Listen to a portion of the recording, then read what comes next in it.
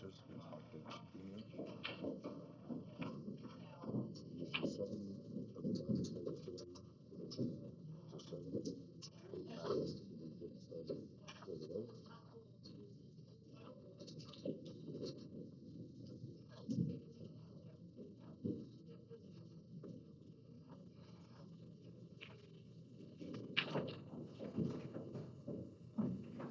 Mike won the lag. Break first. Alternate break. Race to 7.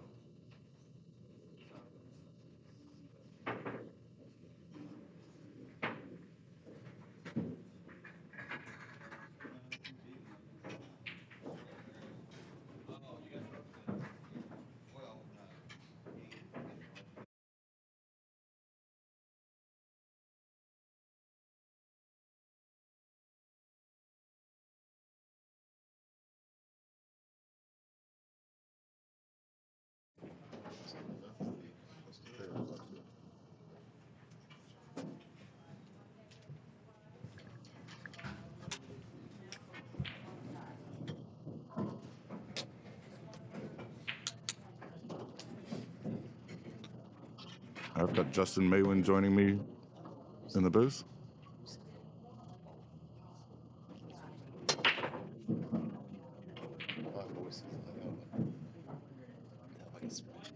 Oh. Mike breaks dry.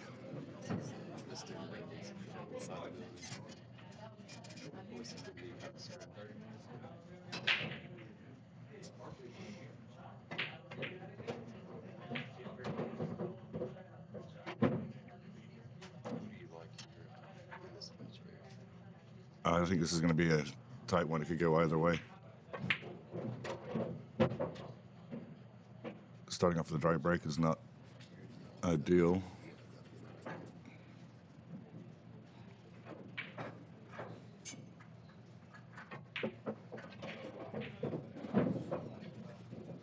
And key shot the rack right here, 4 to the 5. Everything up, everything's in the open. It should be out from here.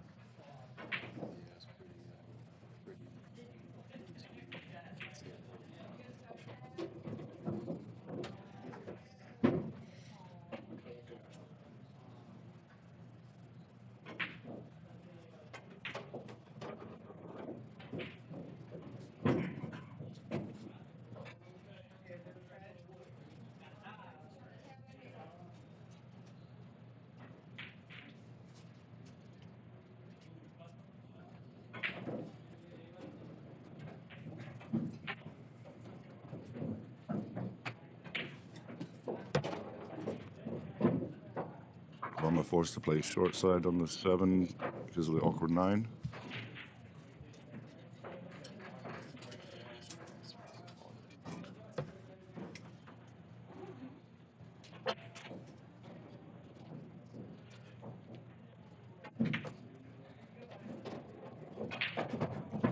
So I got a comment that they can't hear you in the chat. So I'm not sure if it's. I think it's just the voice.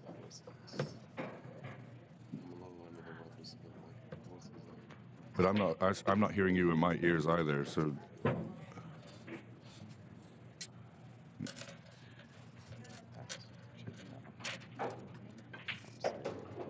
Alright, go. All right, try that again, Justin. Can you hear me now? Can't hear him now. No. I don't really know what else to do. Here, switch my phone. I'll fidget with this one in a second. Okay. Yeah. Up on that one. Okay. Switch that one.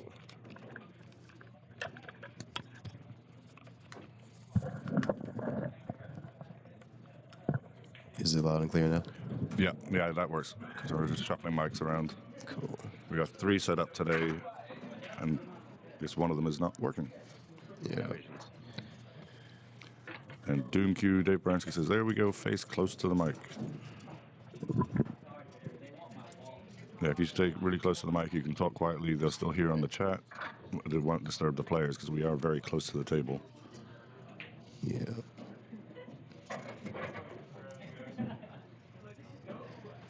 It's currently 1-0 Guama against Mike Davis.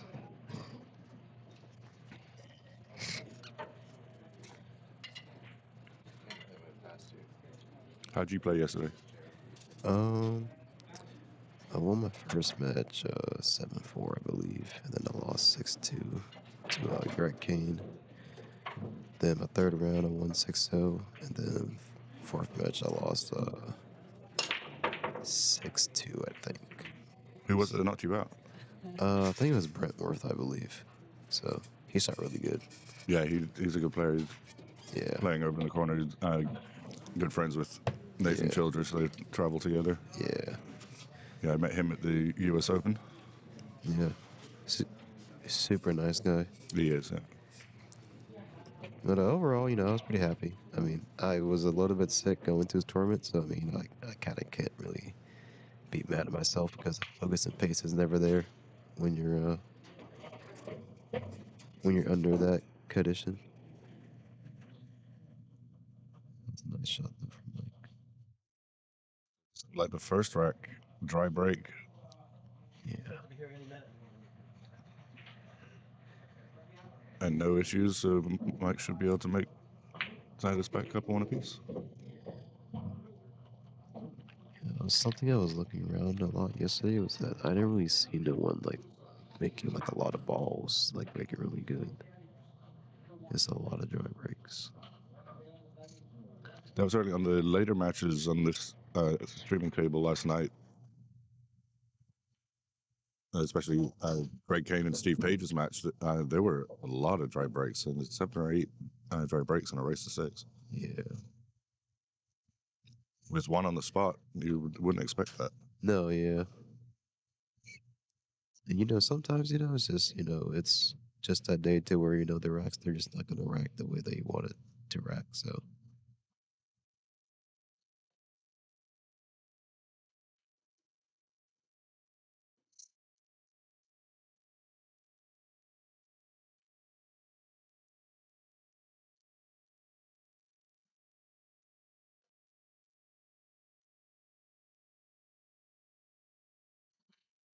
this is a crucial shot right here. I'll make sure you want to. Do you like being straight on this expo, or do you kind of like getting, like, kind of below it to where you're playing the 7 in the same pocket as Oh, the 6? Yeah, he was trying to get below it to play it in the same, but he missed the 5.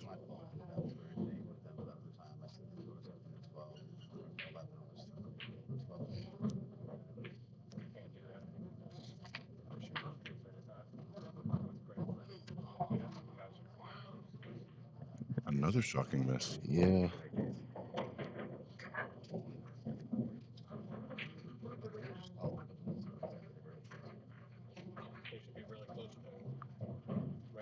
That's early day jitters. Yeah.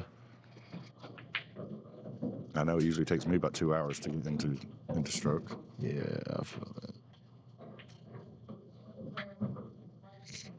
Another opportunity for Mike back to the table. It's a nice touchy shot right here. He's got to control the cue ball. Which he Very does nice. well. Yeah.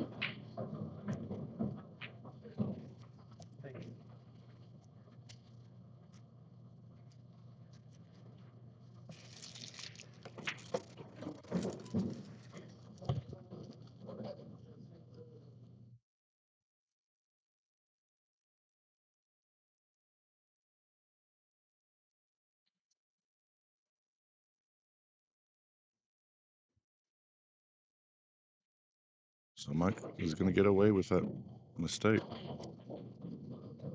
It looks like.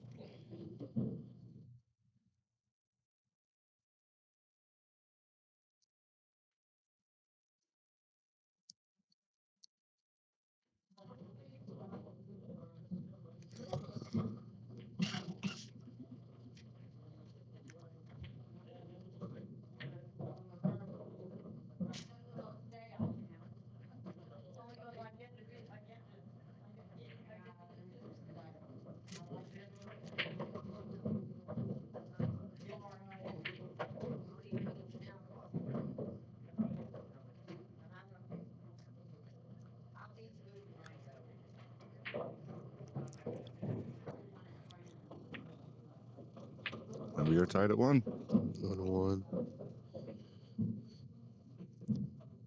So the other matches we have going, Luke O'Connell against Diego Guerrero. I don't see that one actually having started yet. It has been called. Oh no, there they are.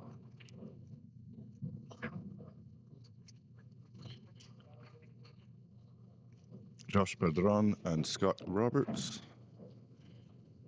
They're playing over in the corner. No score yet on that. Next to them, table 17, BJ Ussery is up 1-0 on Brentworth. Table 16, your boy Jazz against Barry Mashburn. Don't see a score on Digital Pool.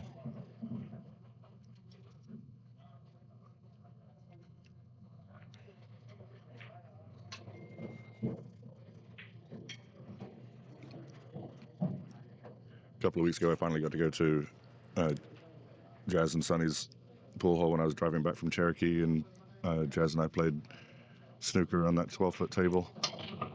Nice. And Sonny insisted on letting me use his very nice snooker cue. How you like the pool out there? I thought it was awesome. The food is incredible. Yeah, that's a really good bar food. Yeah. I love that they've got the regular menu and then the Indian menu, so of course I had to get the butter chicken.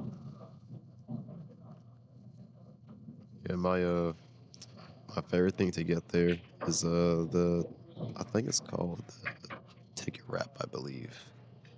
It's really good. Yeah, it's not as far from me as I thought it was. I live west of Chapel Hill, so it's only about an hour, 15 minutes, so I'm going to definitely be making more trips out there. What do you think Guama has in mind here for safety?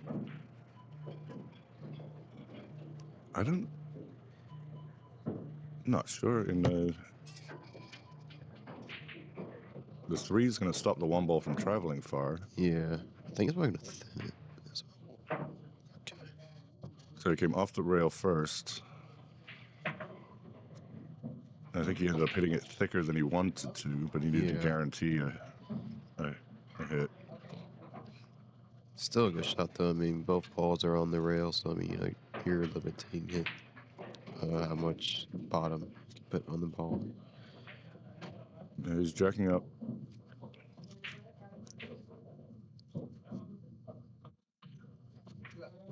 I think, yeah, he had a free shot at the bank. It was a 2-way. If he missed, he was going to end up safe.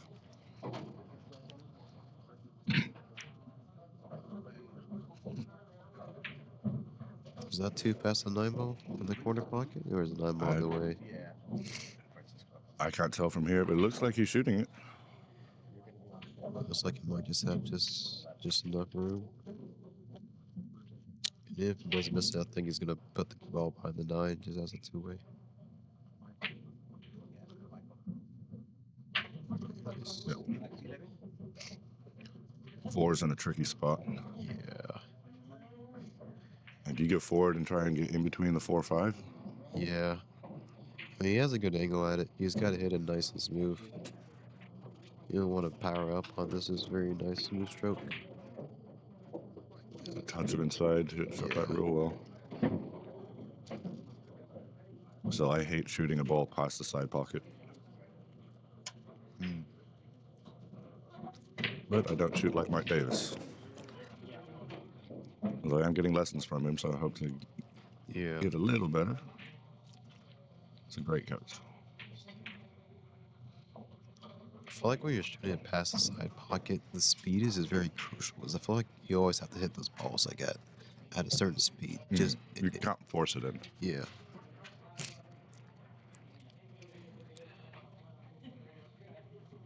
Bit of a long reach here, but should be alright.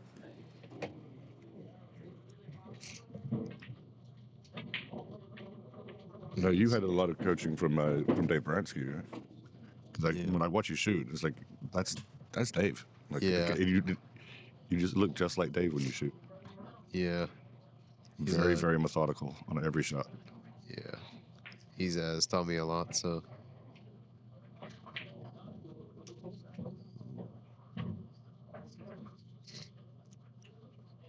hit that a little bit harder. Yeah, it was a little long. He can still see it. So. I don't think he'll try to do too much with the cue ball. No, I think he's just gonna go 2 rails possibly. The cue ball back in the table.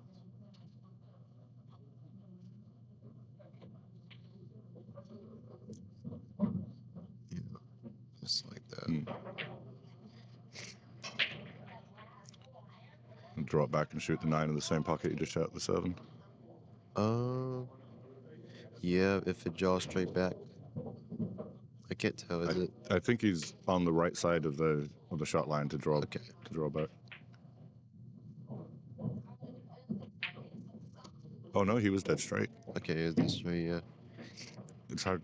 It's so hard to tell from those angles. I mean, just sitting up here. Yeah, it looked like he was right of the shot line, but he was not.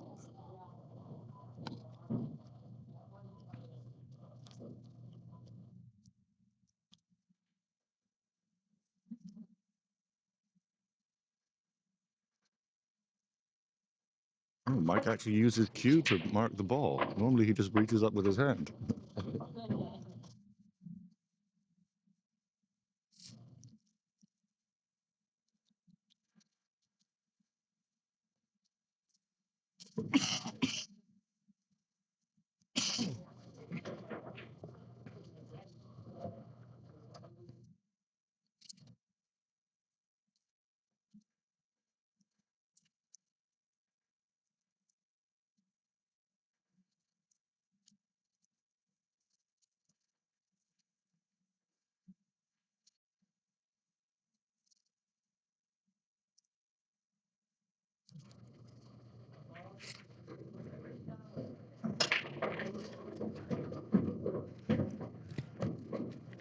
Guama powers that break, makes the 1, but the 2 ball is going to be hiding behind the 3-9. Can you hear me? Yes. Yeah. Okay. All right, Ketten has fixed the mic. I did nothing. Whatever you didn't do, it worked. I guess we can talk up here. Yeah, man. Pull up a chair. Our tournament director extraordinaire is going to join us. Mr. Patel. Hello, everybody.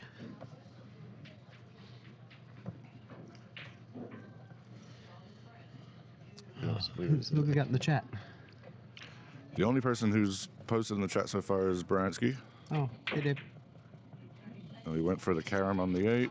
How's the screen looking on your end, Dave?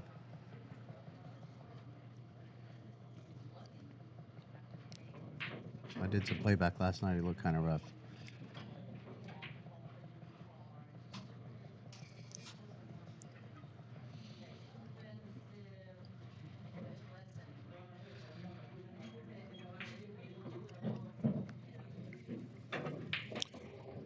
Justin Winters, thank you for joining us.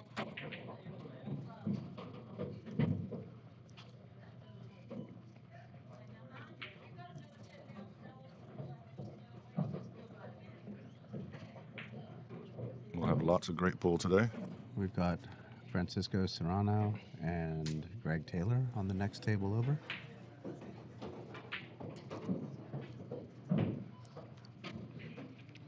Justin said the volume's a tad low, so make sure you're getting close to the mic. Got you.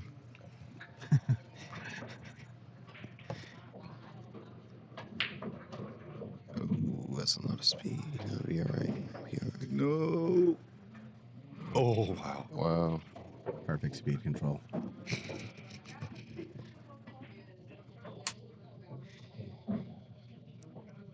It looks like the cue ball might be running into the 5. I believe so, yeah. Well, it'll at least most likely scoot it towards the pocket. Yes, I would say it was kind of like scooted over. George Crawford says, "What's up, Mr. Ketten?" What's going on, George? You coming to visit us today? Oh, wow. Oh, you went right past by. I think he also thought it was going to clip it. Yeah. Because it would at least had the 5-8 combo.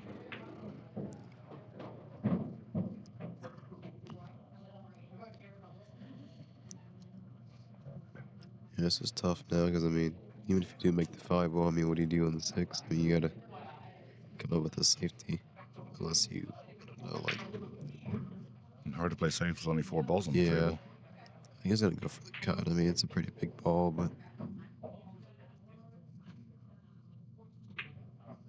yeah, it's just a lot of risk. How much? Wonder if that cue got behind the titty at all. Don't think so. I don't think so. No, But still, this is not an easy shot. no. No. Like from here, it looks like I mean, both balls are just about touching the rail. Keeper might be off like a little bit, but And he'd need to roll forward quite a bit to play the 6 in the opposite corner. yeah.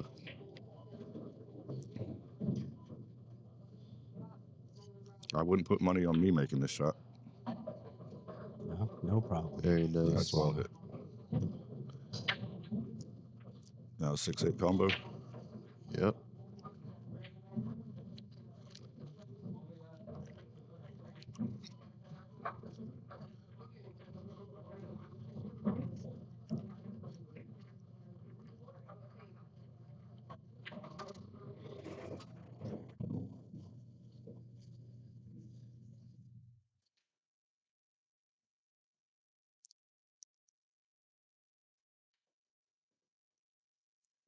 Tied it to.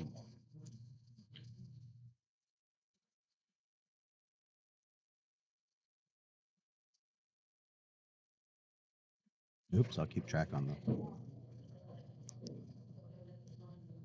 setup. Oh, there we go. Sorry, fans. Dave.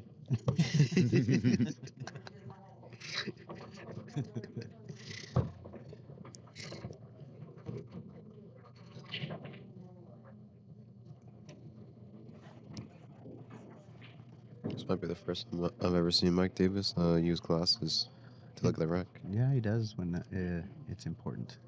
He likes to get a good view of the gaps. Yeah. Yeah, the gaps is super important.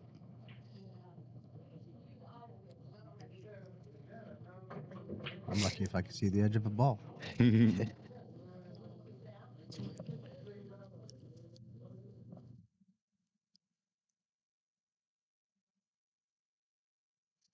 So is he deciding where to break from based on what he sees in the rack? You would definitely have to ask him. Yeah. I felt like he probably would though, because I mean, if you know what each cap does, I mean, Yeah, he talked about it once with me. I just did not retain the information very well.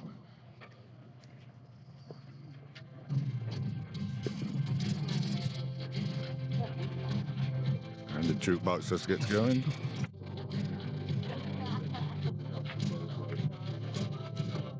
Oh, he did not control that 1 ball well.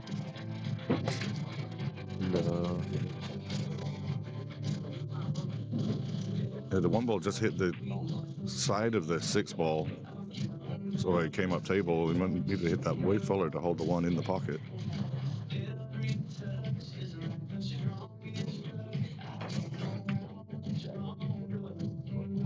It's a good shot there.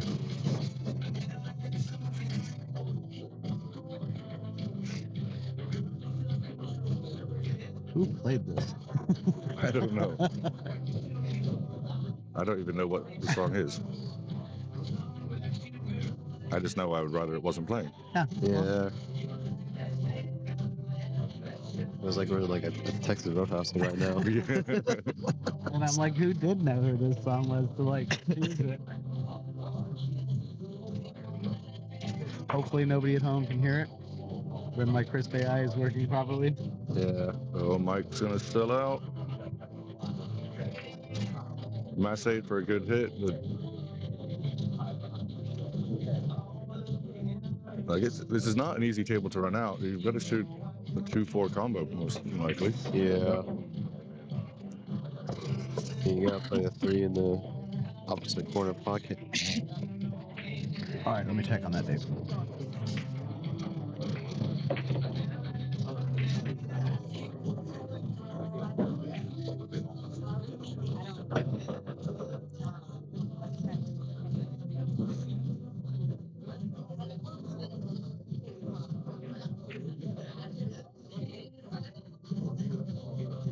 I think he tries running to the 9 ball. Ooh, no, that did not work. Yeah, he was trying to get around it, Wow, but yeah. he clipped it and rubbed it onto the 9. And there's no 3-9 combos, so you gotta come up with a safety. Yeah.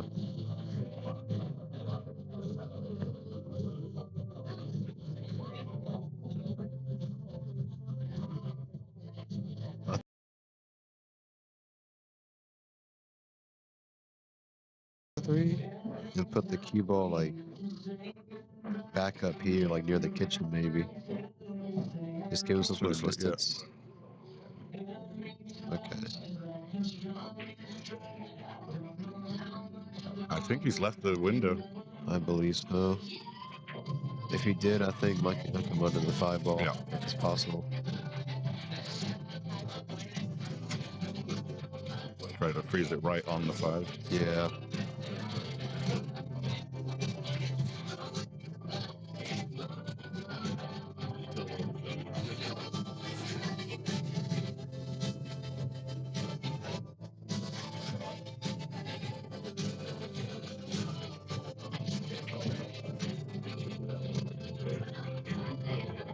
Run up, nope.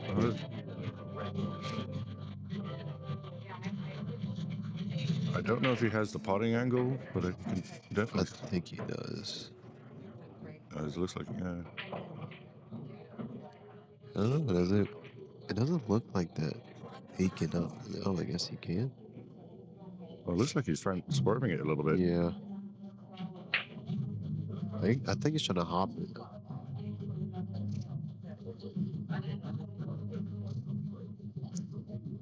Like from right here, it seems like you can see it, but I guess he can't. Yeah, I don't think the 7 may be just barely in the way Yeah. of the potting line. So Ketten is working with remote Asian tech support. That's nice. As long as he gets past the 7. I think he does. No, maybe he doesn't.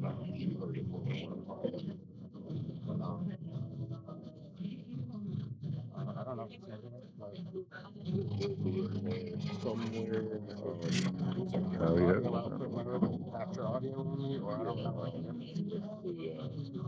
He wanted to get a bit more of the cue ball. Yeah. He was on the wrong side of the 7 to Yeah. get to the 8. That's just he's just gonna be a little bit steeper on the 8 ball. I mean, it's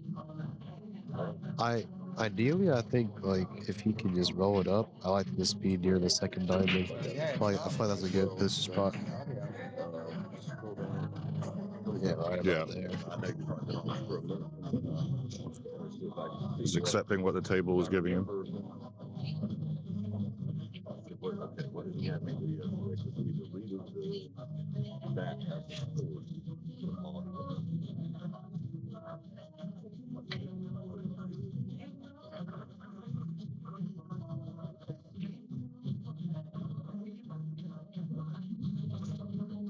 You go for the side pocket, you go for the bank.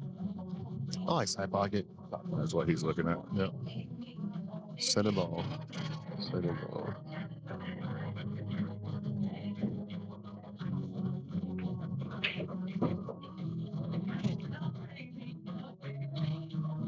Guama takes the 3-2 lead.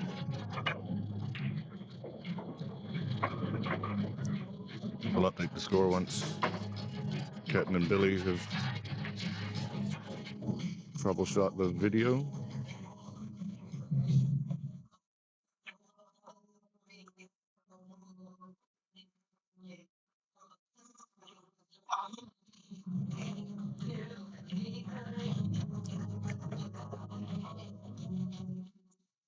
So far, I think Wall has been the only person this set that has made a balls in the break. I don't think Mike has made any balls in it. You're right.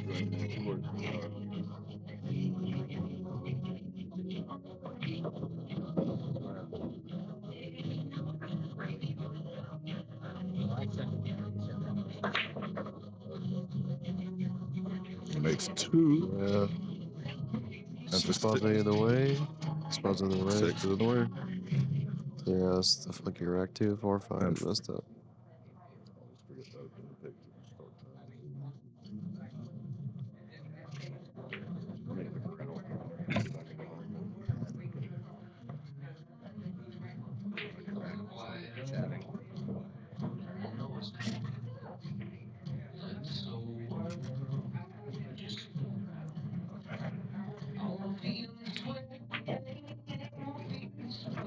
He's gonna go for this combo right here.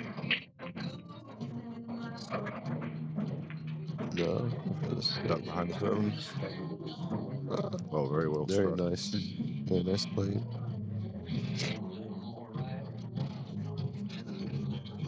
Looks like a lot of the other matches being played, are not being scored on the ups.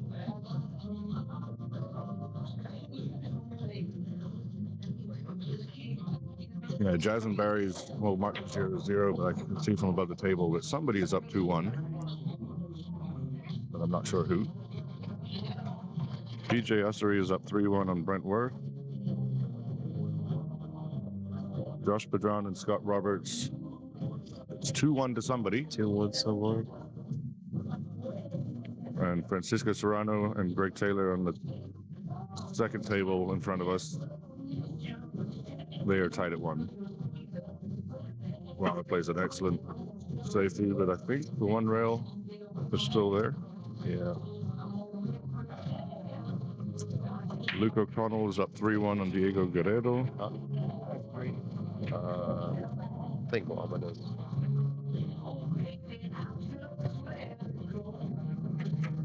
And I can't tell the score between Mike Robertson and Chris Tevez.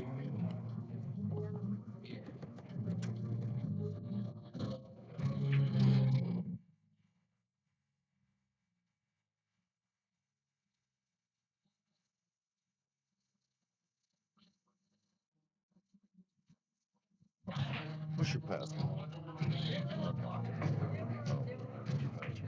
Nice hit there. Oh, played very, very well. I don't need to know your faster. We need to refrain. Yeah, I'd have too much temptation.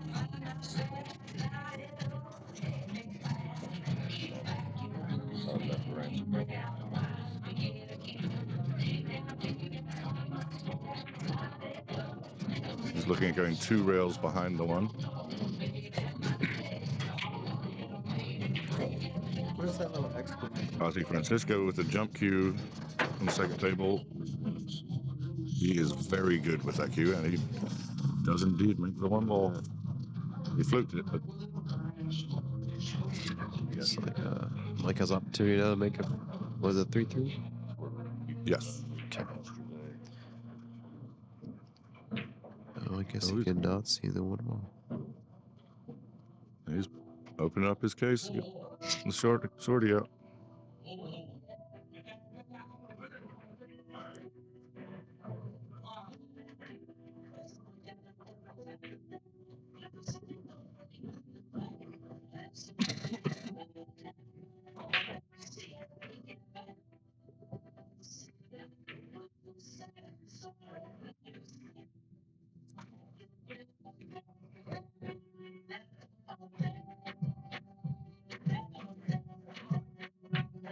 Are you a big fan of jumping at all, or no? I am actually. At least when I'm shooting. I don't like jumping when my opponent's shooting. But I just learned recently how to jump. It's because Colin can't kick. Because I'm not Filipino. No, I am good at seeing the lines for kicks, but recently joined the USAPL 10-ball league, which has jump cues.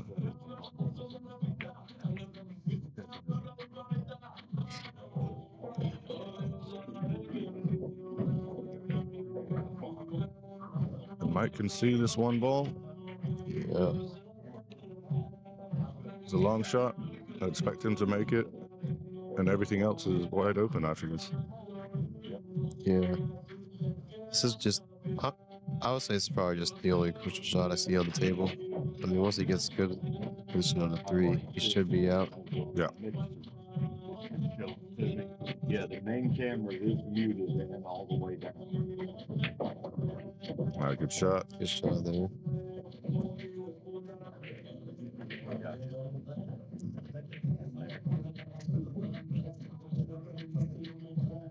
You draw it back a little for 4 in the same pocket. Yep. Where's Doing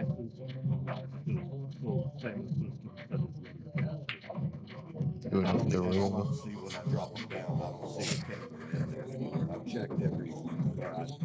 I haven't checked every. I did check here. You just have to punch over one rail to get onto the 5. No, I think he's just gonna draw straight Push it back. back. Yeah.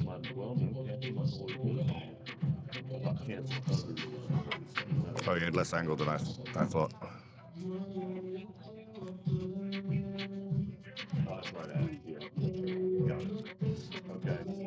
Yeah, so I think he's gonna try to play the 6 to the side. Because I give him a good angle to where he can play the 7 in the same pocket and make the 4 ball in. Yeah. Because you play the 6 in the corner, that side pocket is in the way of getting to the Yeah. 7. You gotta get straight if you're to play in the corner pocket. It's going to be a thin shot. It's good angle. Good three. Yeah. Go around 3 rails. Maybe 4.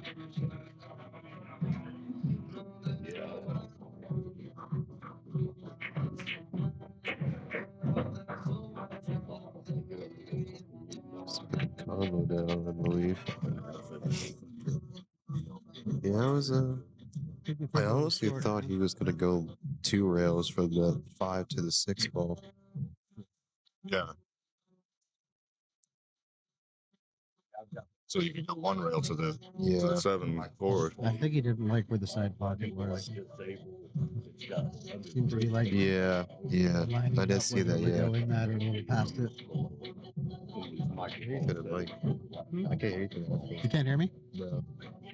You can't hear me either? I can hear you. No, man. I don't know. I don't know either. Maybe I should just. There we go. Just mono ear it. Yeah. Change sides. That's weird. Technology's so annoying.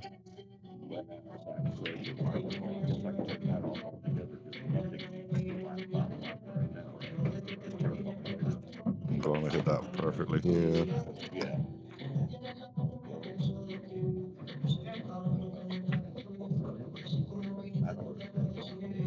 Alright, 14.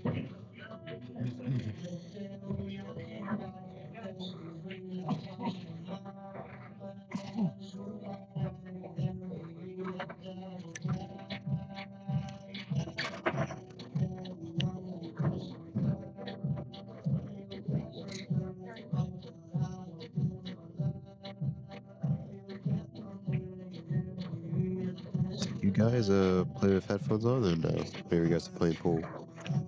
I don't. I never do. I think I tried it like one time and like the issue I have is if I'm listening to like some like Linkin Park, like I get lost like in the music. Also, depending what you're listening to, I feel like it can get you hyped and maybe You're listening to slower. You're listening to Linkin Park? Oh yeah, That's my generation. I love all the songs. And that was high school and college years for me. Yeah. And I was listening to them long before you were born. Should have been born earlier, Justin. You're really slacking on that.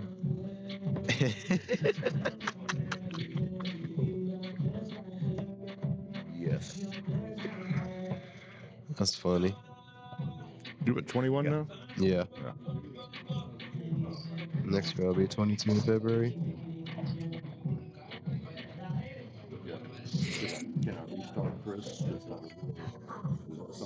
Well, we've got Greg Taylor at 2 and Francisco Serrano at 1 on the next table over. Yeah. And Greg hooked himself on the break and played the push shot. Looks like Barry and Jazz are tied at 2.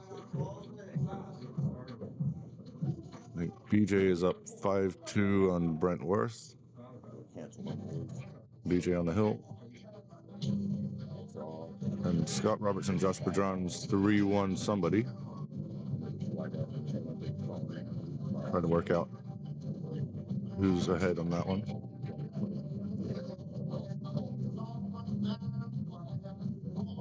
Yeah, they're not keeping score on digital pools. They can't really. Yeah. Wow. I think a shot from Rick. A lot of movement, but he still made it.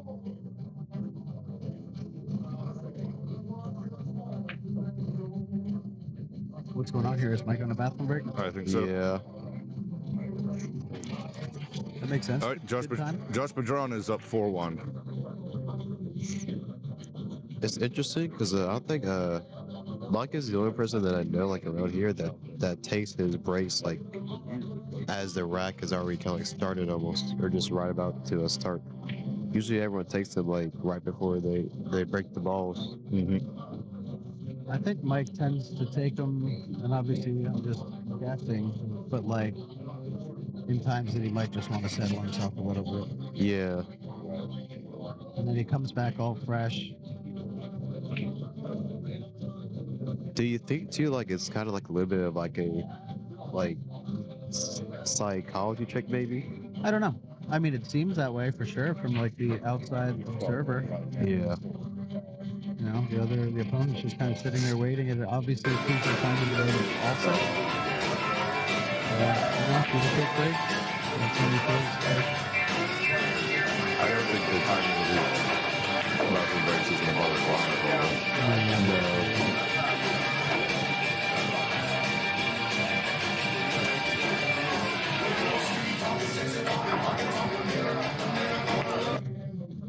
It does tend to be when it's like more of a crucial shot or something, kind of an important time, and you really want to like maybe dump all that old game out of your thoughts and come back fresh. Yeah, I think the timing is more for his mentality than his opponent's. Yeah. That's a good point right there.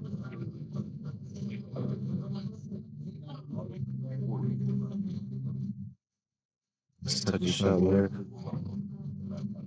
Uses a 4 to hold the cue ball for the 3.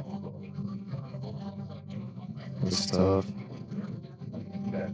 I think he's gonna go forward. I think it looks like he's a little bit like too much to the right to where he's come off of that range. Probably straight back. There he goes. Maybe not. You might just be straight in.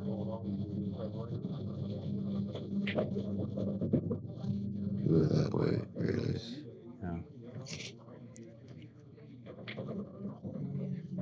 This one looks pretty straight too. Yeah. All right, I don't mind this song. Sweet Caroline. Oh, just call me back later. This one needs to come on a little later when everyone's drinking. This was played quite a few times at the Alexandra Palace in Moscone. All the fans, Americans and Europeans, singing along.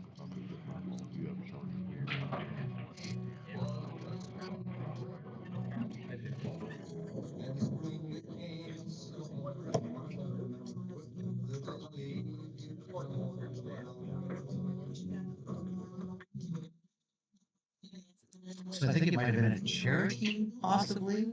And this song came on, and the crowd just started going wild, and the players didn't look like they knew what to do. It was, let's see, it was,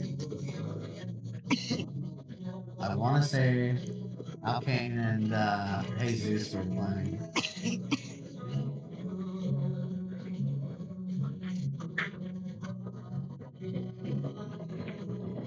Might have been Florida.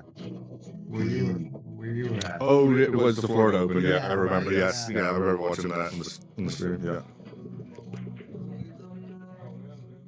This song is huge in the UK. I mean, this song is pretty huge everywhere. Yeah. Especially like Yeah, it's party atmosphere. very popular. I stayed in St. Thomas earlier this year, and there was one of those like rental boats that goes out, parties, comes back like same time every night, and this was the song that they would like come back to dock. Everybody was lit. Guama got bad shape on the 8 and missed the thin cut. There's a lot of body movement on that stroke. Yeah, just like I said, you know, those are the key shots you always need to stay really still on. because you can still make it, still kind of wobble the ball in if you stay there like on the shot.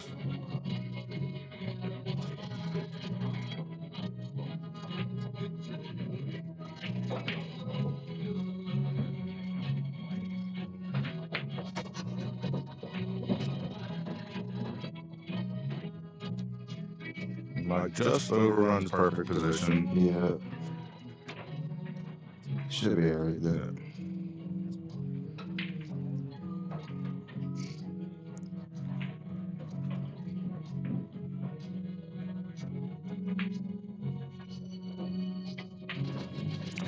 That Center pocket.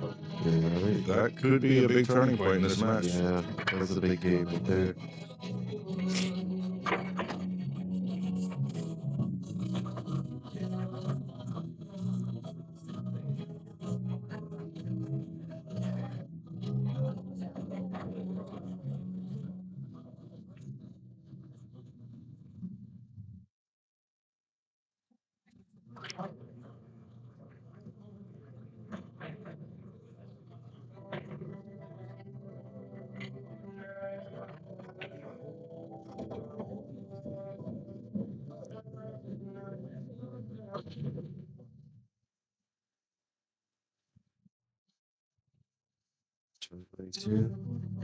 But he doesn't look of one. Yeah.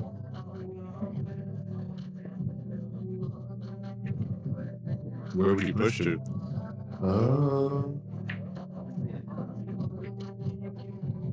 Honestly, I would want to say like on the right side, on the far corner pocket, like that where Guama was at. It's tough because I mean, honestly, the 9, 2, and 6 we kind of pocket a lot of the one ball if you push down towards that way. Mhm.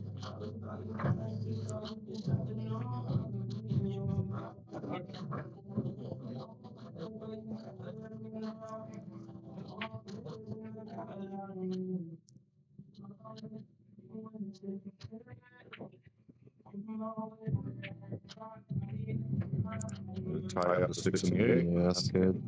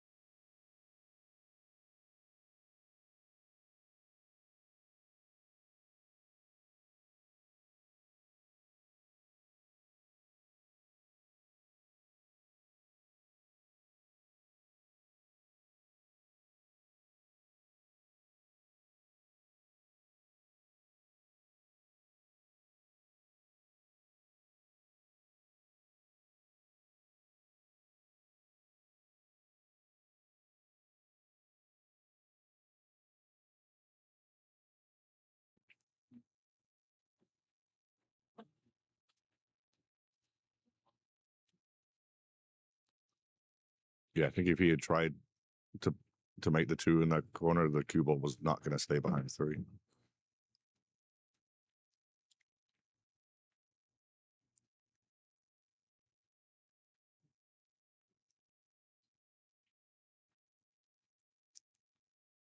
it's like BJ just knocked out Brent Worth. So it looks like the Virginia crew will be heading home. Yep.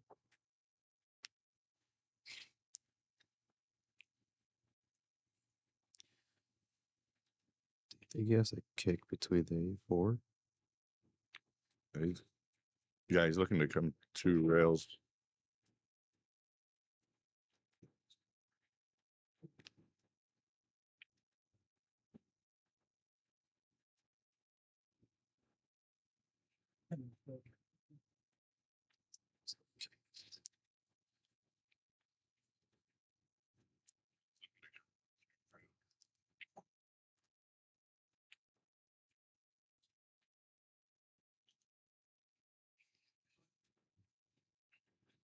Oh, Wow. well hit. Very nice shot. Very nice shot right there.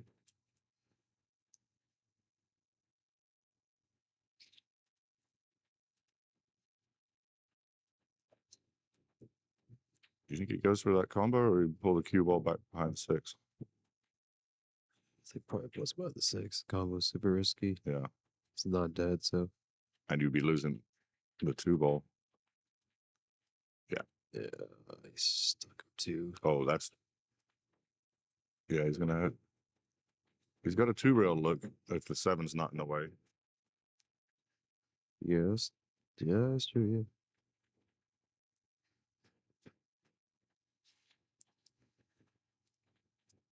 It's tough, though. Maybe he does have a gap. I don't know, that's super tough to spin off of that. Yeah, he's looking at the 2 rail.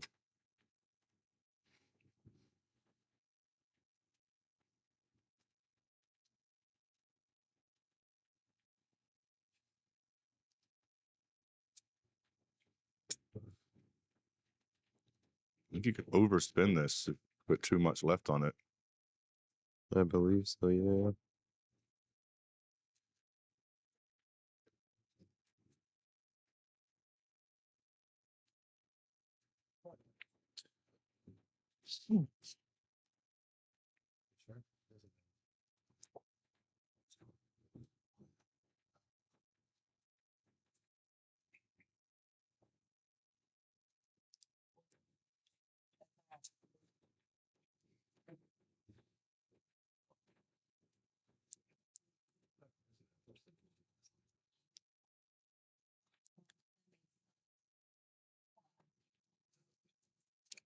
Yeah, he overspun it. Super tough.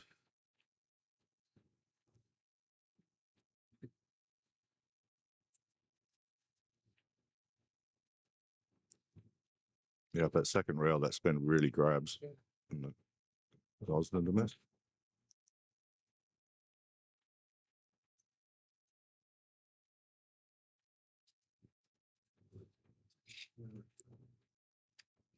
Yeah, once he gets to the 4, it's pretty team from there.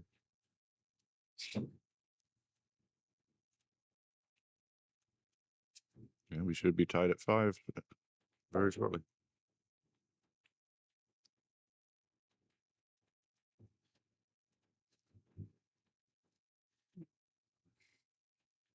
Let that shot coming straight into the line.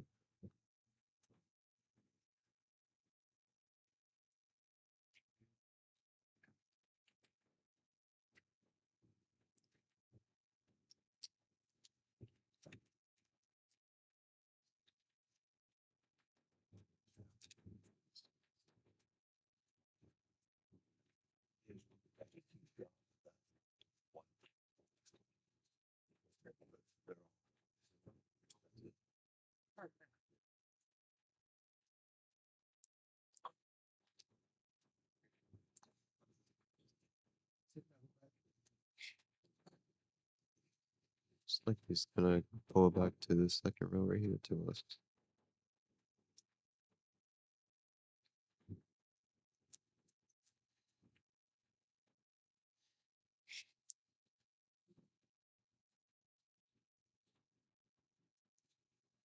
You could pull it back just a little bit, get a slight touch more angle on the 7. Yeah. Definitely want more angle on the 7 so you can just roll it down, put the 8 aside. It's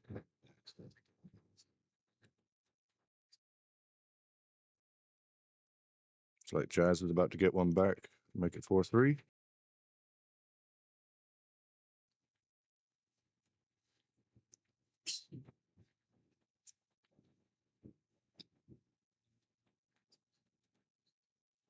I might put it that way. So he's got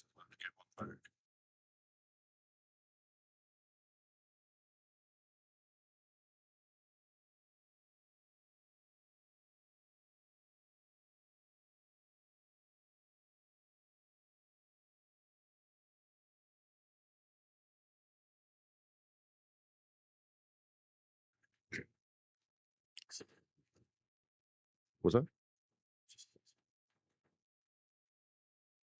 Hi, Billy. Billy's troubleshooting the video. And he's got the stream on his phone. So everything I say, I'm hearing myself say again 20 seconds later. Hi, Billy. The audio is way behind the video. And he's troubleshooting. Oh. The audio is behind the video. Full stream of these videos as well.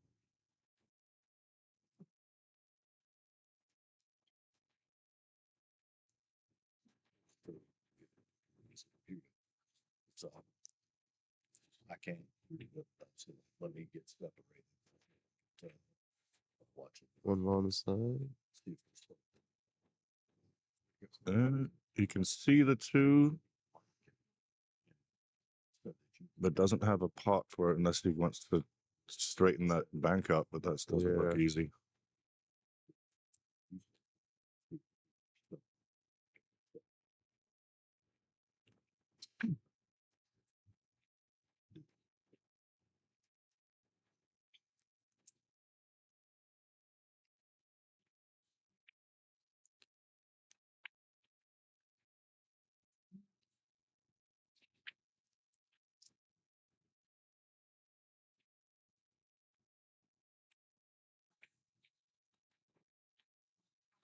He did cross. Nice shot. That's very touchy there. I think he could do that at that kind of speed. Well, he can do it. I couldn't. They go play safe here. Just leave the cue ball where the 3 is and not bank the 3 up table. I do like the safe, yeah. I definitely don't see him attacking the shot. No, it's too hard of a cut. Pulls the cue ball back up onto the 9. They're not sticking though.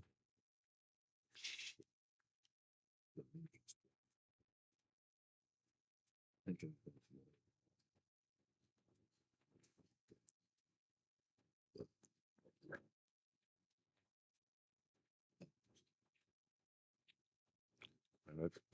I'd expect Guama to hit this ball.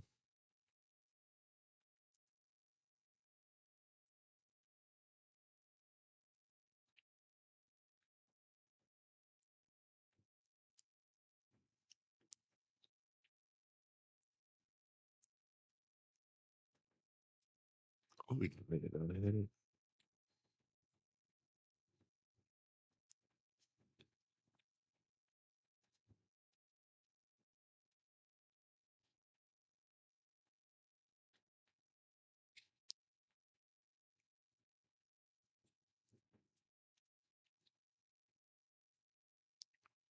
You got 3, 4, 5 all this end of the table and 6, 7, 8, 9 all the others. So not a lot of cue ball movement.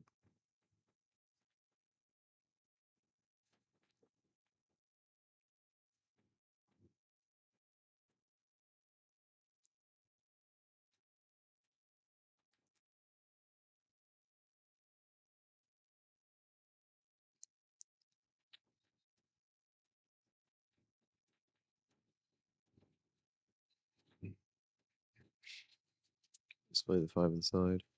I don't know if he was going to play in the side or the corner pocket. He likes to slide a lot. It's not as close to the rail as it looks like from my angle.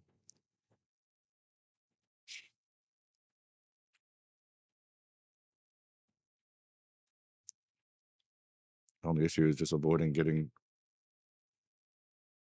stuck behind the 9 ball here. Yeah, I think it'll be alright. Just gotta do a nice little punch or roll. Yeah, that's good. Oh, he was on the other side of the shot line.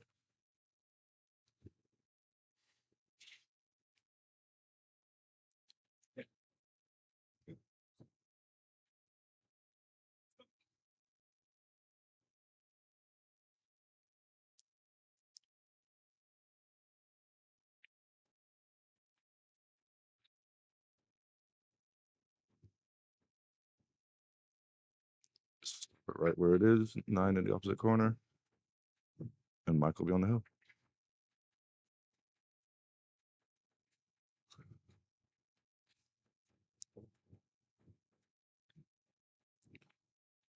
And Francisco Serrano on table at the top of your screen just came from 4-1 down to tie it at 4.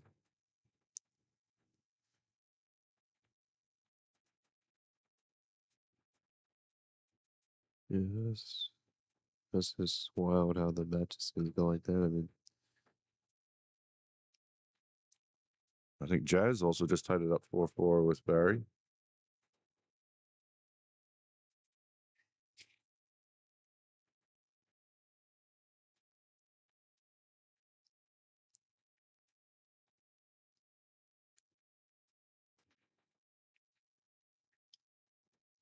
Five goes on the side. One's going to dress up over the corner. yeah. 1 to the 2 is going to be a little tricky. Yeah.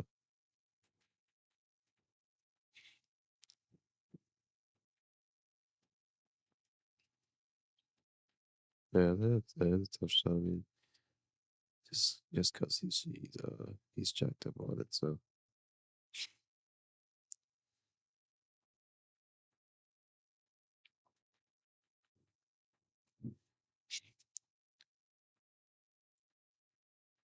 I'm sure he spit it like 3 or 4 rails.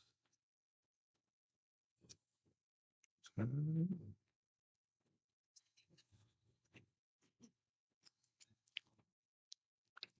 really surprised that did not scratch. Yeah, so he only goes right down the rail pretty good. But Yeah, he didn't get nearly as much inside spin as he was expecting.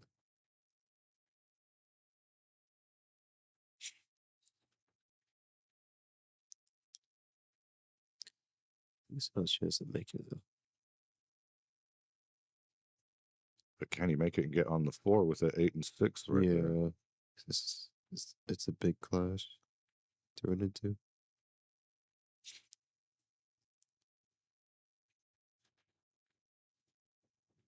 That cue ball's hitting the 8 no matter what he does. Yeah. I think the safety wouldn't be a bad idea either. Maybe he could hit the 2 ball thick and roll the cue ball between the 8-6 if it's possible.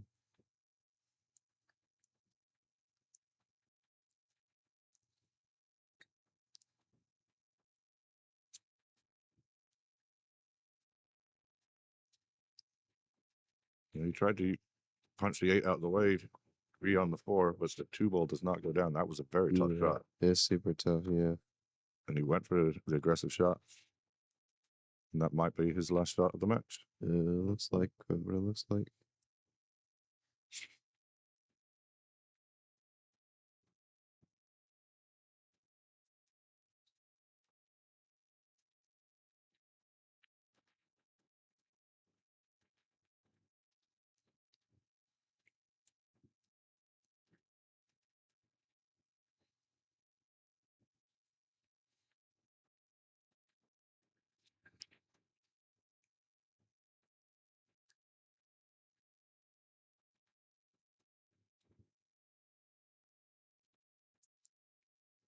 Yeah, pretty good. That's his spot right there.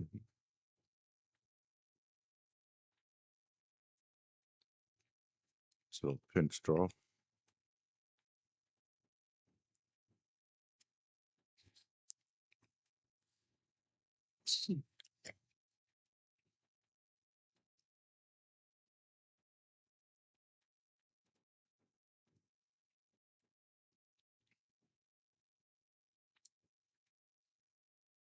So Mike's just deciding where he wants to make the 8-ball. Yeah. Looking at the side pocket.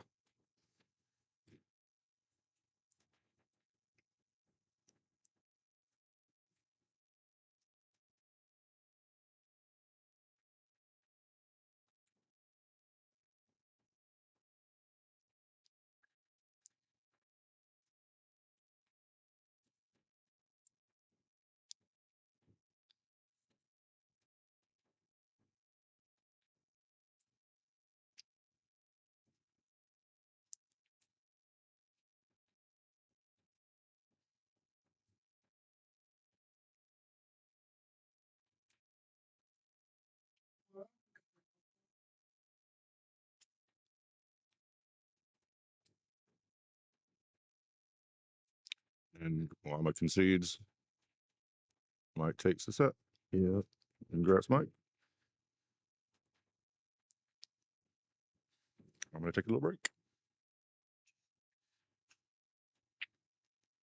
Nice shooting, Mike.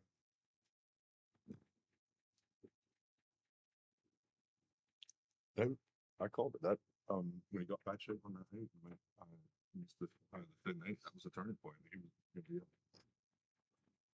fine. You see your eye over here. That jacket. And that's her half. Yeah. I gotta like have a little sweat. Just like house perfect blend of all.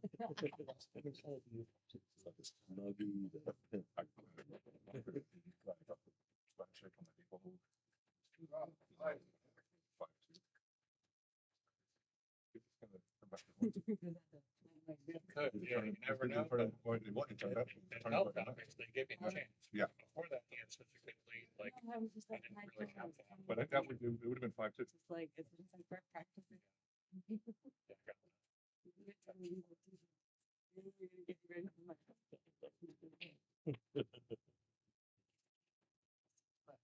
I'm on my way.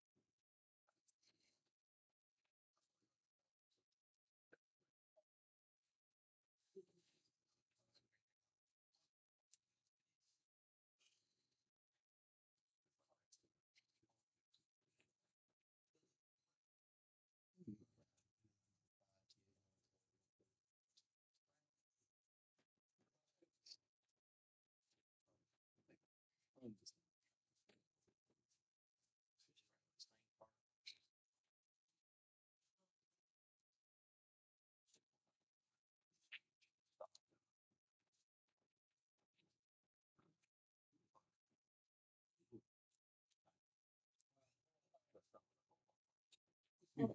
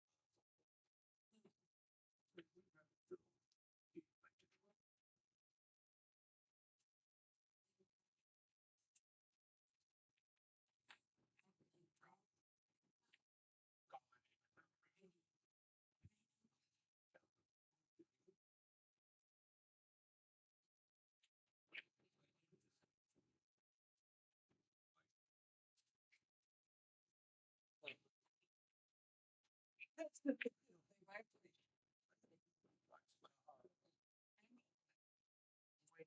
Winner of 18. Did we move? Winner of 18, Josh.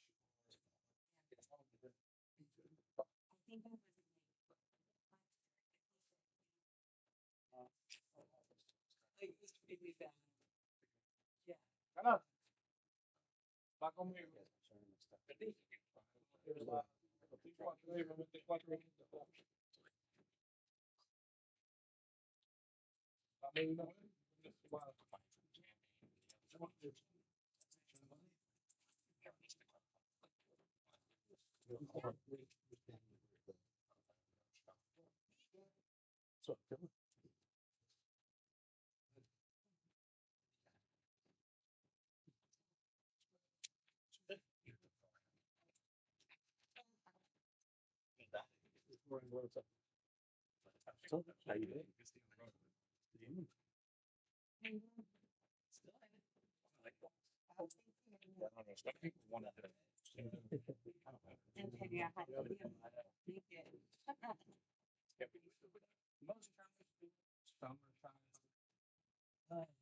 That's like against me. Yeah. I was playing. I was like, I'll come back. I'll play with the bus. Yeah. Yeah. At least one person did. I do. So. Oh, that's. If they're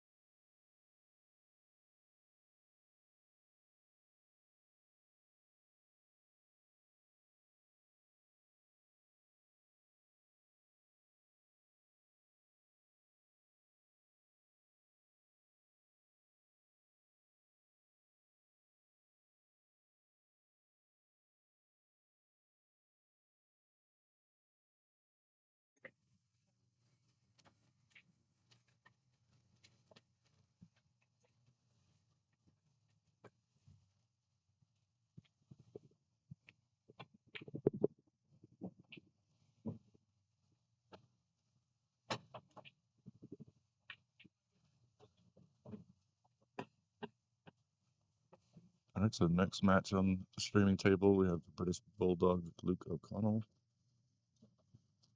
against Peru's Christopher Tevez.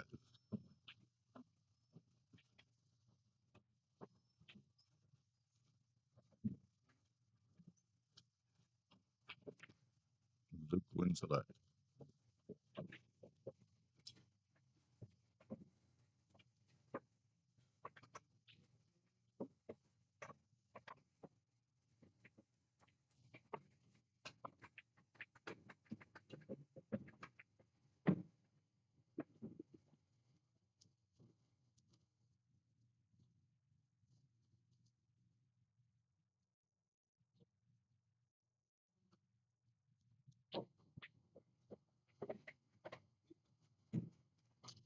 Still waiting on two other matches from the noon bracket. Greg Taylor is on the hill against Francisco Serrano. You can see at the top of the screen. Francisco shooting to make it hill-hill. In the other match, Barry Mashburn and Jazz McCarney are hill-hill.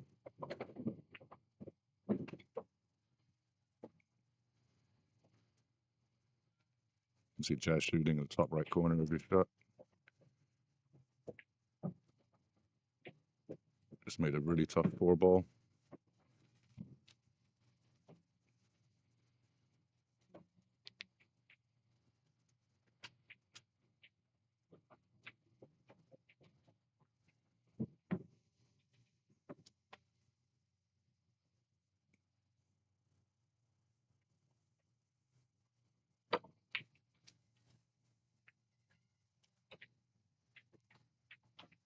Luke tried to play safe on the one, but he's left a shot for Chris.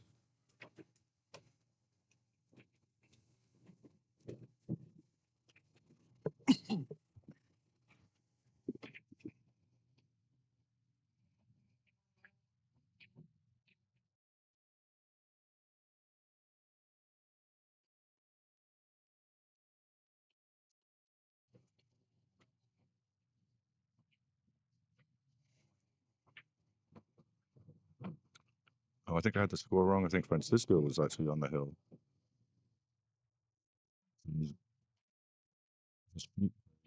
Francisco will be playing Mike Davis next.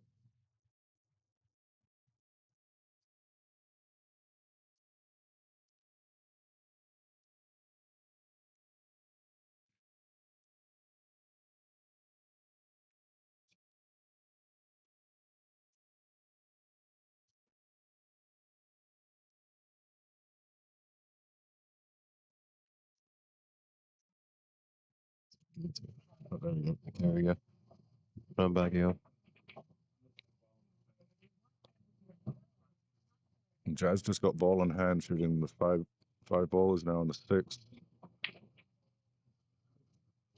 to stay alive. And that was an excellent 2-9 combo. Strong over there.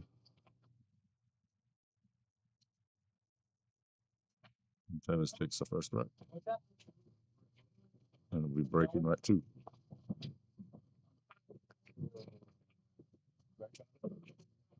No, Francis did it.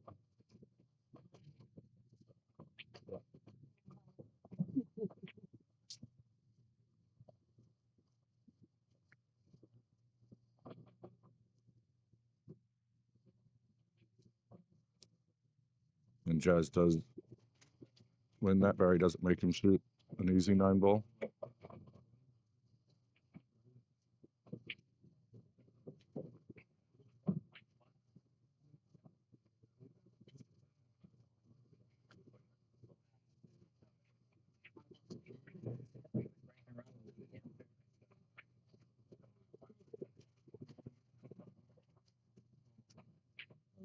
Losing that with 3 break points would be No, man.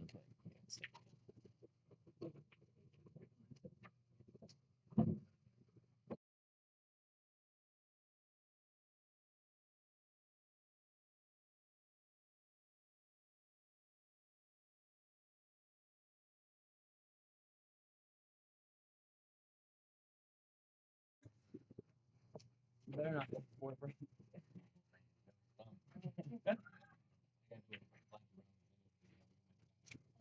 Chris plays a very nice safety roll up on the 5. Nice, stuck him on that ball.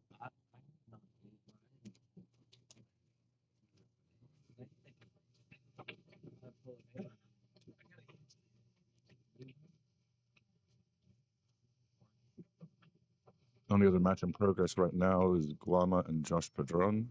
You can see at the top of your screen.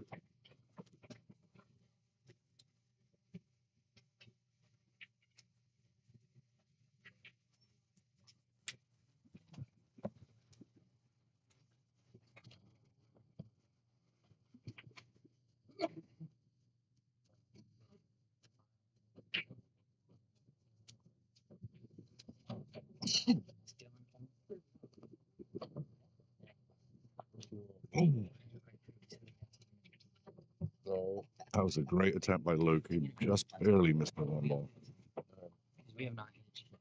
you have a. I had a hot dog. Oh no.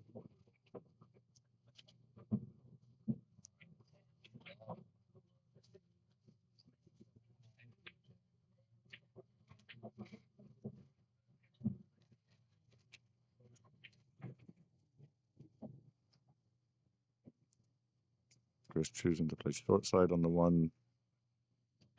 Spin the cue ball up for the 2.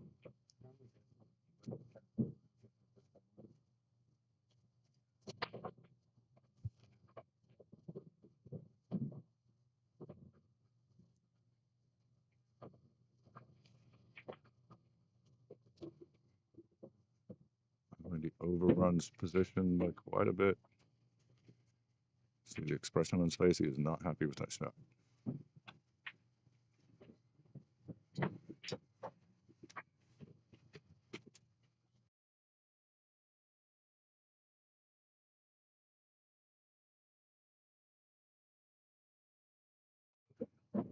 I got a real expert about to join me in the booth. Chris did make a great shot in 2 ball and got onto the 3. And he's back in position.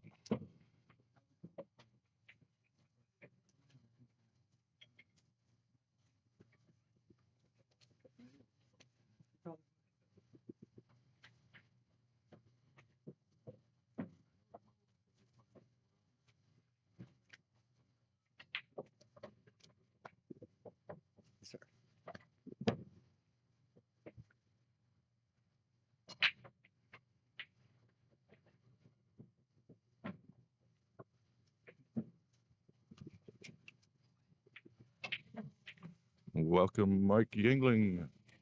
Hello, hello. So you were just pointing at your wrist. Are you able to play again now? Well, I don't know if I'd call it playing, but yeah. Well, that's awesome. Man, this was a strong field. I've been watching online. It was very strong field, yeah. A lot of 700 plus players here this weekend.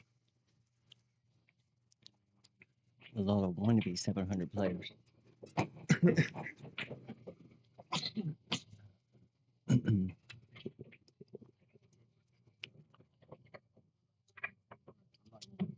Chris takes a 2-0 lead.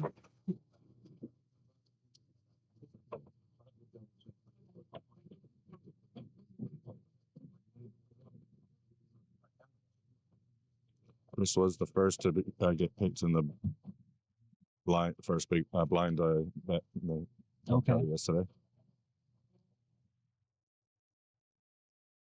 Somebody must have knew something.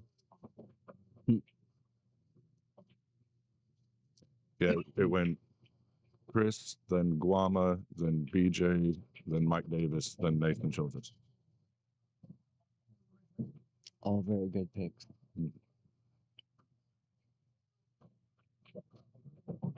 First place in the Calcutta is 1550. First place for the player is 1350, so it's going to be a good payday for somebody this weekend. So as Luke breaks dry, it's hard to tell from this angle if he has the shot in the 1 in the corner, if he is in the way. I believe you can see it. Yeah.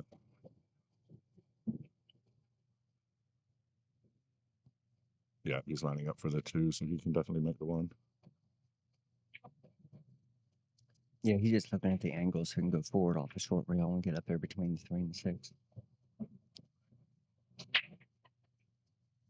That way you can shoot the 3 on the side.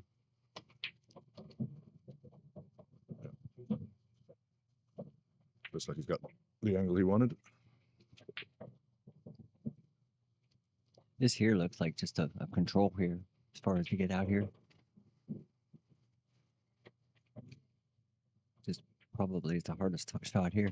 Yeah, if he gets this right, he should be out. And he's perfect. Don't think he could have placed it better with No. ball in hand. Nope, that was absolutely perfect. Yeah, when he gets perfect position, he gets down on the next shot straight away. Could have drilled that back about another 6 inches, but he's okay.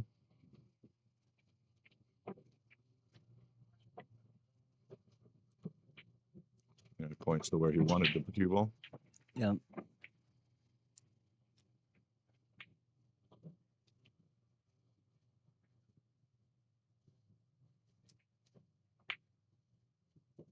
Yeah, when he gets perfect shape, he's down on the next shot immediately. When he gets out of shape, he does take his time. I think that was a good choice there. Gets off the rail a little bit.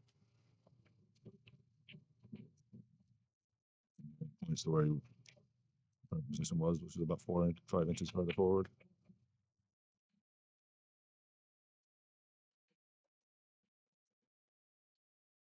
Coming up just a little bit short. Screaming FC1, why isn't the score updated? These guys are not scoring on the app. I will ask Ketten to keep us updated on there. 2-0.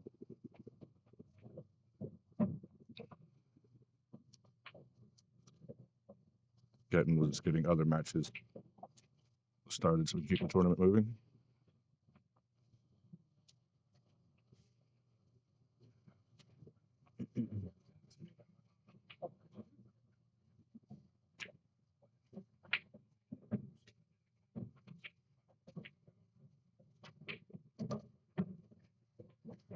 Very nice.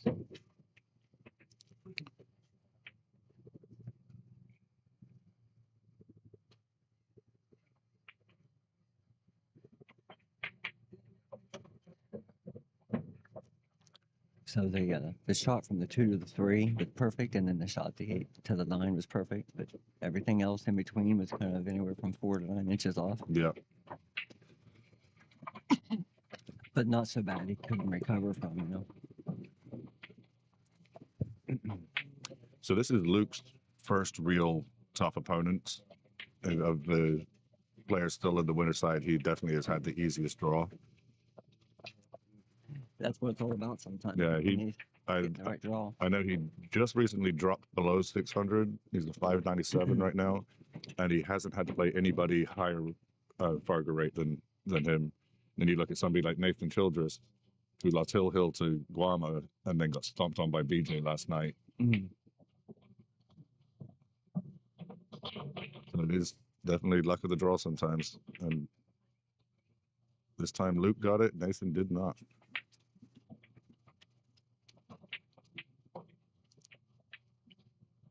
No, that was really the only big shot to play on their road back to Virginia now.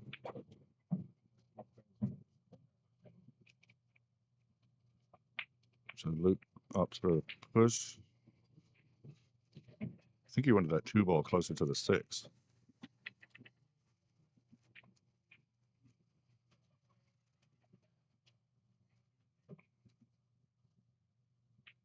Not sure what he had planned here.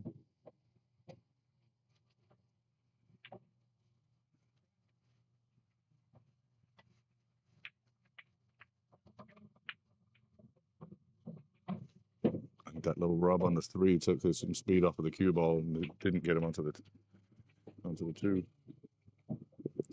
Well, it gave the wave of hand, so he must be able to see it. Does he have the potting angle? He does. Oh, wow. I thought the 9 was in the way. And he almost shot that too hard because it's 7, but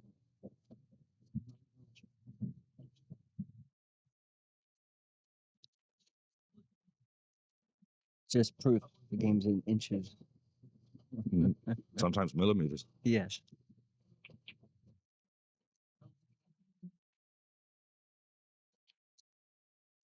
Greg Kane and BGS yesterday were talking about the comparisons between pool and golf, had all the similarities, and just pool can be a game of millimeters and golf is a game of feet. Just the difference of dimensions. But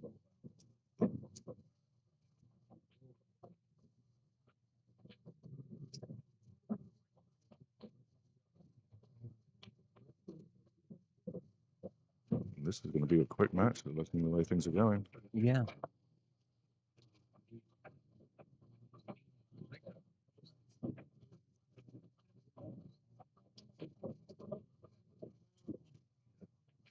Yeah, perfect.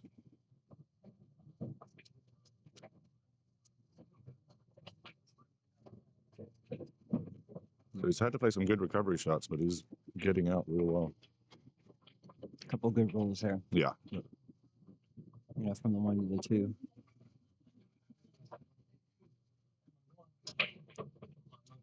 And to win this, it's Luke that would need to get the rolls, not Chris.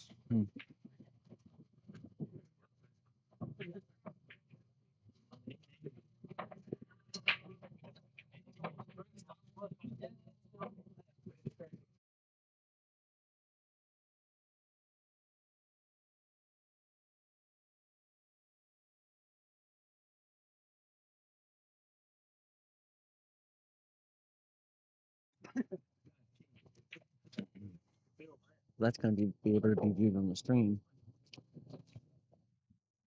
Greg Taylor and BJ Essery on the table at the top of the screen.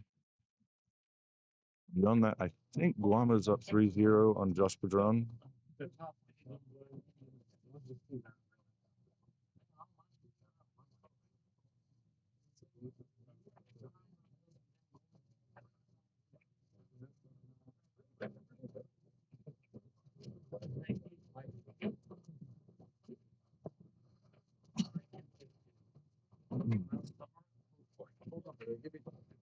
Four.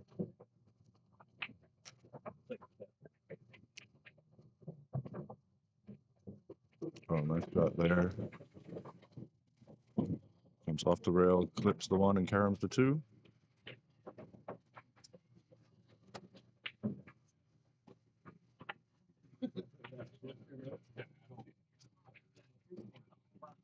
Tricky shot 1 into the side. Yeah, see where he rolls up to get to the 3 ball. Got to pretty much go around the 9. He held it. Yep. And some right spin to come off. Yep, shorten it up.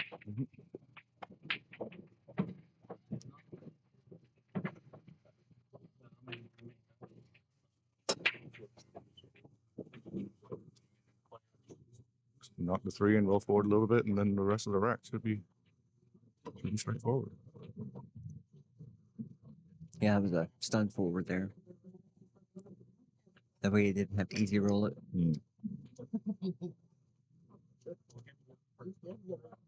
Well, that's why he's playing and I'm talking. He'll end up shooting the 6 ball on the side.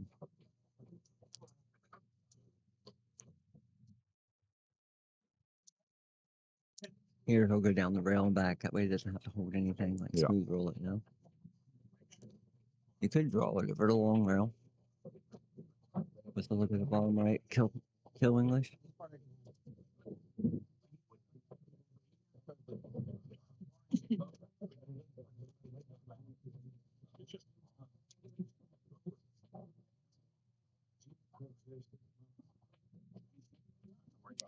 Side shot.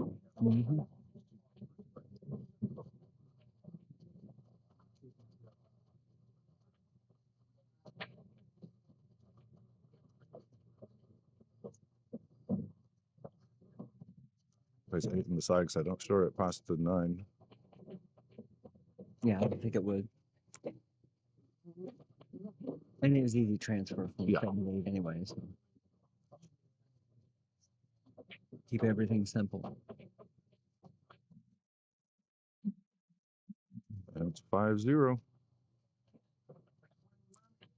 Going to 7 7, yes. and the 6 on the loser side. 6 on the loser side, yeah. So the other winner side match that was played next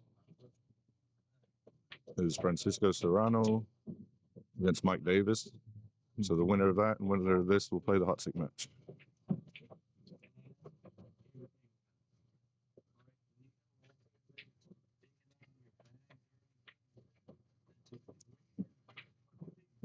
So for those 4 players, you win this match, you win your next match, and you're guaranteed second place and a good payday. Yeah.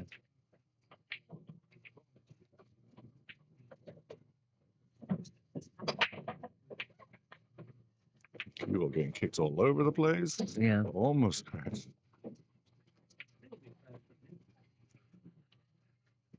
Got kicked 3 times, I think. He made the 8, so. You put the cue ball behind the 3. No, he's got a shot, so he'll Oh, you shoot can it. shoot. Ooh, I hit the rail way up. I prefer to play safe there. Nah, that was an out. For him, It just, not for me. I know he's a fast shooter, but I just don't feel like he took his time on that. Being jacked up a little bit. You got to take a little bit of time, make sure you're centered. You Rappy in the chat starts. Let's go, Luke.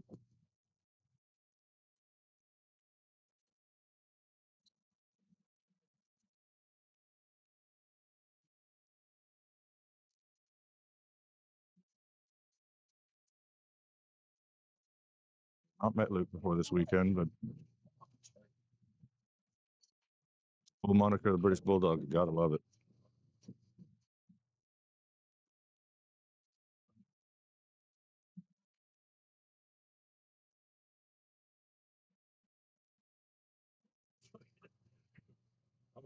If he shows up to play Greg Kane's 599 and under event next year, he'd certainly be one of the favorites.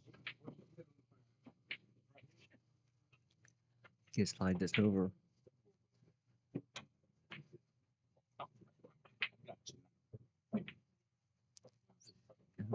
4 on the side. Come beneath the 6 for the 5 in the corner.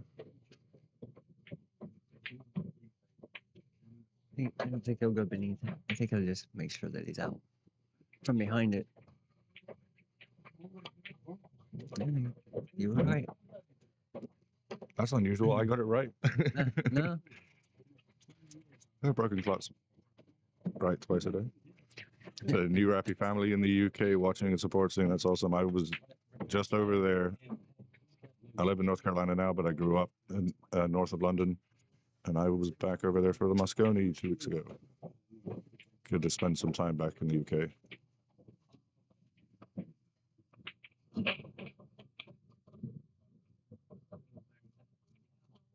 This is a much needed out for him. Yeah.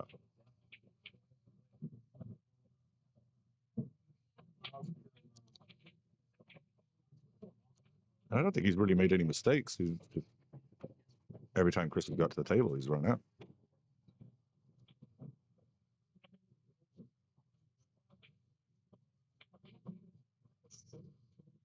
Yeah, he rose up a little bit.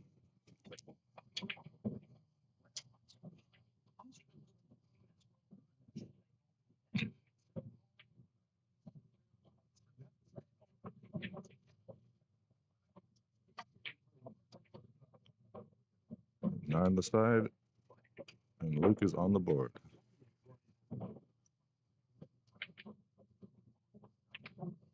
There we go, 5-1. Definitely needed that one.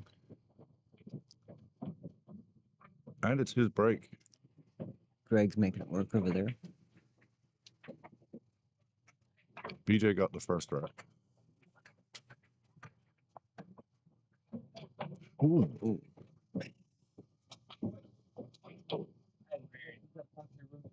I know, good tip guy. All right, maybe maybe that was inappropriate. And Greg miscued on the 7, trying to draw the cue ball back and jumped it. He chipped it in. That's what we call But that. he was cueing straight. He still made the 7, but now he's got to test it on the 9. But I don't know if you heard, but he was actually saying that's number 2.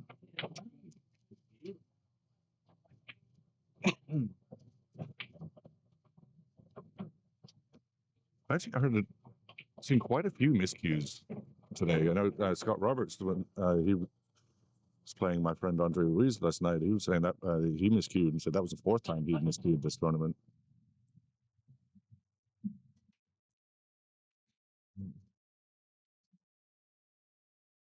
That one ball died. I don't know where he hit it then.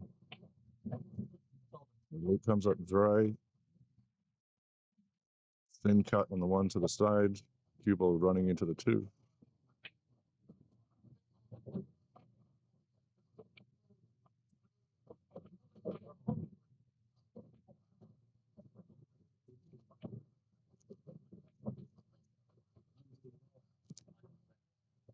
Big old save here. He put a lot of left spin on the cue ball. Yeah, he tried to. Oh, this is interesting now. The 9 is covering the 7. Yeah, he tried to baby roll. I think the 9 he was there too. No, he had a little smirk on his face when he went back to his seat.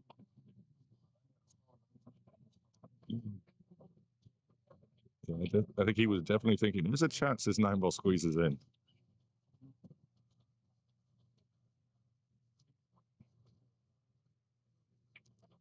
And then go get a jump cue. Or maybe not. Okay. Oh, I think, no, he can see it. Yeah, if he puts the 2 into the 3, the 2 ball stops there and he can control. He's elevated. He's swerved at it.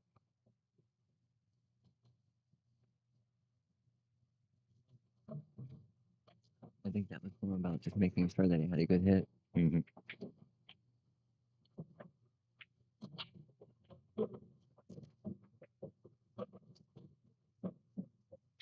Good break by BJ.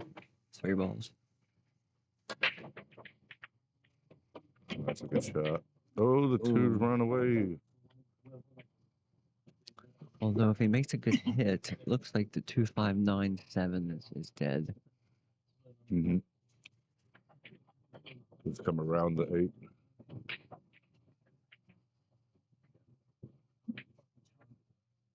He's not looking that direction though. No, he's looking at the short rail.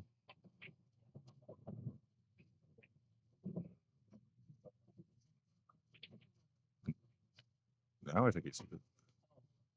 Oh. Yeah, good hit though. Good? Yep, good hit.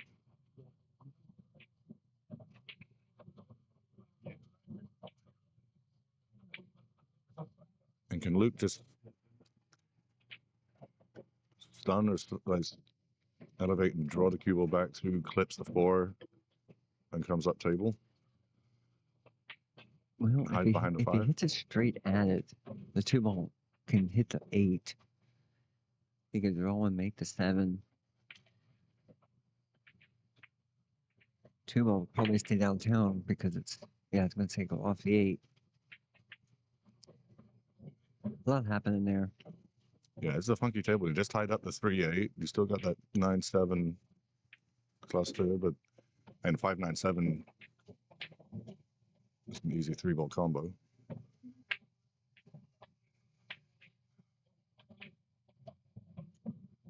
And this is really now we're gonna see some more interesting shots this night, right?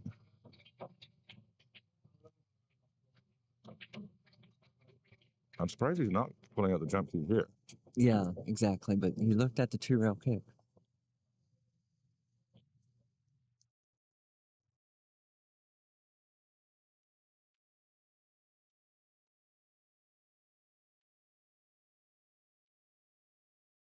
So 2-ball to stop. It's a good hit. That'll Good work. leave. Mhm. Because this isn't no gimme, this shot. And that 3-8 is wired to the corner.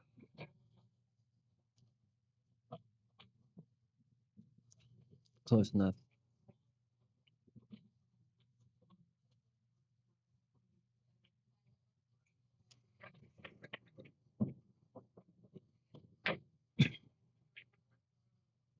Not anymore, it ain't.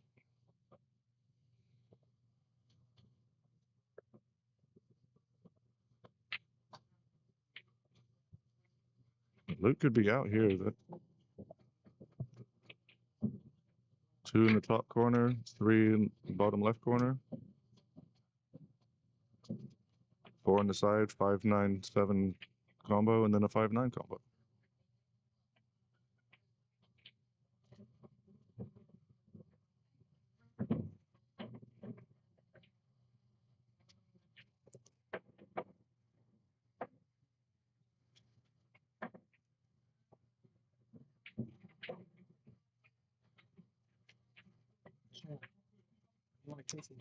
Whoa.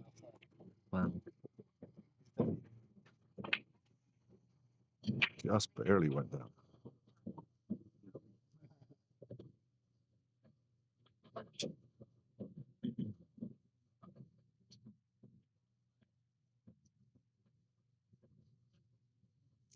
He can make both 4 and the 7 and get Mhm. shots Yeah, it made was on just- the 5-9. Yeah, that's A possibility there.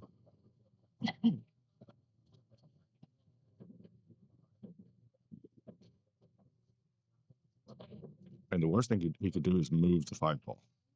He does not want to Keel to move the 5 ball. Oh, Ooh, that Well- went wrong.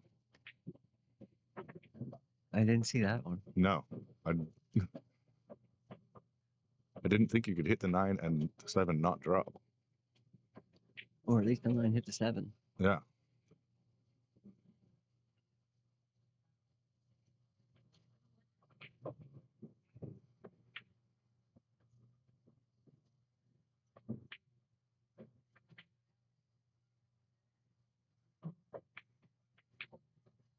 Just missed it.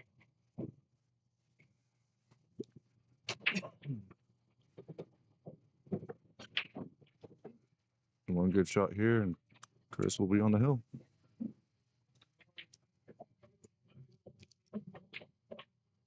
Little table brushing there.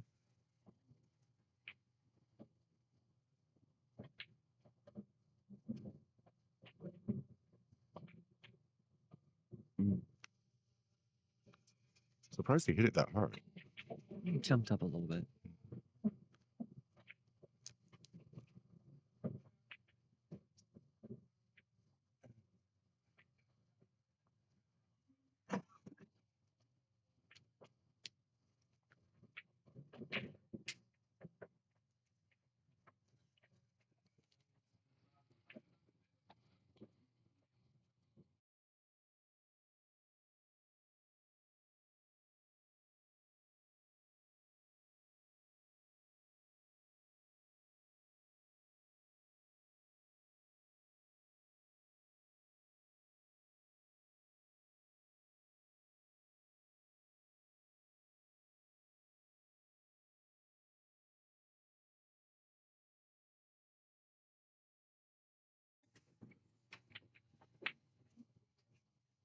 Luke needs a good shot here to get back up to the 8.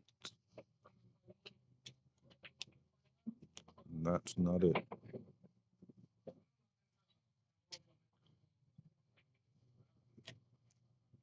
Grabs the extension. Do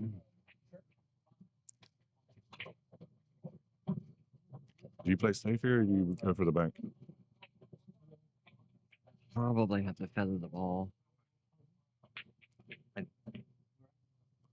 Oh, don't put it over the side pocket. Oh, he got a nice roll. Wow. See what he does here.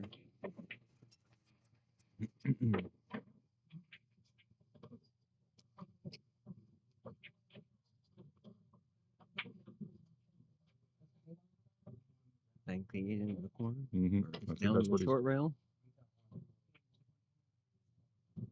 Mhm.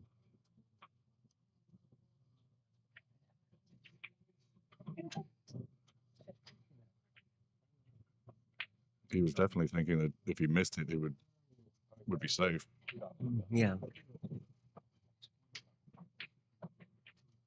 That 9 is not dead in the pocket, so this is not a gimme combo.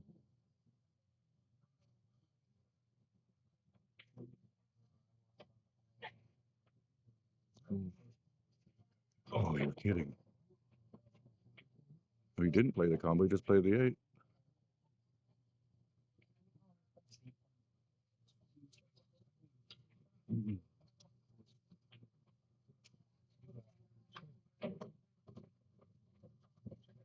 Great shot.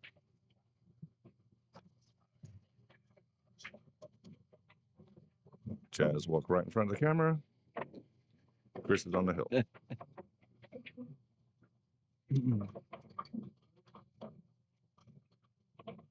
BJ made an error over there. He's trying to play safe, ended up hitting the knuckle of the side pocket. Oh. So instead of the cue ball rolling down there toward the 4-ball area, he left it there for Greg to do the safe. And it looks married, the cue ball and the line there, which means they're touching. Yeah, but it's. I'd expect BJ to hit this with some of the yeah. spin. I think so. It's a good break.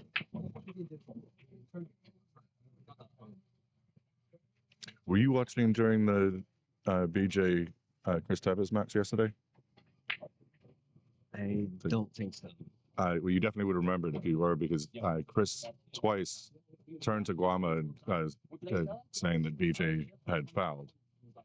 And BJ was you know what? I screaming at heard BJ. you saying something about it, but I didn't actually see when it happened. He was, but I had it up on my phone. yeah, Chris was right both times. Both times he just barely nicked the wrong ball first.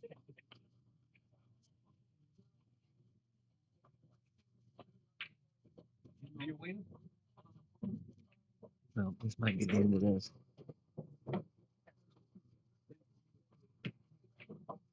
We got enough angle. I think you can stun draw it back over toward the chalk area. Well, or even go forward. He can get below the 3. Buddy Lee saying Chris was an hour late and got no penalty. I don't think he was more than like 10 minutes late.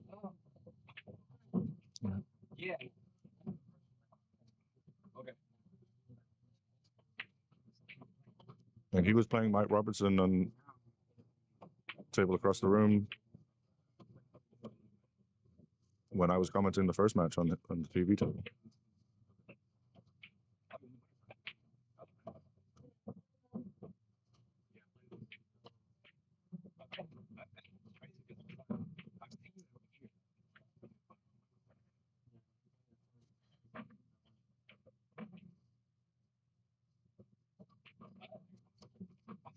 And that would be it.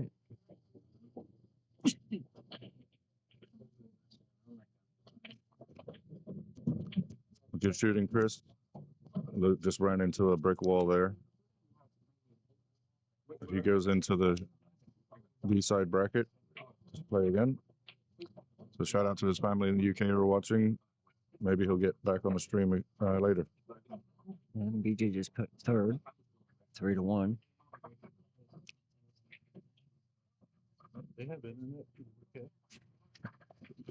Billy Hines asking if they have internet in the UK. Well, Billy, I'll tell you that I think I've started developing selective hearing, and Billy's not on the list of hearing. oh, I should do that too. Yeah. I think I just realized that about 30 minutes ago. Mike should probably be careful. I don't think he realizes how close he is to food when people like me are hungry. So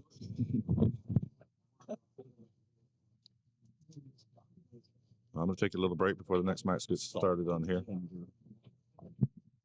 just right. We'll spectate BJ's match here.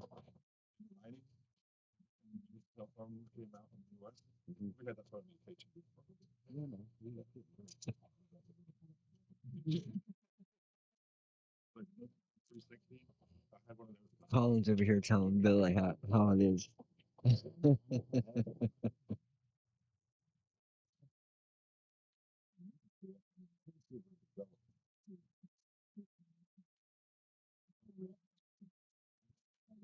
Great shot by BJ over there.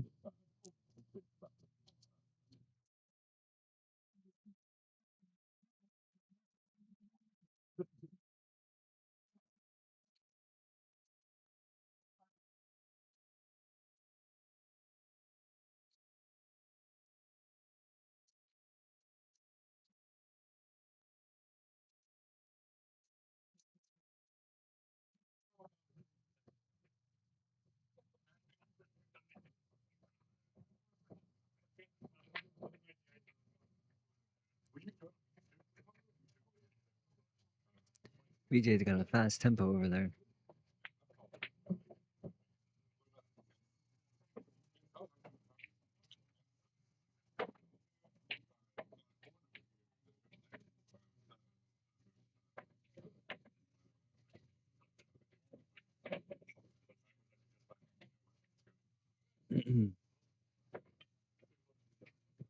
This is probably his hardest shot, the 8 to the 9 for this whole rack.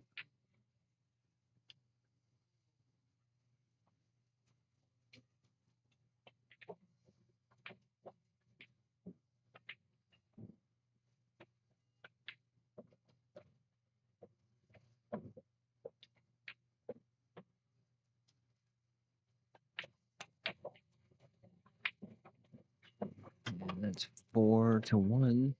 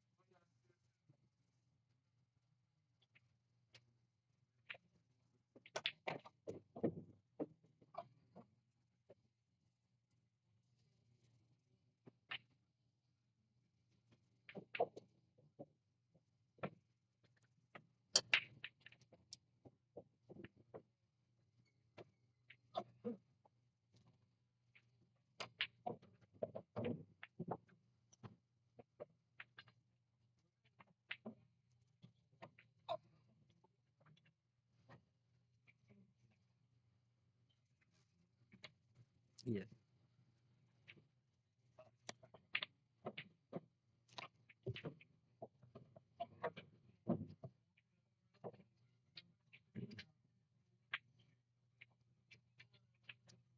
Looks like Greg could see the 1 ball here.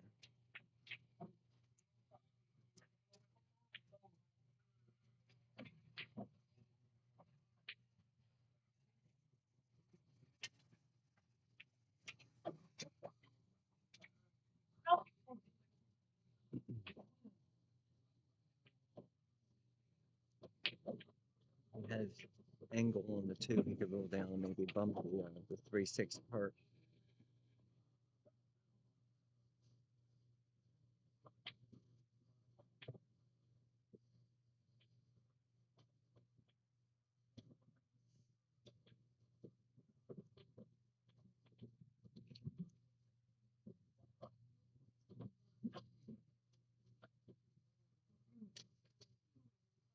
Now it looks like he'll probably play safe.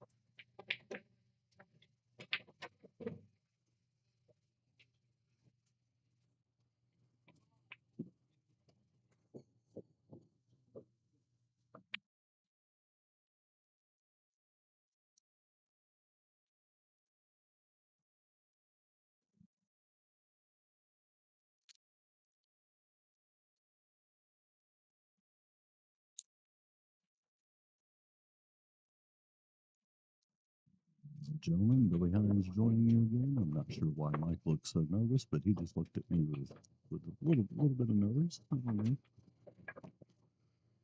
I can't hear you, but doesn't mean it's not working. See, these get just a little bit. Mm-hmm.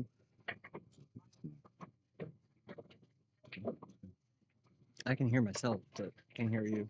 Yeah, I can hear you.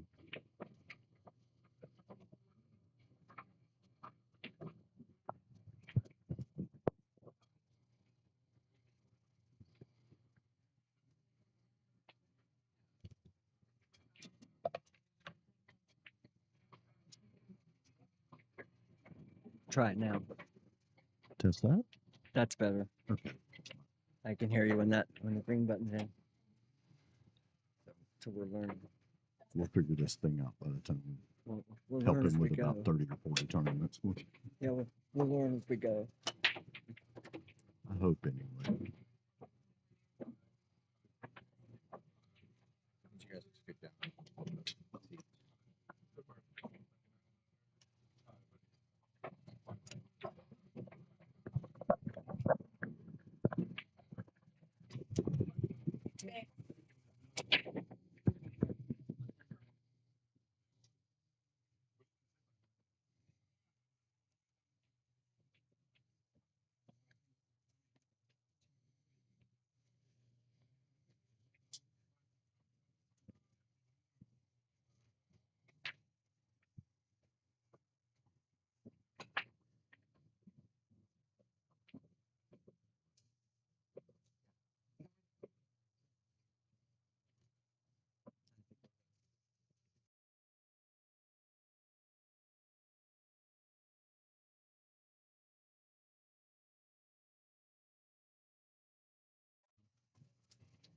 I think we're back on now. Yes.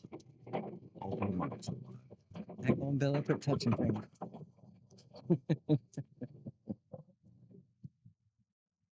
If anything's broke, it's Billy's fault. always Billy's Mike's fault. next to be touched and broke.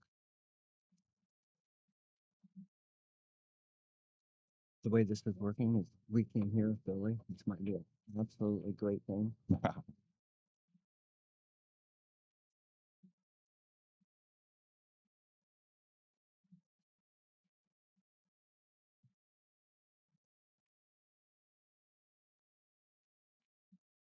Shot.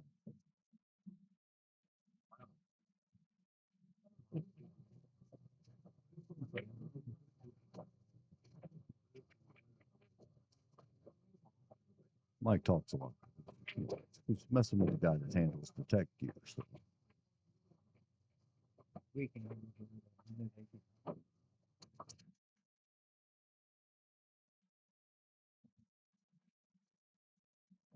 I can't hear you, but I'm wondering how long it's going to take before you realize I muted you.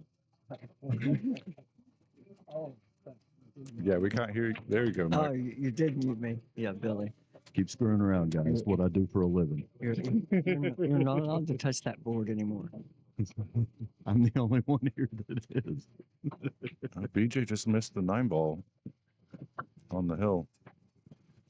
It's not left Greg an easy shot. It's Sunday. The banks are closed.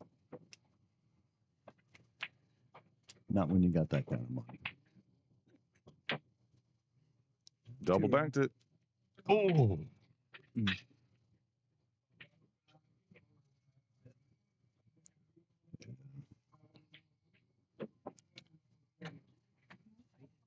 So BJ goes through, plays Guama next. Tell you what, BJ's bright. He's always making that back wing ball. It's like Oh, he's the best breaker at this tournament by far. it's amazing the shots and how they break up when he racks the balls.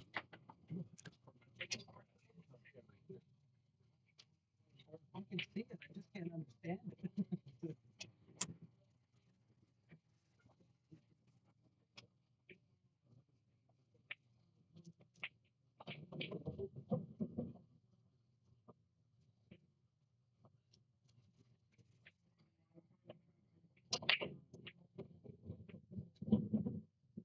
Really, really practice break there. 2-7 combo to start. Yep. So Mike's got to figure out, is the 2-ball going to stay there, or does it hit rail first to come up the other side? And walking around to take a look. And Mike, with his background of straight pull, I'm sure it's very easy for him to calculate all this. If that ball's frozen, it looks like it'll have to come back towards his pocket. Yeah.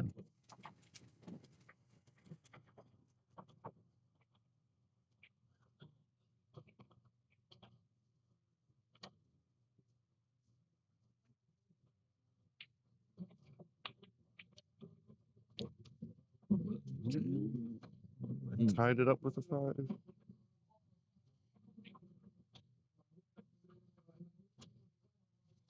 That, ladies and gentlemen, is about the most disappointment reaction you'll ever see on his face, and it's just barely noticeable. Yeah. It's just such a stone cold steady guy. Iron Mike. Love watching this. Love watching him play. So behind the scenes.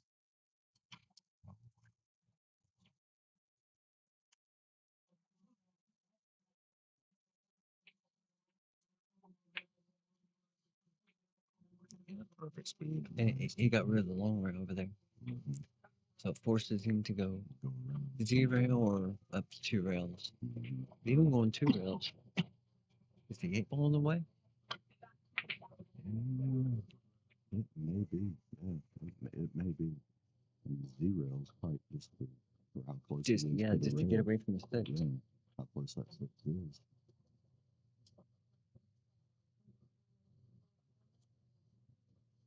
I mean, the only other crazy shot would be hit a little left to English and hit like the center of the short rail down here and have it come back to the left again. And this is an ideal safety to play against Francisco, because I've seen him with the jump cue and he's extremely good with it.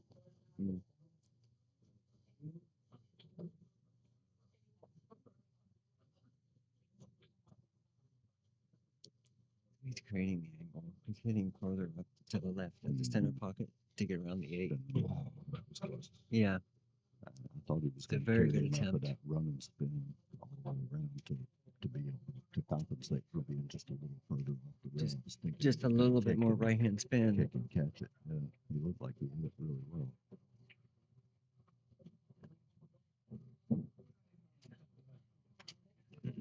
Jazz at bar table just made a really good thin cut on the 9 into the side.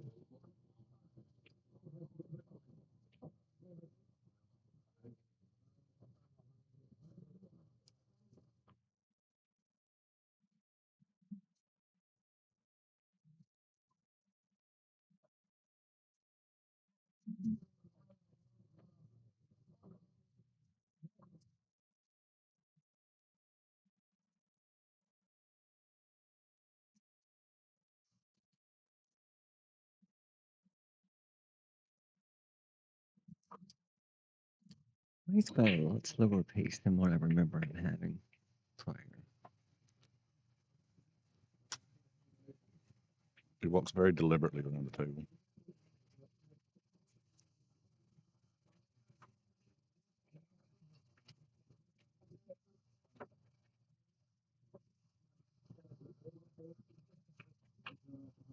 I don't want to talk too loud because he is kind of close. I do think that some of that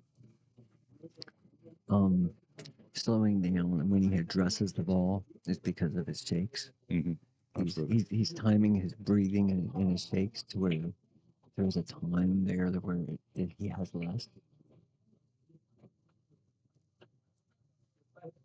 But you gotta kind of be in awe too, just as far as how he's managing it, and he's still shooting so competitively and so well.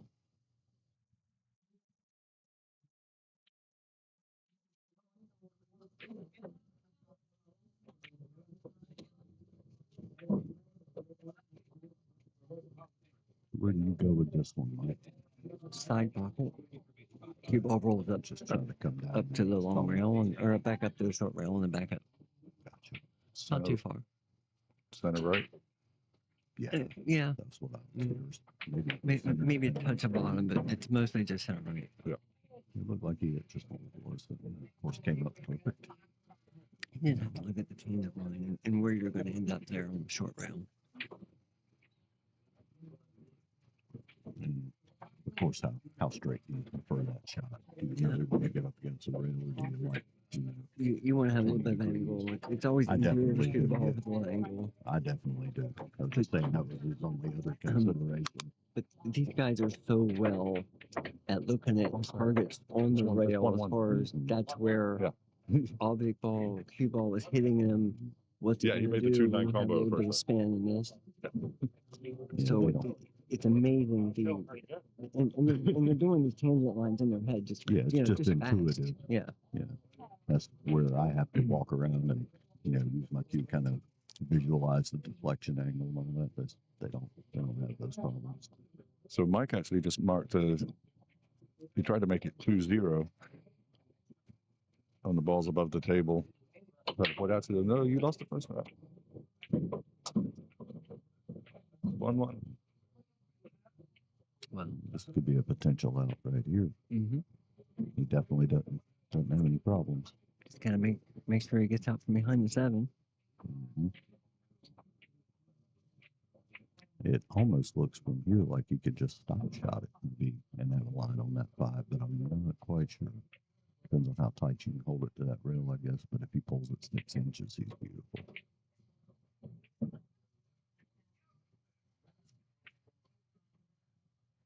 I guess I think you'll looks see like him he's stunning. considering going across. Yeah. Stun and let that rail do the work. Mm-hmm. Oh, you can.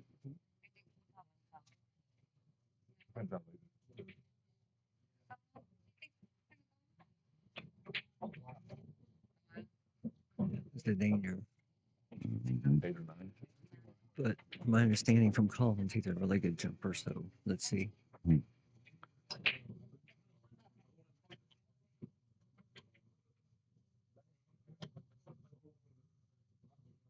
Sorry, I turned away for a second.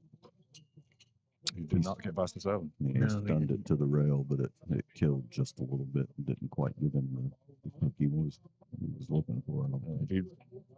He's looking to see if he can reach the jump. Oh, he's going to jump behind the back? I think he wanted to this thing. I was gonna say, if he jumps behind the back, I'm gonna have to respect that. I might have to try it. Right. I never thought about jumping behind the back.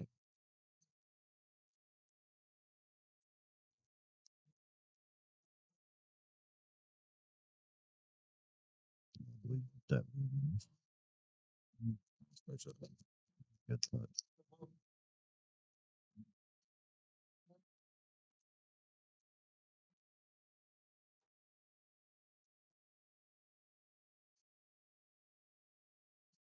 We're about to see him snap a draw here, or does he have enough angle to come back that way? What he was looking at? Yeah, he's got enough. Okay, looks like he's gonna follow it. I thought so, but then I started to look at that angle again. It's hard to tell sometimes.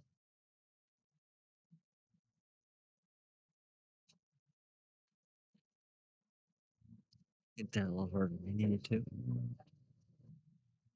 I think he's still in pretty fine shape. Just kind of where you want it, but the beauty of these guys, they can work around that. Got to come around the 9. Yeah, I would think probably just top with a little bit of left and make sure you get to that side rail.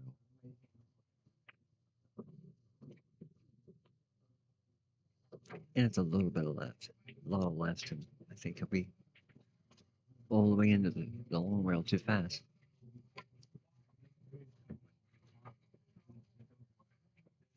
And he's looking at maybe the 7 will go past the 9. If so, all you got to do is throw a little bit.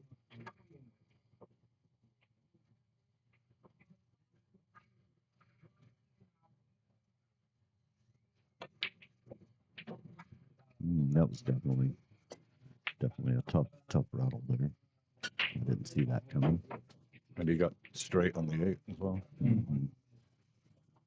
He does have a little angle down here on that 8. He would have been able to stun it with the bottom left. And He eight, come eight around balls a behind. smidgen off too, so he could hit the Mhm. rail first. No, I wouldn't think he even need to from there. So he could stun right up the stroke on a 9 ball. But Big Mike's going to show us how to do it. That's perfect. Yeah, physically, these two players couldn't be more different. That's it's an interesting thing about pools. Watch a guy half your size break twice your speed. Mhm. You know, just the finesse and touch of some of these bigger guys. So,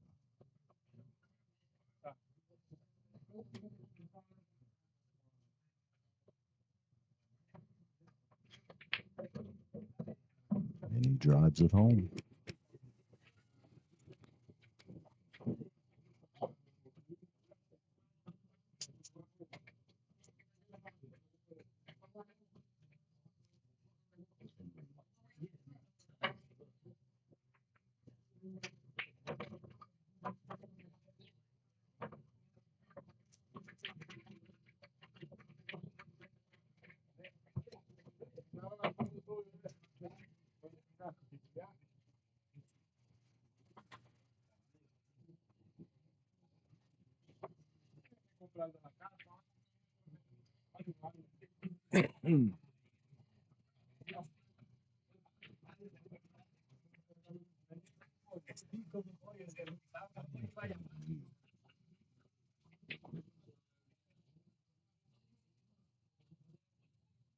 How do I sound to you? Loud. Loud? Apparently, I'm still quiet on the stream. If anyone else has an opinion about that, could tell me how my mic sounds. I know theirs sound great. I sound like I'm a little lower. If anybody could just give me a little feedback, let me know how it sounds. Trying to get this. Well, we turned you right. down. Did you know that? Yeah, no. I was aware, but means I have a little knowledge here. I've turned it back up.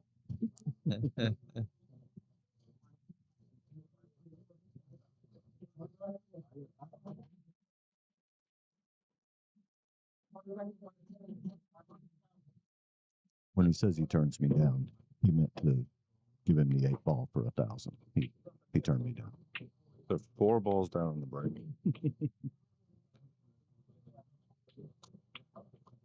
You know, you really should say that on the stream because I don't gamble, and only the people that know me know that.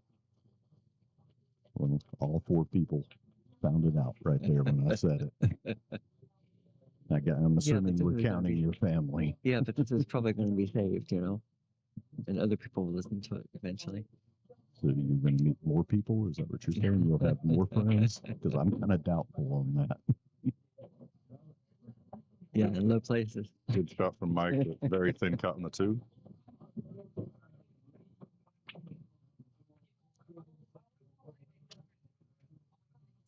And for 4 balls down on the break, this is about as tough a table run out as you could have had.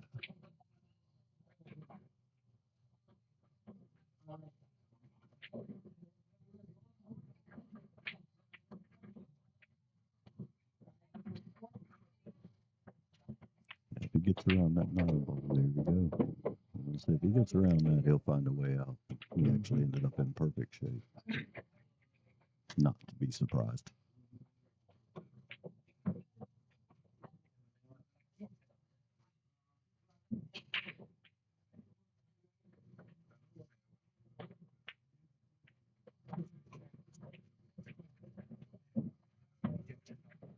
Draw those 3 rails again, or just straight up and back. I like to go the 3 rails around. I feel like I have more control. Because, Well, you let your stroke out that way, and he's not having a problem reaching it. no.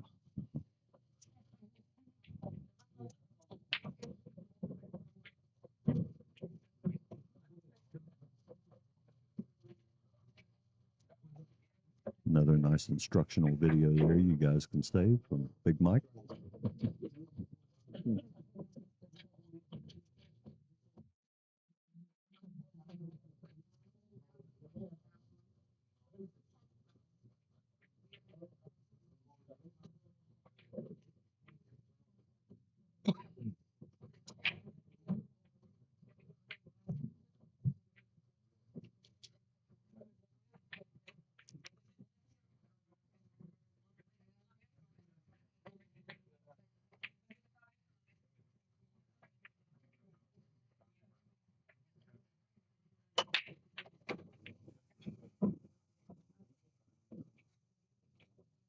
another exciting match is going to get started on this table at the top of your screen. BJ and Guama about to get started.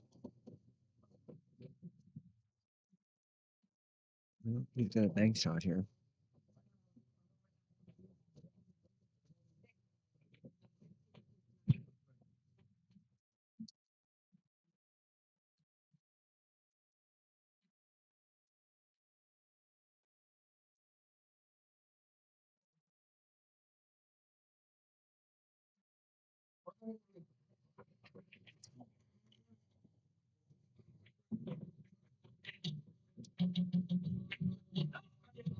He missed it.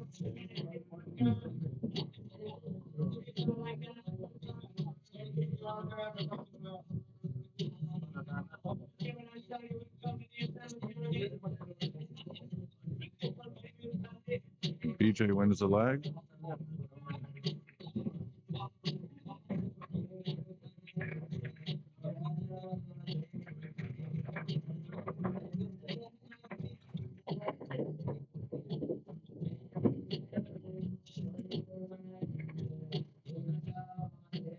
I played with high inside to come around 2 rails for the 2 ball. He's got a good angle to come down for the 4. Yeah, he'll hit the rail like right underneath it where his shirt touches. The V rail back to the 4.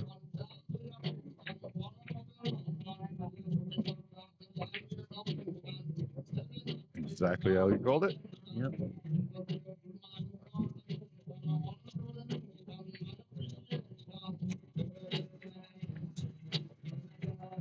This is actually the only thought here that it would probably like to be straight in on 5 just so we could roll down for the 6.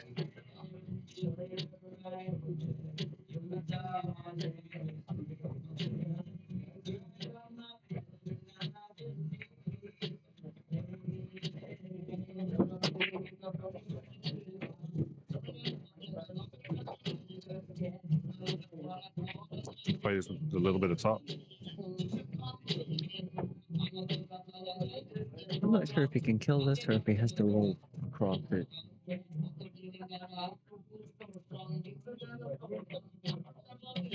He acts like he can just keep it right there.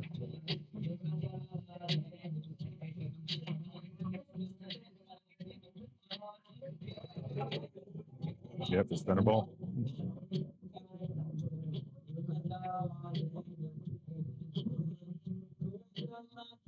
Mike's going to wait for BJ to shoot.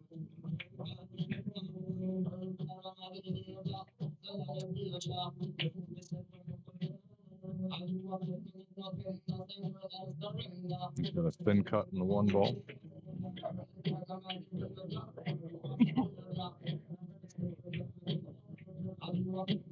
And he hit it too thin.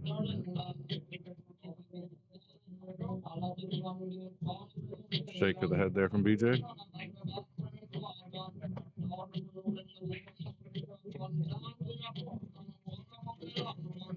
Guama bumping balls.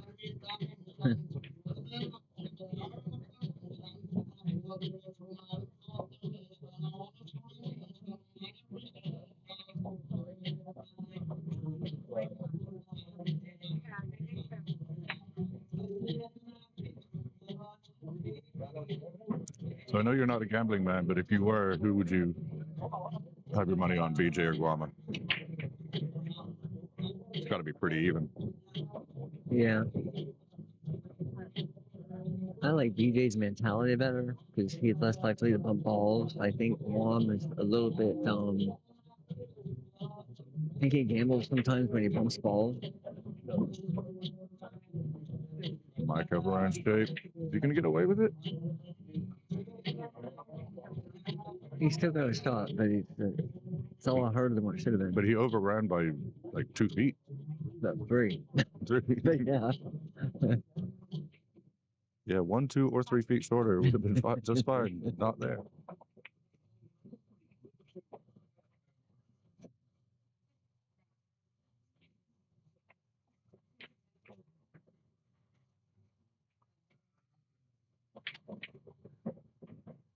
Guama definitely has a tendency to jump up on certain shots. He does a lot, which is amazing. how good he is, and he does. Seems like he Yeah. comes up on like 90% of the shots.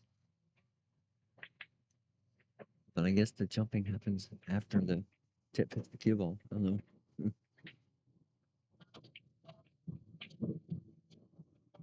Oh, perfect. And Francisco concedes the easy straight in 9. Definitely earned out that out.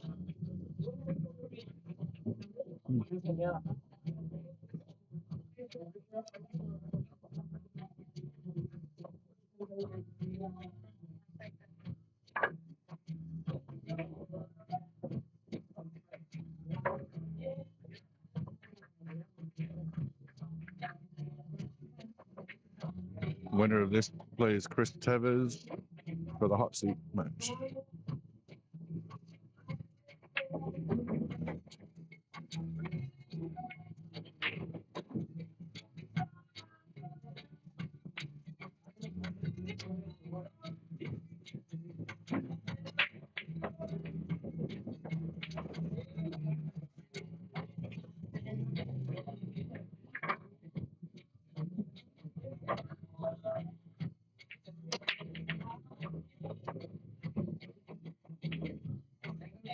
Eight ball. 8 ball.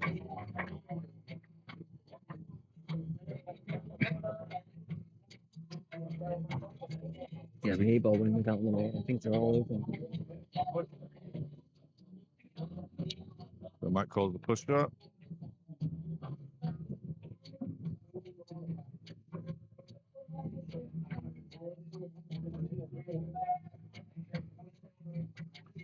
Pushing to a jump, and Yeah. he's not going to get that back.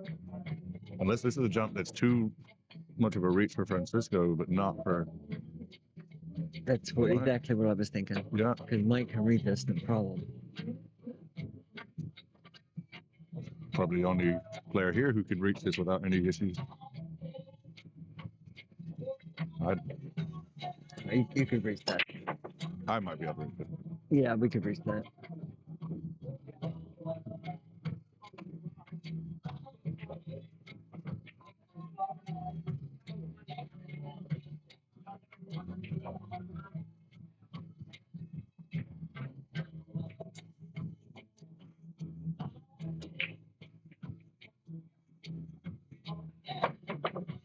Oh, great shot. So the push shot worked for him. Gets it back and makes the 2.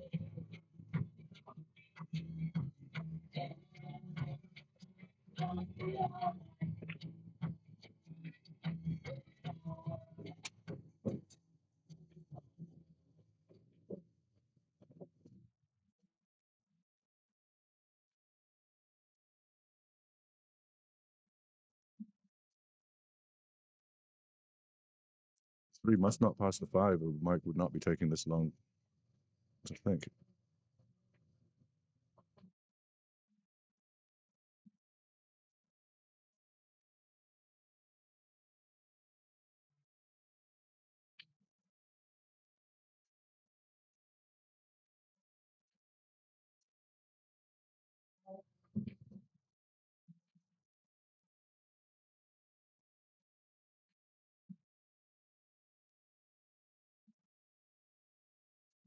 We were ignoring Billy, and I guess he just decided to leave. I don't know where he went. Yeah, because he was there, and all of a sudden he was gone. Like, Ran.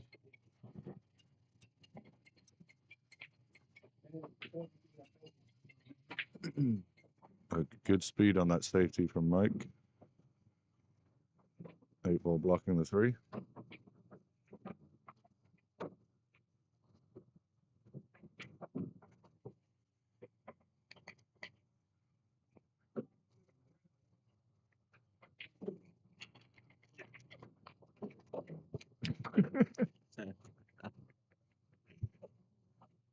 it's not Tylenol. It doesn't look like Tylenol. Peanut butter Reese's. Reese's Pieces in a Tylenol bottle. Right. Don't hide.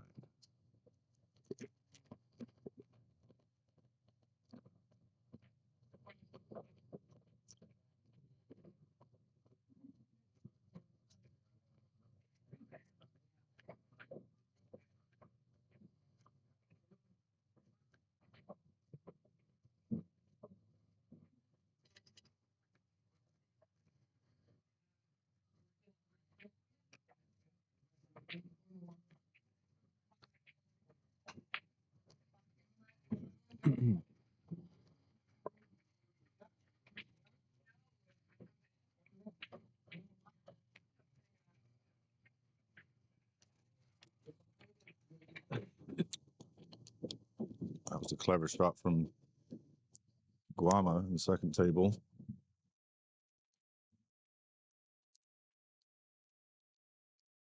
Made an early 9 to take a 2-0 lead over BJ. This 3, he may play off the 6 if it doesn't go clean.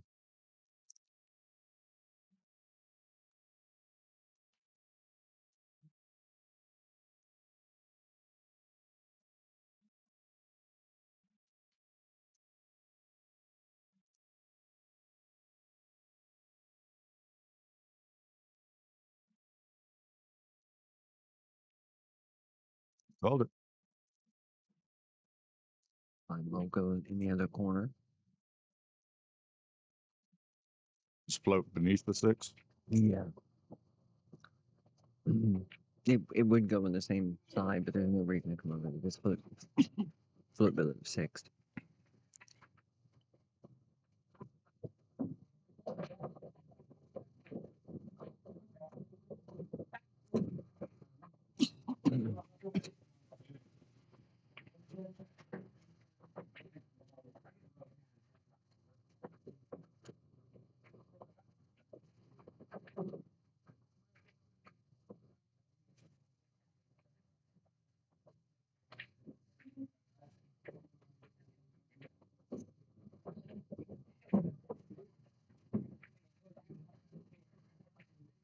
You get 1 or 2 rails to the 7 here.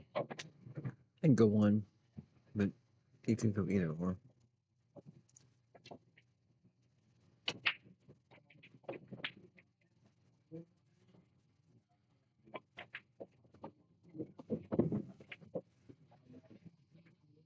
Yeah, keep it simple.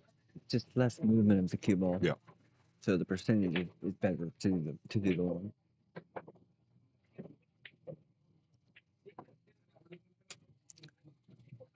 And he could draw over to the side rail here, shoot the 8 in the side, and then just roll up for the 9.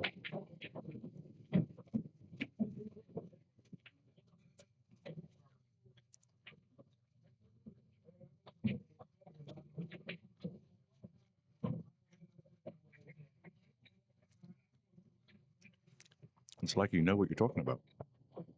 I get lucky once in a while.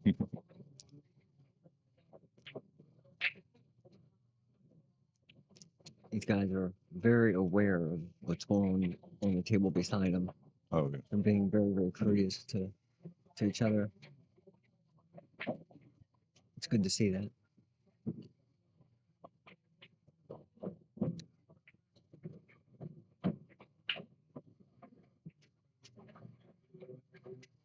Now, this on the win side or the B side? This is the win side. Win side. So they're going to 7. No. Yeah, winner plays Chris Perez in the hot seat. Okay.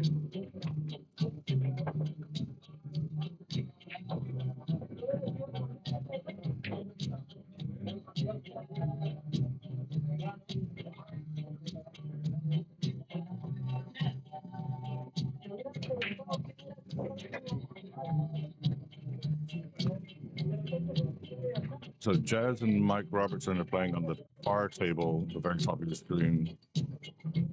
Mike is up 3-2, but Jazz is about to tie it up. Winner of that will play Shane Winters, who's practicing on the table next to them.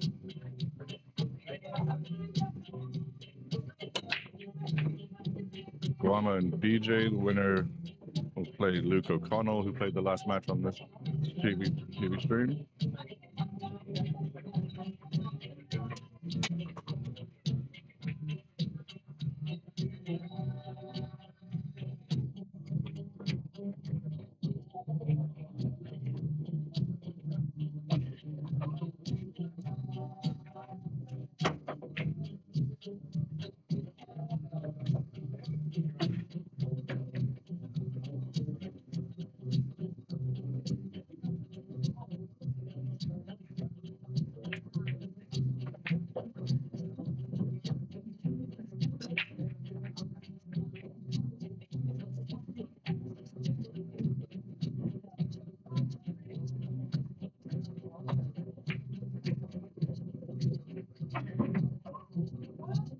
That was a good shot.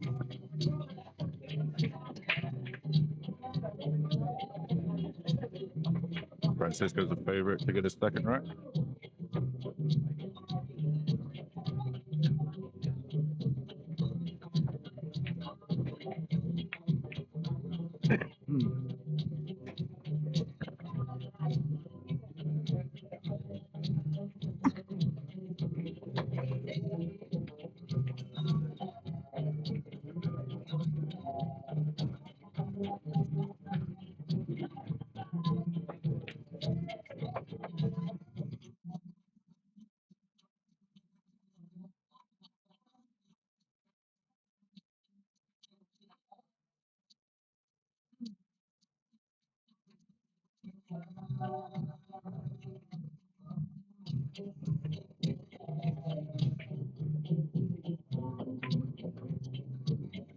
That was for BJ's miss on the bank on the second table. Yeah. He had room around the 5, but just missed it. Still a tricky layout from the Guama. It could have been because of the Reese's peanut butter M&Ms here. I mean,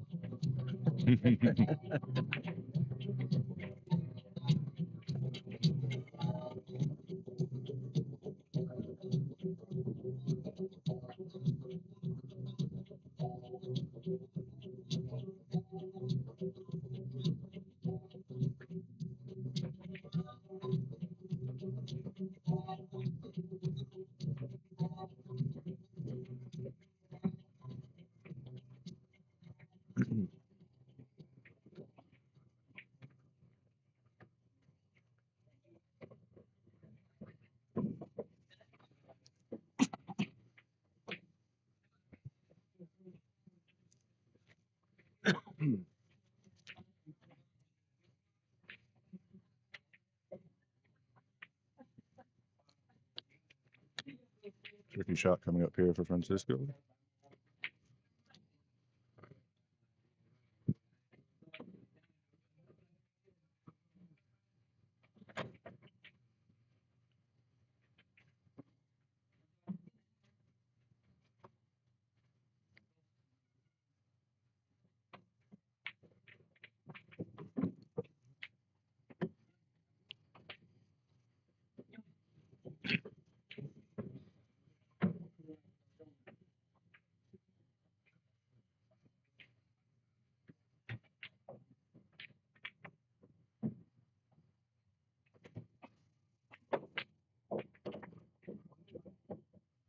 He overdrew it.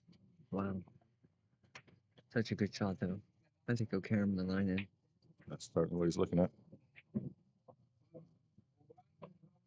With the 5 ball off the rail, it's a little bit easier. I mean, it's not an easy shot, but still a little bit easier when 5 is off the rail.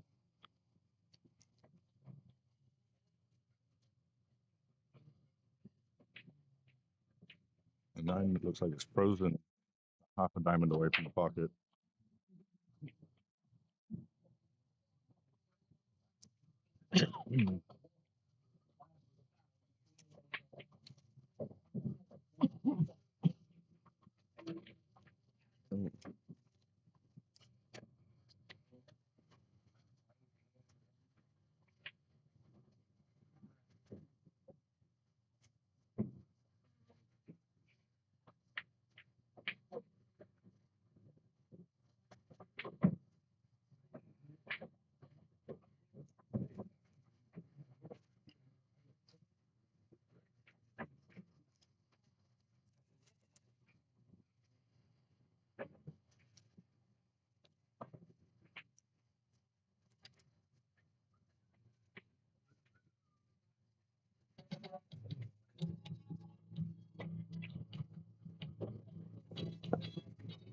Mike comes just below the side pocket. Did not want to shoot the 6-9 combo. Good morning, Mr. Rodney Strickland. I don't know where you are that it's still morning. Hawaii?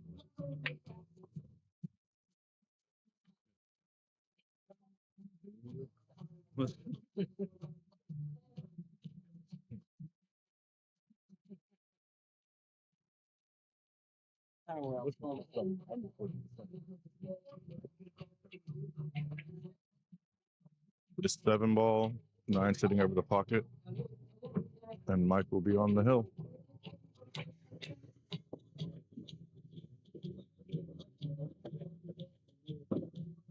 On the hill and breaking.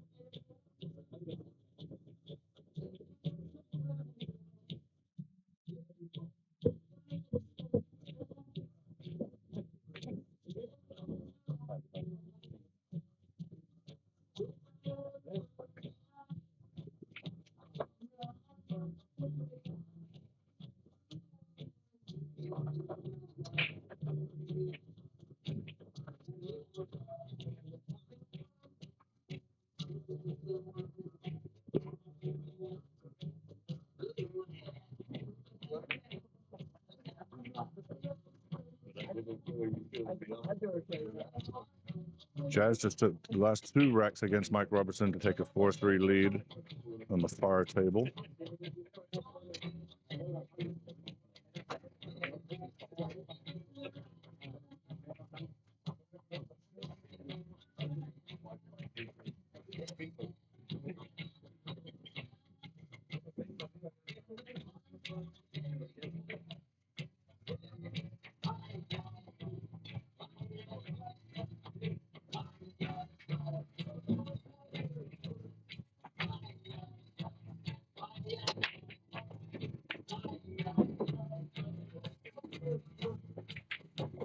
Another powerful break, but lost the cue ball. 1 ball sitting over the corner pocket.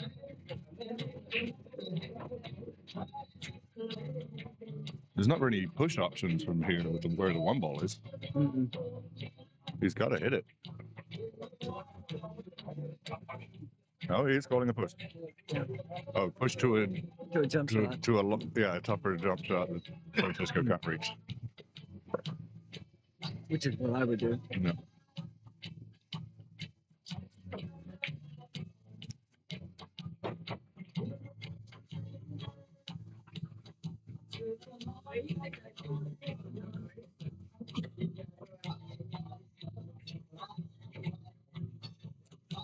Guama takes 3rd rack on the 2nd table. 3-0.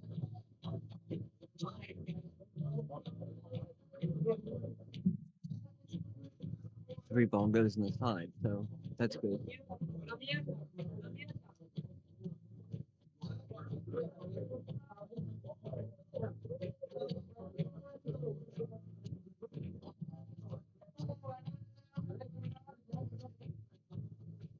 Francisco does go for the jump cue.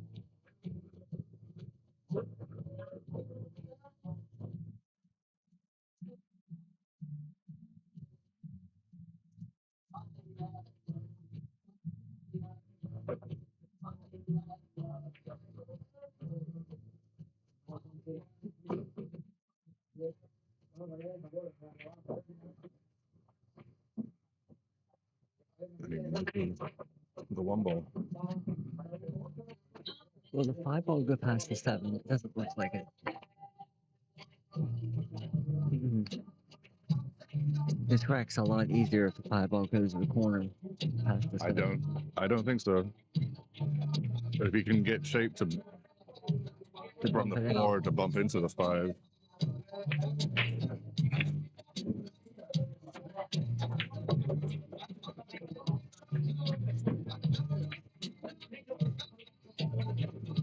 He might do it here.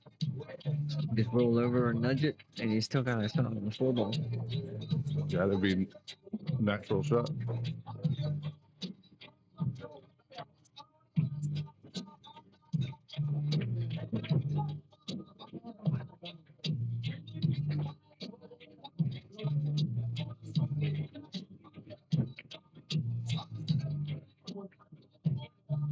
Oh, a little hard.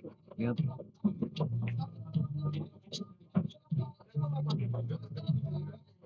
We just overamped it just a little bit.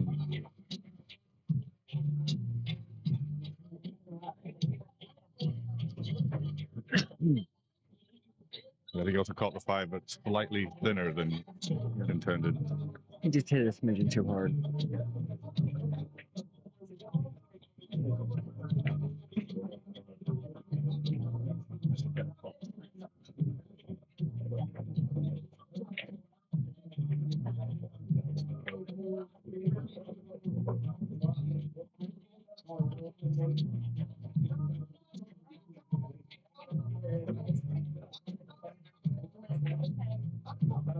Wow, he rushed that.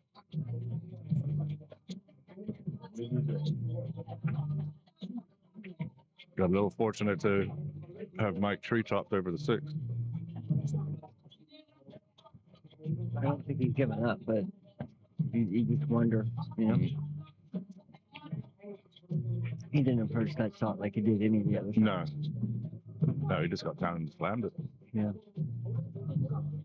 I mean, it wasn't even the same shot routine. And when you miss a shot that bad and get terrible shape, you haven't gone through your whole pre-shot routine.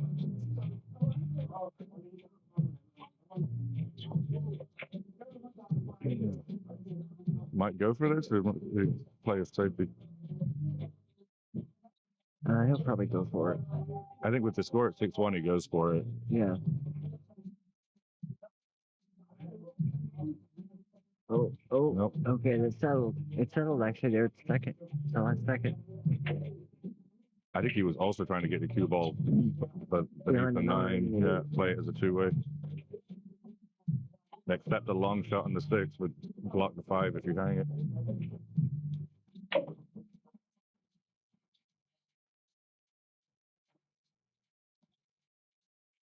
Rub on the 7 didn't hurt him.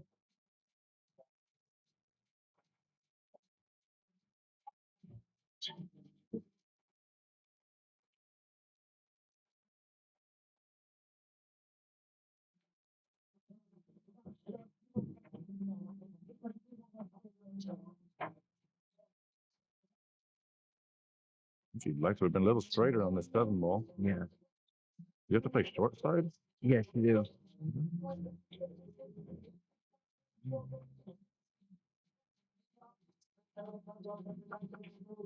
Yeah, his body language is not looking confident. Did you hear put the 7 behind the 8 for the cue ball up table? I put the cue ball behind the 8.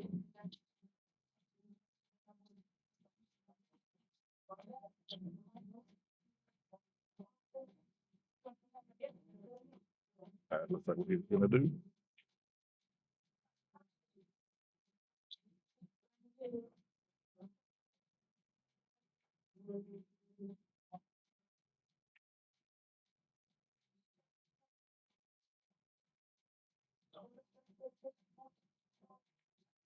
Wow. That was kind of Yeah. annoying. Well, he brass tap too.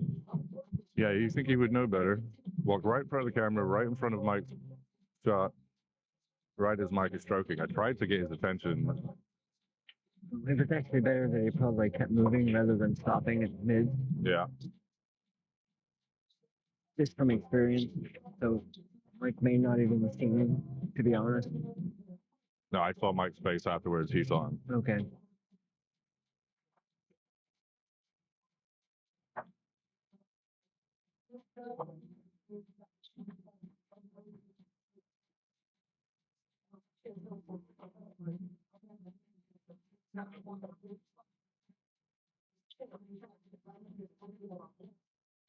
What's up, Ron? I see you're on the sat there. Do you play pool and you cook?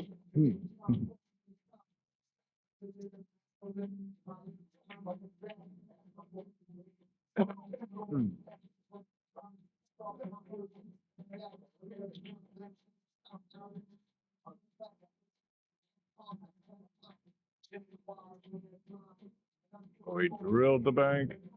That's that. And Francisco conceded. Good shooting, Mike. So Mike Davis and Chris Tevez a little later for the hot seat match. Imagine they'll wait a while to play that. We got quite a few matches to go on the loser's side. BJ is finally got him one over there, 3-1. So I'm pretty sure it'll be Shane Winters and the winner of Jazz and Mike Robertson will be the next on the streaming.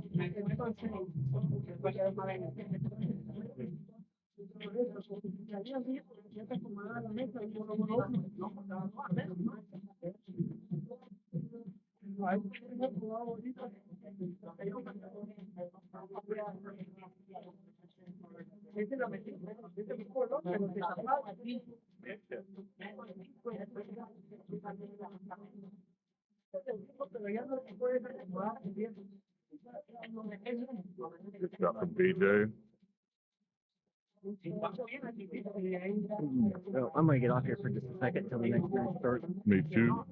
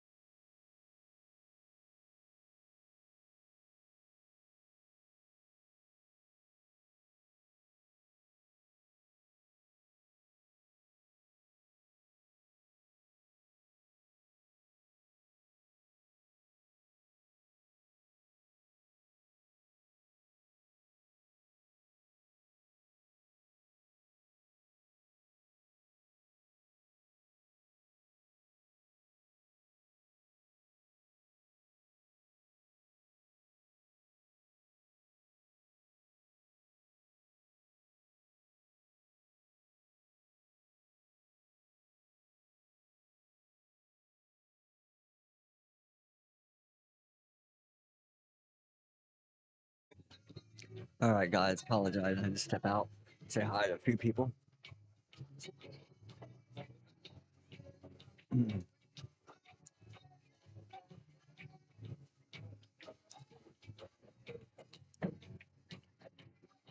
have a feeling he's going to play safe. Maybe here behind the 7 and behind the 8. Welcome Colin back in the stream here. Just getting a little fresh air, as my dad liked to call it.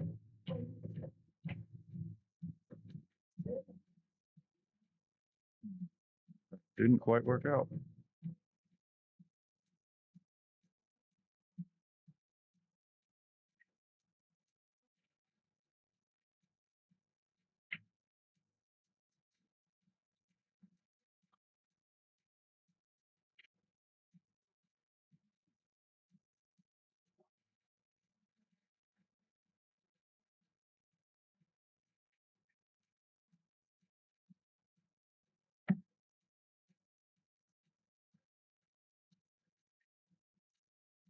Don't know how much of this handball he can see. If he can see enough of it, he'll obviously hit it.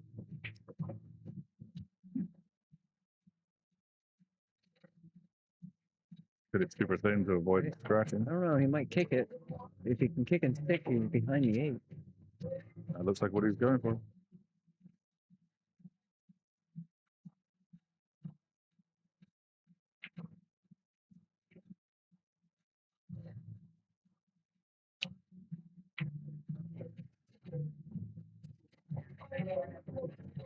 Yeah, I can never just go and kick at it like that. I got to go down there and look at it, measure a little bit. Mm.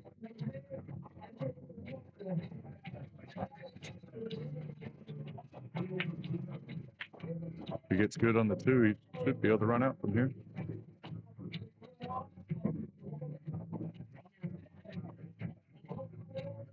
He needs to get back about, like, between where cue ball is and his hand is now. I'm going to say 0 on it. I think we're going to see a good draw shot here. Yeah, he could draw it.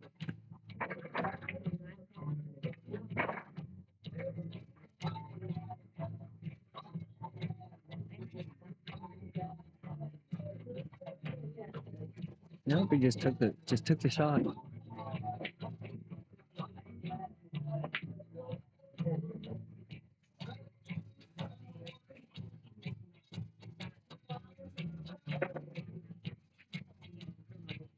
Go up and down. He might hit the backside of the 7. Ooh. You know, it looks like he hit that going in coming. Mm-hmm. It looks like he hit it and then the ball hit the rail and then hit it again. Mike might jump bank this ball. I know we were talking before the match. He doesn't jump as good as he used to.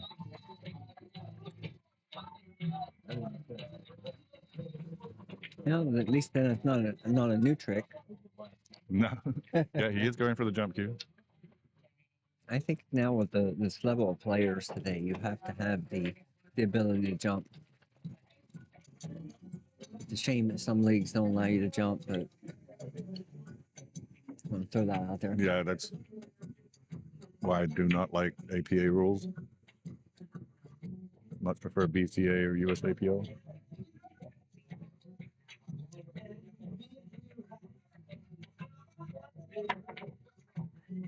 He made it. We got Double. 0. Hand up an apology, but that I think that happens a lot in those shots. I think in the future I'm going to be looking at the 10-ball league. I really like 10 ball stuff. Oh, the USAPL 10-ball league is by far my favorite league I play in. Shout out to Kristen, Comp, and Scott who run that.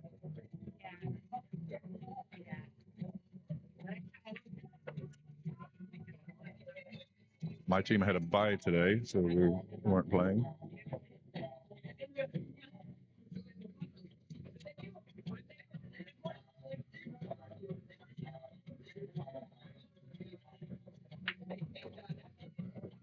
I think that format also really works well for the higher ranked players, quite a few 600 plus Fargo players. And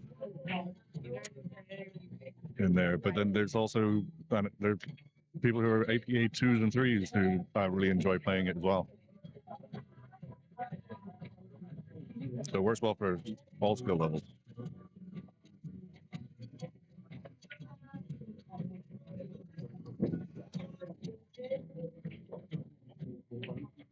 So just play short side on the 9, draw the cue ball back to the long rail. I don't know, it almost looks like it'll go on the side. So all you gotta do is come over here. Can't tell if he's straight in or not. He is drawing the ball on the side.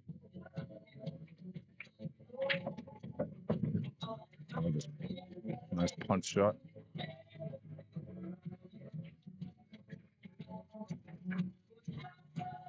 Yeah, from where I'm sitting, the 9 looks closer to the long rail than it actually is.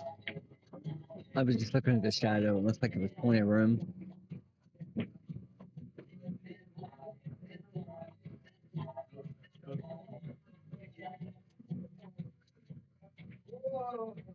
So Mike takes the first strike against the break.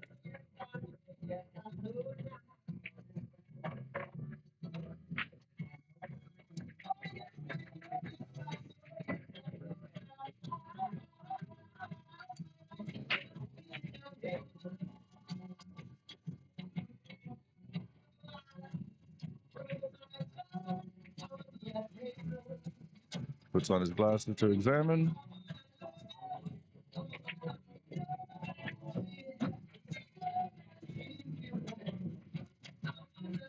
Great shot by BJ over there. Cross bank. Got a little lucky on a bump on the 9, so he's got a shot in the 8 ball into the side.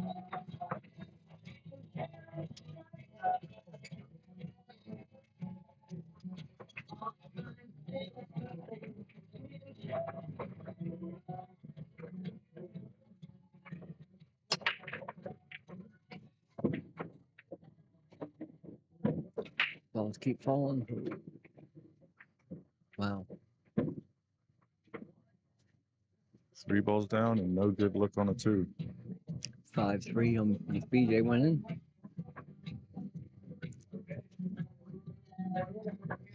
Is that 5? Wasn't Guama up 3-0? That's what I thought. I think he was. Apparently BJ turned it on. He has the ability to do that. So he's breaking on the hill.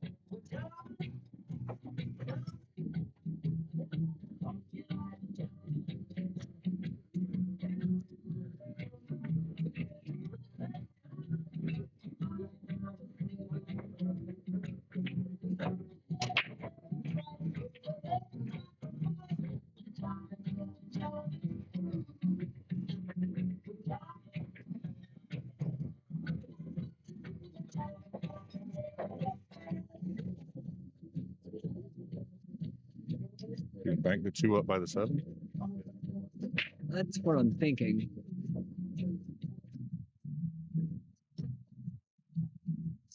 Probably go 2 rails with the 2.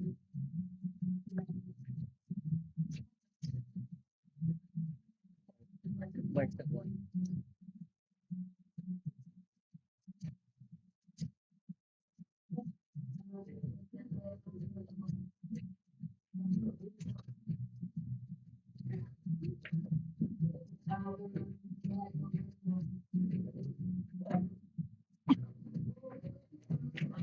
Chris, he hit that a little hard. He wanted the cue ball frozen to the 9. Might get the jump cue. Looks like it. I think so. Oh, but BJ just... That was not a tough shot on the 3 ball. BJ just missed.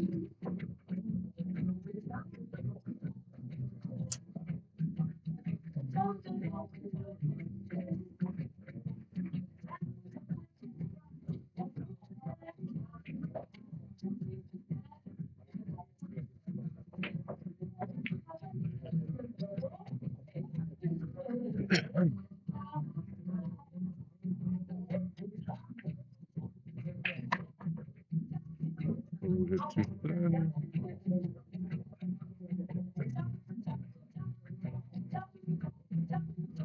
Is that 2 ball past the 8?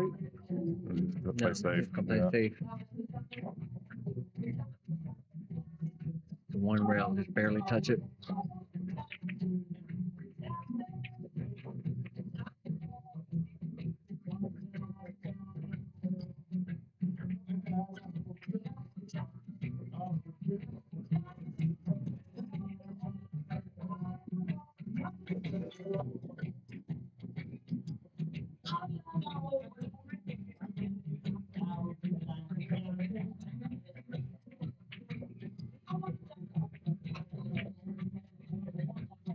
Missed it. Ooh. No, he just got it. At first, it looked like it was just going to miss. So he's gonna use the 3 ball here, I think. Hit then go all the way up, be behind the red 3.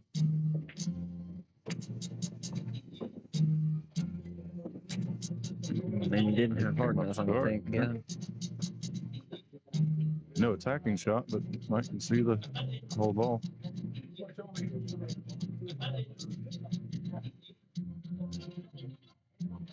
It might be bankable there where he's at.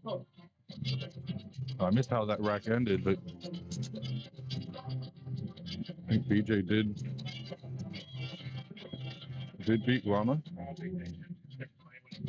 who doesn't seem too upset. He's dancing to my right. Wish I could turn the camera a little bit.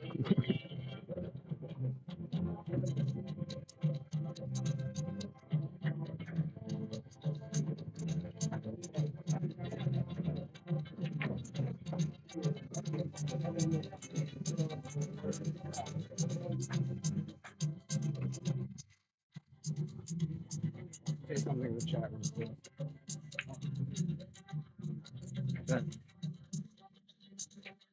People in the chat talking about homeboy showing up late. Tebas. Yeah.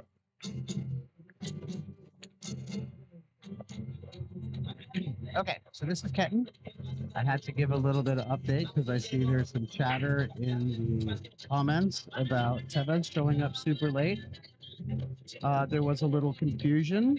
So we decided today to use only the diamond tables. 7 tables left to use, but we would have had 8 matches with the final 16 players.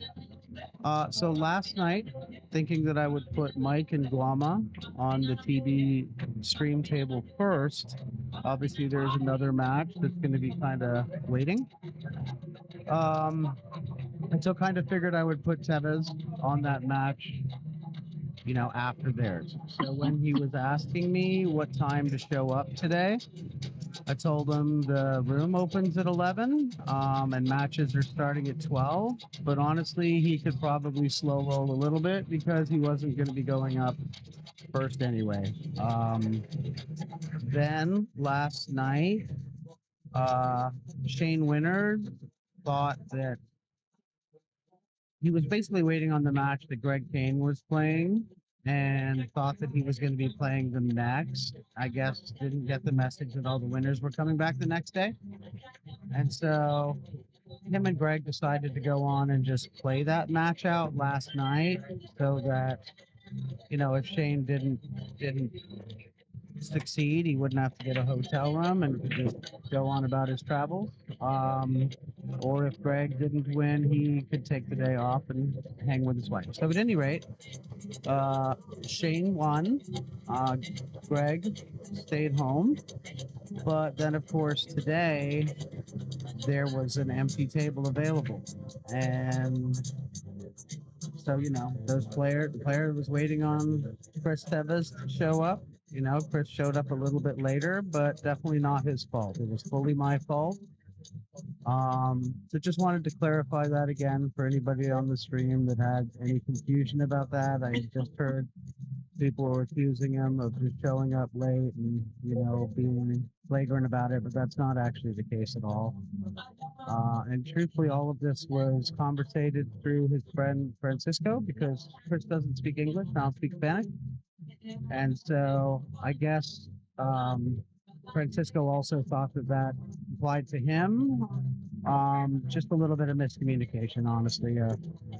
Innocent mistake. So nobody was trying to, nothing shady going on. Just wanted to at least explain why he managed to come on in later than everybody else. It wasn't favoritism or anything like that. It was just, I thought he was going to just be sitting on his butt waiting for an hour anyway. So figured it was late last night. Might as well get a little extra sleep. And I don't think it's delayed anything anyway. No, it really didn't delay much of anything, but in the very, very beginning, it definitely had, Michael Robertson and also Greg Taylor were both waiting on their opponents for longer than, I'm sure than they really wanted to. And, so like I said, I went and explained that to both of them. I just wanted to explain to anybody else on the stream that was confused about what was going on. And back to your regular schedule commentary. Thanks for the clarification, Kevin. You're welcome.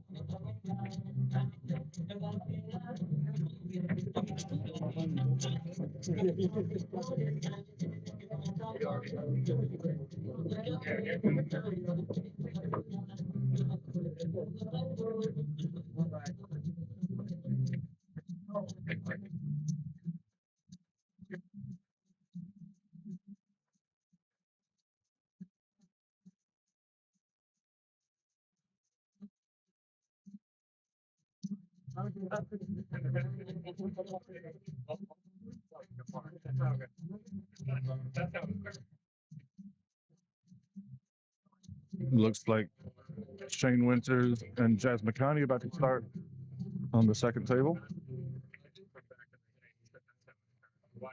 It's good that we can see two matches going.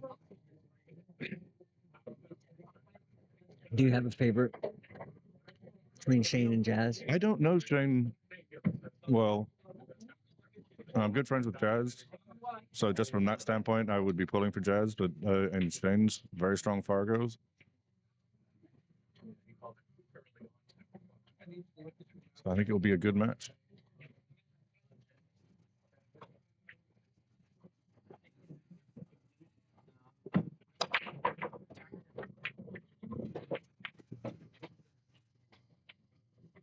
One went in the side.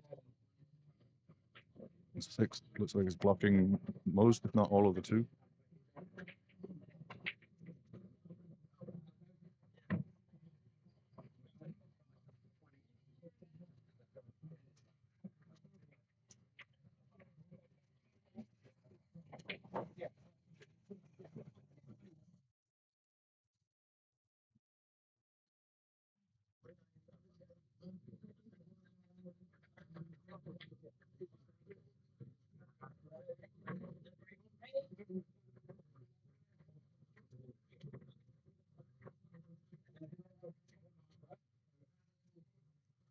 Good speed on that shot.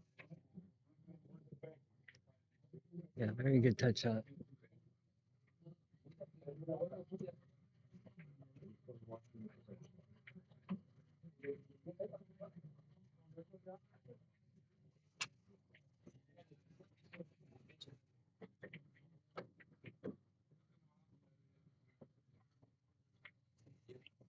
Do one rail with a lot of less spin.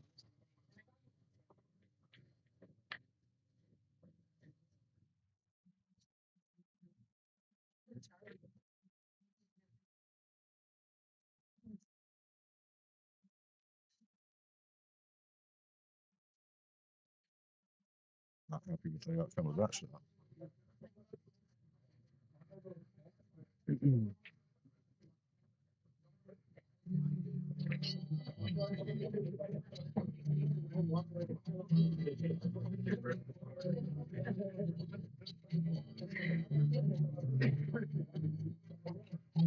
Rodney says, I like Shane on 10.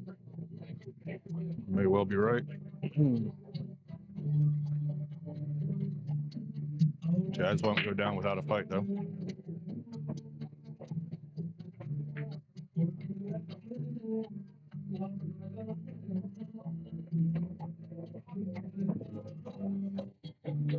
shot this rack is a 4 to the 5. Yeah, he's got the right angle. All he's got to do is draw it back. Definitely.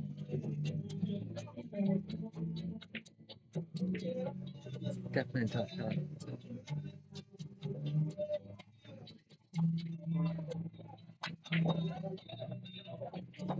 You get it real good. Too much.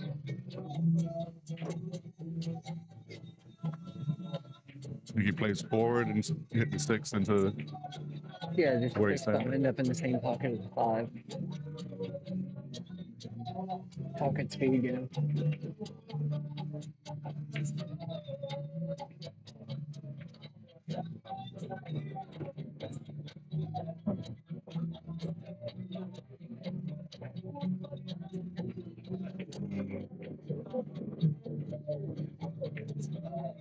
And Rodney says 6-4 is his call for the score in Shane and Jazz.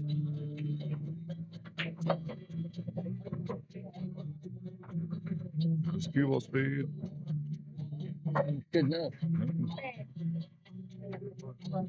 Play this high right. You won't have to put much right on it.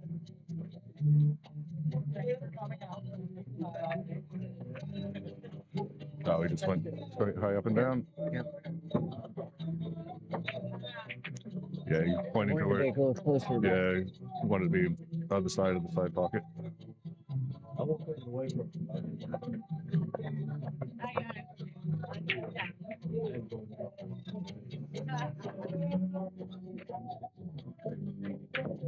He's got that shot down. Yeah, he does.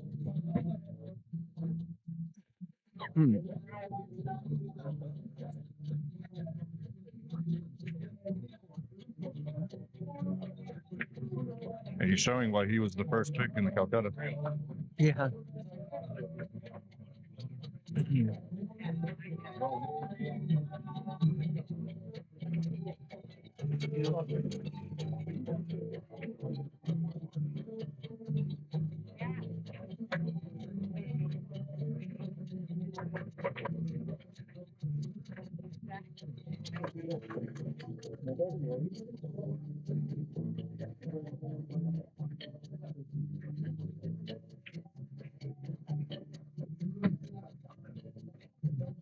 We're still on serve here at 2-1 with Mike breaking.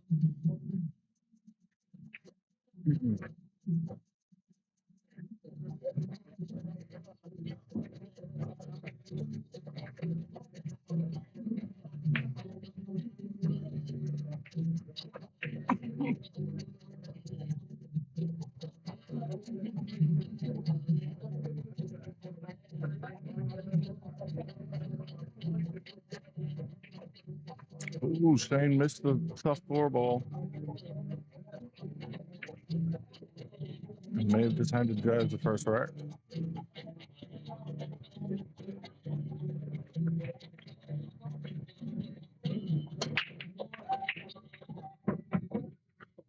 Ball was just flying in. Cue ball got kicked, but it's good. Still can have a good look at the 2. It's a little tough to get back to the 4. And you go forward and maybe play the 4-9 combo. I don't think he'd do that. No, he just needs to get back about where he's at.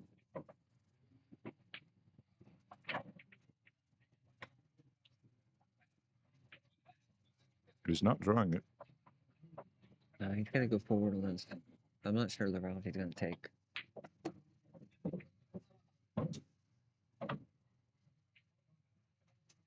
Yeah, I did not know he could run the 8 like that. He'll get good on the 5 with the 7 being in the way. Yeah, but I think this felt's a little bit easier than the last. Mm-hmm.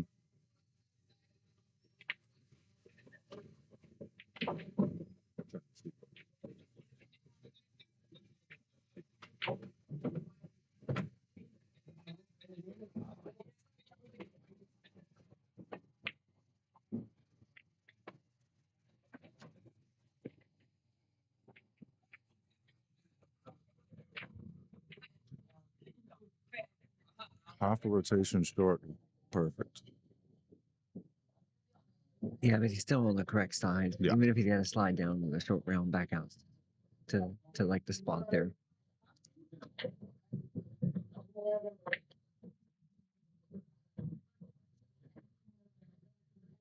Yeah, he actually got it too good.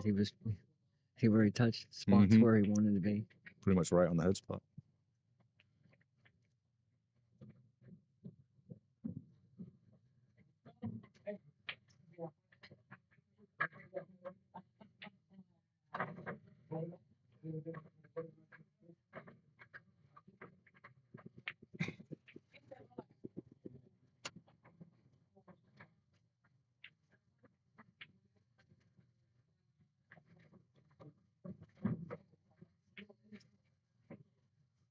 Good shot there.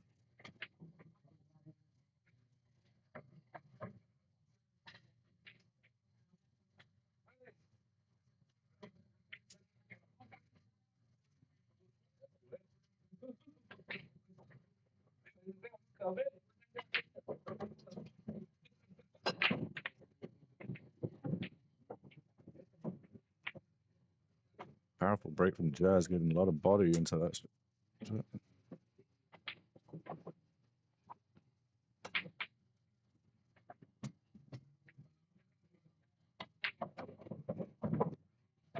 2-2. Good out by Mike there.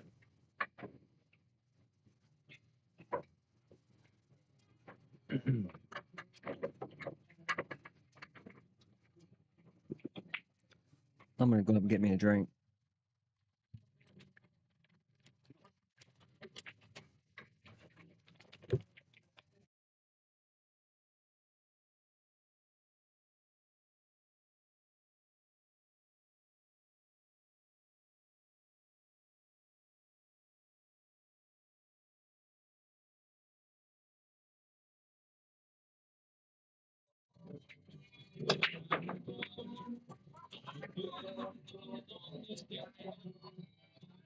Dry break from Chris. And a decent look at the one ball.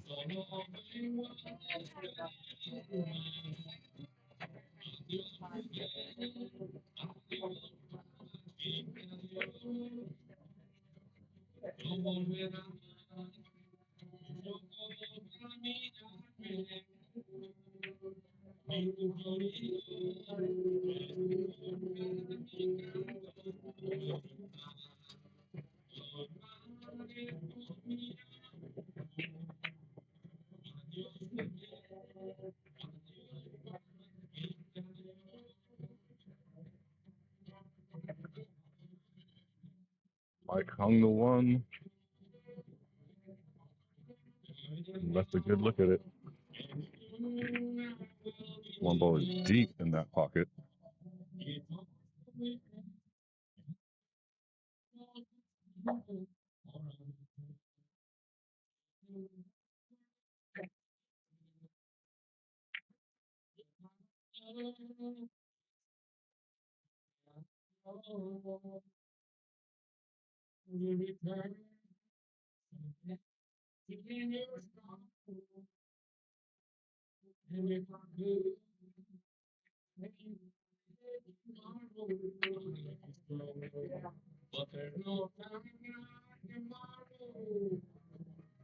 Yeah, Chris hit a really tough shot to get him back up for the 3, which only goes in the side, and missed the 2.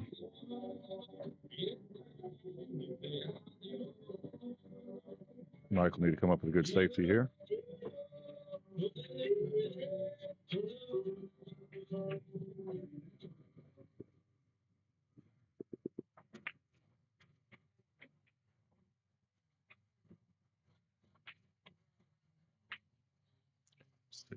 Taking the cue ball behind the 9-5. Very well hit.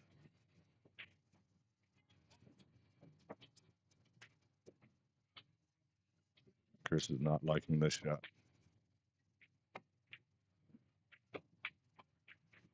We're going to have to come 2 rails with enough speed to get a rail afterwards.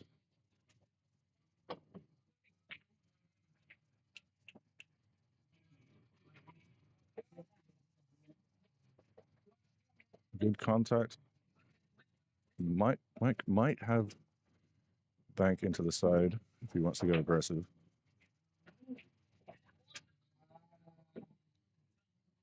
Hard to tell from this angle if the 8 is blocking the bank. It may be.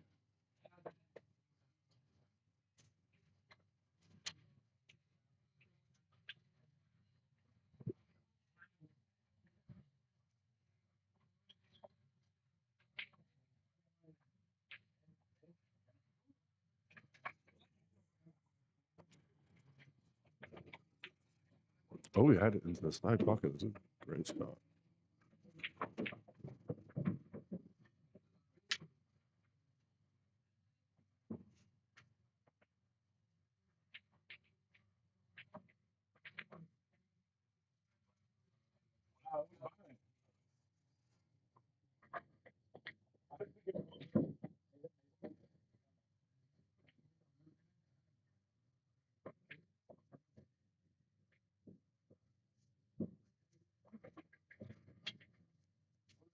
The 8 pole's making position on the 5 tricky here. With a punch out more to the middle of the table.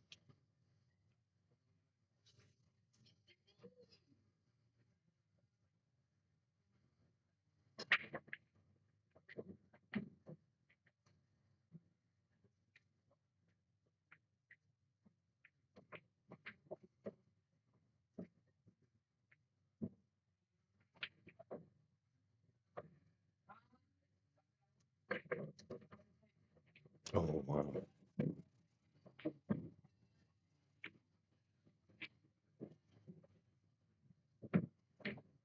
Tried to go all the way around to shoot the 5 into the same pocket.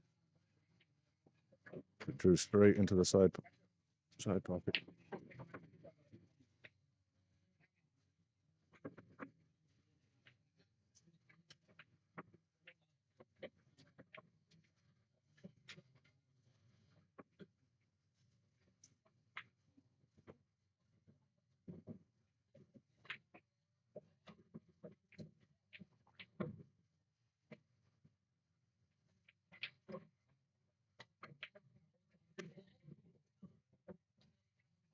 Again, when he likes the position he's put himself in, he gets straight down and shoots. Doesn't waste any time.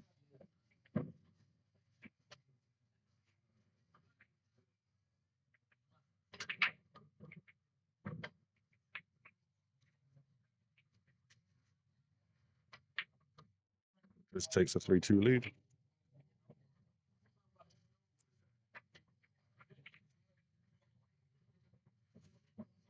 And Jones got a nice shot on that 7 ball.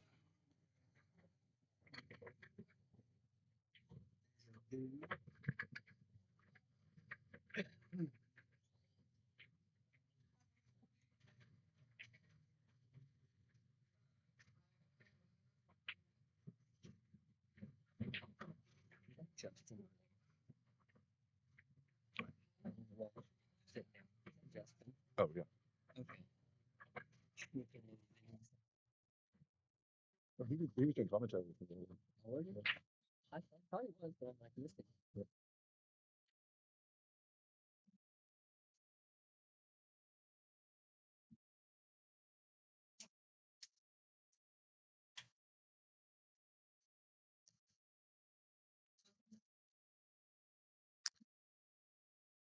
So Jazz does tie it up at 1 apiece.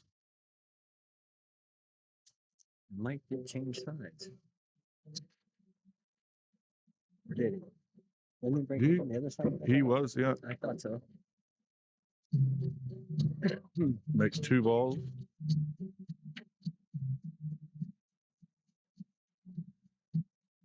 Good luck on the 1.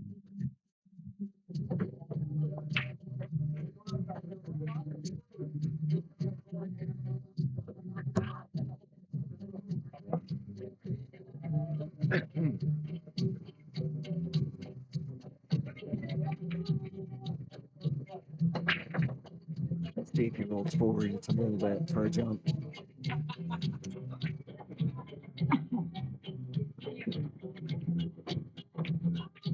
On a the third table at the top of your screen in the green shirt, you can see Luke O'Connell, who just started his match against Guama. And Mike's going to jump over the 3 again.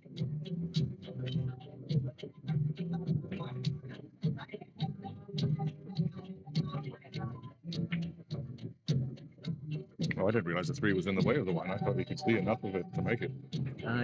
He pushed it a little bit closer to the 1.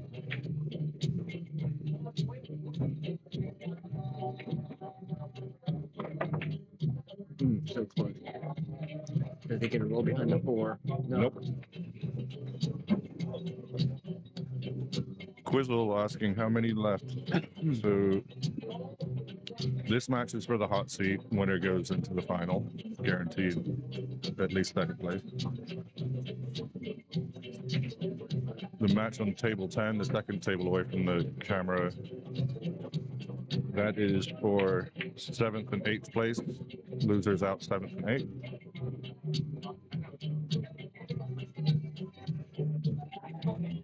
The winner of that will play Francisco Serrano in the 5th and 6th spot.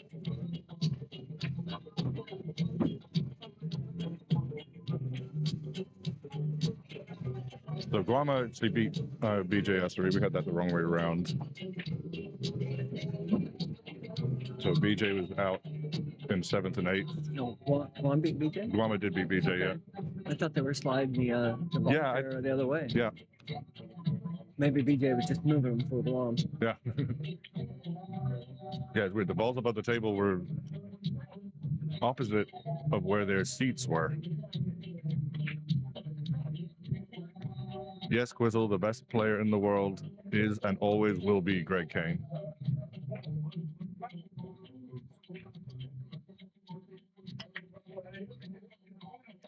Who lost to Shane Winters last night.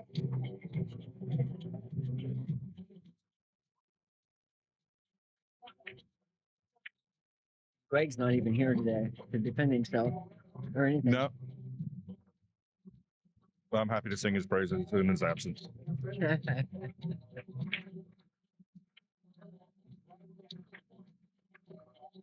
So Chris Tubb is now at 4-2. Race to 7 on this table, racing to 6 on the other 2.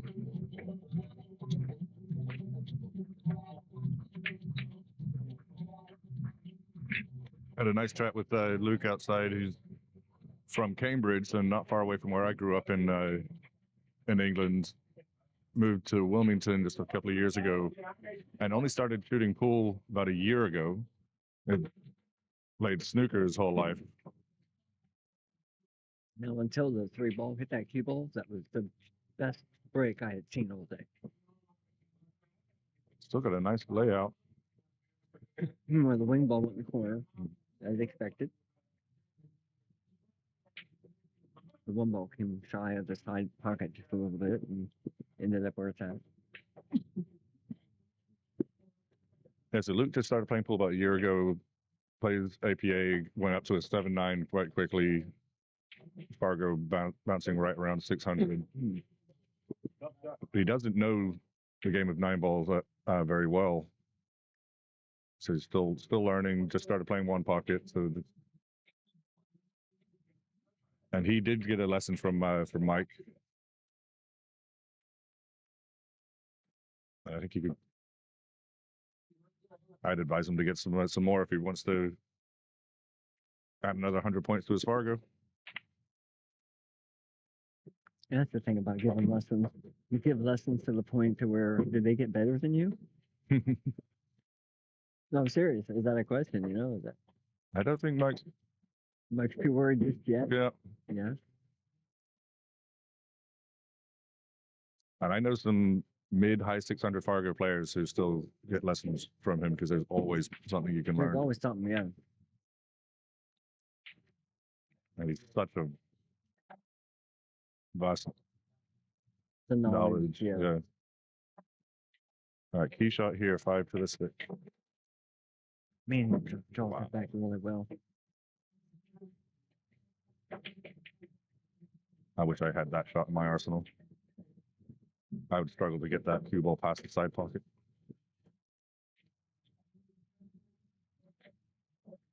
Just aim lower. That's what me and Mike have we've been working on. And we worked out. I just need to aim to hit the table. Just go underneath. Because when you may coming up. Yeah, Maybe coming up. Yeah. And when I do that, then I do get a good draw. But that's And keep the butt of the cue down. Yeah. But when I'm drawing back, I'm literally aiming the tip to hit the table at the cue ball. Well, and my stroke has the cue coming up, and it comes up enough to get good contact. Well, you've seen a lot of the pro players like Gap and the Co Brothers. You see how low that they're. Oh yeah, when they're addressing the cue ball, the tip is on the table. Yeah. It almost looks like the top part of the tip is aiming for where the ball touches the table. So when he had that stun draw, like kill shot, that's all about that timing. 5-2 Chris now. Jazz takes the lead. 2-1 on Shane.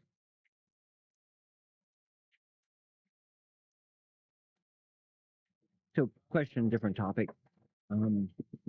Do you think it's rude for your opponent to be on his phone while you're playing?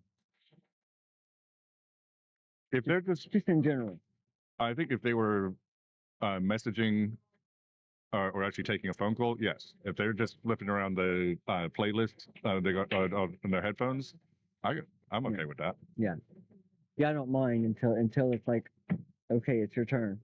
Oh, if it delays them getting to the table, yeah. But if I'm racking and they want to go change what they're listening to, at that point I'll give a crap. That's fine. But I know I've seen that topic thrown around many times. Well, on a similar line, player who I won't mention by name took at least 4 breaks, including 2 cigarette breaks in the match earlier today. One of those bathroom breaks was at Hill when his opponent was coming to the table. Yeah, that's not kosher. No. Yeah, you should only be allowed to take a break when it's your turn. Yeah. And it should be between racks. Yeah, and if it's Hill, at least say, I've got to go before you break. Yeah. I've got to go to the restroom. Or you just wait till your opponent either runs out or you get a shot and then you go. Yeah. Yeah.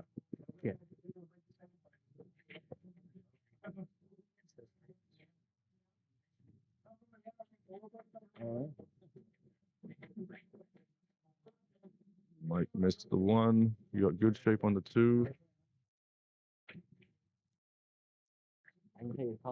Chris can see the 1, but I don't think you can see enough of the left side of it to make it. He hits the 1 over to the 4 and then just keeps the cue ball behind either the 9 or the 7. It'd be a good save.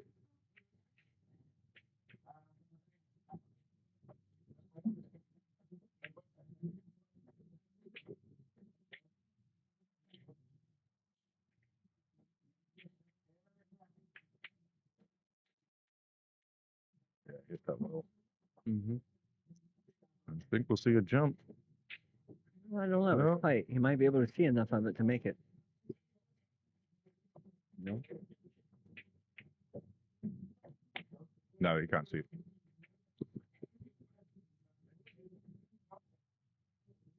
No, I'm exactly in line with it. He can't see any of the 1.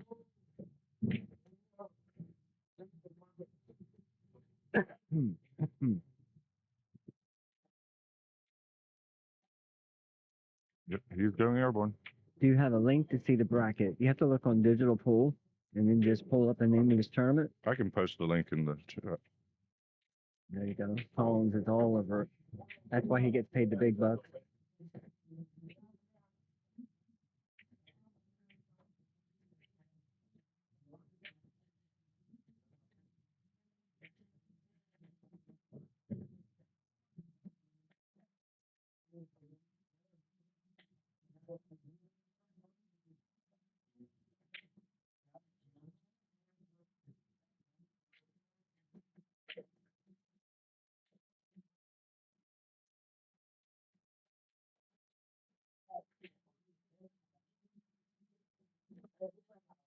Weird. I can see the link posted on my phone, but I can't see it on the laptop. Give it a second. I think I'd jump bank this. I wouldn't necessarily go for the cut. Yeah, I'm gonna say there's all kinds of things happen if you do the jump bank. Nice shot. So, Quizzle, can you see the link?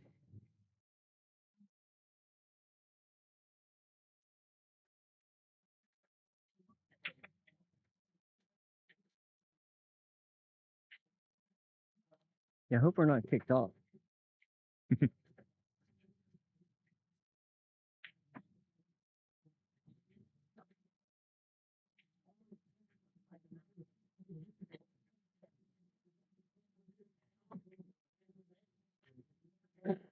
You wanna watch the shot? Yeah, I don't need it.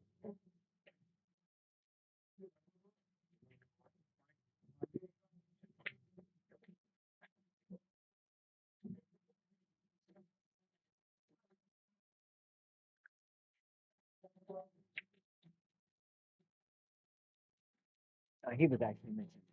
Chris.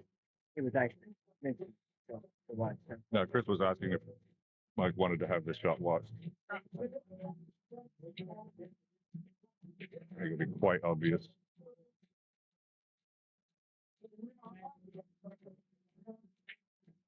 Good shot. Good shot. Ooh.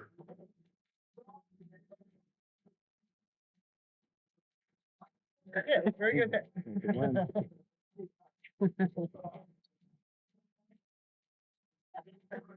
Excuse me. Good shot. Quizzle says he can't see the link. I don't know why. I'm posting on the chat from my phone. I can see it on the chat.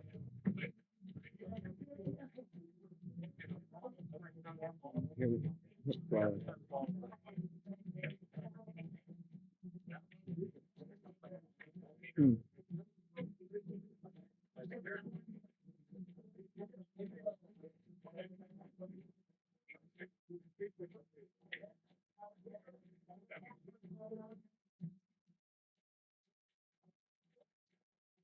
Oh, he missed the 9.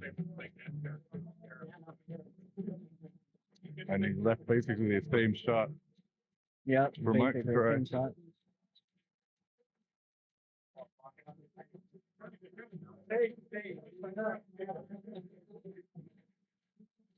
Yeah.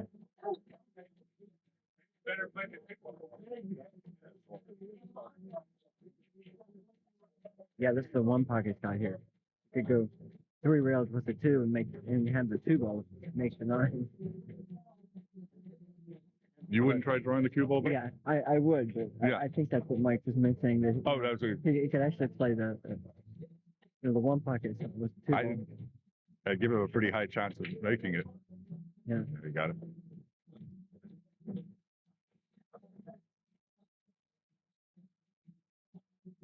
Hey, His brother's 40 there. Quizzle, if you just go to Digital Pool and search Carolina Classic, Carolina Billiards Classic, it'll show up right at the top.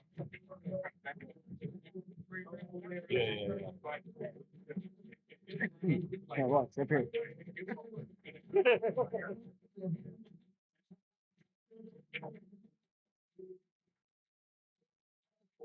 5-3, there's the break.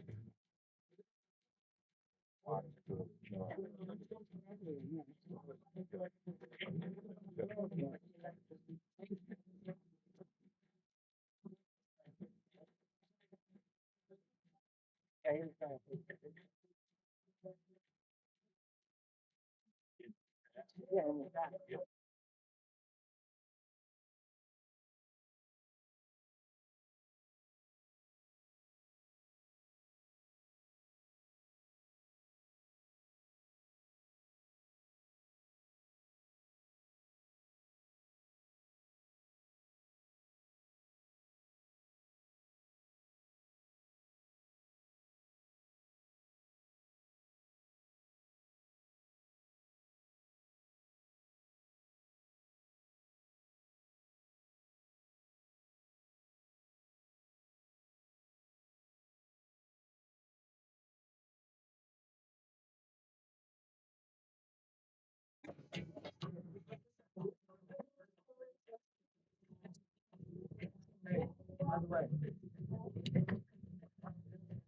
Mike scratches and Seb is rolling hands. It's looking to see if the stick passes the 9, which I believe it does.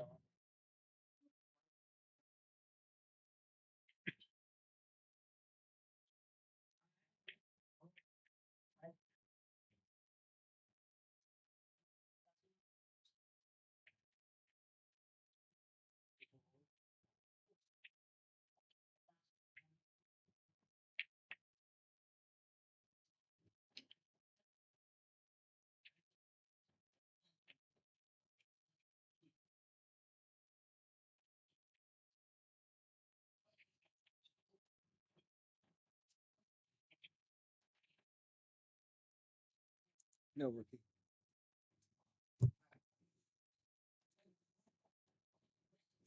But for whatever reason, it's not letting me post the link, even though I can just send a regular message in the chat.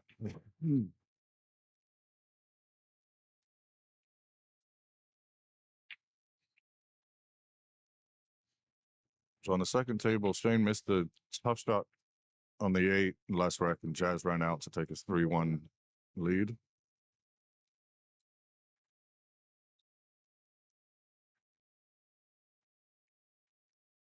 And I believe Guam is up 3-1 on the third table. It's a great shot.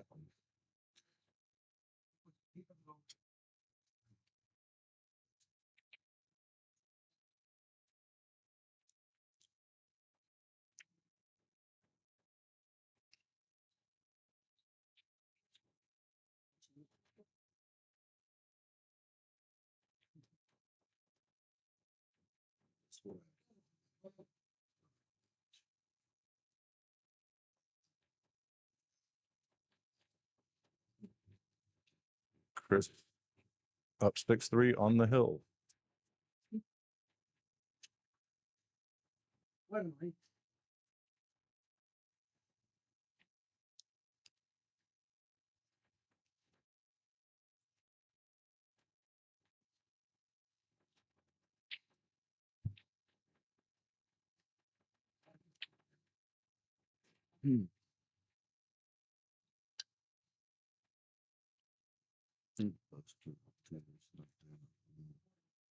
It's weird. Have you tried doing it? Yeah. Oh, yeah. So it's not. It's Yeah. just you. First chat.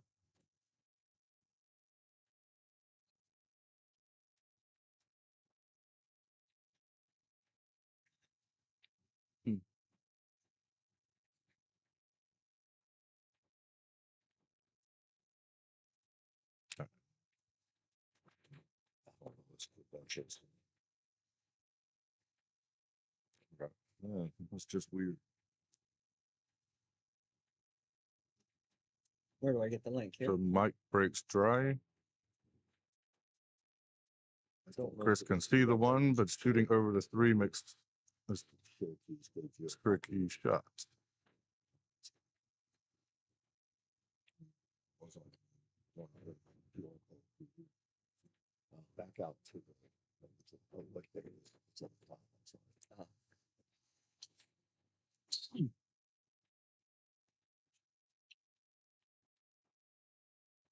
And Chris elects to push instead.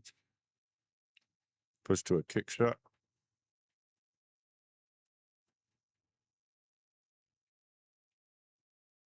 Mike hands the deck.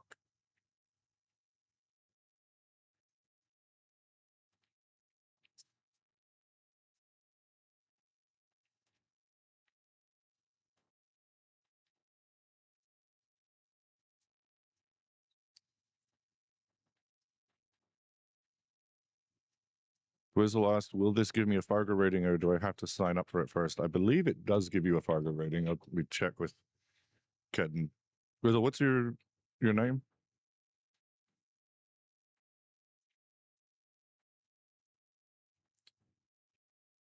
Kedden.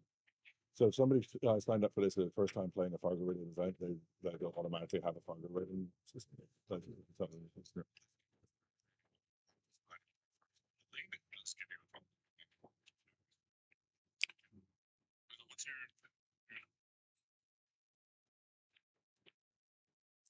Yeah, it's not letting you hit anything as far as the link.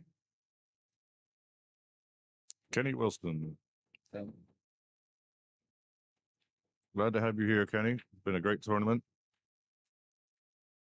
Yeah, I'm a mid 400 Fargo. I would have played this had I not had 8-ball cities at triple barrel yesterday. I like the format. Even though I know I'm dead money, just the experience of playing in an event like this, playing against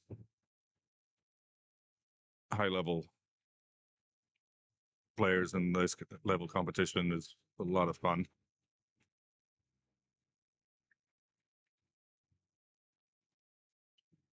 And Mike can see the 5.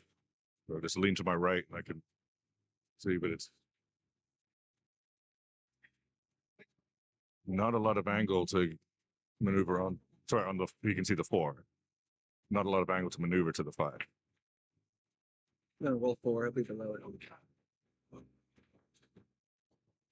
Okay. Oh, Or you can do that. oh, that's a great shot. Wow.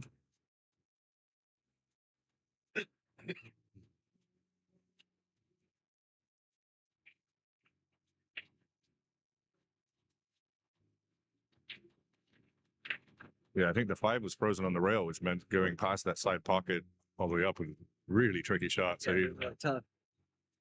he preferred to play a powerful, tough positional shot to get a much easier shot into the 5.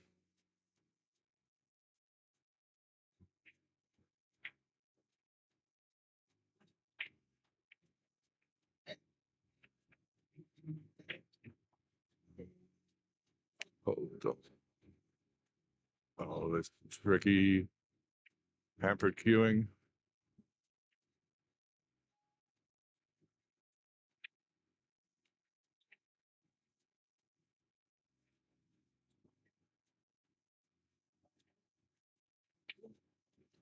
That's a great shot.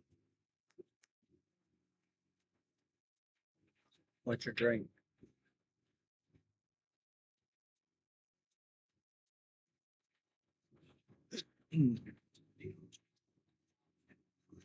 Nice out, Mike. Earned that one. Yeah, that's very well done. 6-4. Mike needs 3 before that needs Chris not to get any.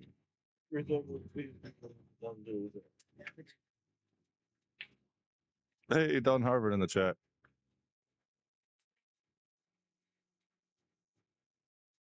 My 10-ball teammate.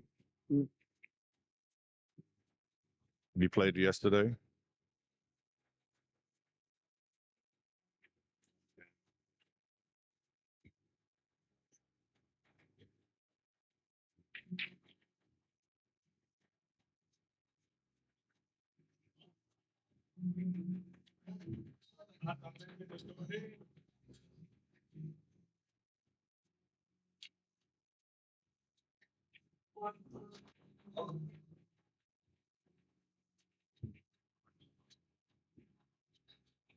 One goes up in the corner. 6 blocking the 2.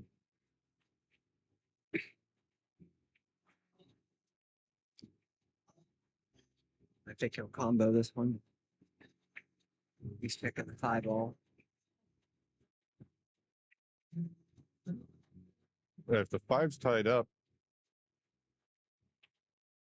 then there's no real risk to doing the combo. I think there's plenty of room for the 5. Or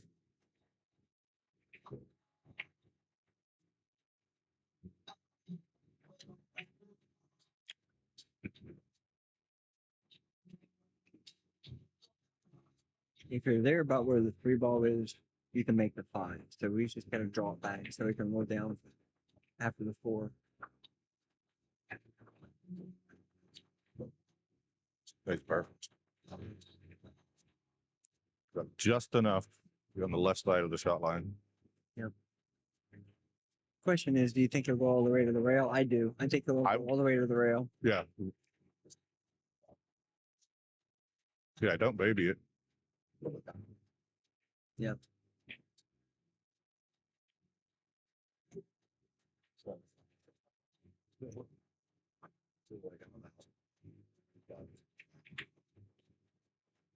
Are we seeing a preview of the final?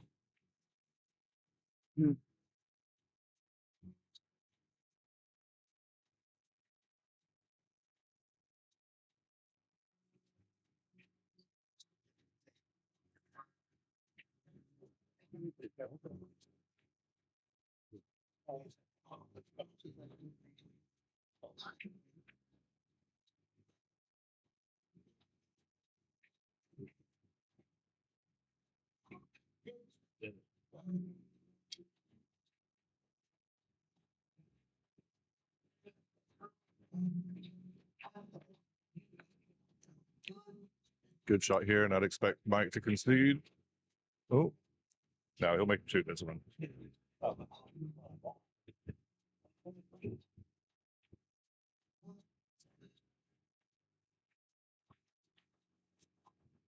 And Chris Tevez goes into the final. Take a little break. Yeah, me too.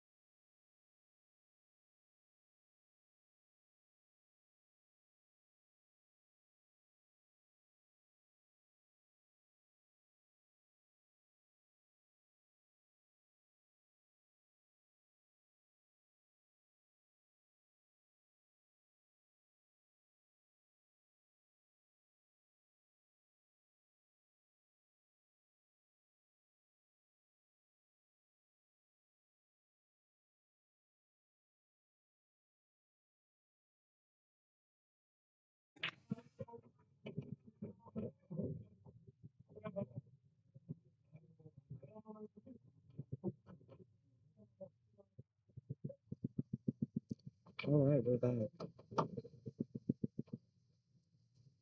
This match is for 5th, 6th place. Have you been to the break time in Clemens? I have. I went there on my way back from Cherokee a couple of weeks ago, and Jazz and I played some snooker. Do you like that? Yeah, I played that a few times when I was going through Germany when I was in the military, but really never knew a lot about it back then. Because I watched a lot of Ronnie O'Sullivan and of course. and Stoker, and John Higgins. I've always liked him for some reason. Don't know. But yeah, I'd love to roll over there sometime and play. Yeah, Sonny let me use his very nice cue. Forget who made it, but when I first got there, I was playing with the house cues they keep behind the bar. And 30 minutes later, he showed up. He's like, no, you got to use my cue. And it was like night and day. Sorry to this guy. He's super nice guy. Yeah, you know what? I wish they had like 4 good snooker cues like that, or even shafts that fit like radial joints or whatever. I mean, even if you just rent, $5 or whatever. If you're carbon fiber, you can't really ruin them. Yeah, exactly. And that would be something that they probably should invest in. I still think you're never gonna get that table rented that much. There's so few people who play. I agree. Or that even know the rules. Yeah, exactly. And there are a lot of rules. Yes. And they're so not the same as pocket billiards like that we play. Not at all. I might not have been sitting too close enough to the microphone, so I'll move up. Anyway, Jazz is making short work of this. This is still a warm up. They haven't actually started yet. Oh, okay. I thought this was the first rack. I was gonna say he's pulling a Johnny Archer taking the lane off. But, is that inappropriate?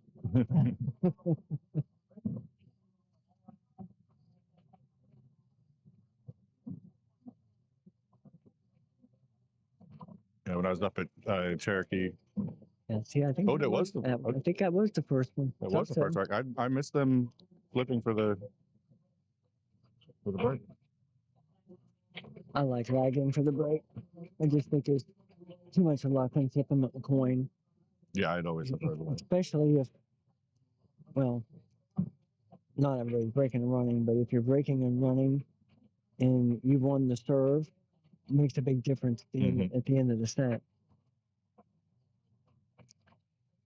Speaking of Johnny Archer, the first evening I was up at Cherokee on the Wednesday, I got a little practice time with Lucas Picasso Werner, and on the table on one side of us was Johnny Archer and Nick Werner. On the other side is a doubles match with Tom Cousins and SVB against Corey Dewell and Shane Thompson. You were just under all kinds of time. Yeah, that was pretty awesome. Are you going to get better just with osmosis? I hope so. And Shane's a super nice guy, so I met him up there, chatted with him a bunch, and then I saw him in London last week.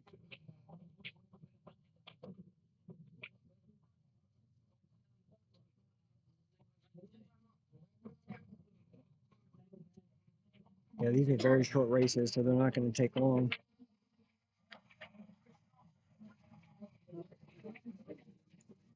Yeah, so the loser goes out in 5th, 6th place. Luke O'Connell was the other in 5th, 6th. He drove up from Wilmington, sub 600 Fargo, and he had a nice payday, over $500 man. One ball, nope. No, nothing down. He has a little bit on the right side, but I thought that was a good break. And certainly a lot of power. Yeah. Well, he was definitely using every bit of stroke that he had there. If he was watching the tip on the rail there, it was coming back all the way to where the blue met the wood of the rail. So the situation is we're down to 5 players. Winner of this match gets Guama next. Winner of that gets Mike Davis. Winner of that gets Chris Tevez in the final.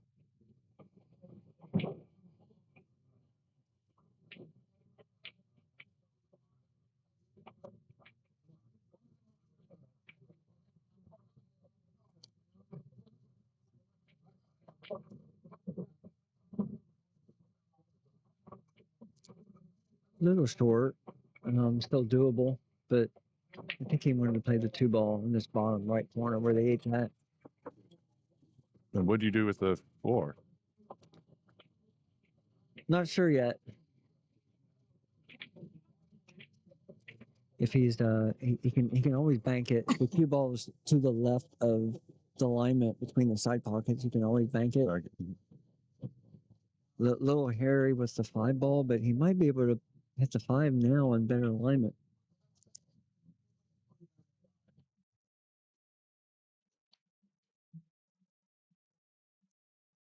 Guess he just wanted to make sure he hit the gap. He could slide over here and hit it right now. Shoots the 3-ball in the top left corner. Cue ball slide right over and hit it. Bump So in the he's shape. playing with top though. So, oh, he's playing safe.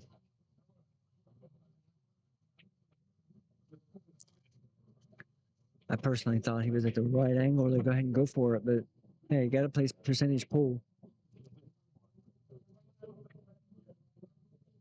Jazz has a look at the 3 to pot it, but no benefit in the pot. So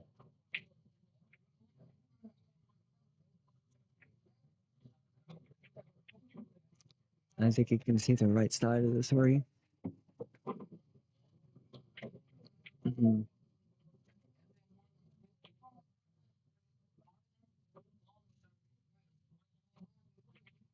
So That's a really good shot.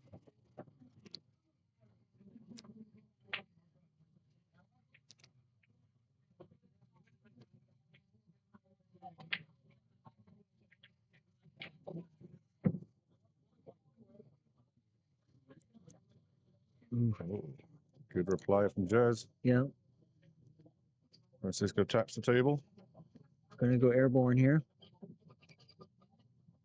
and he is very good with that cue.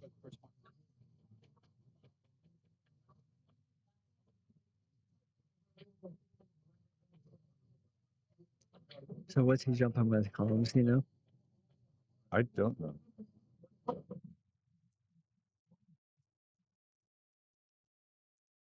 I can't tell. There's so many brand names out there anymore. Yeah, I It's don't hard to see just you look writing and be it. able to look at it. So what does Jazz play this dirty? No, he plays that off the 4 That's why. and knocks well. Okay, Yeah. if that's what you mean. Yeah. But he's got to hit it enough to where it does move a little bit.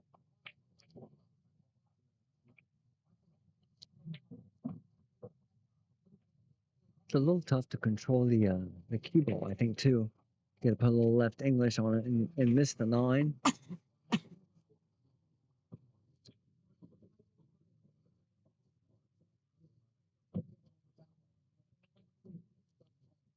I think the cue ball you can work it to where to go to the short rail and then back up even to the 7.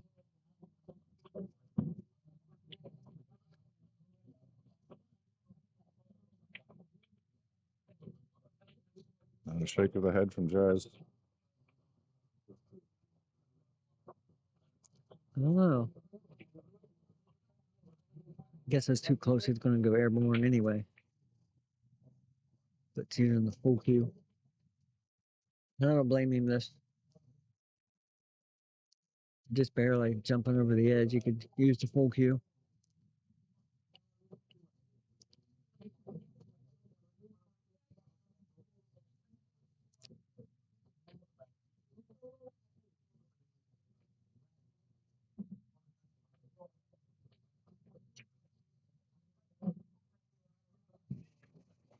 Okay, he changed his mind. He must be able to make that in the side.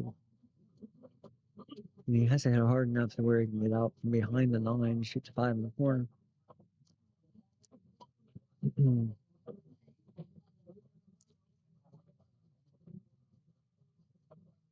Tough shot.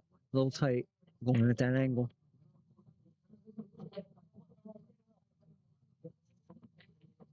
Yeah, I don't like side pocket shots on these tight pockets. I don't either, but it's the right shot with the layout that he's got. But the cue ball's got to roll at least probably a foot to get out from behind the 9 ball.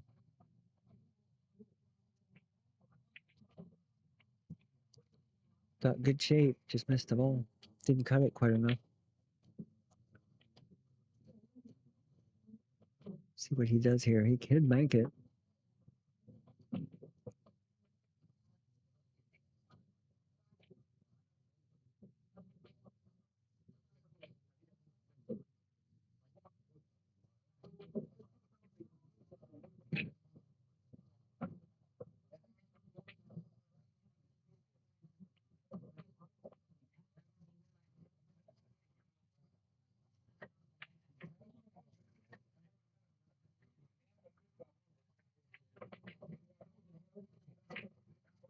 I'm trying to duck behind the 8, but he clips the 8.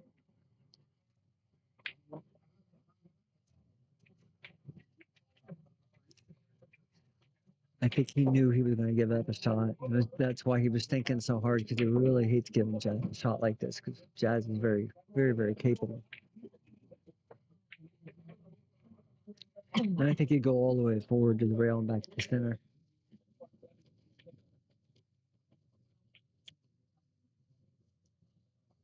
He about half slow rolled that. Mm-hmm.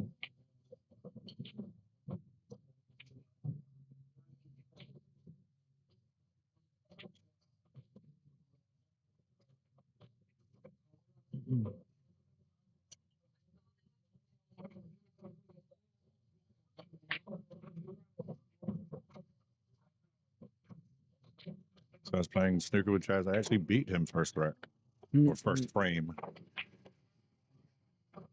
He doesn't really play much snooker on that table. I bet he enjoyed himself, though. He did. And Playing someone that knew how. I did play one excellent snooker that he failed to get out of. What is that, about a 2-hour drive to Clemens from here? From here, yeah, it'd be about 2 hours. It's about an hour 15 from me. Sounds like a day trip. Yeah. Just let me know. You ready? Absolutely. I don't have a snooker clue. I got cues for everything else. I've got a couple of cheap snooker cues, but I just let Sonny know we're coming. He'll bust out the good one.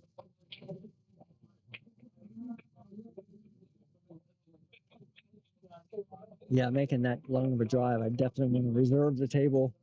Table will be there at such a time. Absolutely. Yeah, Sonny's also if I just message him and say, hey, a couple of us are coming. We want the snooker table for the next 6 hours. Wouldn't be an issue.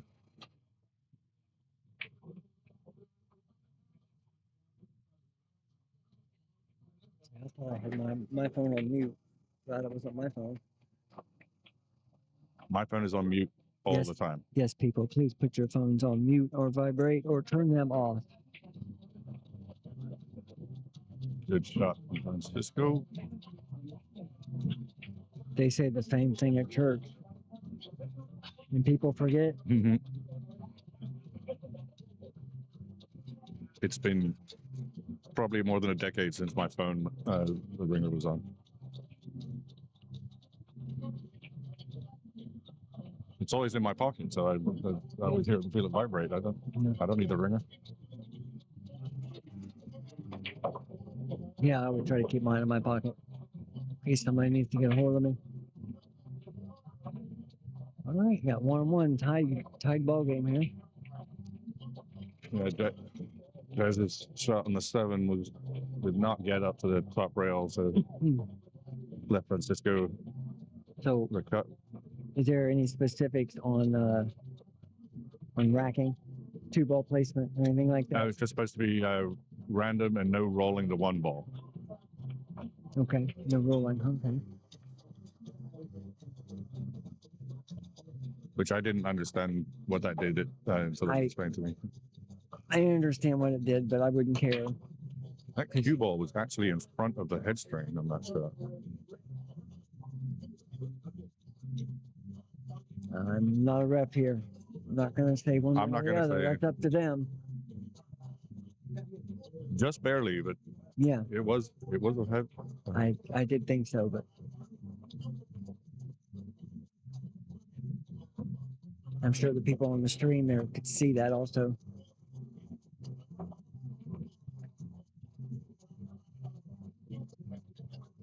The chat's gone quiet.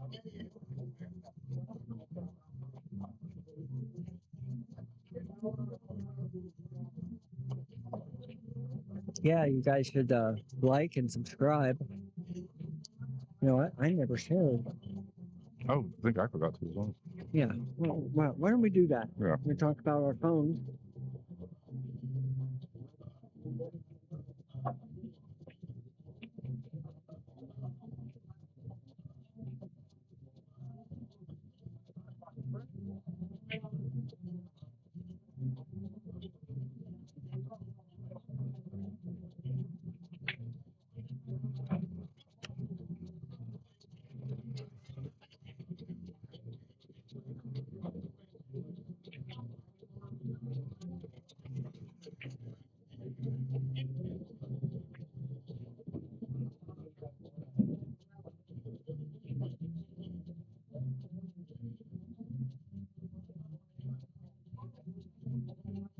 That was a good shot.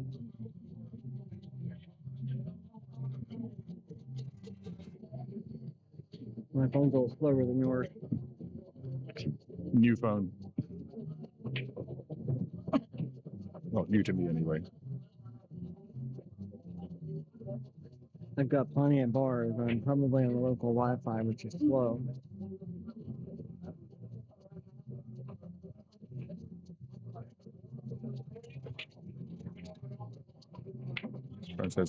Francisco's looking at the line of the cue ball go behind the 8. It doesn't have a lot of angle, so you'd have to put a lot of speed into the cue ball to get around.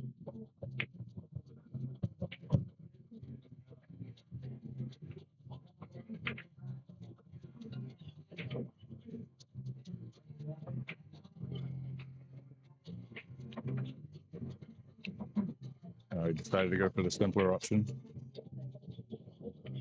Not try to get close to the 5.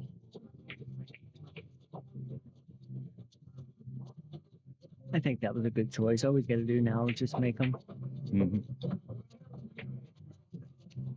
He's the 6. He needs to be a little bit straighter on the 7. Ooh,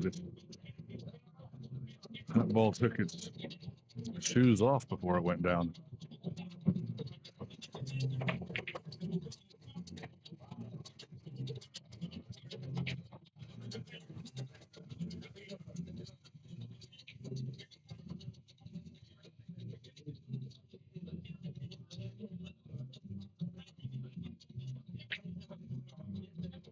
He looked like he jumped up on that shot.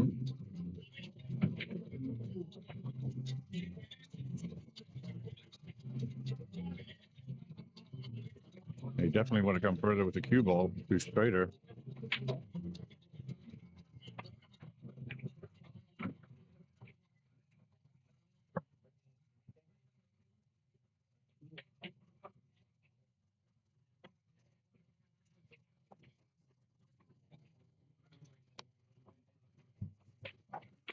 He's going to have to accept more angle on the 8 Yeah, than he wanted. I think he can kill it or just smooth shoot it. Wow, it goes We'll around do the that. 8. That was awesome. Great shot. I guess he did that. I mean, even if he'd hit the 8 ball at that speed, he'd had a shot. Mm-hmm.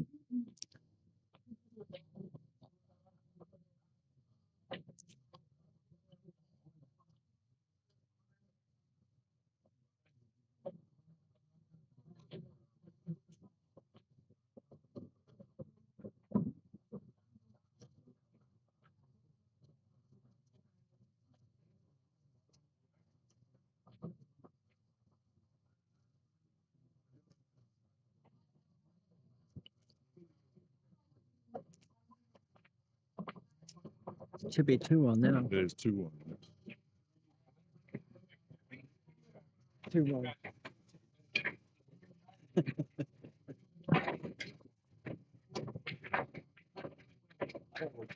One, two. No, Chaz on 1.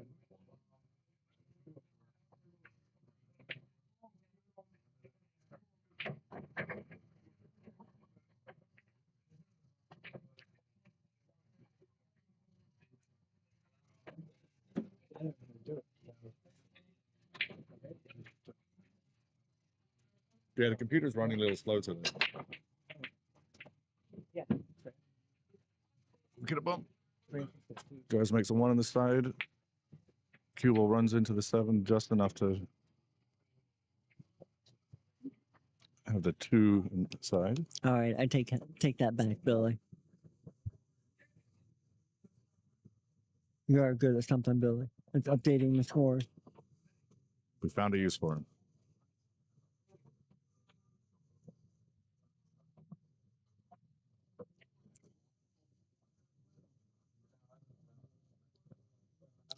Now he's got angle. I'm surprised he's going to roll into this. I think I would roll down to the short round back up. It looks like he was lining up for the cue ball to run into the 3. Yeah, he wanted to roll into the bunch there.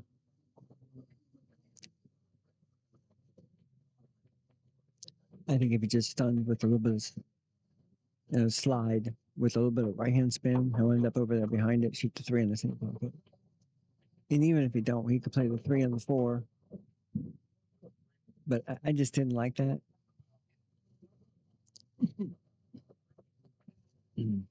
I thought you could do it the other way with shooting the 3 in the side with a lot more control.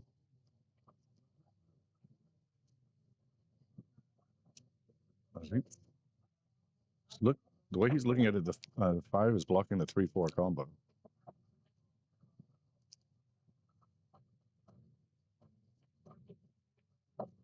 Trying to duck behind the 7. Oh, well done. Great shot. Francisco acknowledges. Yeah. Now Francisco here, he's great kicker, so he can kick this, maybe make the 3-4 combo.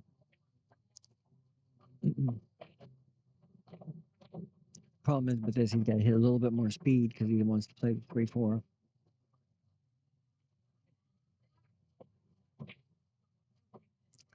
And that extra speed, if you're off a little one way or the other, it puts English on the cue ball. Yeah, any accidental spin is going to be grab off that rail. Makes that a tough shot, I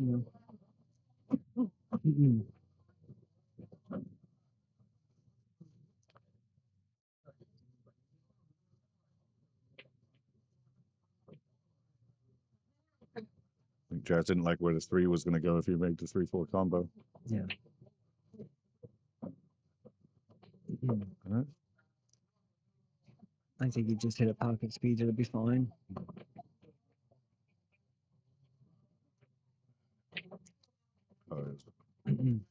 Not a problem. He hit that hard enough to where there was no table roll, but yet he wasn't going to make it.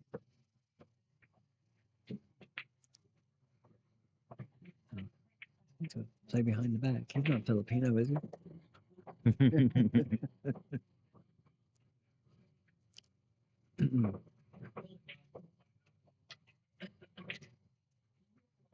Now, just messing around with friends, I would shoot this.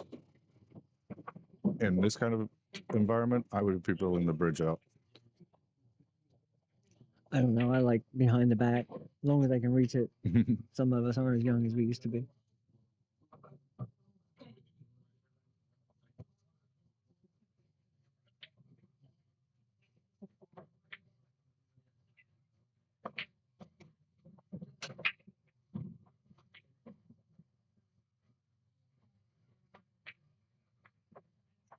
Once I get pretty straight on the 7. He could actually draw it back and go long rail, long rail. I actually might prefer that rather than being straight, to draw it straight back.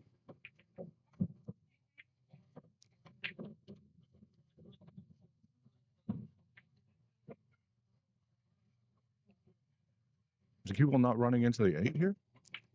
Almost looks like it.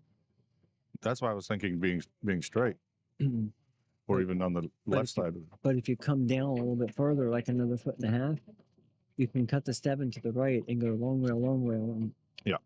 I mean, worst thing is the cue ball going back to the side pocket and scratching, but you hit it so that doesn't happen. Now I think you just draw it and hit it.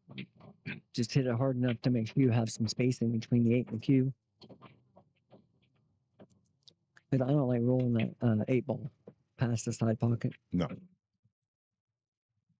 I think he's got a good enough stroke. He should just draw it. Go ahead and draw it and hit the ball.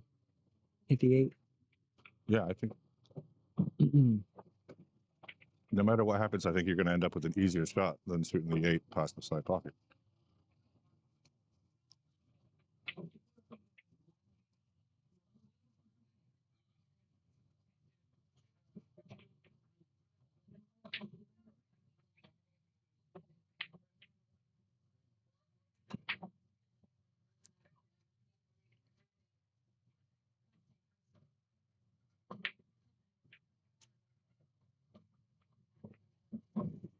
No, all he's got to do is make it.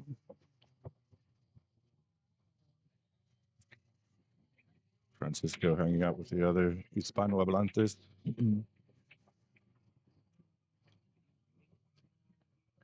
Most diamonds are laid out to where all you got to do is just roll it fast enough to where it doesn't roll in to the knuckle there.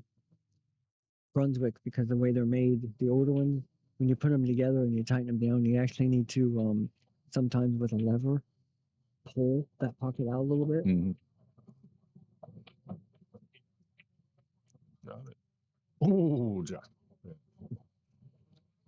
I'm sure his heart sunk there for just a second. Absolutely.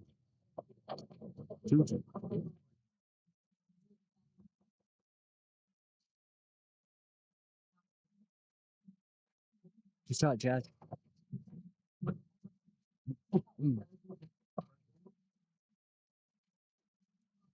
Francisco still got his wristband on from the Oscar Guama match. It was a $10 door charge to get in. Might be a good luck. Yeah. He was actually had a little side action going on table 17.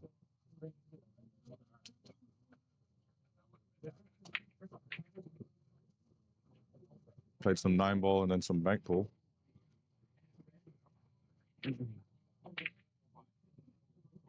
he was playing for like 200 a step.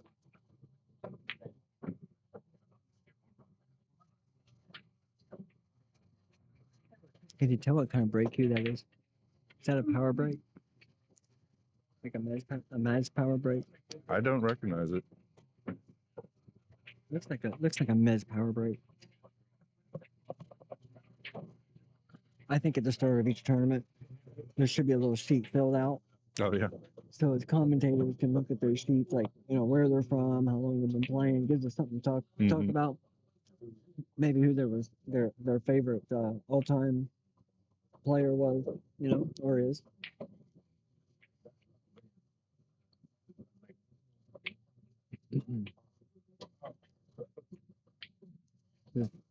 My favorite's always been Carlo Beato, Oh, he's awesome. and it's always been Filipinos.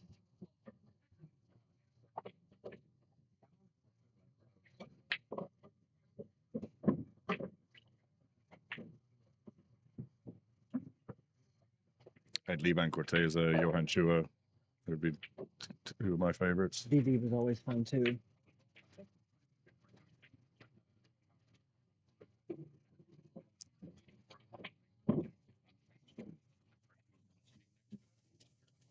Boosty is one of the funniest guys you'll ever meet.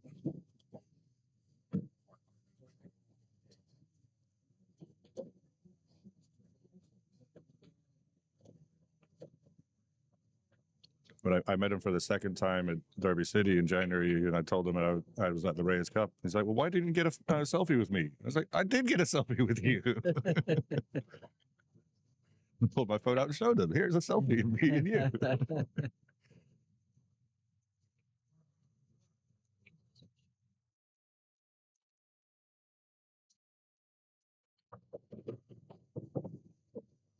Tricky speed on this shot.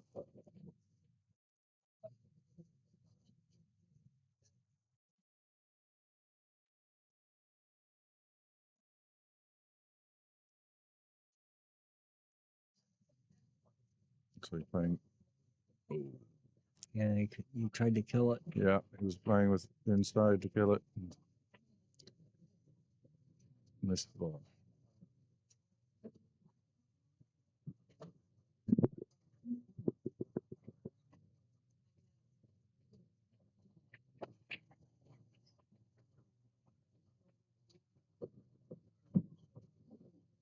Yeah, didn't think he was going to be able to reach the sixth diamond at.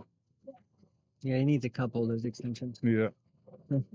And I can reach that, but I've got a 3-inch joint extension and an 11-inch butt extension, and I'm 6'2".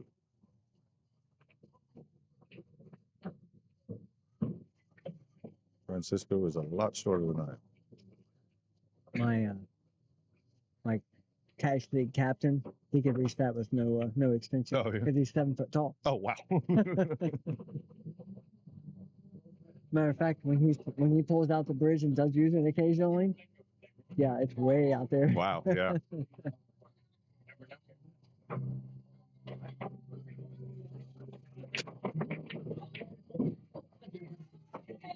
I play every Friday night with in bar boxes in Carver with some friends, and I've been for like the last 2.5, 3 years. And I think I've had to pull out my extension 3 times. For the bar box? For the bar box, yeah. It's very, very rare that I can pretty much reach every shot on the table without even needing the extension.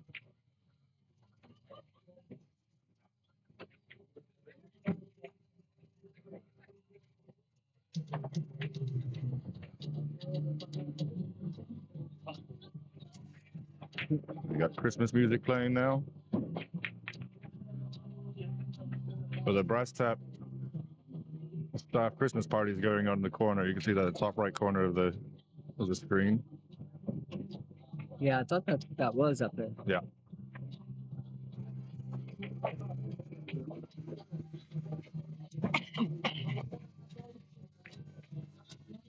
And you got Brad's mom's working the bar. No, yeah. I always forget her name. I can't remember her name. Because you can't just go up there and call her Brad's mom. I mean, she don't mind, but... Francisco at 3-2. We are still on serve.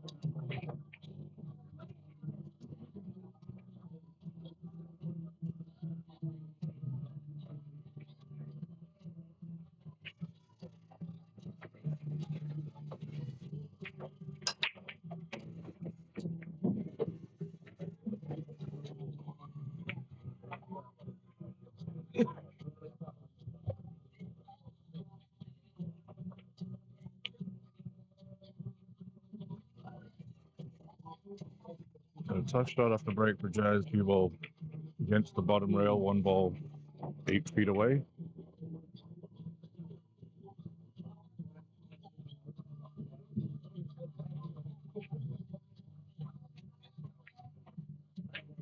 Oh, well struck.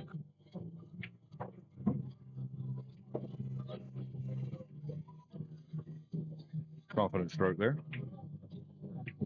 4 ball will go where the 7 is, so, he really just could go straight across. Mm-hmm. But the 4 ball has pockets everywhere. I think it even go there where the 6 is, too. So he really just has to focus on making the 2. He makes the 2. He should be up. Yeah, he's looking at the start. Could be a little tricky to get to the 8 ball, but, the 7 ball is easy access, so we could draw over there about where the 2 ball's at now to get the 8 ball later in the rack.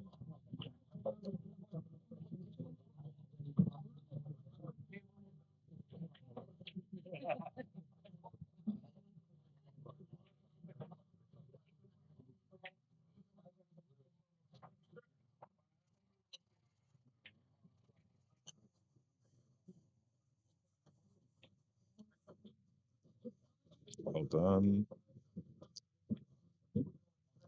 What's your opinion on this, Collins? Next time I get the felt replaced on my diamond, do you think I should go smaller than my 4 1/4 inch pockets? I wouldn't. No.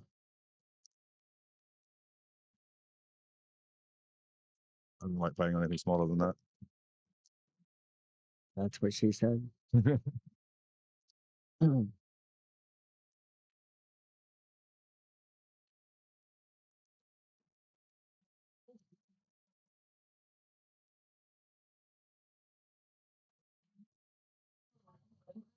It's like it wants to get above the 7. Just a smidgen above it. That way you can draw over to that, to where I showed you earlier. Yep. Or told you earlier.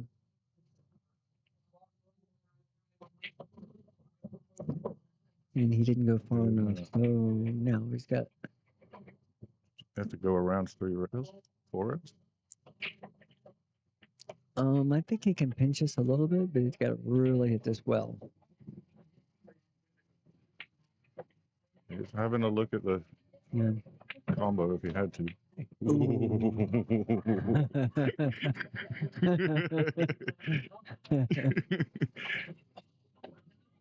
Drops the chalk on the table. And that's why I like Alex's square chalk. That's why I like the pocket holder for my chalk. Yeah. Yeah, I like my magnet.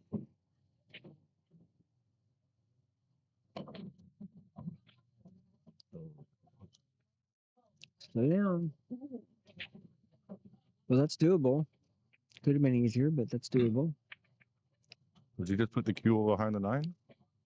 I think that's what he's looking at, but he's more disciplined than I am. I'd go for it just to be done with it. Because players are good enough here. He could bank this, or cut it all the way up. He didn't get there. I'm sure.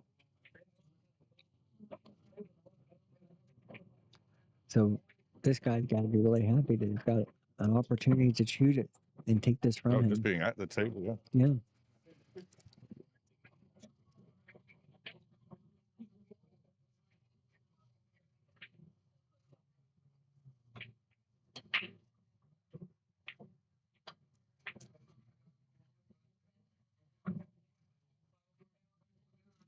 Not happy with that shot.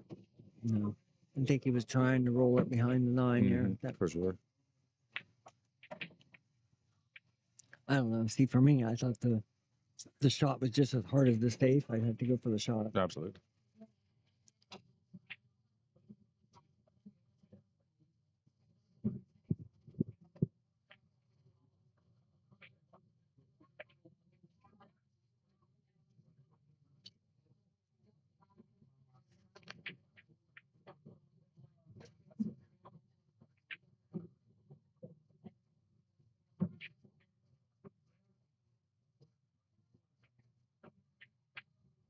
Good shot.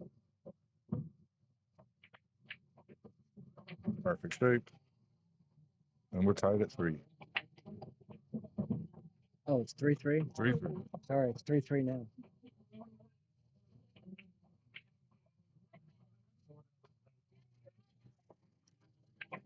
All right, we got the score right now. That was my fault. I got to keep pushing buttons, but that was my fault. I played it wrong.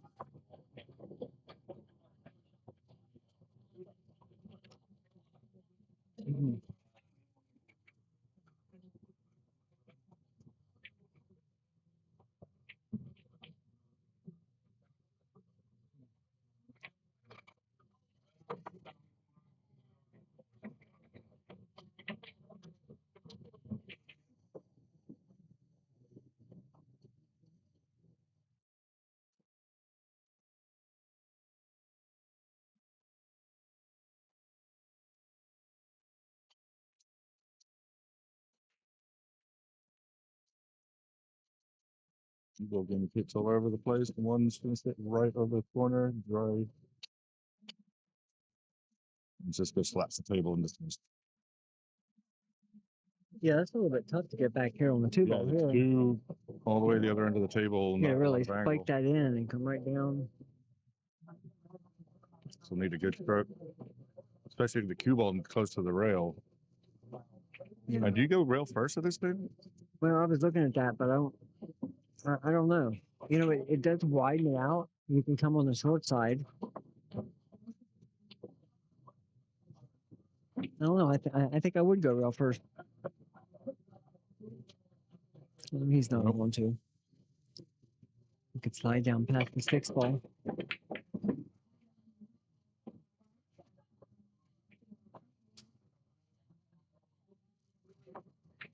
Couldn't see the exact path that the cue ball took, so I was standing right in front of me. But you can see the two. That's the most important thing.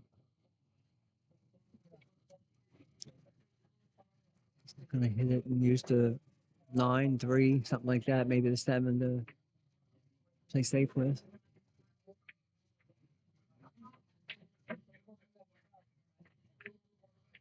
Not bad, not perfect. I think you can see the bottom of it. You can, he's shooting at it. Yep. And shoot the 2 up toward the 6 ball. Oh, that either way the 2 way hard. overhit.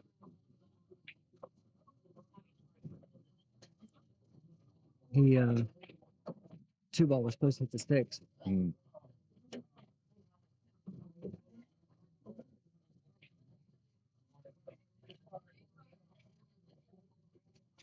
Mike Davis chatting with Richard, the owner, over by table 11.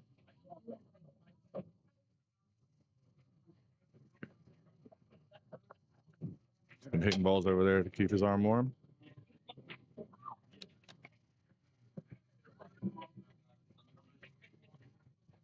It's practicing one-handed.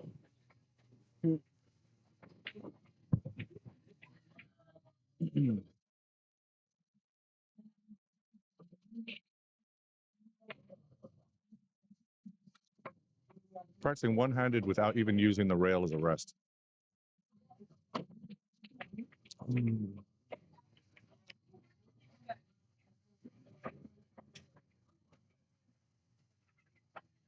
Surprising miss from Jazz there.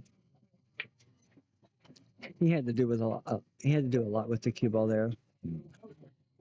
But I was still expecting him to make it.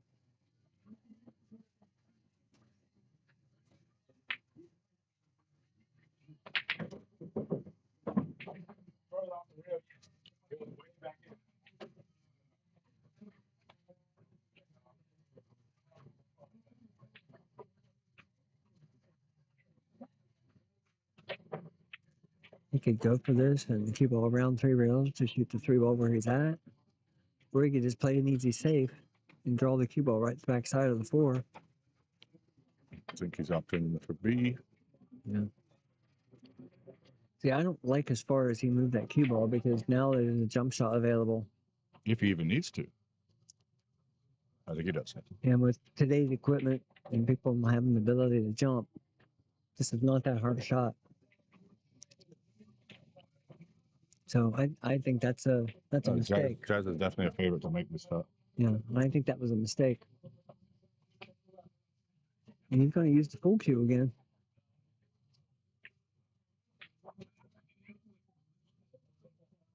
Yeah, I think he's only jumping half the ball. I would probably do the same then. If you're only jumping over half, a third of the ball. You know.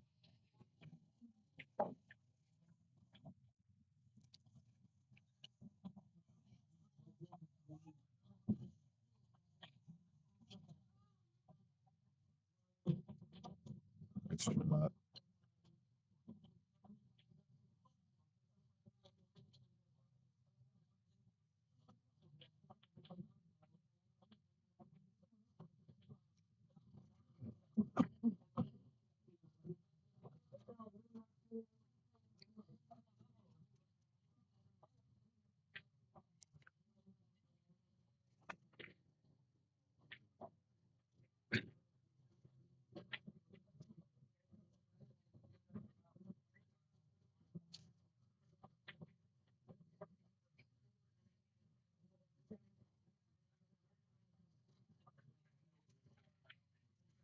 I think he's worried about scratching the corner if he goes bottom. No, I think he was looking at going forward, and the 9 ball might carry him into the corner.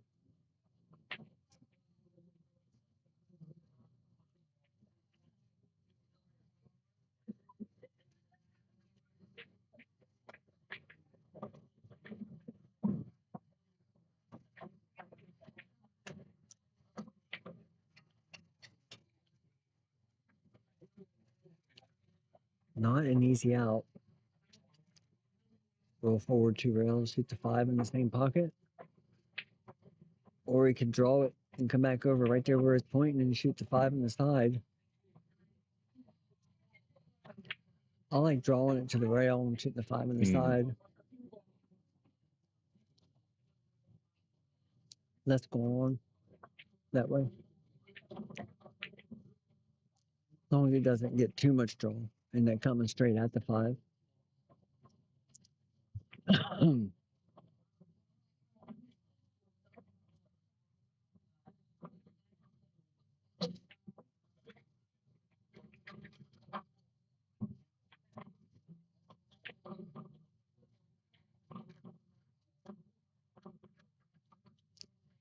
He never seemed like he was settled on that shot. No.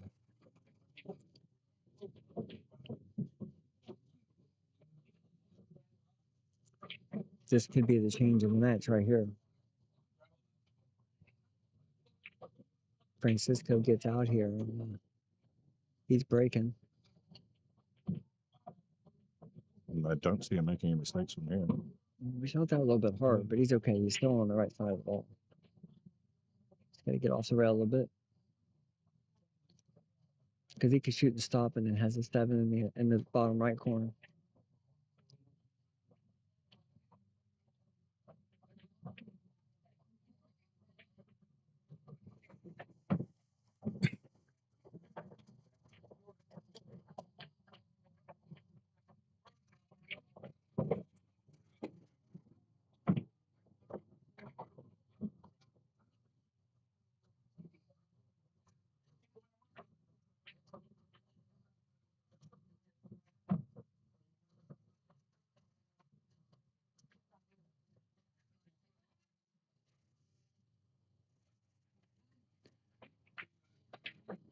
They don't like rolling forward. They get the much harder shot. He already had built an angle if he could just shoot and stop there, but maybe he wasn't necessarily straight in. I think he's going to have to accept a fairly long. Well, he can just go down to the short rail and bounce back up.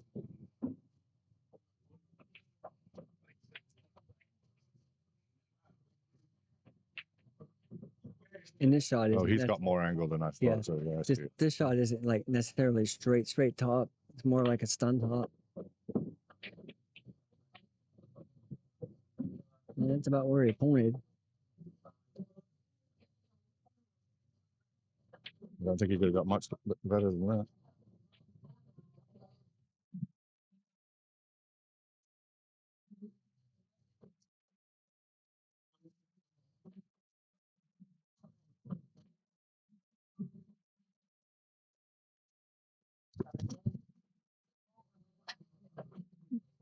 All right, Francisco on 4.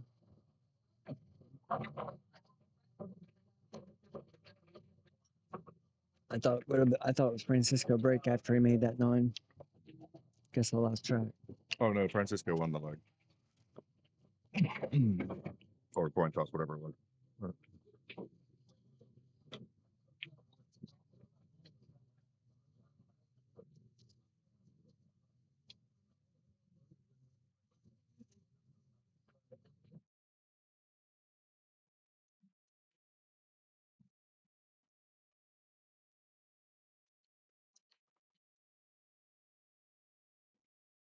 One down, 2 still rolling. Where are you gonna get at? 2 ball. 2 ball on the side. Yeah. Oh, I like this. 2 to the 3. Just straight draw. You can add a touch of right so it kills it on the long rail, but it's more draw. And than that's the anything. most difficult shot of the round. Yeah, he just has to get right about there. Make sure you draw it enough so you don't scratch.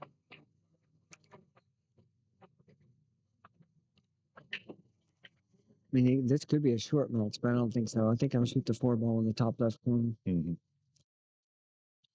Well, that 4-9 is pretty straight. Yeah, we'll see what he has options to do here.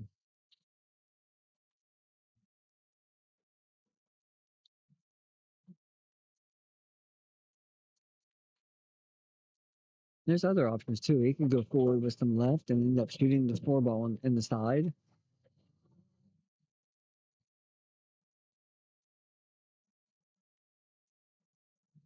Yeah, he's looking at the 4-up table.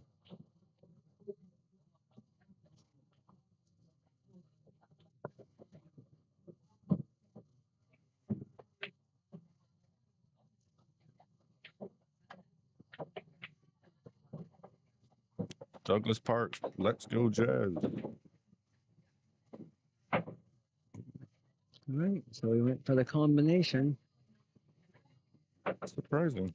He must have had more angle on the 3 than what it looks like over here sitting in the chair. Mm-hmm.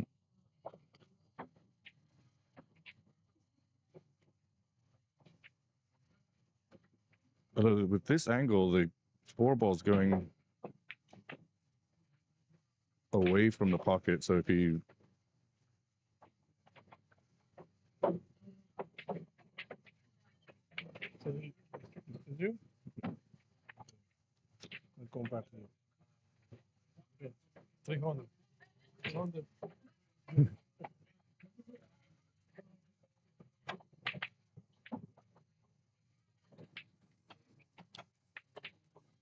We get you in here to commentate, Guama. Hey, Guama, you want to get in here and commentate? You don't have to be English. I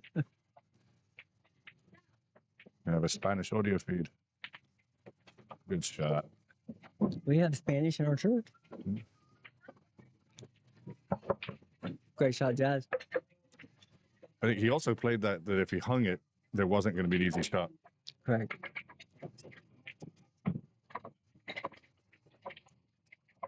We're tied at 4. Tit for tat.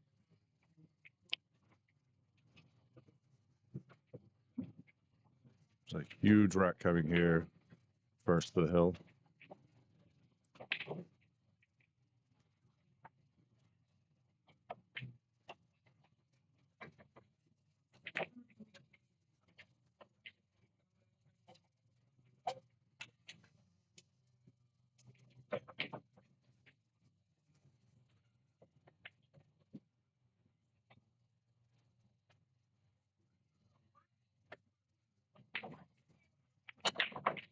Oh, cue ball goes flying off the table. You don't see that often. I think that's the first time I've seen the cue ball off the table on this table.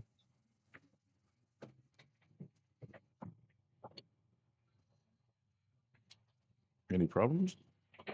Don't think so. I don't think so. I mean, it could be a problem if he gets stuck behind the 7 after shooting the 2 ball, but I don't think, I don't see that happening.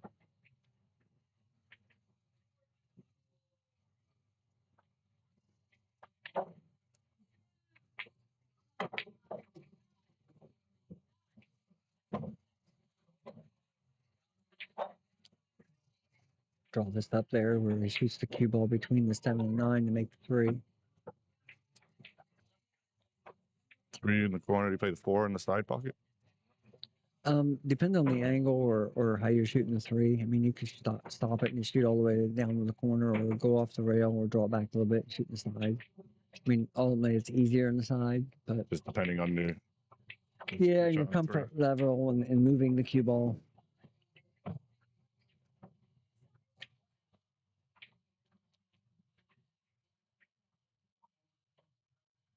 Other factors as far as how you're reaching. Taking a little extra time on this because he's got to kill it. Yep. That's good. So dealer's choice here.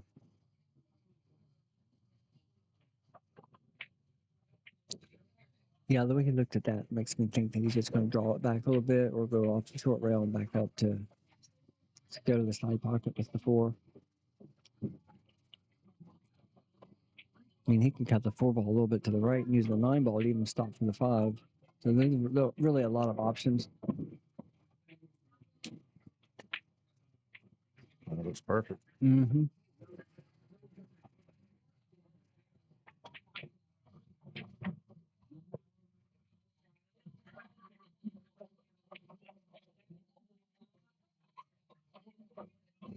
All right, there are blindfolds involved in whatever's going on at that Christmas party.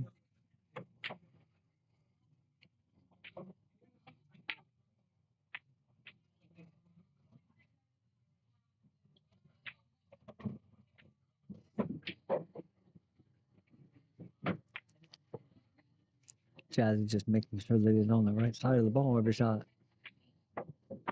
which is 99% of this game.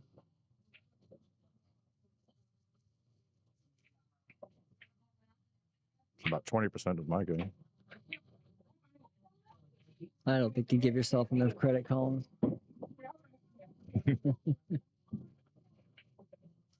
I guess it depends on the day.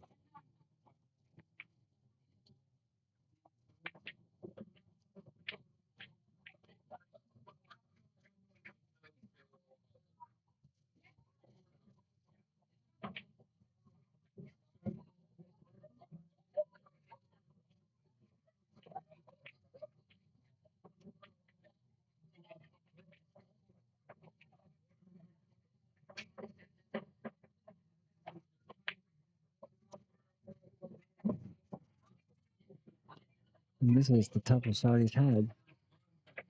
I think he's got just a touch of an angle to Yeah, he can punch just out. slide over a little bit. Get a little Just straighter. pinch it over.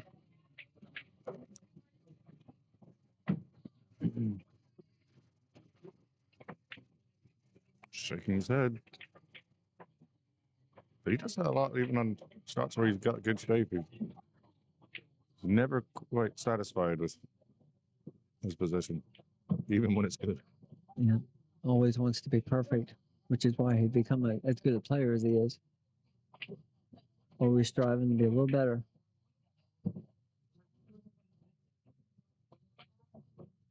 That's a good shot. You know what his last name means? Makhani. Mm. In Hindi, it means butter. Mm. Like butter chicken, which I've had at the pool hall in Clemens, which is absolutely fantastic. In Hindi, that's called Murg Makhani. Mm.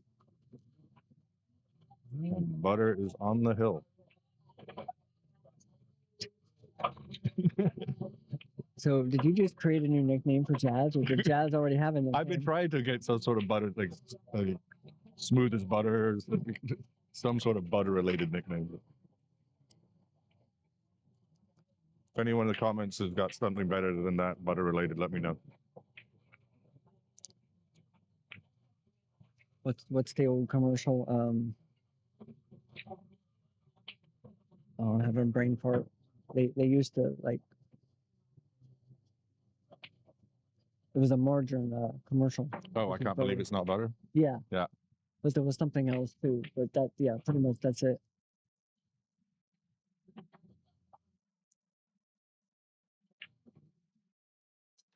Like, I can't believe it's not Jazz. He's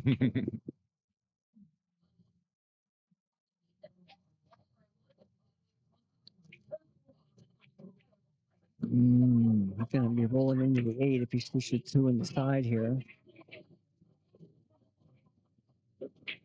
And he could let it fly if he shoots the 2 in the corner with bottom left. Have to elevate. Yeah, and he'd be drawn down around and he'd have to miss the 5. Cue ball would hit the short rail there between the 5 and the 2, or the 5 and the 9. No, he's looking at the side pocket. I think that's a better choice. Pocket speed, because the cue ball is going to slow down hitting the 8.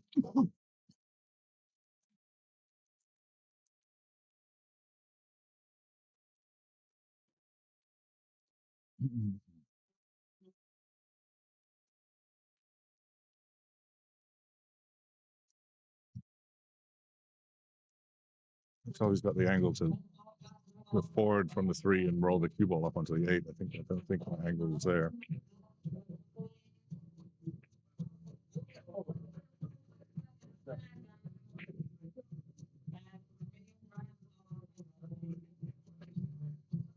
No, Too yeah. hard. We had to hit it hard enough to get the rail, but they had too much angle to hold the cue ball behind the 8. That 3 just barely missed the 8. And if it clips the 8, it's not going to hit the rail. I think 2 rails with the 3 ball to get down here to the short rail, and a little bit of draw with the cue ball to get behind the 8. He went the other way behind the 7. They hit the 7.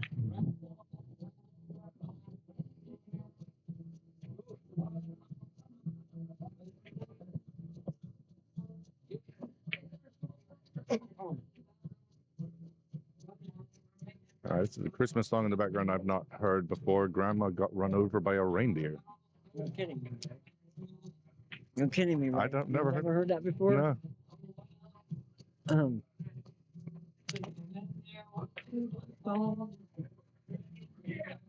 Cousin off. Yeah, this is not on the UK Christmas playlist. No, we listen to more Wham. Ooh, that's a good shot. Her gift or send them back. The Pogues, Fairy Tale of New York.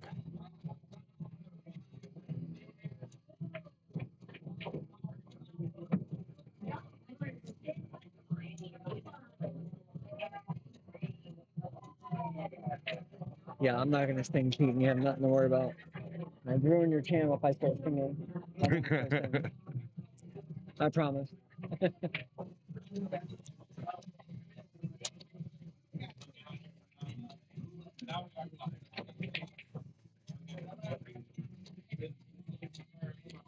I think he's gonna hit this fairly firm. That way he can get a little bit of separation, enough to where the 3-ball could end up down in the middle of the short rail, and the cue ball could. Oh, he's aiming for which side of the 3 to.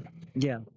So where the cue ball's coming off that rail, once they hit from the cue ball angle, the left See, that's side. separation. Yeah. That allows separation. You hit the other side. I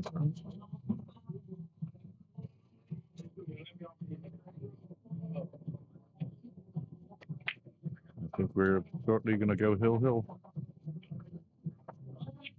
Oh. Guy chatting with Mike Ingling. Do you know him? Yeah, he's the owner of Green Room He in is. Durham. I played league there. Can't remember his name, but Michael Deering. Him and Mike Davis, and they're both Mike D's. They've been friends for decades. And what is his name again? Michael Deering. Michael Deering. Yeah. Yes, we're talking about you. It's an excellent one-pocket player.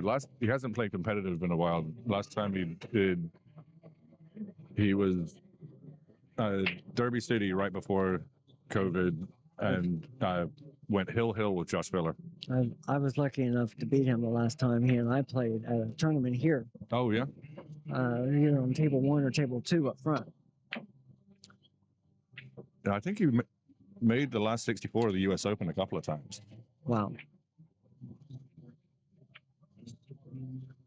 Now you've heard this song before, right? Oh, yeah. Oh, okay. This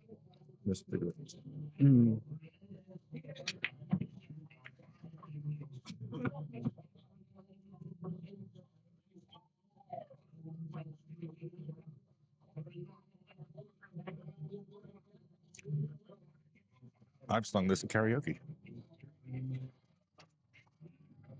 Do I need to mute your microphone?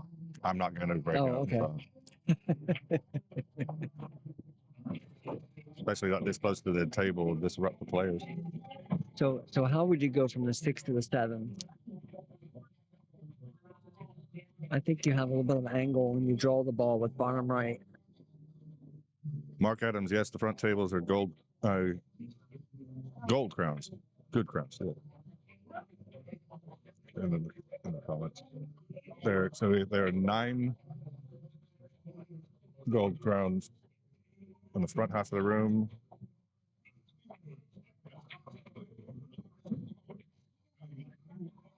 And 9 diamonds in the back. 2 of the diamonds have pipe pockets. We're not using those in this tournament.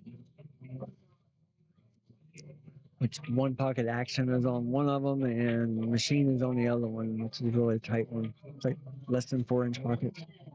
The table that Oscar and Guama played on. Oh, we're going to end up on the rail and straight.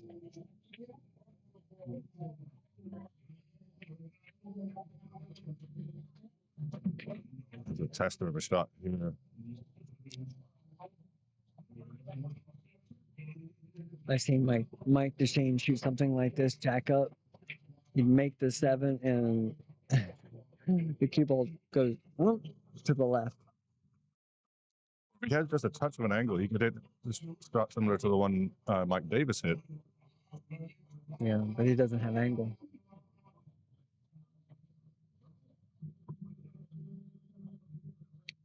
If he, I don't think he can keep the pocket now. Yeah, I think he's just gonna have to shoot it and accept it. And if he was an inch either side, he could manufacture something.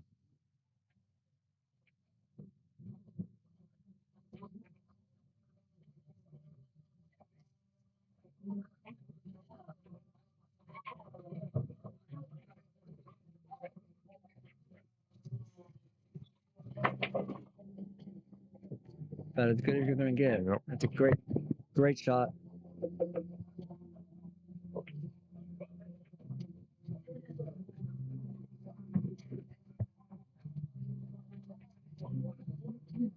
Oh, Mark Adams, thank you for liking the stream. My name is Colin Anderson. I'm one of the sponsors of the event. I didn't play this because I was busy yesterday afternoon with my APA team, but I normally would enter this. Just I'm dead money in this, but enter it for the experience and a chance to play some high-level players. And with me, I don't know. He might have to jump this. Jump it over the knuckle. with me is Mike Yingling, one of the most knowledgeable players in our area. I don't know. That's it's pretty nice of you to say that, but I just really enjoy the game, and right now with my injury, that's a great shot. Good out there from. I love to commentate if I'm not playing, and currently getting over a wrist injury, so I'm obviously not playing as much as I would love to be playing.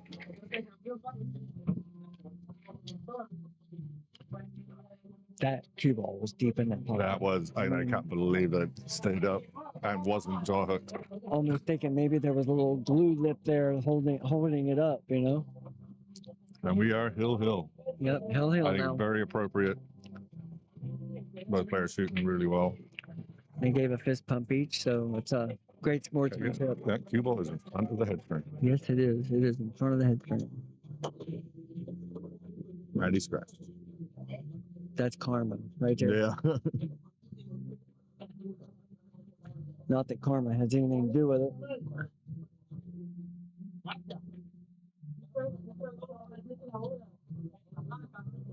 One ball on the side, roll forward. Hopefully you have a little angle. Makes it a little bit easier on the 3-ball. I do not see any issues here. I would love that with ball in hand. I could beat the ghost if I had shot. Yeah, it's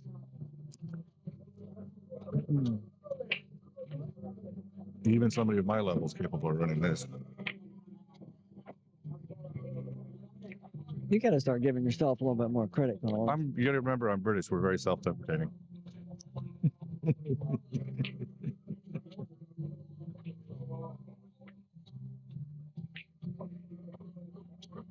We have that nice little bit of angle. Just don't get behind the 8-ball. Commentators course over here. Yeah, why'd you even say that? Oh, he's perfect.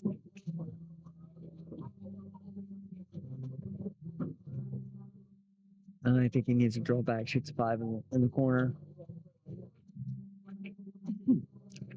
I mean, he could roll all the way around like what he just did, shoot the 5 in the side again, but drawing it, of course, if he draws it bad, he could be hindered with the 8-ball there.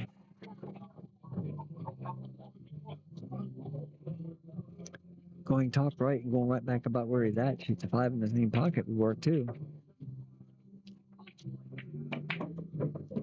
Oh, just okay. cheat the pocket. I didn't know he was that straight in from over here. He shot it right into the left side of the pocket. I thought he had a lot more angle from over here.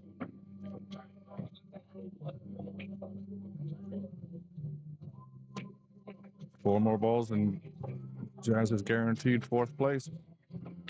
Be a great performance given how strong this field has been.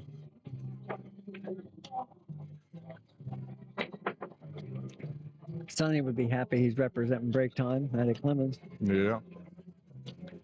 How many tables does Clemens break time have? Oh, they've got, 30, 40?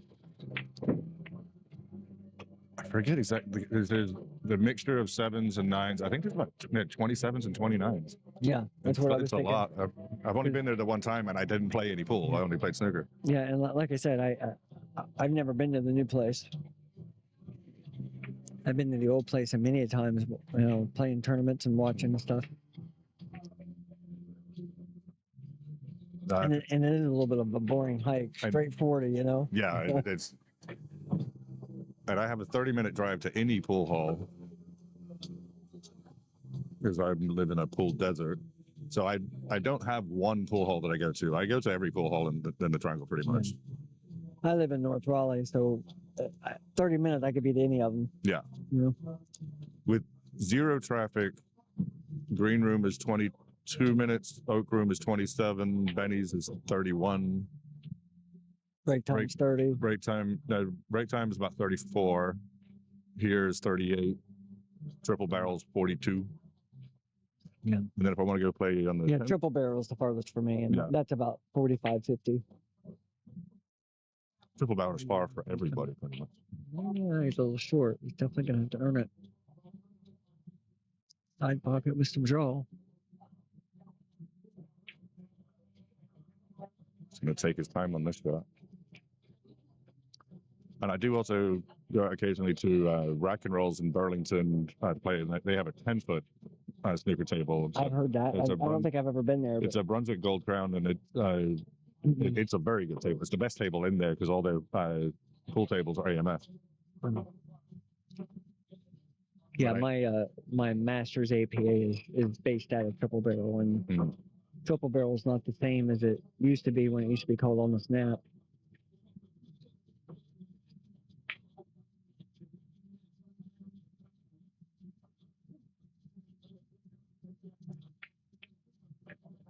But my favorite place around here is the break time in Terry. That's where you'll find me most of my. Yeah, I play league at Benny's. I practice a lot at the Oak Room. I often go there weekday afternoons. But yeah, I'm friends with everybody at break time, at Benny's, at Oak Room, at West Pad. I haven't been to Oak Room since they've replaced the felt, which I know it's probably been a couple months, but. Yeah, about 3 months now. Okay. It's great.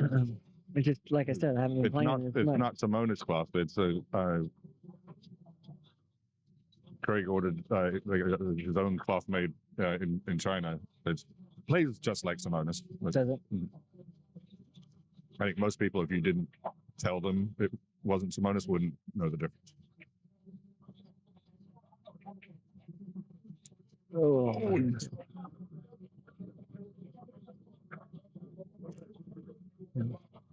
Well, I'm familiar with Andy's, which I think it's not like it's his brand. Yeah. Okay. So he's gonna cut this in, which I think is cuttable. Super thin. Mm-hmm.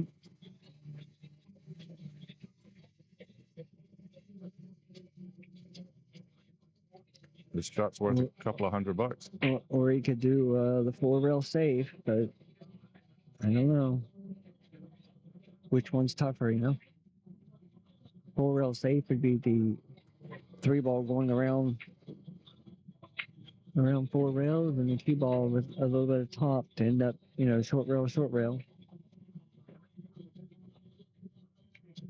Or it could be super aggressive. You kick at it 2 rails. Or he could bank the 9 in the corner. He shot a little bit hard, but that would have been a safe there. Oh, yeah. Not a gimme, but I expect Jazz to make this. As long as he doesn't think about it too much, I think he'll be fine. Dr. Hughes calls it analysis of paralysis. Oh, yeah. Yeah, I met him in Vegas. Wonderful man. He's hilariously funny. Always happy to just chat. You know what his wife's name is? No. Miscue. That's right, it's Marty. But I had to. You did. I knew it was coming. Yeah.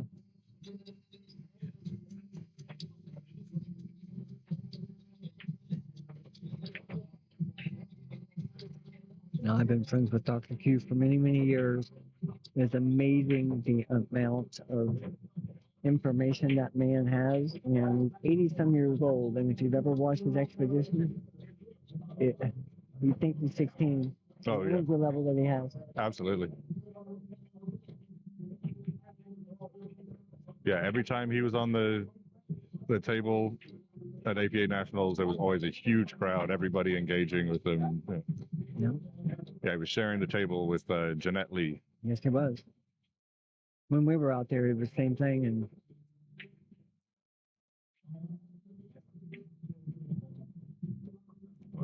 Francisco has a little bit easier shot here. We would expect him to make it.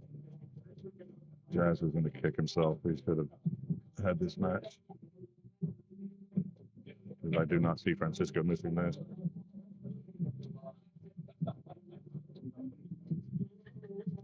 Yeah, I think Q City's still going on the thing around here in North Carolina. Browns is closed. Owner moved to Florida last I heard. David. Well, Francisco moves but they on. may have moved back to North Carolina. Go ahead, Colin. Sorry. Francisco moves on to play Guama next.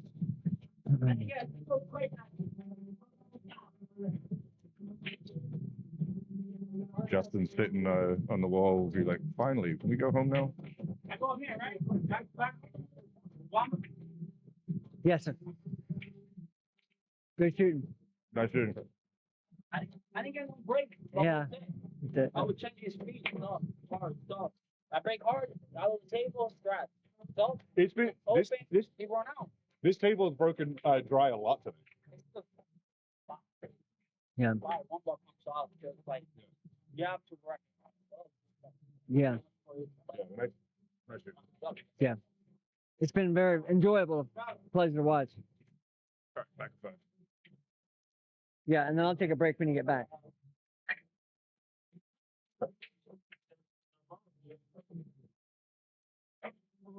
Actually, I'm going to step out for the booth in a second.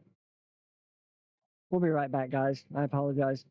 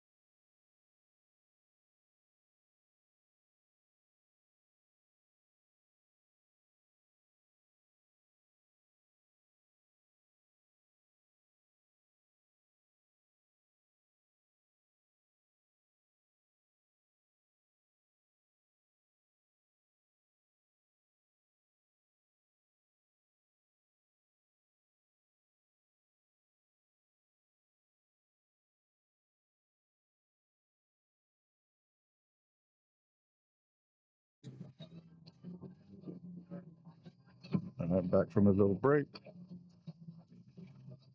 So I didn't see what happened the first round.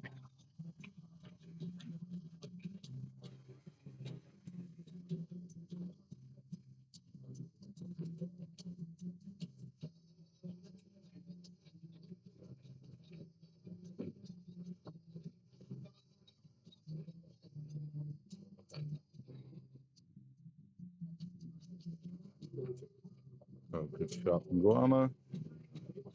What's he going to have on the 4-ball?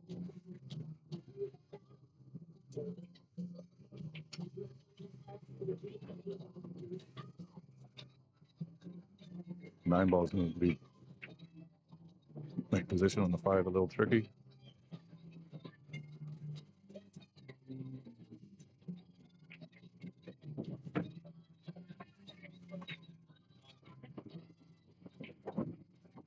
Played that well.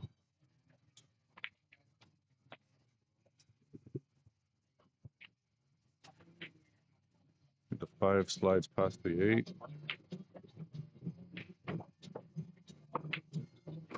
Now I think he's forced to play the 6-8 combo.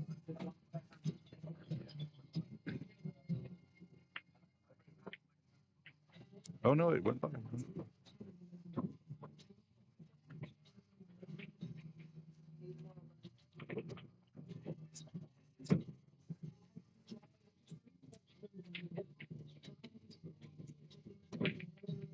2 rails, perfect shape, 9 in the same pocket.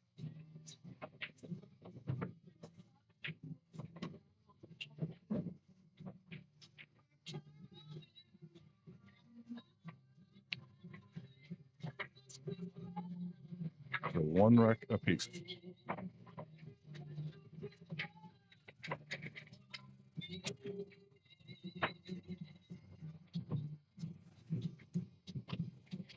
We'll get the score updated shortly.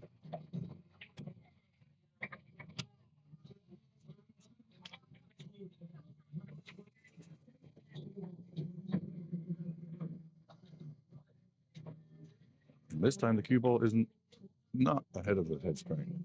It's behind the head spring this time.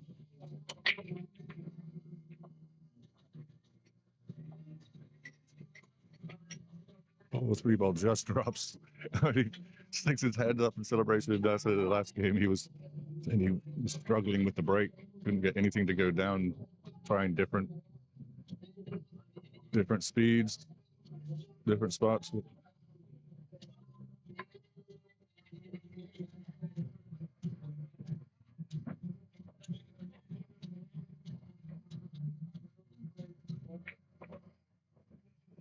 If the sticks goes in the side, this is an easy rack. He just looked at the sticks and shook his head. Maybe it doesn't.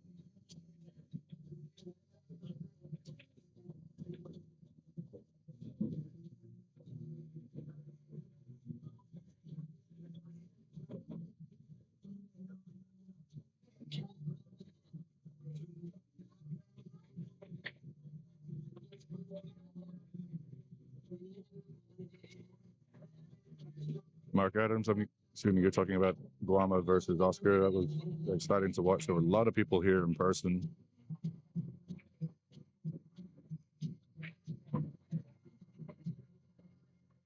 And several thousand watching online.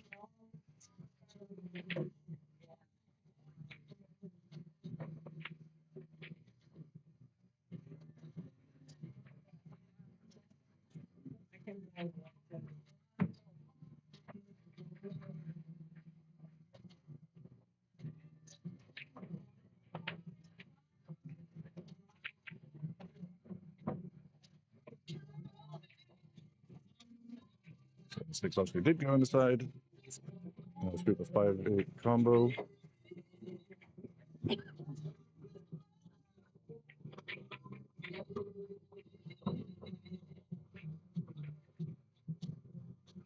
Well, I apologize. I said I was only going to be out for a little bit, but you know how it is. You see faces you ain't seen in a while. And No, I was just joking with Michael Deering from the green room that said to Mike Davis, "You know why he's here? So he could watch this without having to listen to me. That's why God invented the mute button. Mm-hmm.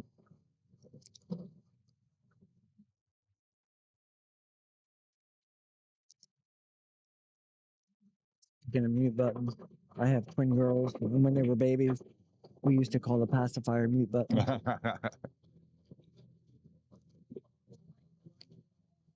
So And they're never going to be listening to this, so they'll never know I said that. It'd be funny if they popped up in the chat. 7-9 combo.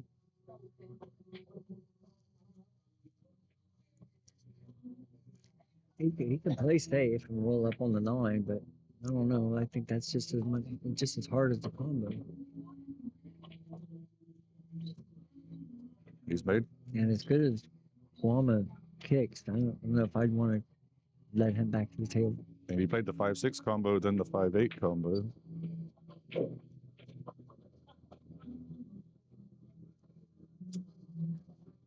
think he meant to overcut that just a smidgen more so the 7 stayed on the short rail.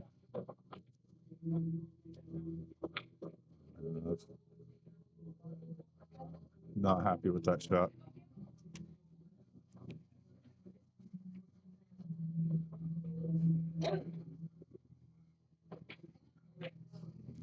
Guama bears down, makes the 7. He did pop up, but it was definitely after the shot.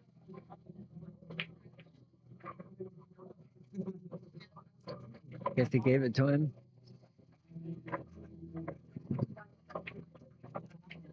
Guama takes his first lead of the set. Mike Davis is waiting for the winner of this match.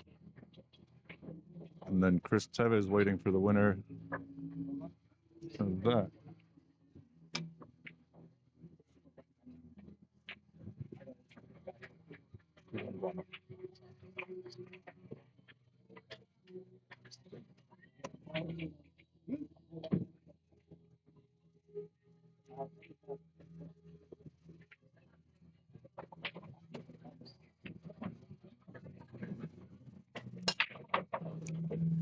I see how he popped in that cue ball just squatted right in the middle.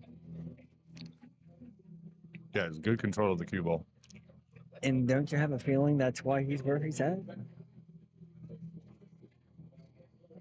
Absolutely. What would be kind of cool is if It's kind of like the if we tempo. used our speed sensor and see what kind of speed he was hitting that rack at.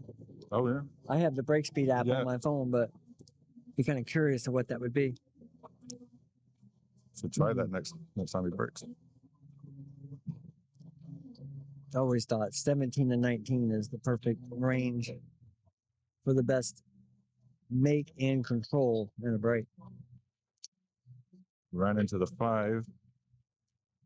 Yeah, if he can't cut the 3 into the side there and he banks the 5, it might be a little tough to control where the 3 ball ends up after it makes the 5. Well, just opting to play safe. I don't like that. No, I'm surprised he didn't shoot the 3 into the 5.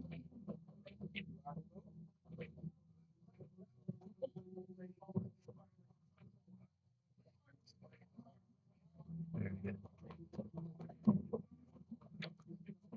If the 6 goes past the 7, it would go that way, but you may bank the 6 into where the 5 is going. Bowman left his top there on the rail.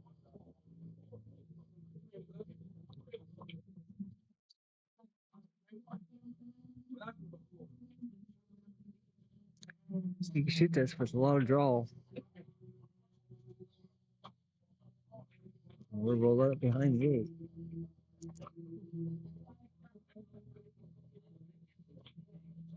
Got it. Nice shot. Yep. Yeah, a couple of nights ago, he was playing some bank pool for a couple $100. And he made a lot of good banks.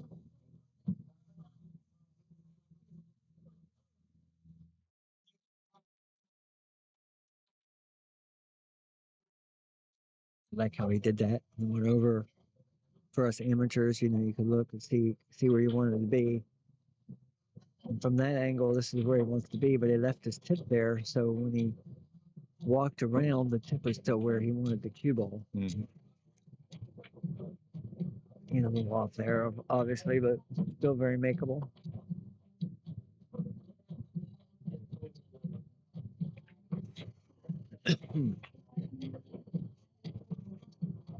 Francisco really needs to get out from here if he wants to have any chance of beating Guama.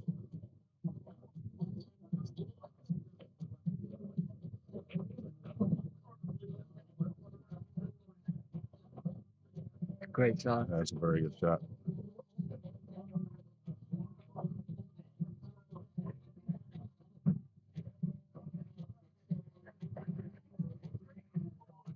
Starting to get a few more viewers. We get towards the end of the tournament.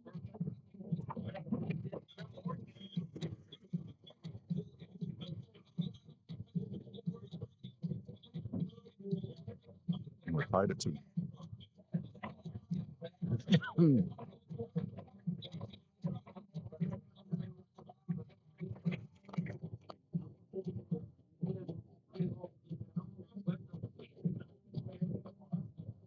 Yeah.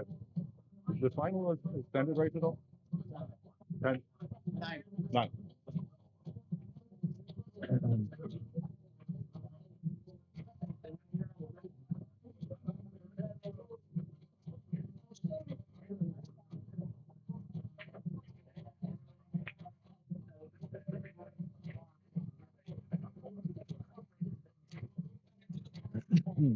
Yeah, he was saying earlier how he was having problems keeping the one ball tight.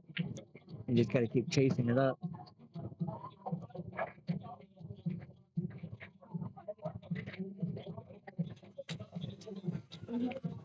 Billy Hines in the chat saying, I just moved from in-person to home. Enjoy watching on the couch. Couch potato.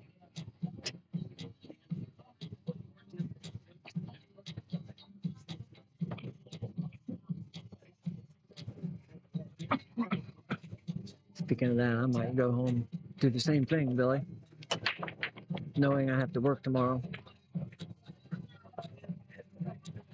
Get out of the way, 5. Oh, shoot, I thought he made the 3. The top of the No, edge of the yeah. laptop covers the 3 ball. I thought he made it. If he gets low enough, he can bank the 2 into the 3.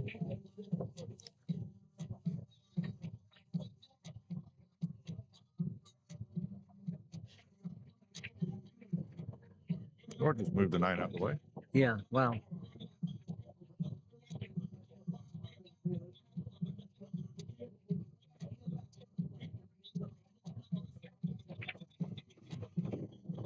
We made the 2 Watch ahead. out, 9.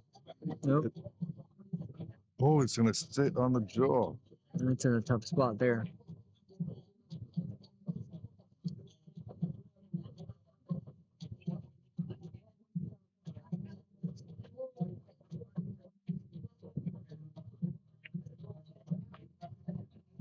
The 8's in a good position to get in shape on the 9, but that's still going to be a tough shot.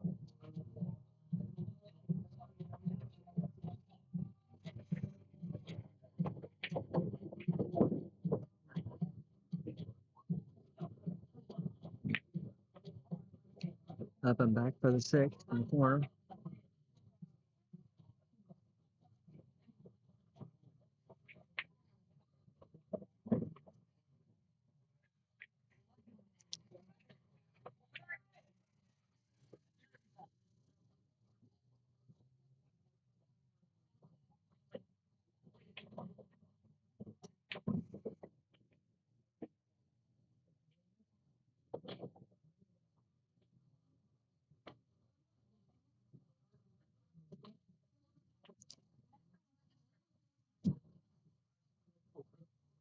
He doesn't look excited about the shot he's going to have on the 9. I don't speak Spanish, but that didn't look like a happy word. No.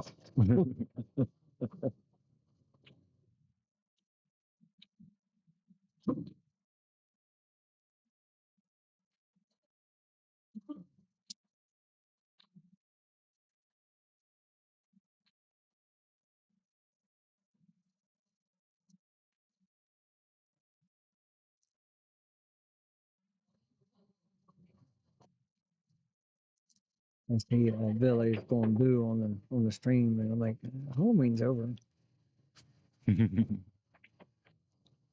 Good shot. Great shot.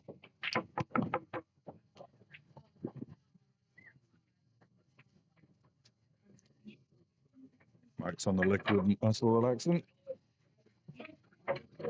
Says the beer definitely helps with the tremor. Yes, that's what I've been told.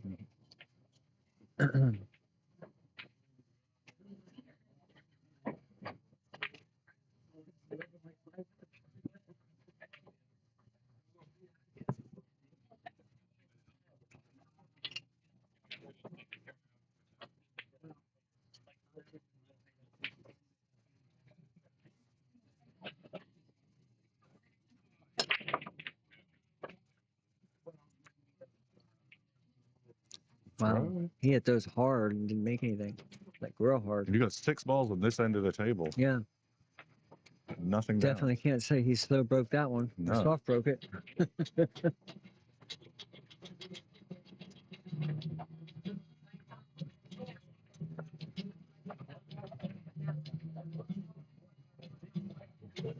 Yeah, I'll get it.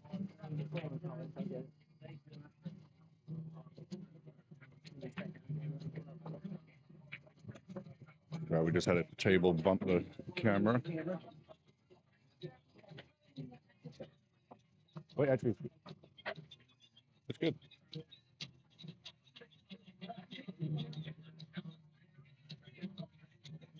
We're not quite the center of it now.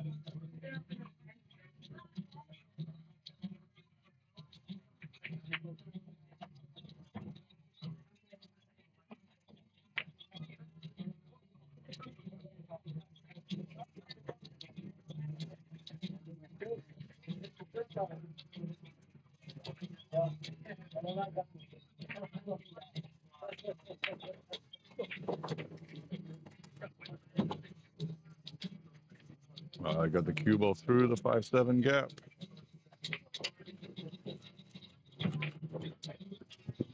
Oh, right, we apologize if there's any crunching on the stream, but these Reese's M&Ms, yeah, they're awesome. They are very good.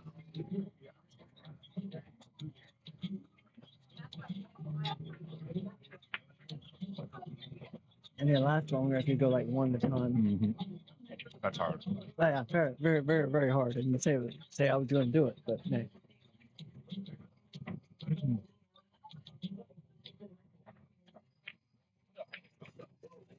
Yes, Billy, I did. Some of us have to work. We're not retarded. I mean, tired.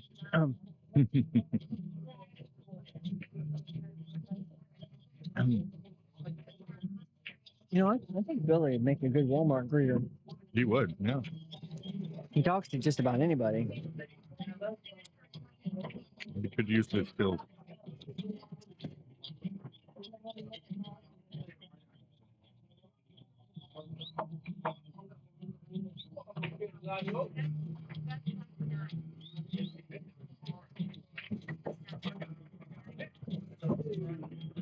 Billy, some people like alcohol and drugs. Me, I like peanut butter chocolate Mm-hmm. and coffee.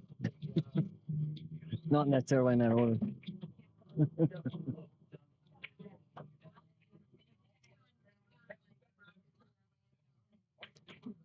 He's making quick work of this column. He is. Straight in, I think he'll draw this ball. Throw it back a little back, further back than. Oh no, he's punching forward. He's going forward.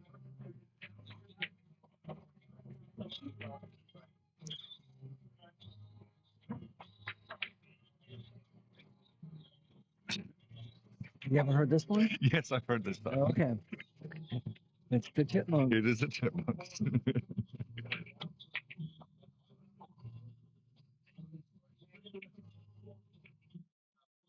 Right out. Tied at 3.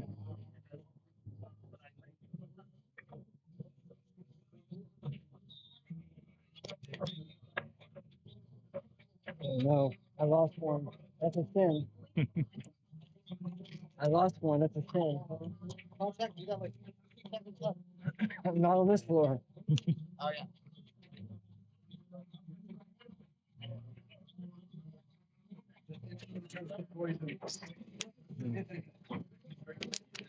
I thought maybe I'd get lucky and it fell in my pocket.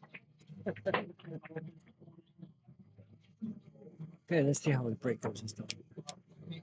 Yeah, that's better.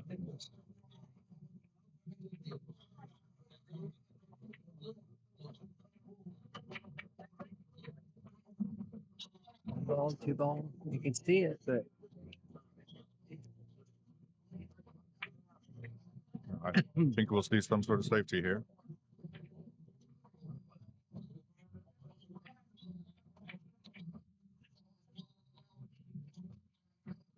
Just bank the two back to where the cue ball is now and leave the cue ball out there on the table. yeah, I think so. Don't hit the three. Get past it. Oh,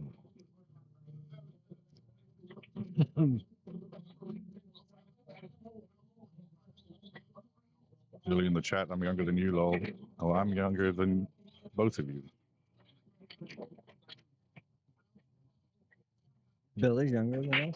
He said, I think he's saying he's younger than you. He's definitely not younger than Can I say on stream he didn't age well? me. And he's not fine wine either.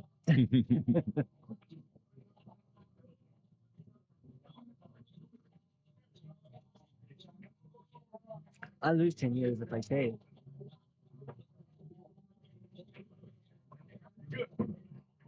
I think I probably would too, but I will never shave. I do. I just did this weekend. Apart from shaving my beard off to do a no shave November in like was it 2016, 2017, I haven't been clean shaven for more than a day in over 20 years.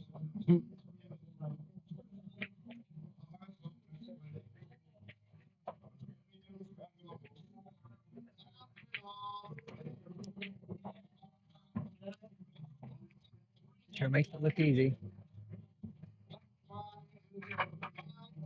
Yeah, poor safety from Francisco. Yeah, Guama just races through the tunnel. literally racing. You might have somewhere to go. Family might want to go out to eat or something.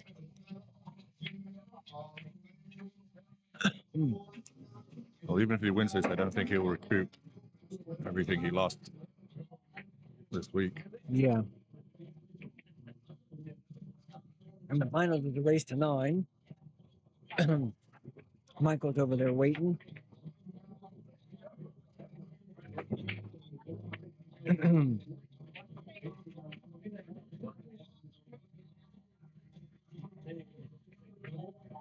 Guama trying to find a restroom that is open.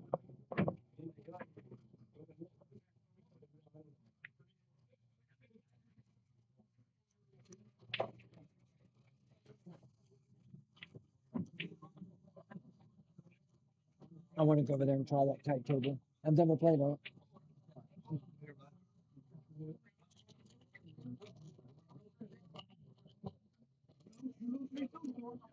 All at once?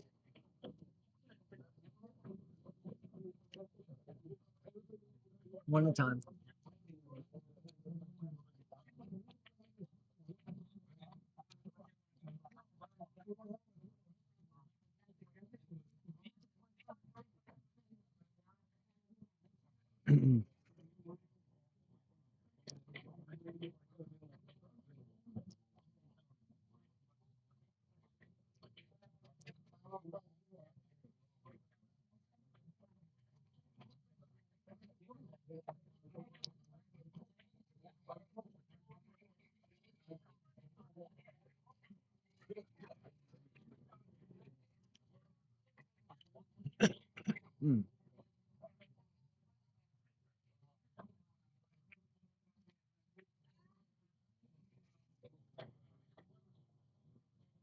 All right, Guama's back.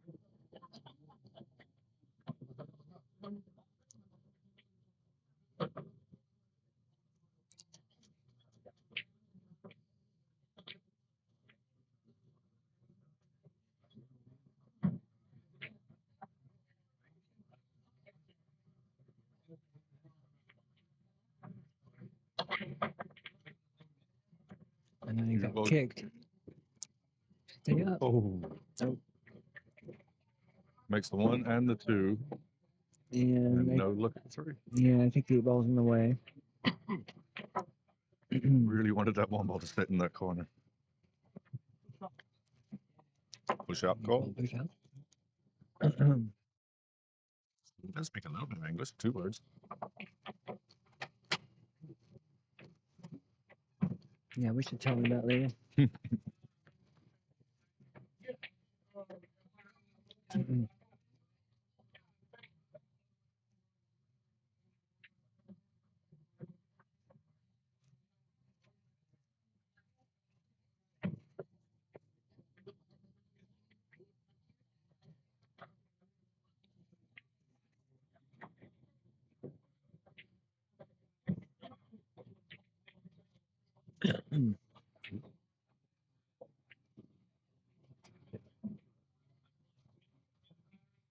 Safety battle on the 3.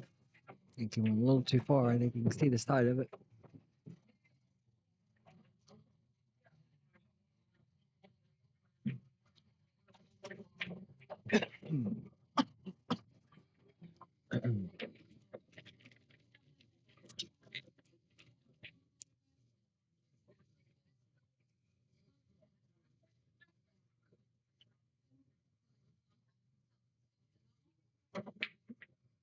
He's looking at the 6 ball. They kind of lost the 3 and the 6 on the side. Then he's looking at the 3 to hit the backside of the 6 to stop so he can go up maybe behind the 8 ball. Oh, I didn't know you could see Wow. that side of the 3. Yeah, I didn't know he could see enough of that 3 like that.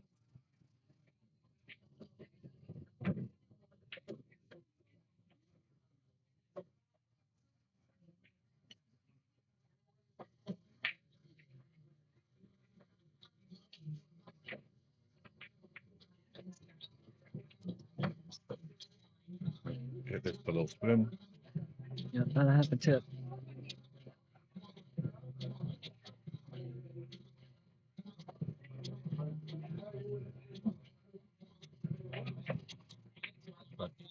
I don't know. You, Was it? it looked simultaneous to me. Both the 3 and the 6 had exactly the same speed, so I think it was simultaneous.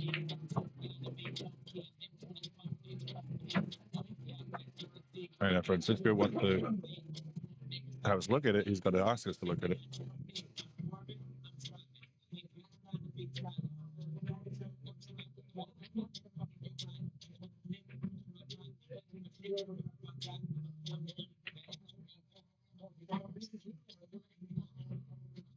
Good speed on that safety. Guama's going to go airborne.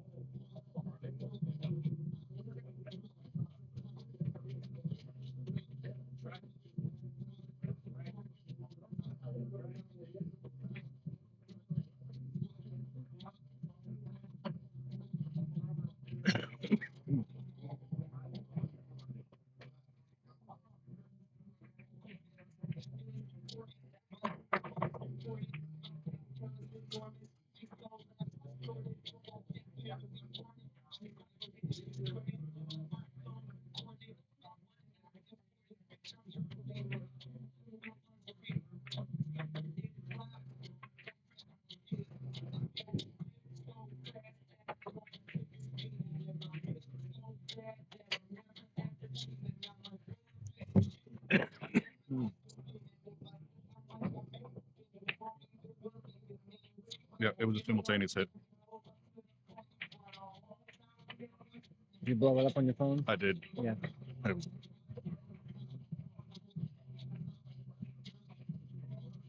Yeah, and both the I had to answer a text, so I wouldn't even look. the 3 and the 6 had exactly the same speed, but it had to be simultaneous. And they clipped one first. Yeah. It'll move faster. That ball is going to move significantly more.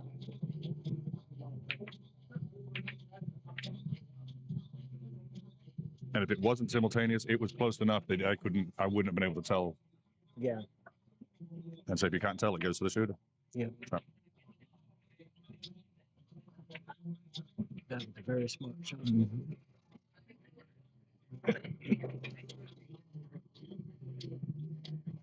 This might be hard because of the knuckle of the side bucket. So he might just tie something up. Yeah. Alexa Storio in the chat says fue mala. No creo. Fue simultáneo.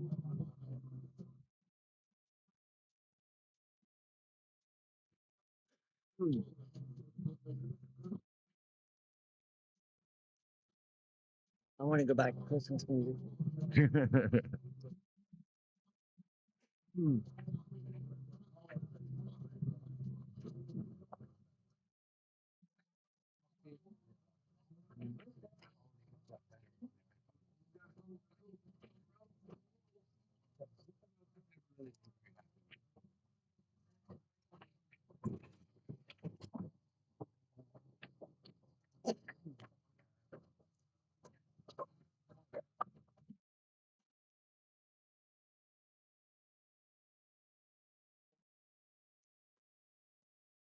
So Guama is on one foul.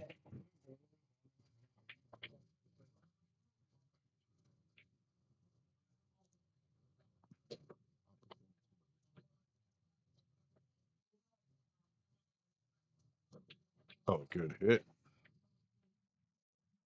You made it? Oh. Yeah. Good shot.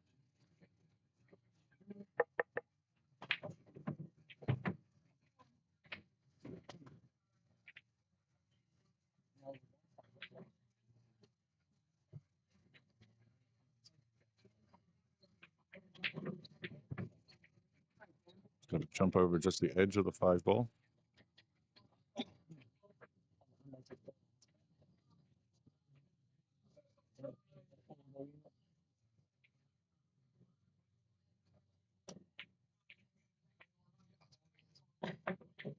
Nice shot.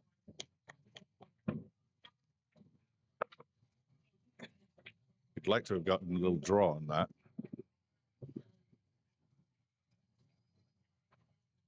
I'm just happy I make the jump. I don't try to draw the ball and jump it.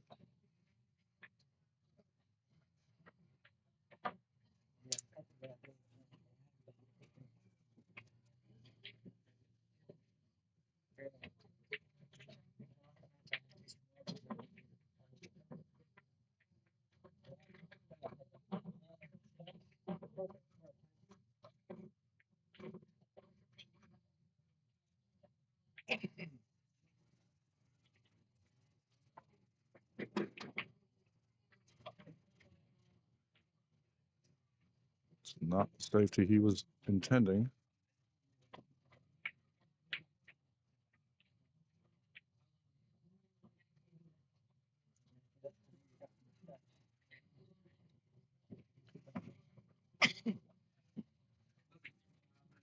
Six, 7 is still tied up there.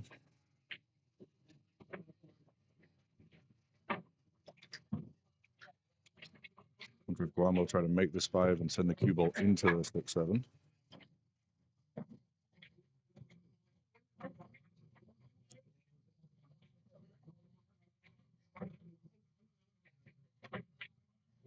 Oh, unless the 6, 7 is wired to the corner. He certainly played as if it. From here, it looks like the 6 ball's closer to the rail, but if you hit forward and a little bit to the left, it'll go straight in. You're going to throw a little bit.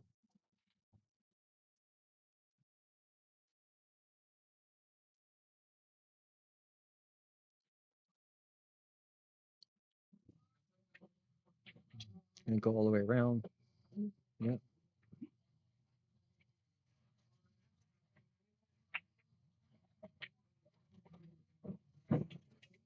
Speed looks real good. Yep. Come off the rail. Perfect. Yeah, a good pro is a good shooter. They're always 3 to 4 inches off the rail. That way they have access to the full cue ball. Mm. Yeah, I was chatting with Dave Bransky. I think Federer, when he was in Asia a couple of months ago in practice, ran 13 rack, 9 on the spot. And Dave was saying the cue ball was at least a diamond off the rail every single shot. Wow. He was never hampered. Hmm. Billy Hines saying nice out. That was a nice out by Guama. He's now on the hill. Francisco needs 3. Mike Davis staying warm over on table 11. 1 ball down. 3 ball can go out the way. Yep. Yes. And this one has potential. I think the 5 ball even goes past the 7. It definitely goes past the 8. Yeah, or side pocket. And the 6 ball goes past the 9. Yeah, he's got all kinds of options on this one. Matter of fact, this might be the hardest shot, just to pinch it, shoot the 3 in the side. Oh, I can't believe he missed. And he overdrew it. Didn't get shape on the 3. That might be his last shot of the tournament.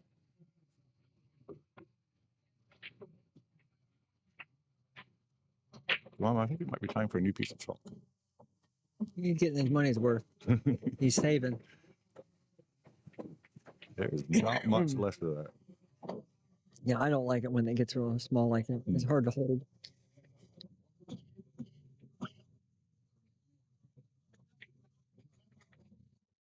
We did not want to bump the 5. All right, well, straight in bank there. The Spanish banking system here.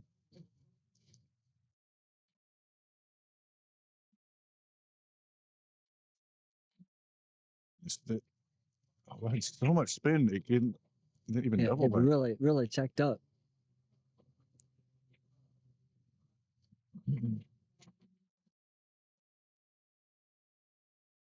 think you shoot to the side pocket. Cue ball through the gap between the 6 and 9. Mm-hmm.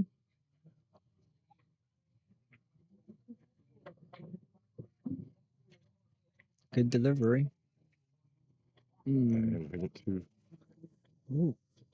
No, it doesn't no. get behind it. Too bad.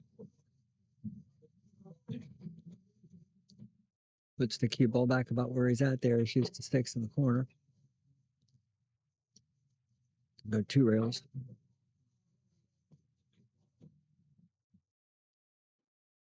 Off a little bit more. He's all right. He just wanted to be perfect. Shoot with this the stunt center. Of course, he looks like maybe he's going to draw all the way back and around. Okay.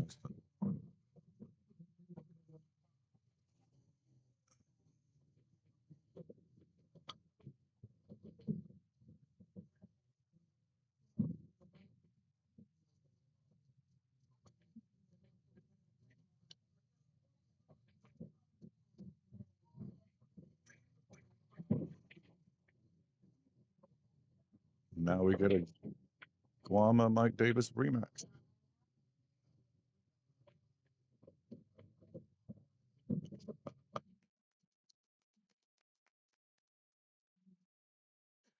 I'm going to take a quick break. Hey, Guama, you speak English? Push out. What? You speak English? Push out. Tú sabes, dos palabras en inglés. Push up.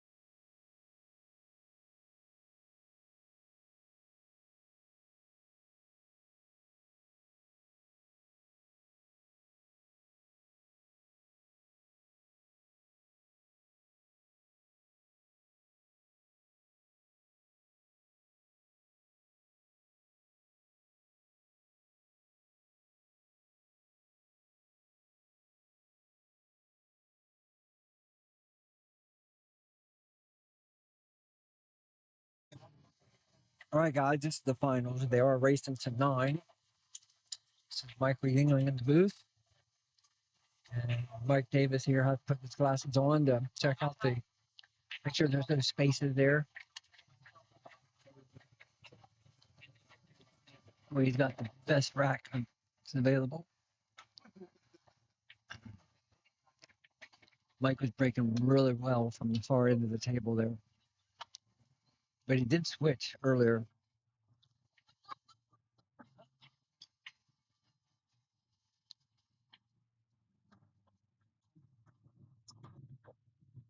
Eight ball went right in.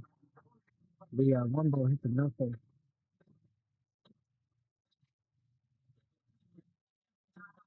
It hit the last knuckle, which is why it ended up back over there by the 3 ball. We can see all of it, so he'll be able to play safe.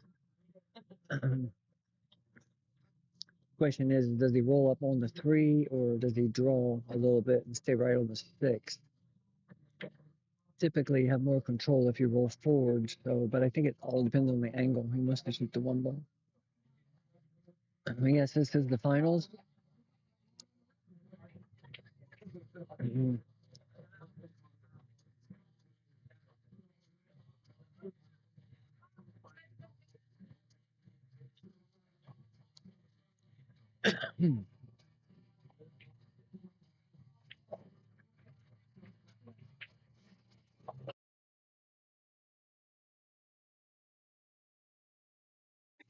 Yeah, I'm sorry, semifinals. So they're racing to 6th.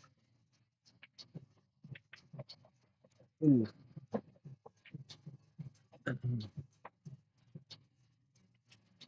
Oh, great. Colin's back. So all your questions can be steered toward him.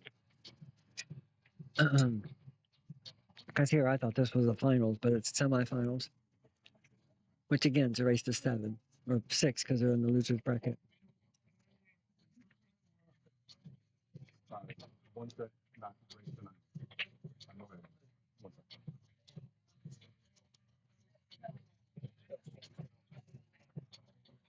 Correct. This is the race to 6. Oh yeah, I'll push that button, Collins. That way you can speak.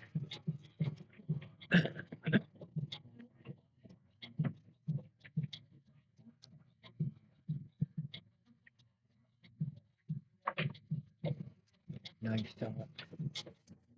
And good shape on the 2.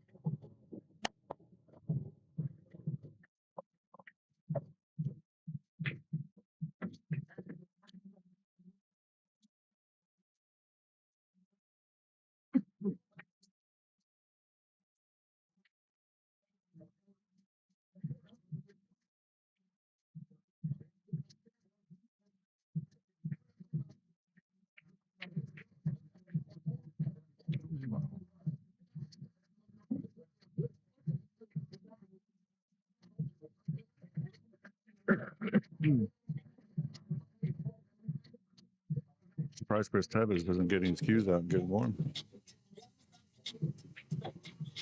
He may when it gets a little bit closer to the end.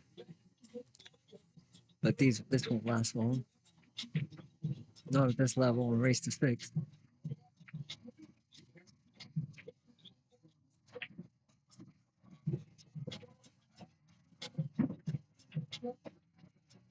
You play the combo? Probably. Just Oh, he needed to hit the right side of that 7. I think it's back. His right side or left side. No, I don't think. Not unless he goes Nope, it's not. long rail, and then back again. Yeah. Oh yeah, looking This is a wonderful trick could be a shot. highlight reel.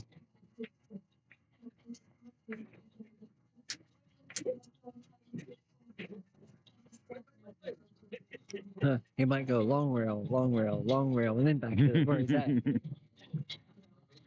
Yeah. At least it's 9 balls, so he doesn't have to call the pocket.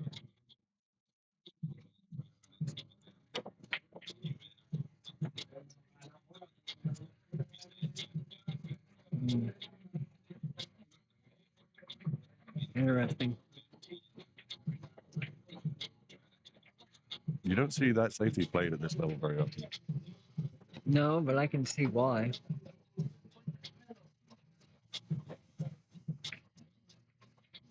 And APA 3s love that shot. Yeah.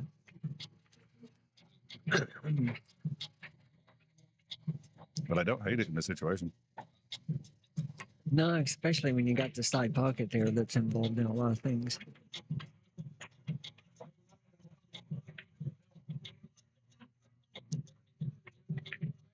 Guama resetting the balls above the table. If he can hit this thin enough, he might be able to swing it over behind the 6.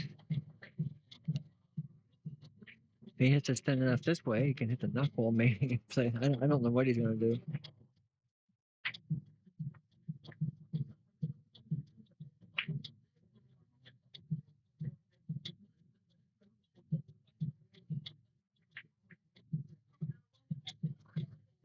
Lagging him to the rail. Giving him a tough shot.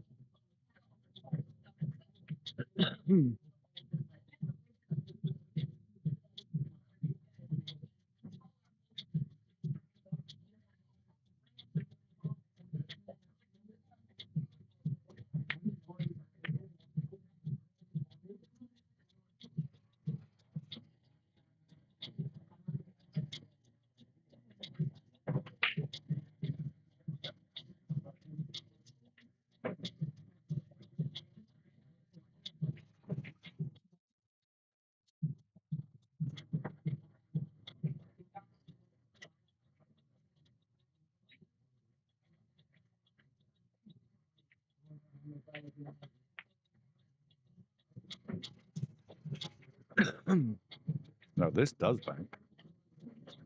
He wants to be aggressive. Yeah.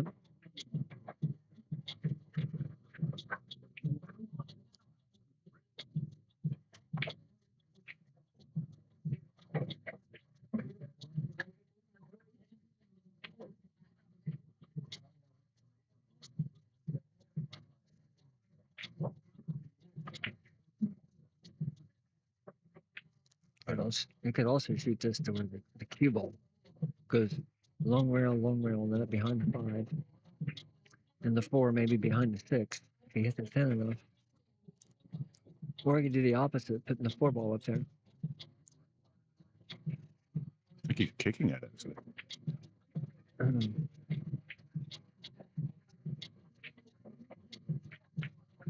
Yeah, it's kind of the same shot, but I didn't think about the kicking.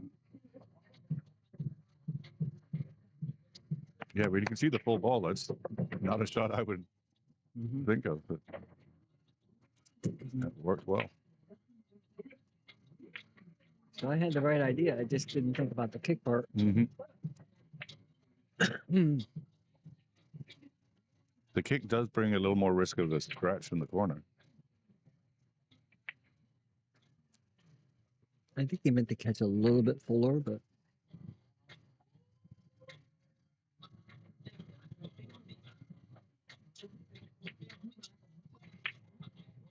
Gotta get behind the 6.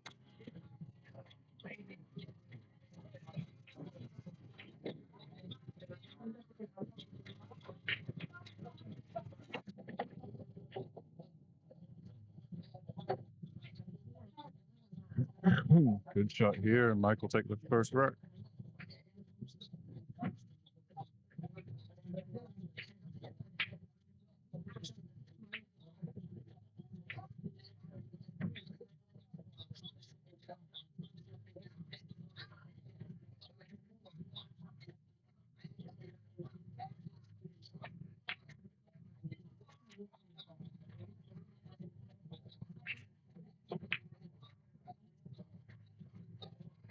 it's about the maddest I've ever seen Mike. Oh, wow. Oh, shit. Contagious.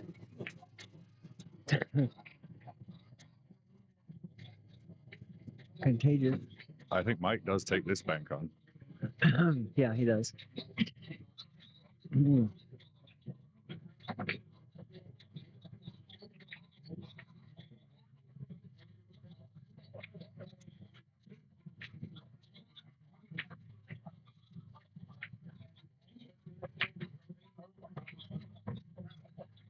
Good Drills bump.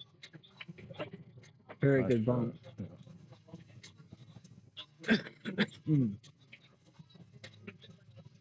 Just roll forward a little bit. Yeah.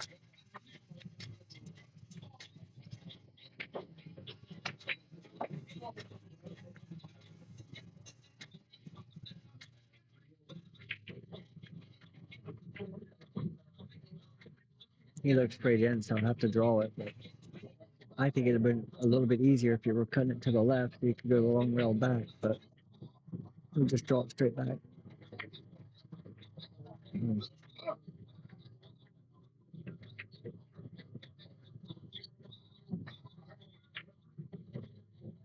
So then,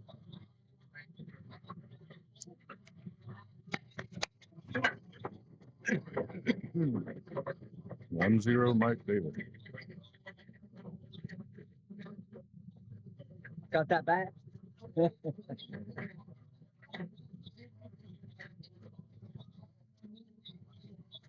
think Mike's surprised he got that. Yeah. That one. He got it back twice. Mm-hmm. Yeah. And he shot the 4, and he should have hit the 7 ball a little bit to the right. Then missed the shot there in the corner. Yeah, 2 big mistakes from Guama. Dry break. 5 luck in the 1.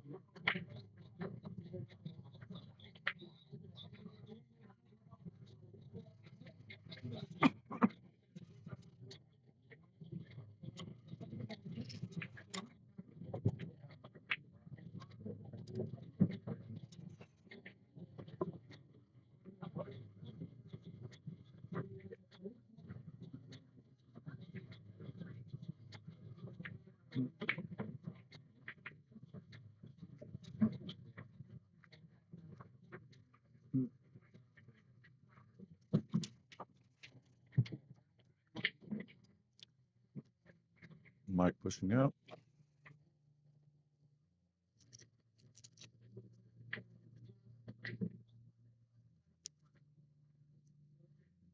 He wanted that 7 on the 2 ball.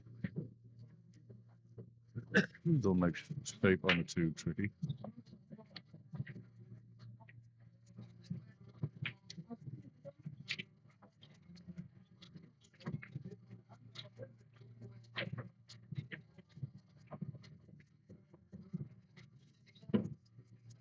Wow.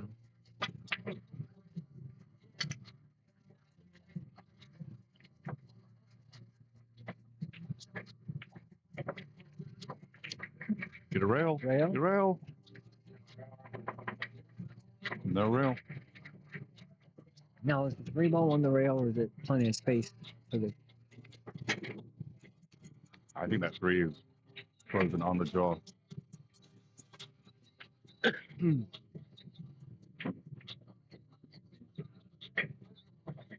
And I wonder if the 5 and 6 are dead and the side with the 6 ball.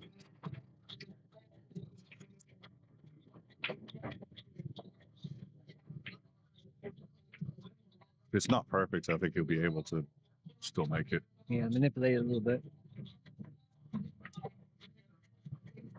You can always bump it here, but I don't think that's the right shot. I think it just needs to draw over a little bit, slide over a little bit. He's checking the ball.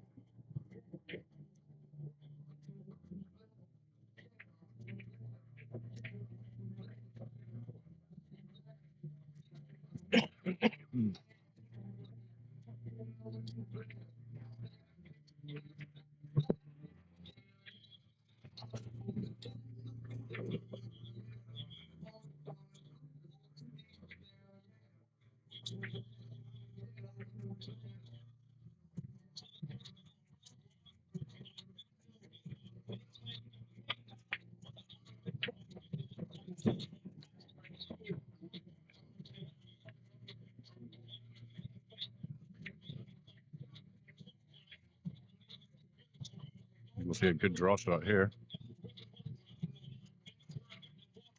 Yeah, if he has to throw the 6 ball forward, then where he's at, fine. If he can hit this side of the 5 and throw the 6 ball forward to the pocket.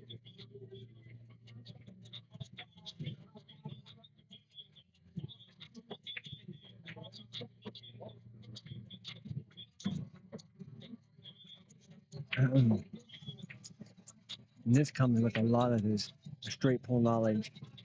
Oh, sure.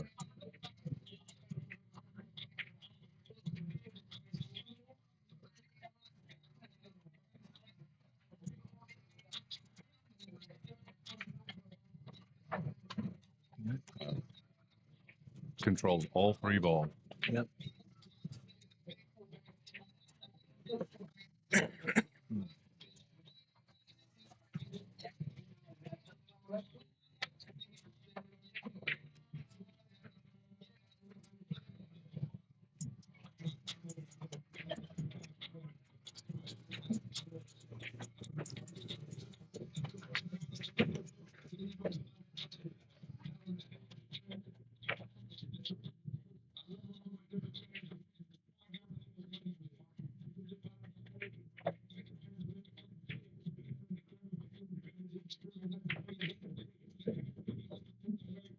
See how that cue ball left the table for a minute? That's how he created his angle.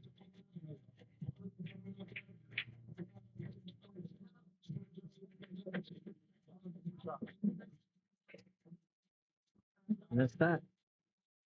Mike ever gonna have to shoot a 9 ball? He gets perfect shape like that. He probably says, I hope not. Yeah.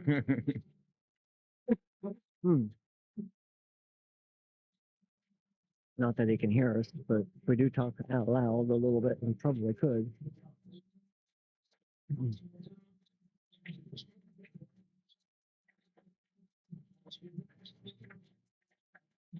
Now, how old is Mike, you know? I think he's 46. And he's a couple of years older than me.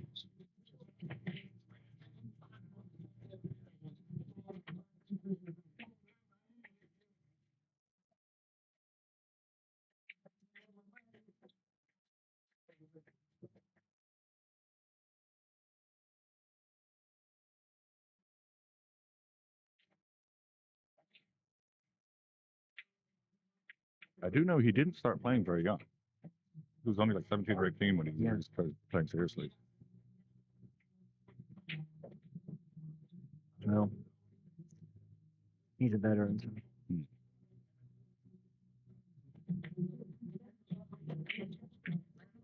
I think most of the top pros nowadays started playing by the time they were 10. Yeah. Well, the 6 ball is going to be tough. Got to get below the 6.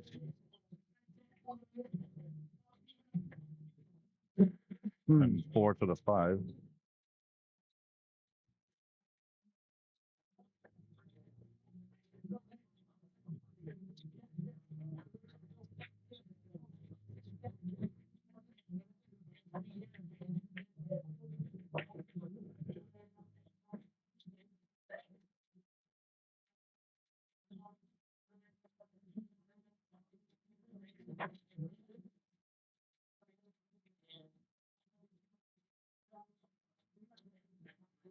Does the 5 go past the 9? Can you see? Yeah, but I don't think you can get that way. I think you have to be below.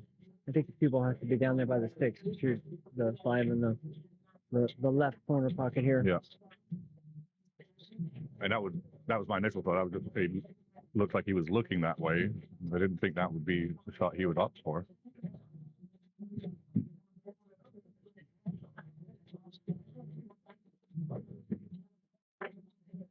No, he's got the right angle. Yeah.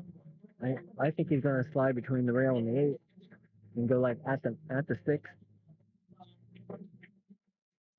He may just be able to straight draw it, pinch a little bit, you know, and not even go between the rail and the 8. He might be able to stay on the 9 ball side of it.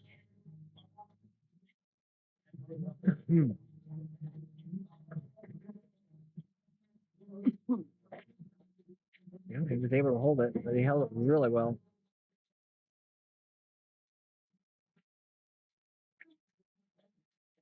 He might just drive the 5 to the rail and play safe behind the 8.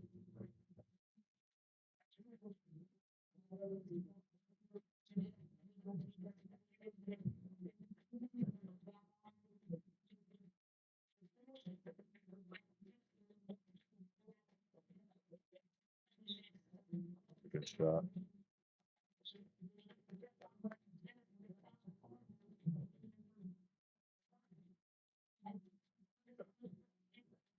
Now Federgorth would jump at this, but I don't think Guama would. Yeah, Bowman's a better kicker, so Or maybe. I think he heard you. Yes, No, I think he wants to kick at his 3 rails. Yeah. He hits it full. 5 ball comes down here and leaves the cue ball up the other Could end. go on the side. Oh wow, he went all the way around. Yeah, right between it.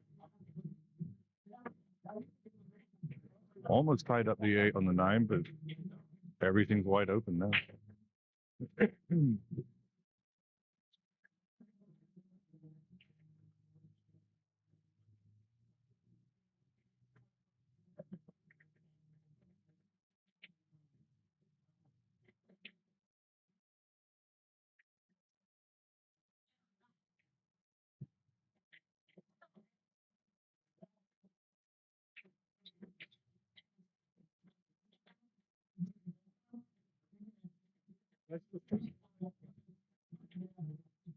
Guama just asking to confirm this is a race to stick.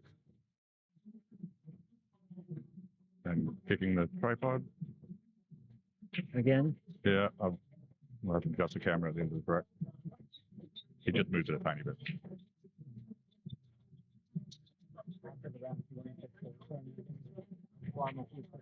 After he's done here. No, he kicked it. Accidental, of course. Yeah, it was accident. Oh, Katie Bishop confirming Mike Sage. Okay. He is 50.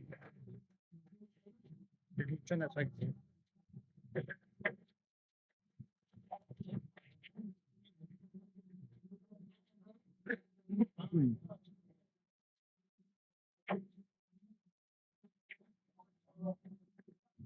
Keaton, you're an expert.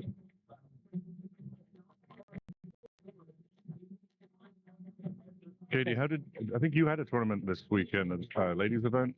How did that go?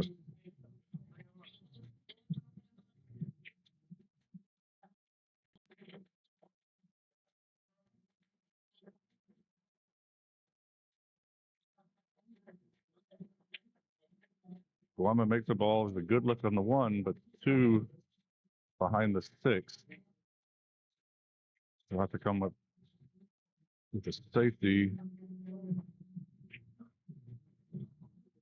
Or He's throwing into that ball. Oh. At least getting below it. Uh-oh. Gonna be on the 3.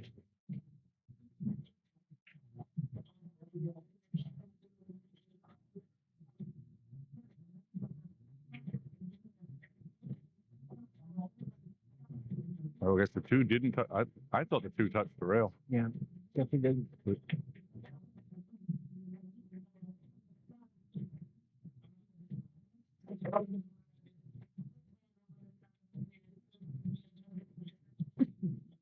So the 2 and the 3 in the same pocket.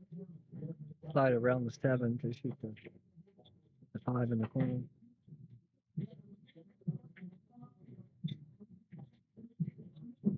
Fine. Cue ball here, long rail, long rail.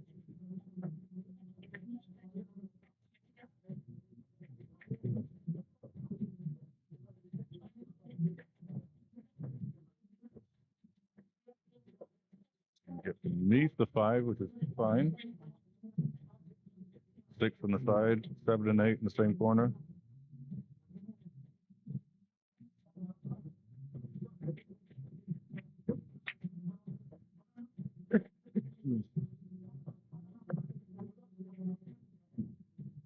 Oh, Rodney's saying we need to update the score.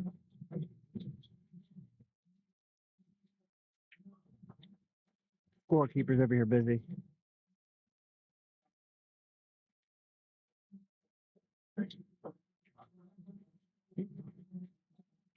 And Guama gives him the 8 and the 9. Yeah, you're updated over here, but for some reason it's not updated over here. Still 0-0 on our screen. So, you know, tournament computer, it is showing the score as 4-0. But on the stream, it's still saying 0.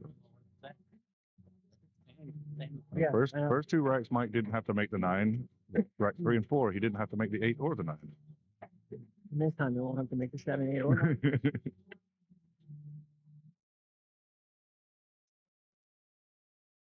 Well, Guama left most of his chalks on around now. His chalk and his backup chalk.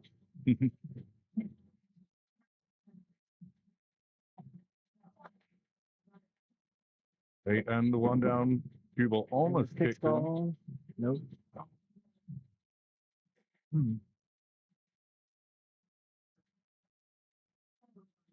If he overcuts the 2, we can run the cue ball all the way around, maybe behind the 7. Or if he's up 4-0, he could bank it. I was going to say, in this scoreline, I like the bank in the side. But it looks like it's very tight. Yeah, if the 4's not in the way, I like the bank in the side. I'm talking about Pushing, putting it down here on the short rail.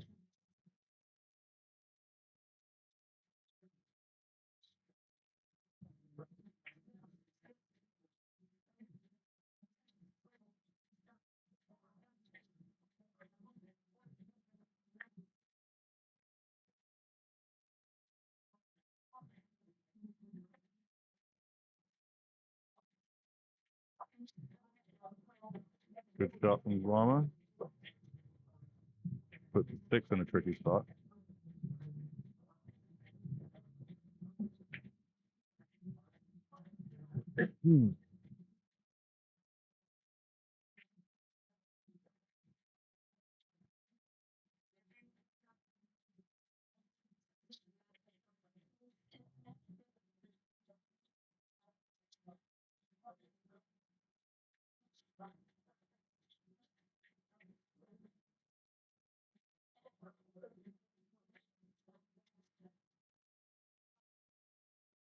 He goes in between the 3 and the rail. Yeah. Can he make this? No, no. Yep. Will I answer that question? You play this off the stick? That's what I would say. I would play this off the stick all day long. If the 6 is off the rail, I would say no. But if it's on the rail, you'd have to say yes. Yep. And that answers that question. Justin agrees.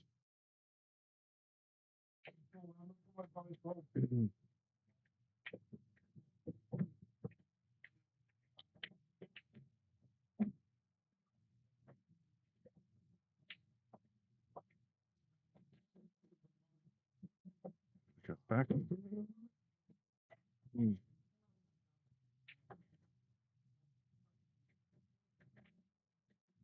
Or if he just touches it again.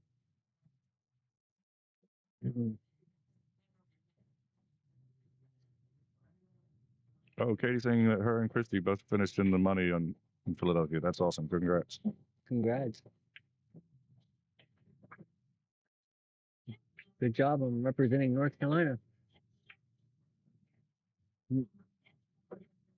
Yeah, there's some big names in there. Skylar Hess, Ashley Benoit.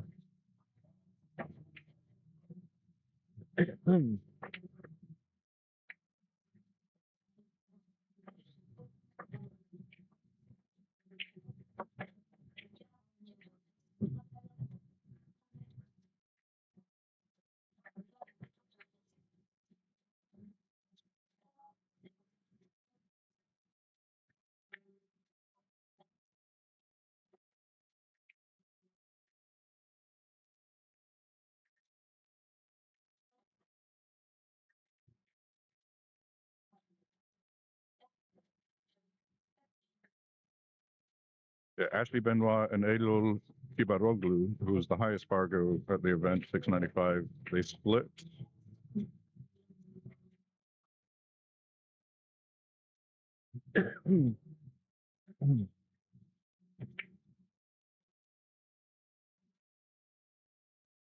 Oh, and yeah, Mindy Mioletti was there. She was at the Moscone.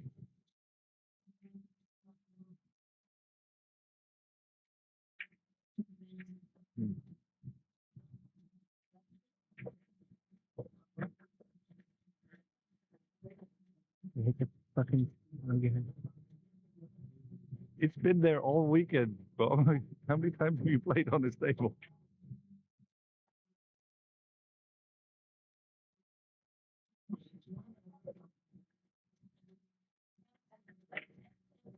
Take it again in a second.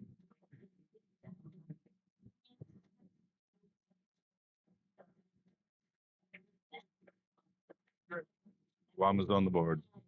And again, 9-ball, not shot in.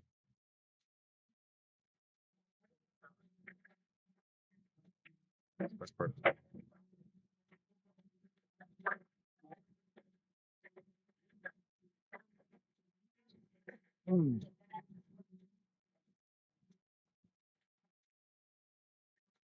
I think I'm gonna have to get going and get home fast enough. I can watch the finals. So, hey, thanks for having me, everybody. Good chatting with you. Appreciate it. See if I can get Ketten to come in then. Yeah, Christy Norris lost to Ashley Benoit for 4th place.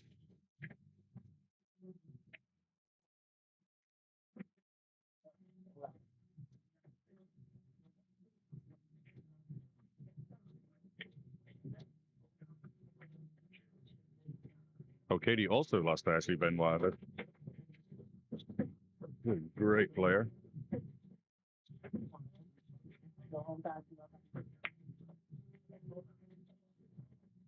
Big break from Guama.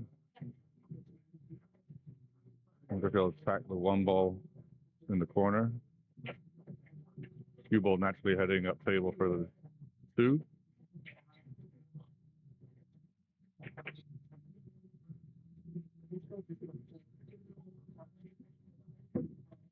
Good shot.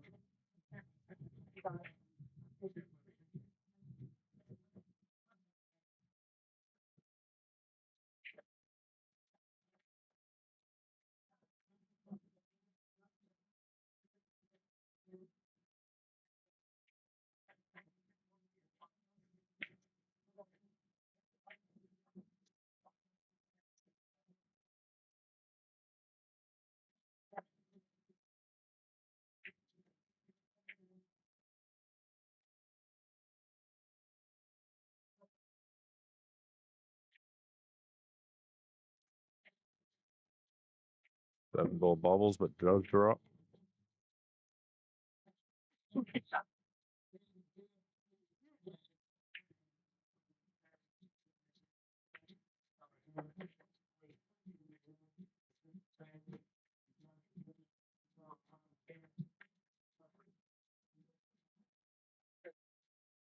But again, no 9 balls being shot in. These two showing a lot of respect for each other.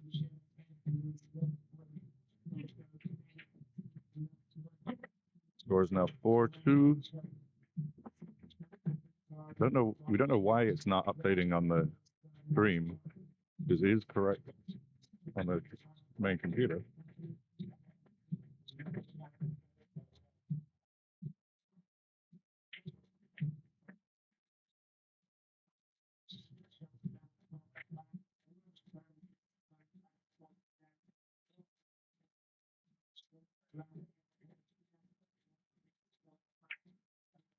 Katie and Christy, I hope you drive safe. I did see from Katie's post that there was a lot of snow up there.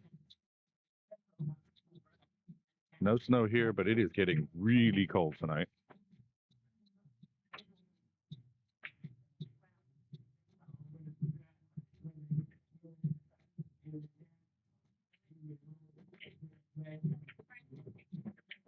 One ball down, 8 ball down.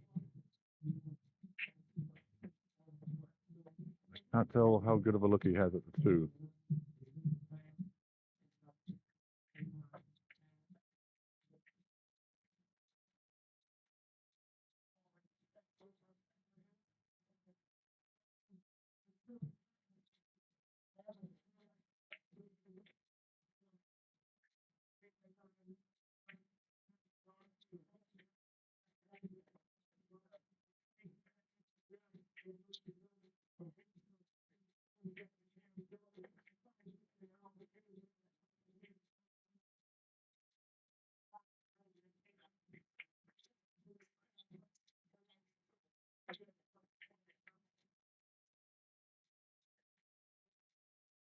Good shot.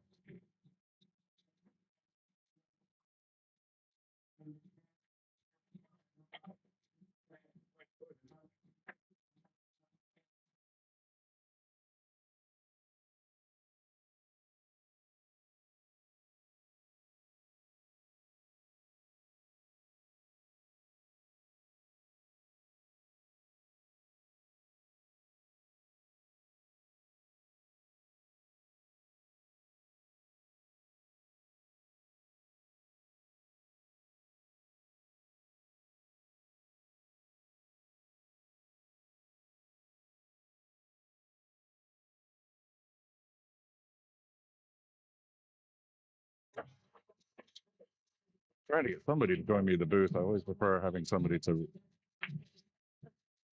chat with.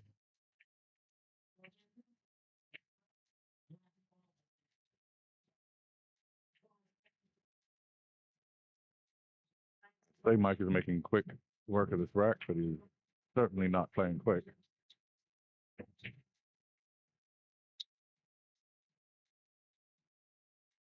Very methodical.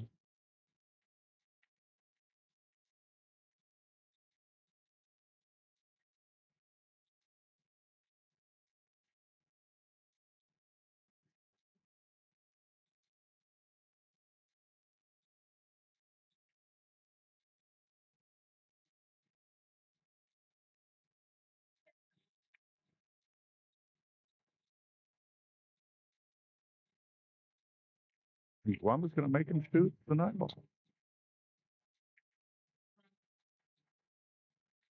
Rack 7, and that's the first 9-ball we shot. Mike is on the hill.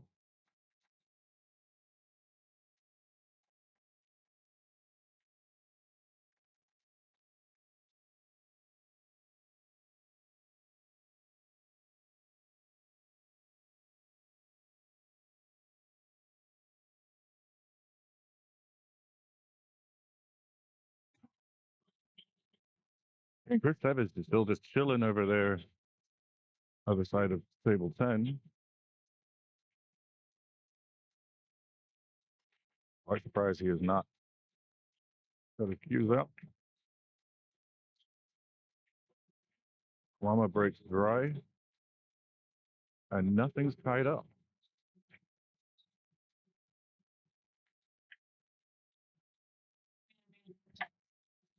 Big Mike having to use the bridge. That's the first time I've seen him use the bridge.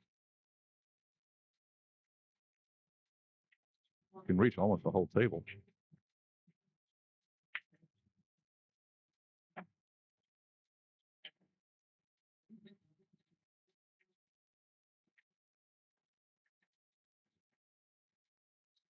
Good angle to go from the 2 to the 3. 3 to the middle of the table to the 4. So 4 to the 5 would be the trickiest shot in this rack. 5 to the 6, the next trickiest shot.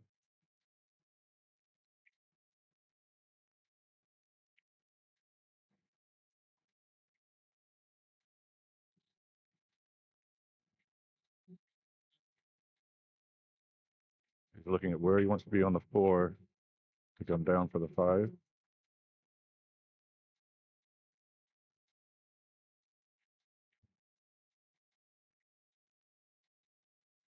Drawing back.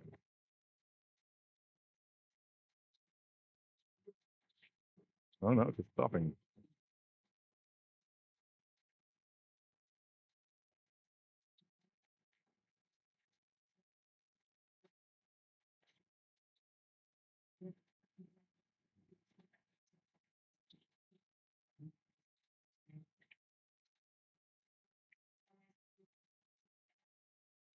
Key shot right here.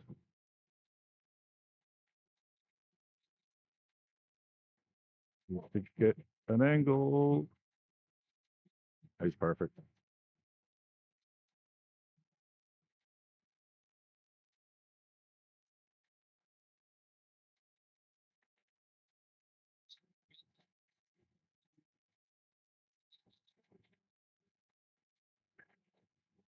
I don't think Guama's going to get back to the table. beneath the 6 to a perfect angle to come down for the 7 in the bottom right corner.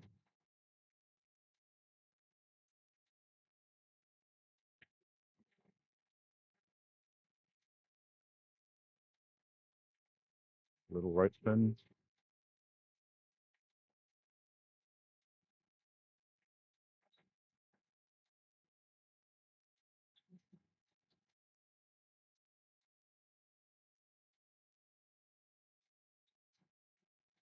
Peter preferred to be a little bit further off the rail, having to elevate.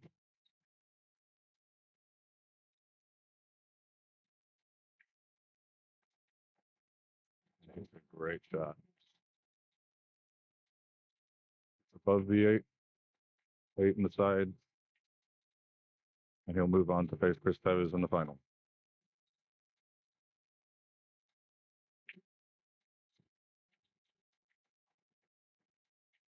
And Guama concedes. Congratulations, Mike. Got an exciting final coming up for you all. I'm going to take a little break.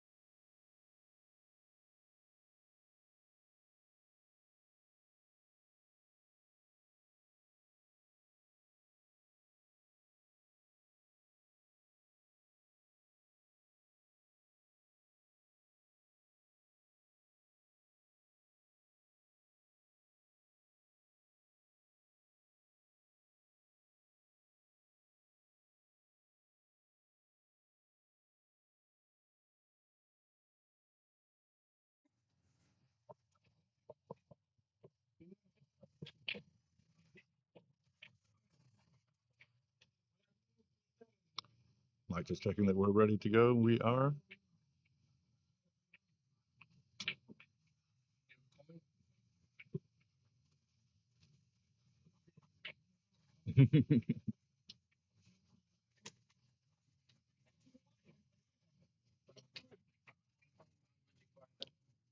Mike wins the coin toss. We're breaking first. 9, 9.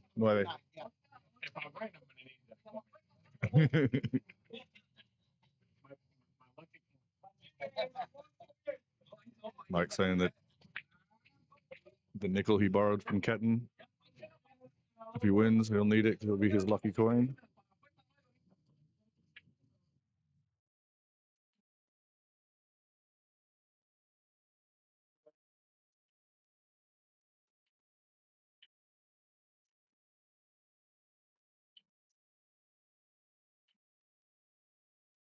So the names have not updated on the score on the bottom. It is Chris Tevez from Peru against local hero Iron Mike Davis Jr.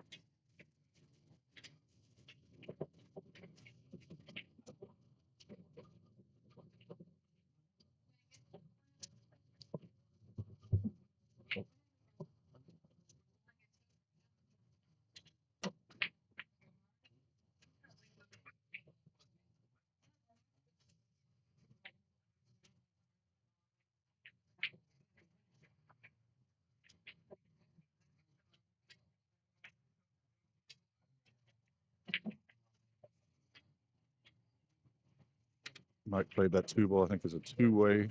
If he missed, he'd be on the 4, but not leave a good shot in the 2.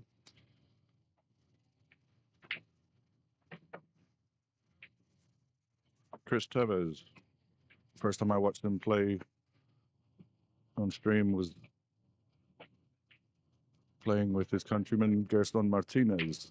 Great shooter. And certainly a potential candidate for Moscone if they're going to include all of the Americas. He asked me to give a shout out to his sponsors, Classic Billiards in Fort Lauderdale. I met the owner at the Moscone. Rookie.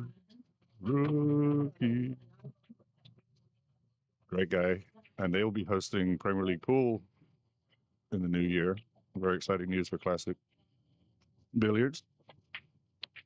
Also Predator Cues, Biad Vistamar, Miami Billiards, In the Box Sports, and How Tips.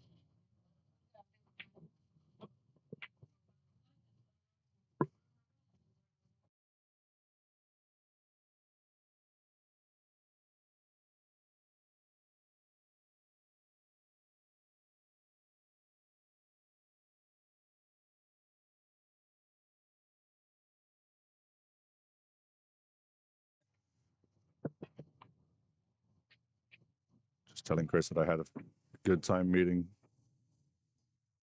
Dave, the owner of Classic Billiards. Definitely by far the most vocal of the American fans.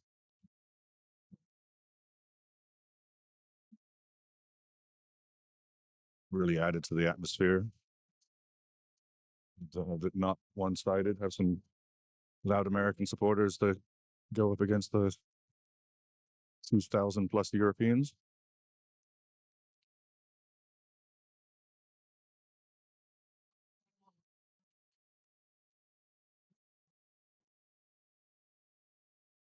Mike's ended up a little straight on this 7. He's got just enough of an angle to punch forward.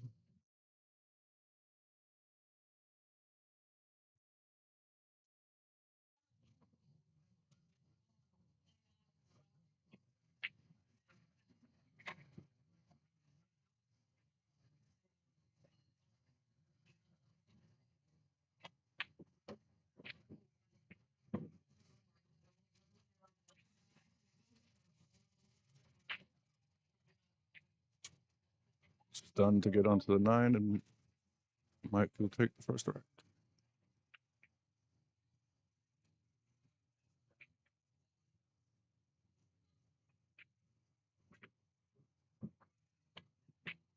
Oh, he missed it.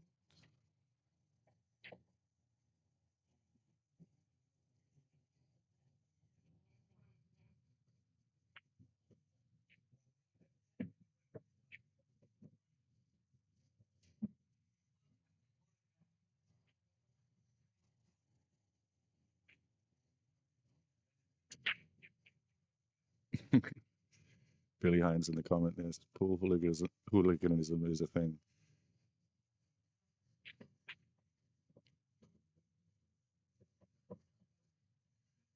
Confident shot from Chris.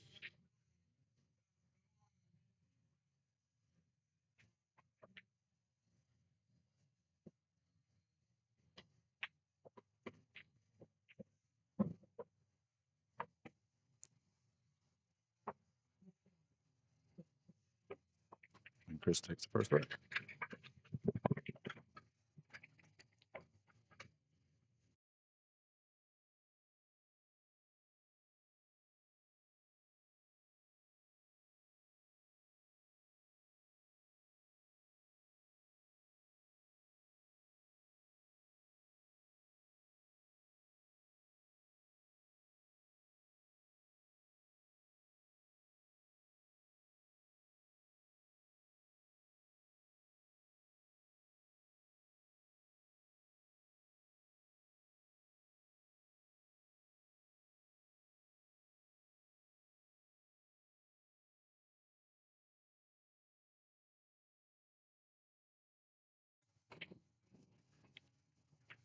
Slight camera adjustment.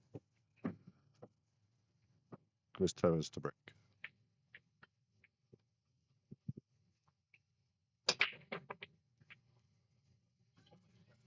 Cue ball almost jumped on the table and then got kicked into the corner.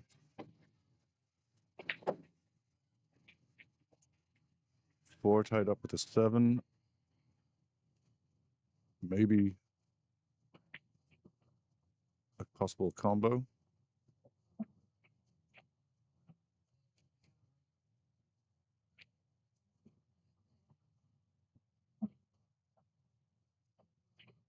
And welcome tournament director Ketan Patel to the team. Thank you, Colin. Oh, wow, this one's gonna come out.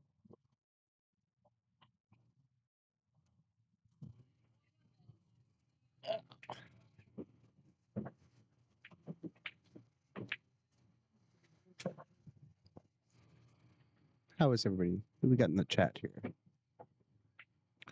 Billy Oshawa 86. So Yingling made it home. Yes, it's a race to 9.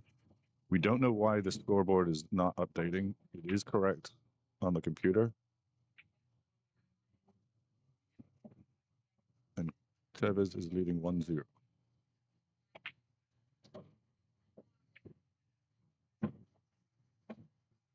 Mike playing underneath the 2. The 5 is blocking part of the pocket.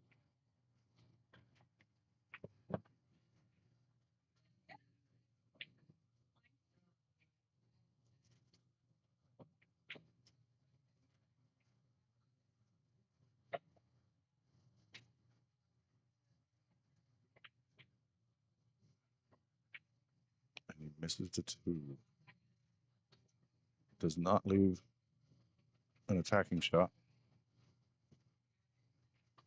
Need Asian tech support, yes. Ketan's trying to reboot it.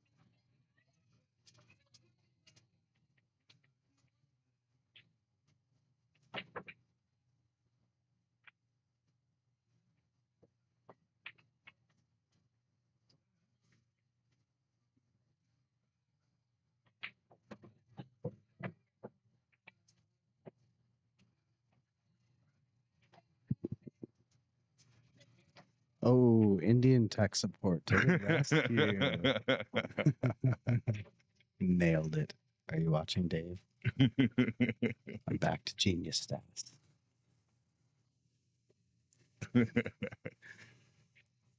So Colin, earlier I messaged Dave talking about, are you proud of me? I figured out the slideshow on this thing by myself. And he goes, yeah, that was genius. But then you forgot to hook the cable up. So we'll call it a wash. So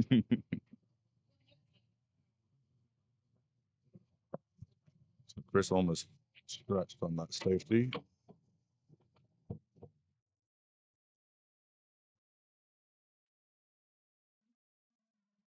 Mike went for the aggressive shot, banking the 2 and got a roll. He broke up the 4-7, did not leave. Or did he leave a window? Nope. This is going for the short.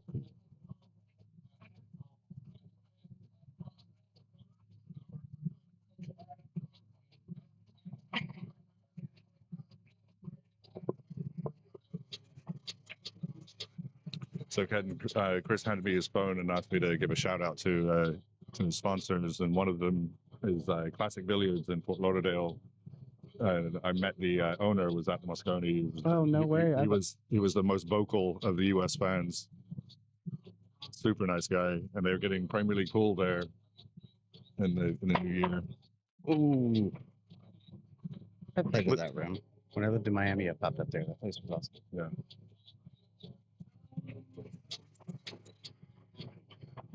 I have not had the pleasure yet.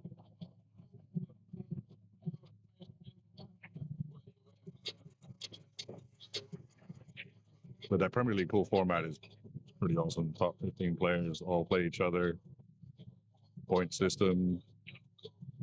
And then the top players go into a bracket. You get the top 8 players go into an 8-person bracket. I forget exactly.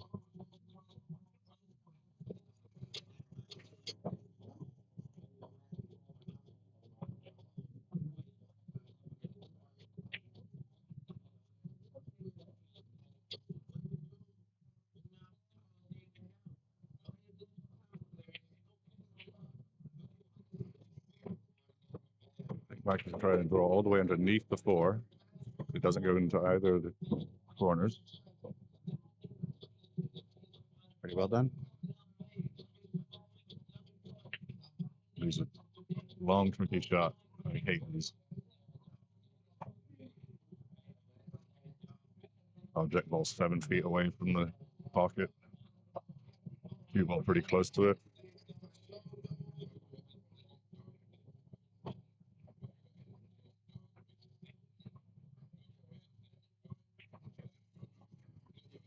Looks good. Yeah, that was super smooth. This one should be interesting. No one's ever described my stroke as super smooth. Something Mike and I are trying to work on.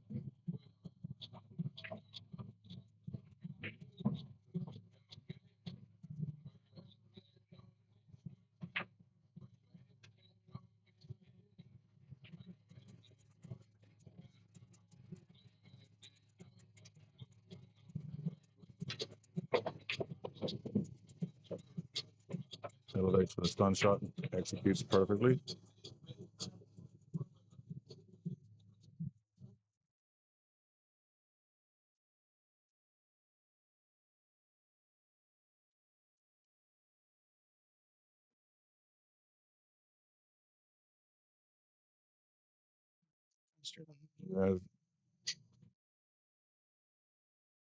They would have preferred an angle to get closer to 9. He'll just have to accept a longer. He'll draw it back off that other rail and come way back out.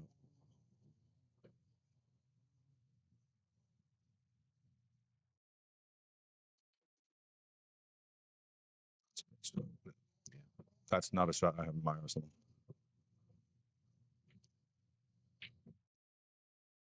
Brought it back and left it on on the long rail. Right. Had a tough blind back cut. And we were tied 1 apiece.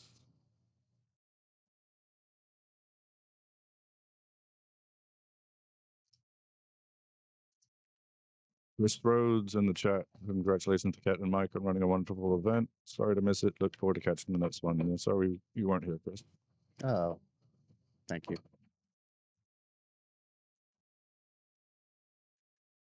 It's funny, Chris.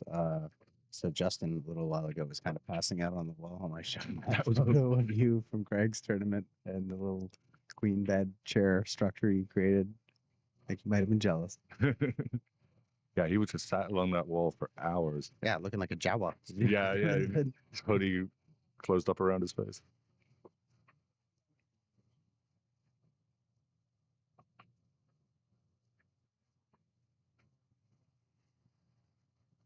But they also had a lot of money in the Calcutta. Do you know, did they? Yeah, Nothing I know Jazz? Jazz got, well, they split their thing, but Yeah. Jazz got half of Guama and I think half of Mike. So they should be doing all right. Yeah, they're doing all right.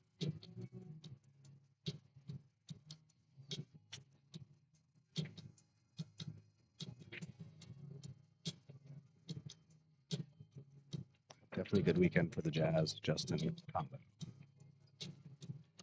No, Justin would have liked to have gone a little deeper, but Jazz had a great Jazz, performance. that was a really tough ending for him. Yeah, he should have won that. Yeah. Ball in hand with a wide open table. He plays bad shape from the 8 to the 9. He just got a little awkward on the 9. You could tell he didn't feel comfortable about it. He sized it up like 100 times, and he didn't make it. Normally, I would think Jazz. And then he had another shot at it, a tricky one. Yeah, but certainly makeable. So, in 2 9-ball shots that I think he makes 90% of the time. That's what I said. On a normal day, you just fire both those out, but it's obviously important. They're not easy shots. That second one was like his cue ball was kind of close to the rail. Yeah. Weird angle all the way down. Oh, certainly a tricky shot, but one he would expect to make.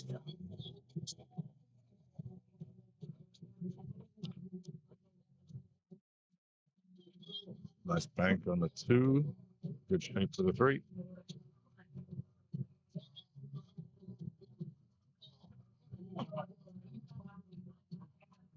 So, Chris, our next tournament is at break time, January 24th, 25th. I haven't posted it yet, but I'm sure I'm going to post the poster any day. We're working on a headline sponsor, truthfully, so didn't really want to post the sponsor yet in case we got one that completely changed the name of it.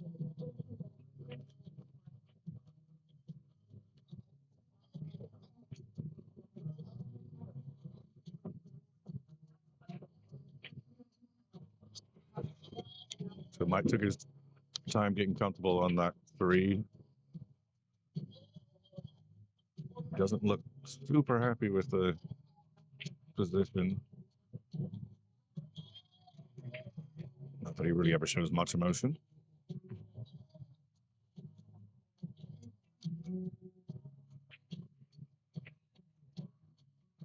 think he'd like the cue ball to be about an inch to the right of where it is. So he could have gotten straighter on the 6.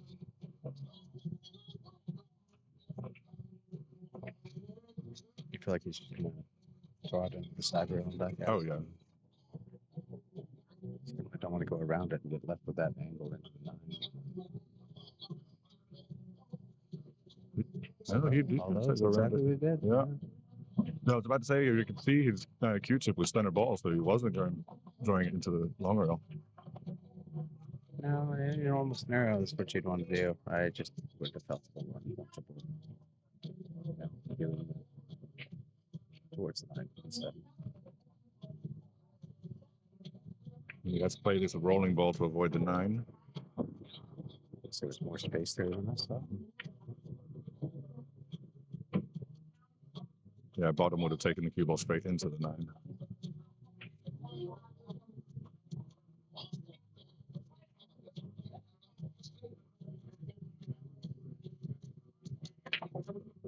I just saw we are over 100 viewers. Awesome. Thanks everybody for joining us. Jazz definitely did not want to exit out like that, although it works out because I need to be at school tomorrow. I'm sure your teacher would have understood when you told you made a few extra hundred for sticking around longer. Yeah, Jazz still in high school.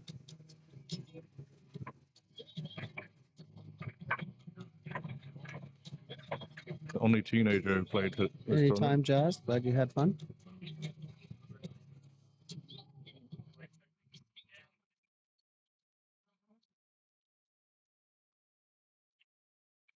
Goes up 2-1 in this race to 9.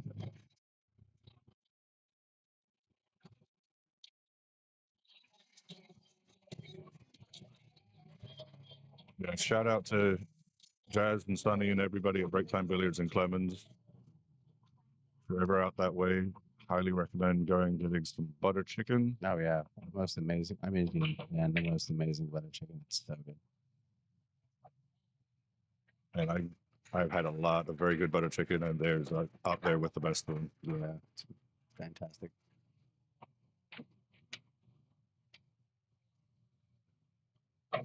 And the only 12-foot snooker table that I'm aware of in North Carolina. Also, Colin, why don't you give yourself a shout out, being one of our sponsors, our friendly neighborhood realtor? Oh, my face is on the screen enough. And the people have been hearing my voice all day. You shouted out, sold. To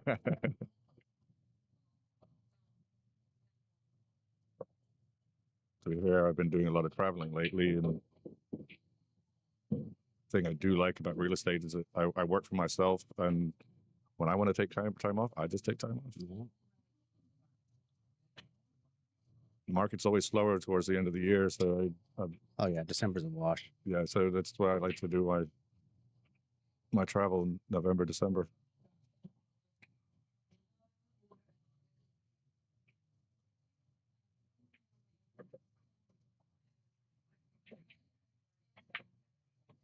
I even did some travel non-pool related.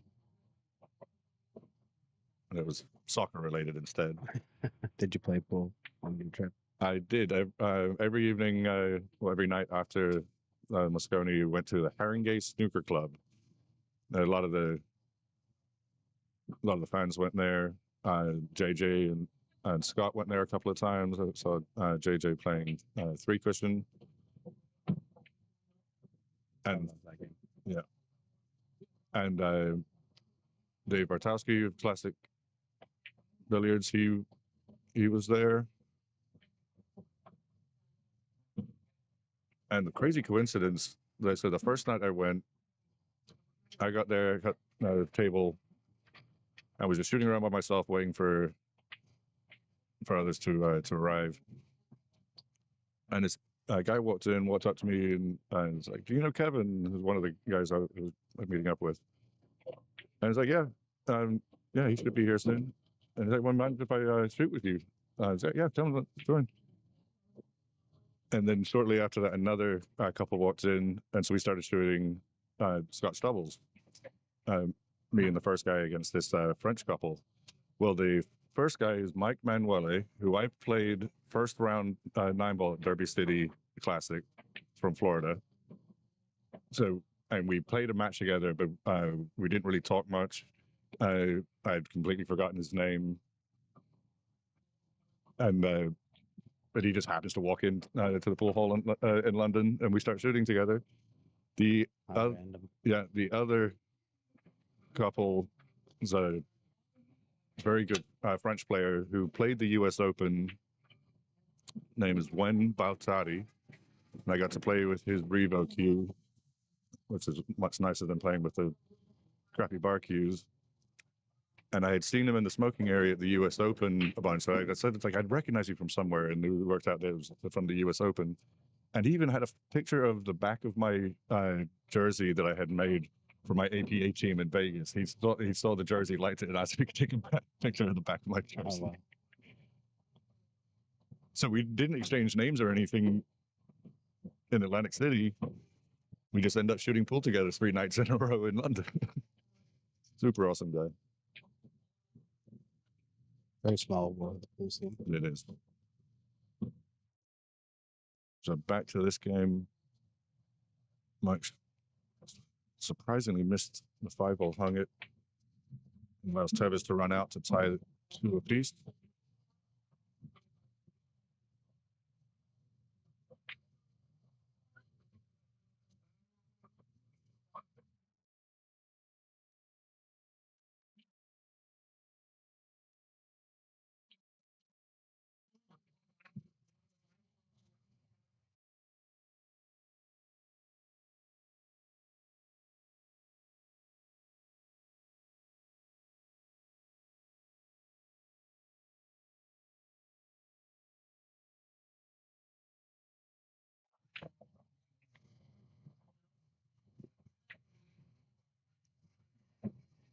So we're still on serve, 2 wrecks apiece.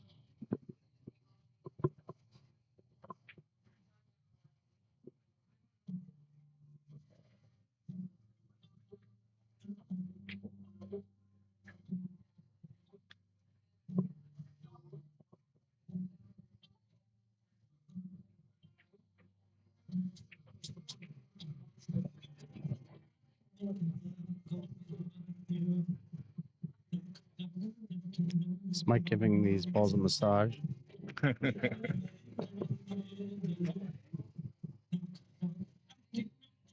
Oh, Rack Attack 420 asking, why didn't Mike Davis play in Ultimate Pool finale?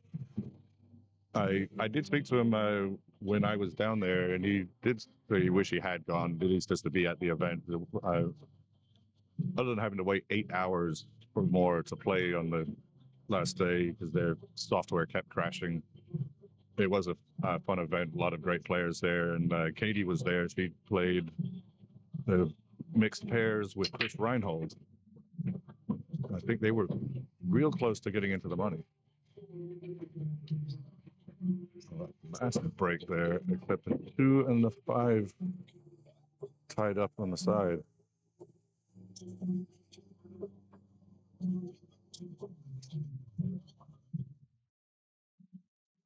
There was another tournament Mike was going to play that weekend where he thought he had much better chance of getting into the money. It's not a format. Also, he didn't realize that there was multiple events that he could have to like obviously increase chances. I do think he'll go next year.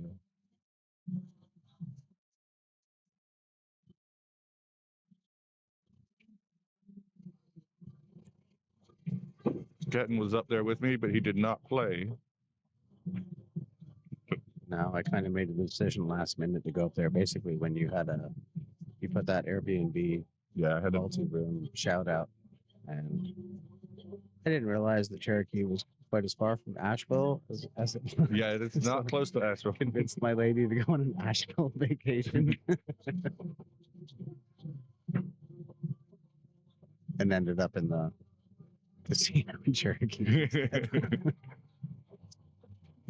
You went and spent the night in Nashville on the last night. We did. We stayed, I think, maybe even 2 nights. I really wanted to go check out Fat Cats again. Oh, right. You're planning on doing an event up there at some point? Yeah. No, we're in talks with them, just ironing out a date. They'd sent us one date, but it was the exact same date as the pool series has an event in Charlotte. And we just kind of thought it was a little too close. And, we're trying to bring some of the Charlotte people up to Asheville also, just to. Wow. Oh, put a ton of spin on the ball and didn't even touch it.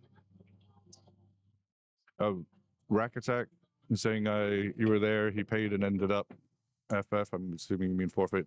The Mike Davis who was entered in that tournament was not this Mike Davis, and in fact was not called Mike Davis anyway. I met him, his name is Matthew Davis. But for some reason his name got mixed up, and he was entered into their system as Mike Davis, but his name actually was Matthew. I just happened to be at the tournament desk and heard him talking about Mike Davis. And I was like, oh, you're Mike Davis. And like, yeah, but my name's actually Matthew. So it was not. Yeah, it's funny because I heard him call his name on the PA, and I was like, I know he's not here. What? Yeah.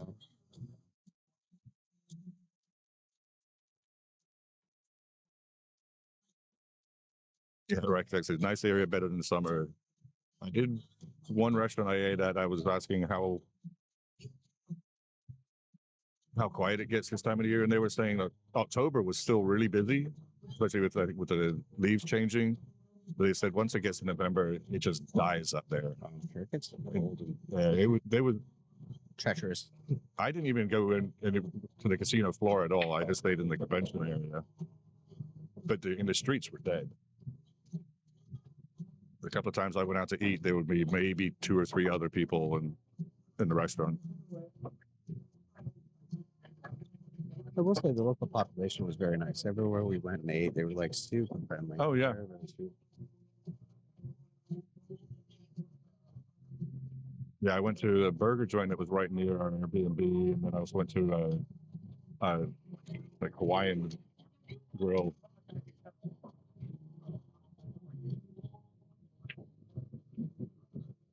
So Mike's up 3-2.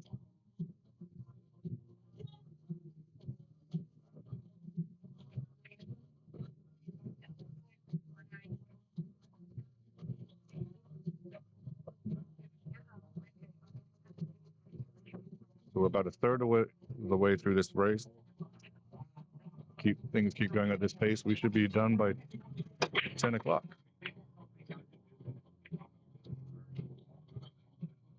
Where's that cue ball? Cue ball almost scratches in the side. No balls down.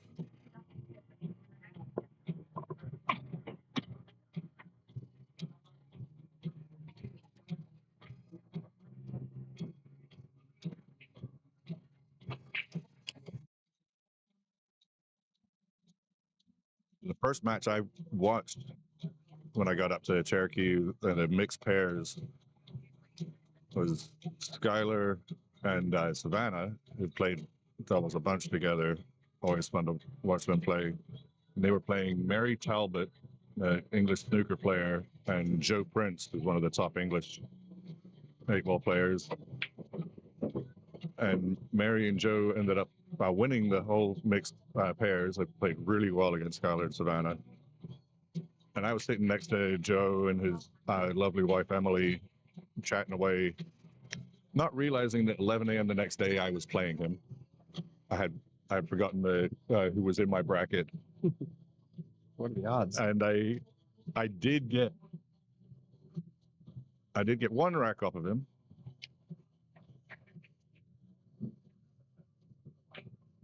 So it was a rack that I broke,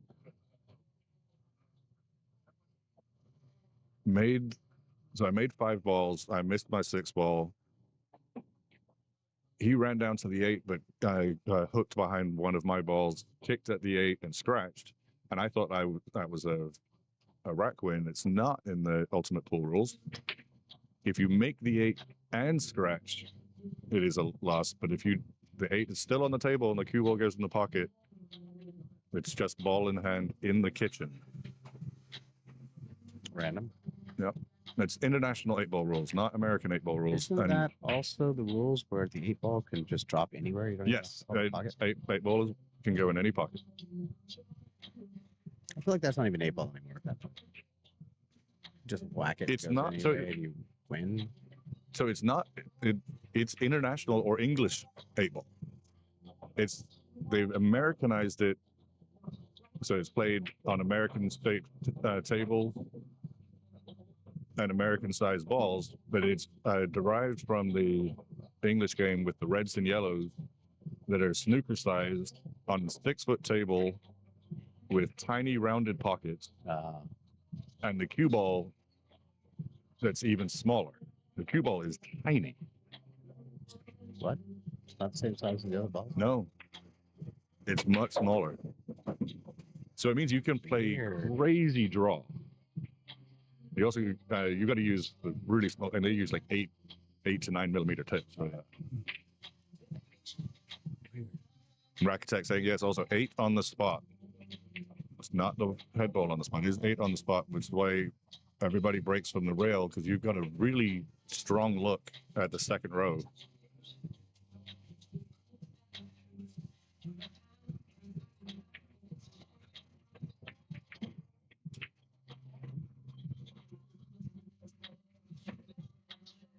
Looks like Mike is going to make the 5 inside and run into the 6, which would nudge it towards the corner pocket.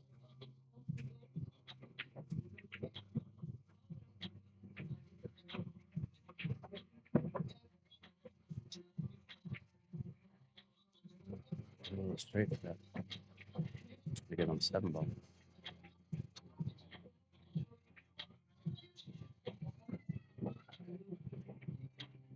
Might be eyeing. Yeah, he's eyeing the back.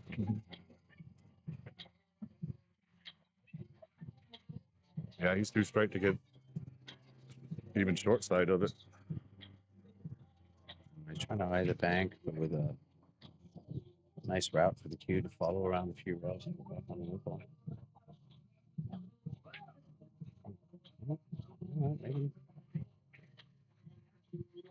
I think if he gets the cue ball that far back, he plays safe.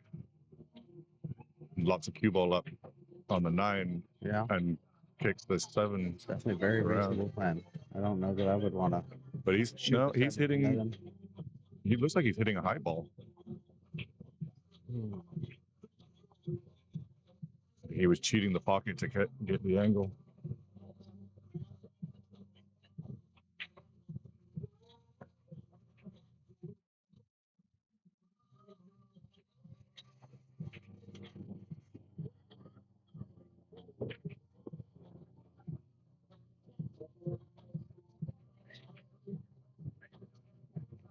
So I did talk in Cherokee. I talked to a lot of people about the rules, and I definitely got the feeling that there were a lot of people who were there, entered into the open event or other events, who had never played Ultimate Pool before and didn't like the rules. But everybody I talked to who was playing Ultimate Pool leagues, they all loved it. Like once you actually start playing in the league format and understand that this is not Ultimate Pool USA is not American 8-ball. It's not APA 8-ball. It's not BCA 8-ball. It's designed to be a fast, fun format.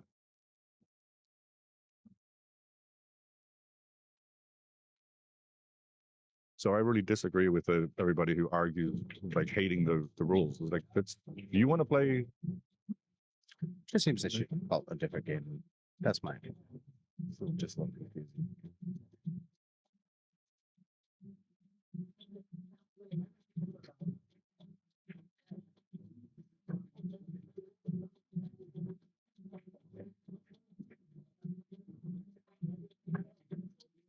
See a couple of friends of mine just walked in, jumping on table 12, Carlos and Savannah.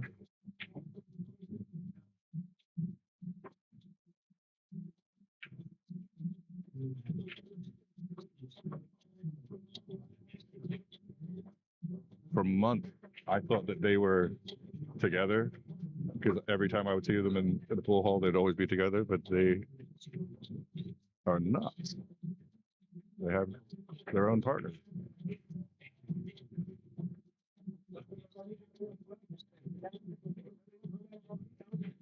Score is 3-3.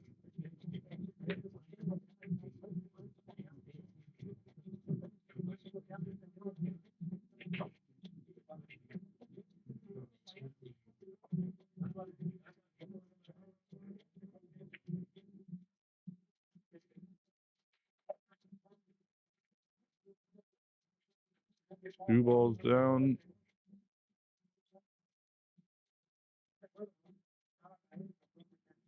Mike definitely has been breaking very well.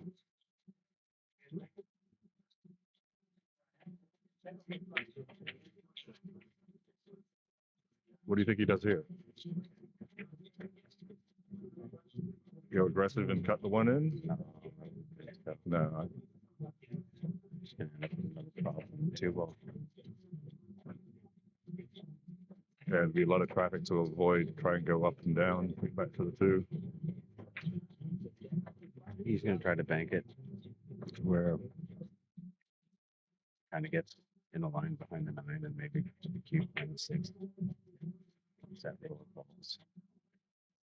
Defense. We shall see. Oh, there you go. Wow. That's why Mike wins all the tournaments and I win none of them. It's a great shot. He's got a good angle on the 2. 4 sitting over the side pocket. Good shape on the 4, and you should be out here.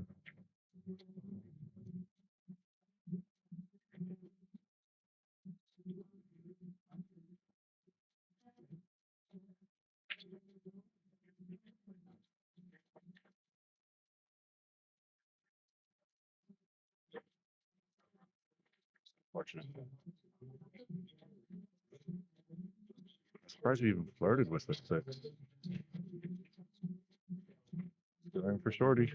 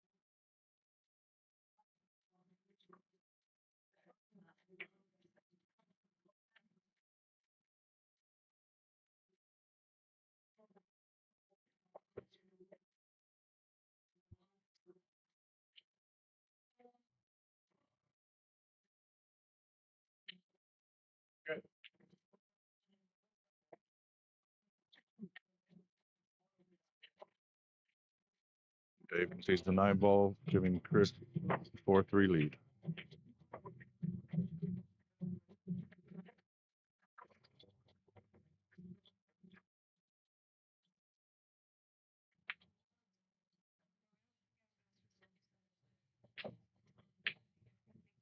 Here's what, $400 difference in prize money between first and second.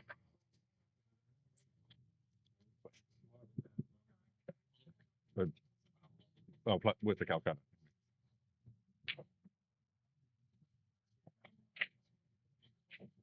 No, for the tournament, the difference is 410.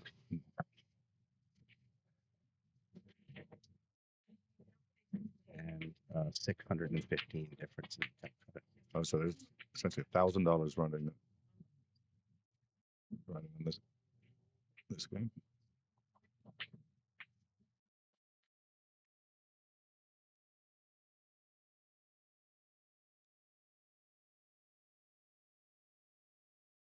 I think he's looking at banking the 149.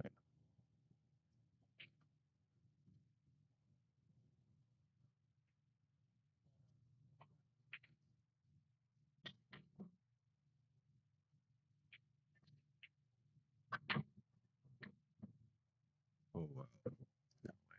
I was going to say that came back. Almost made it. I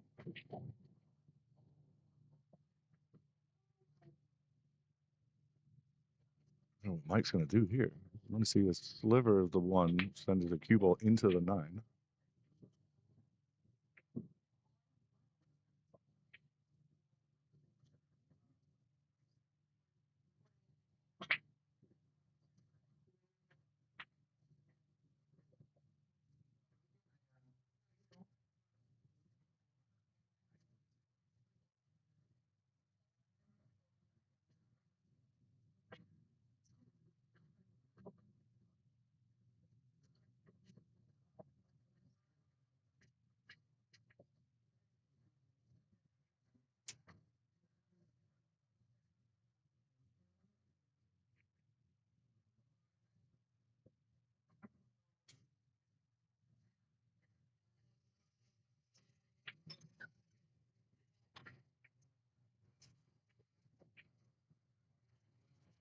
It was the only option he had.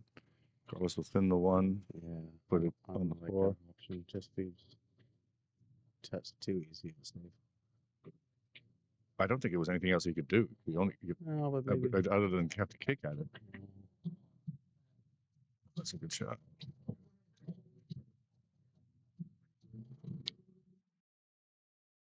Mike takes a bathroom break and appropriately does it on when it's his shot.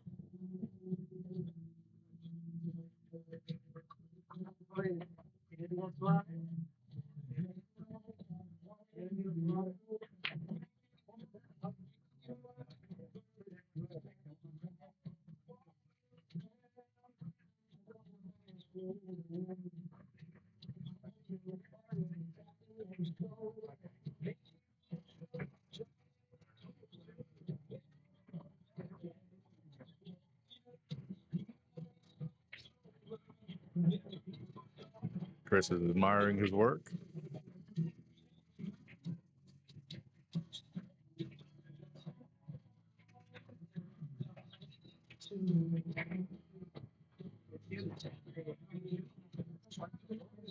The 3-6 is still tied up. Even if he's got ball in hand, I don't know how he runs it out.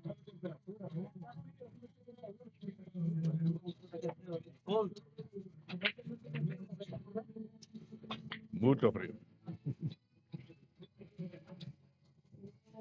Chris complaining about the weather, which we all are. It's bitterly cold tonight. Yeah, I'm not looking forward to loading all this stuff up.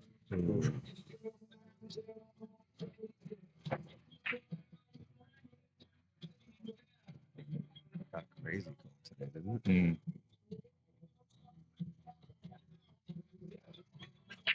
It's almost my bedtime. It's your bedtime. No, I have a 45-minute drive, and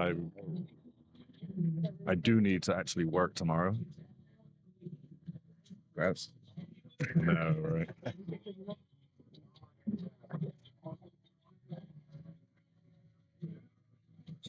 And my cats will be screaming for food when I walk in the door.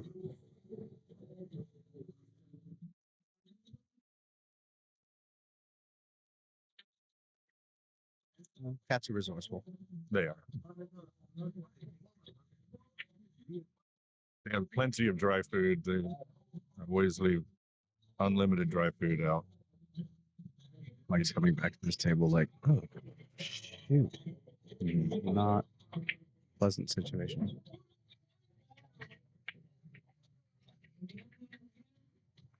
I suppose if he rolls this relatively softly, if he even makes contact, it'll probably work out pretty well.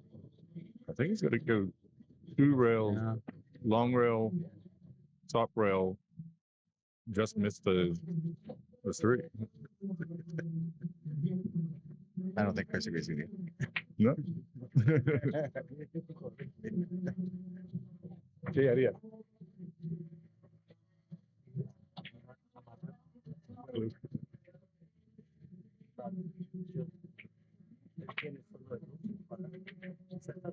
Yeah.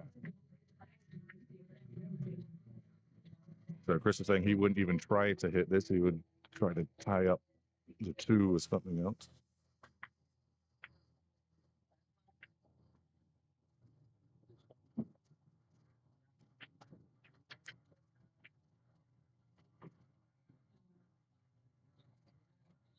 So what do you do here? Do you just kind of like freeze it up I think he and not move it too far and try to freezes it on the 4. for a 3 foul? Yep. Using 4. That was number 1.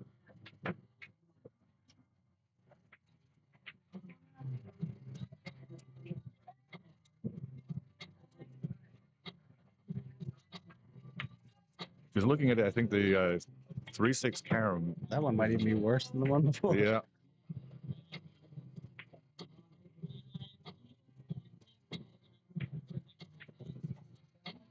Two is a big ball trying to go 2 rails at it. Yeah, the only thing I didn't like about that was that he moved the one so far away from everything else. It's gonna be, I mean, for us mortals, make the 3 foul a little tricky. Oh, he wouldn't 3 foul from the 1. Oh, he hit it. What a shot. Oh, and almost scratched off the 8. Great shot, Mike.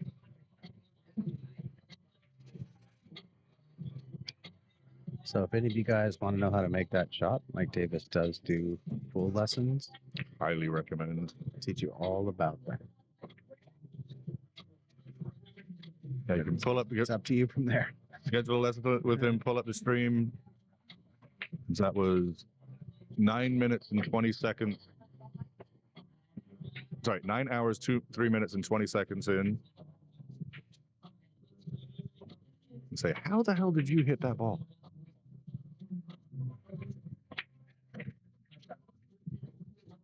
Just makes the bank on the one.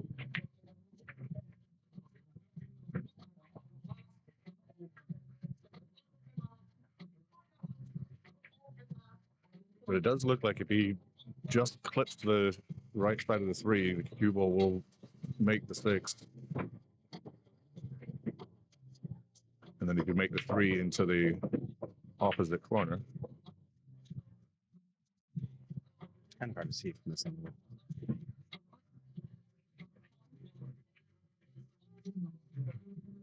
Oh, make it in the same corner. That's a nice shot. This guy knows what he's doing. Yes, he does.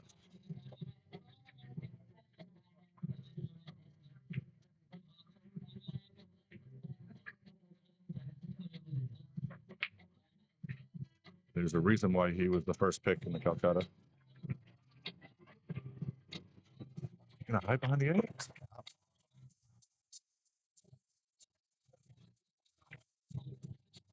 Shocking mistake.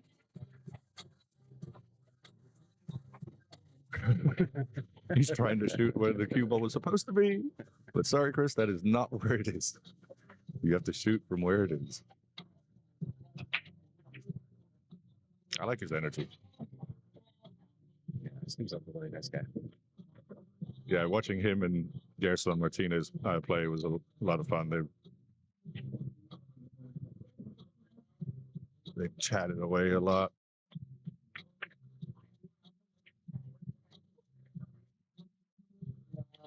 Yeah, I was super excited when you told me that he was coming to play this. I was pretty excited too. Honestly, I didn't know who he was. Then I watched a bunch of matches, and I'm a fan. Yes. Oh, that was close. His show out for the 2022 Predator 10-ball Worlds was unreal. Do you know where he lives? I'm guessing South Florida. He's sponsored by. Yeah, he's sponsored by somewhere in Fort Lauderdale. Yeah, And his friend Francisco says he's out of Orlando. Not that Orlando is anywhere near Fort Lauderdale, but not a super long drive, but there are a lot of pool halls in Orlando. well, I mean, it seems like not a super long drive if you're in Florida, but if you're here, that same distance is like DC or something. Yeah, no, yeah. 3.5, 4 hours Orlando to Miami. Something like that. Like 3 hours to Fort Lauderdale. Well, put it this way: Orlando from here is like roughly 8 hours, 8 hours. and Miami is, depending on traffic, Well, 12, 13. Fort Lauderdale is about an hour closer, depending on traffic. Sometimes 30 minutes. You know, when I used to be downtown Miami, when I drove there, it would take well over an hour to get to the tournament, even traffic, and then come home in the middle of the night. It's like 25 minutes back. Yeah.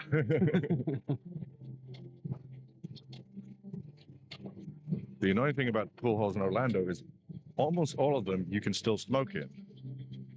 Yeah, also same with a lot of them in Miami. In fact, one of my favorites, you could smoke what you wanted in there.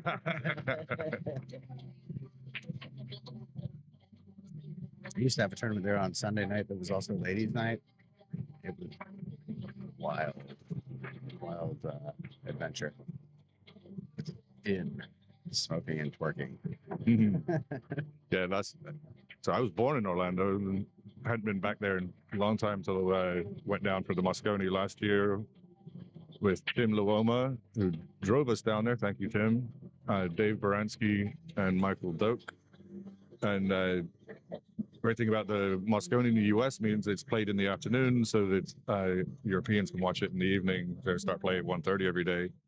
So then we'd go out to dinner and then go to the pool hall. That sounds kind of perfect. An afternoon of pool. An afternoon to actually go. An afternoon of watching pool, and then we had all evening to go play. So it was me and Dave against Michael and Tim, and we would do 9 on the spot races to 5 Moscone style. Gotta feel like you're part of the action. Whoa! Cue ball got kicked in 3 How did times. that but not go and then sort of go and then not go again? I think the 5 hit it twice.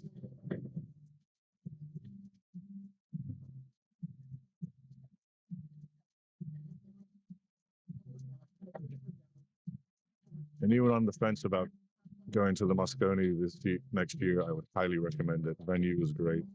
Next year, do you know where it's gonna be? It's back in the Caribe Royale in Orlando. Same venue as I thought 2 years ago was in somewhere near St. Augustine. No. It was in Orlando. December last year. December Orlando was Orlando. It was the first time that it's been held in the U.S. outside of Vegas. He was trying to rub the 5 over the pocket, and he made it worse. Keep me posted on that, Colin. I might roll out to that with you. I don't go to Orlando very often, but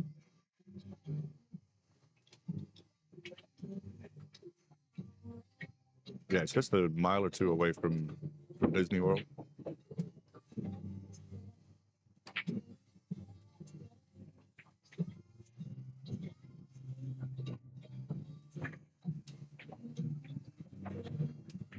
Chris not happy with the. what do you think he's gonna do? Do you think he's gonna take a long shot over the pocket or bump into it? Probably not bump into it, but I would try to bump. I think he's gonna try and bump into it. He's got more angle than he wanted. Gonna make sure he doesn't draw it. Oh, that's a good shot. Yeah, that's why he gets the big bucks. Mm-hmm. Oh, he does not look happy. I don't think he could have played it any better, would you? A little bit of angle would have been helpful, but. Oh, so he's dead straight, so he's got to go forward.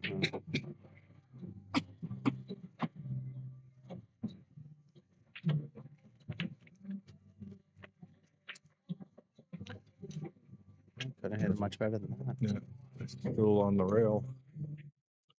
But I think he's got enough angle to go forward off the long rail.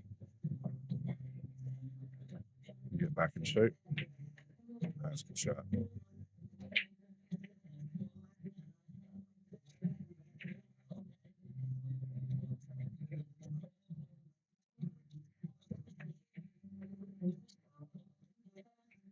Just looking to see exactly the line he wants on the 8. But this should be a formality.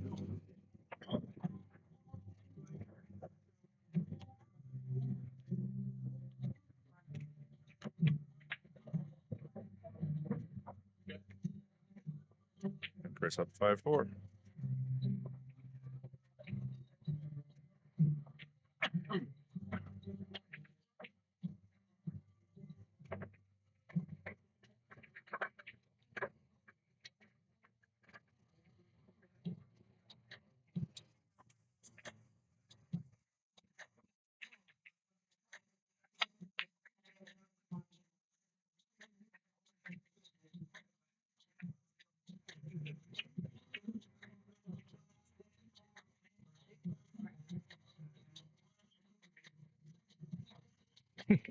He has all sorts of funny facial expressions.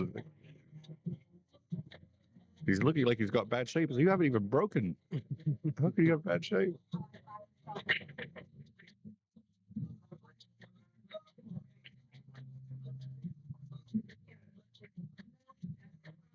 Lost the cue ball a little bit on that. He's got a thin cut, one into the side.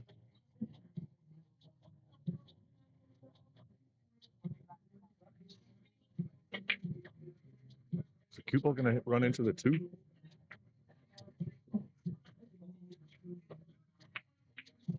It was running into 2, but he didn't make the 1. He hit it fat. He's just sharing the table with Mike. Mm-hmm.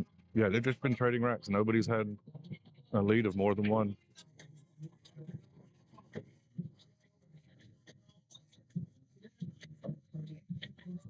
One side, 2 to the corner where the 4 is, 4 into the same, 5 into the bottom left. The 8 doesn't pass the 9 into corner, so I think you play from the 7 for 8 in the side. Or up table. Or up table. Yeah.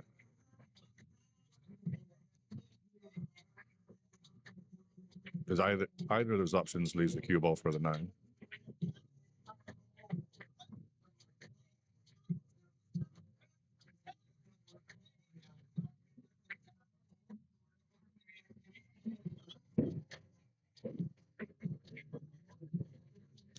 The chat is very quiet.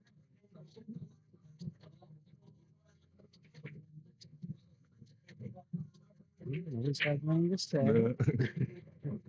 And when I'm watching at home and I'm not here doing commentary, I always have I like to have the stream up on YouTube on my TV. Yeah, I do too. So you And- can't chat. No, but then I'll pull the chat up on my phone.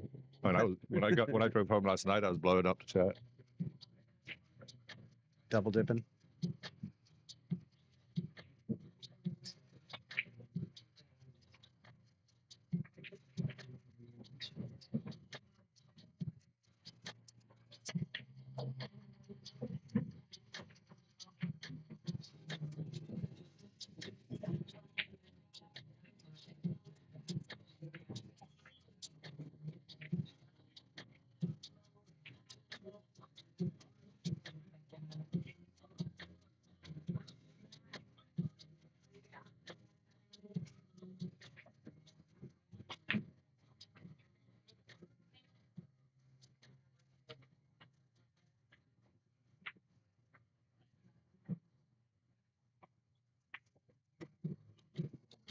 A lot of inside spin to come 2 rails to the 7. I think you might want to be a little further. To the side or up table. Good to cut this in with a lot of inside spin to hold for the 8.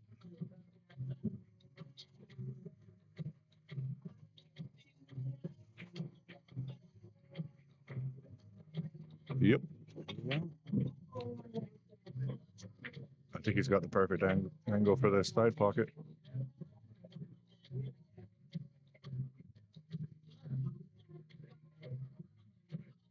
Load it in, and I expect Chris to say he's good. Yep. Both players being very respectful, not making their opponent shoot dead straight, easy 9 balls. And we are tied at 5.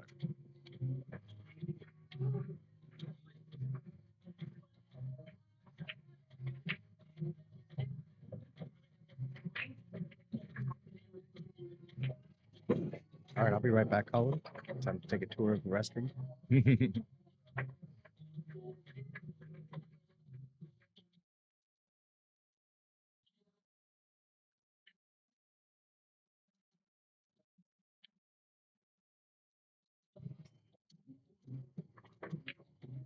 So we're up to 130 viewers. That's awesome. Cat and Mike are growing something big here. Glad you're all joining to watch some exciting local high quality pool.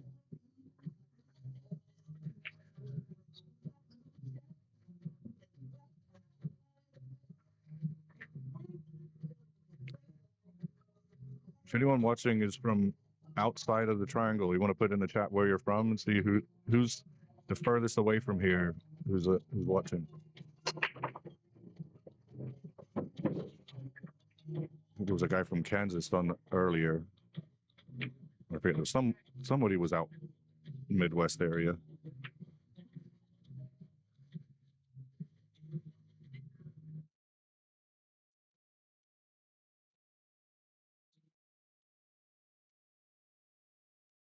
Kind of safety Mike's going to come up with here.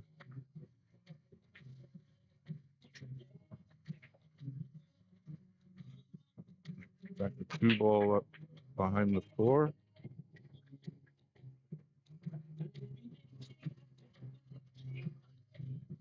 He's the 489.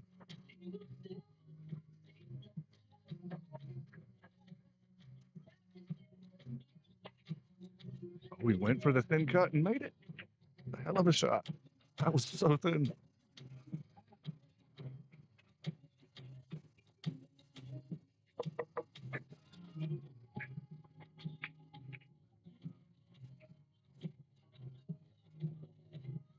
I didn't even think you consider that. I would never have attempted that thin of a cut.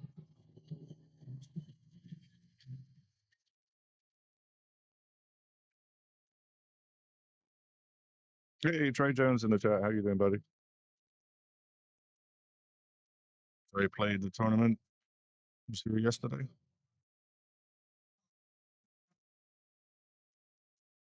Wonder why Mike was grabbing the bridge. Like, you're huge. You can reach that.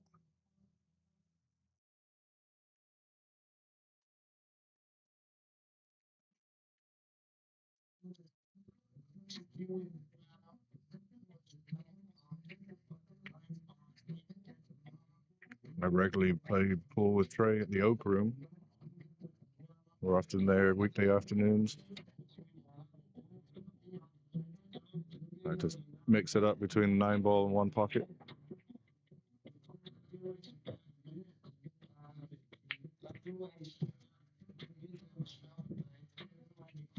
I guess you could call what I did was playing, but it's all about the experience, Trey. You want to get better and compete at a higher level, you need to play these kinds of events just for the experience.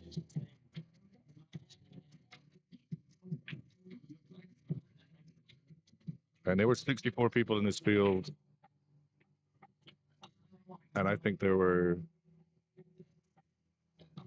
at least half were dead money. And we're just here to have fun, the experience of playing in this kind of event, an open event against high-level players. As I've said before, if I hadn't had 8-ball cities, I would have been amongst the dead money.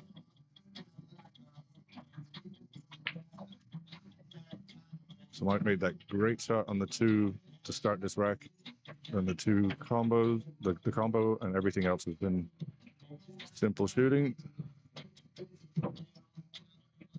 And Chris is going to make him shoot this one. It's not dead straight.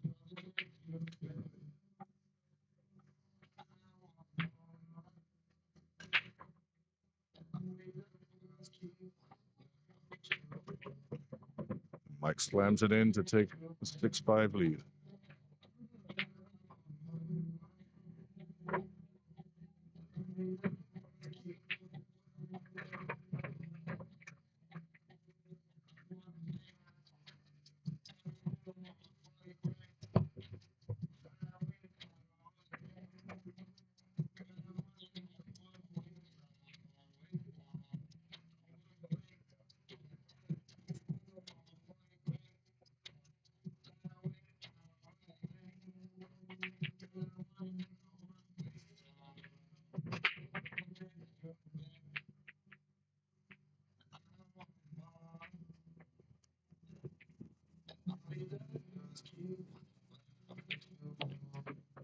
So Chris is hitting the break hard, but coming up dry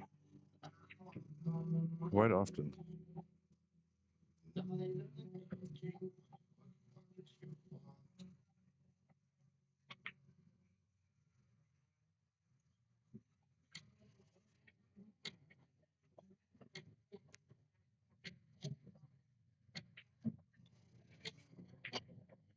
Okay, so no joke, Colin. I had a burger from earlier in the car. Went out to take a quick bite. I swear it's frozen.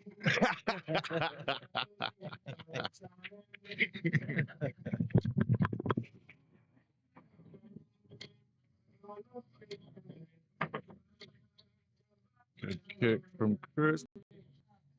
Oh, he rolls up on the 6. It's a great lead.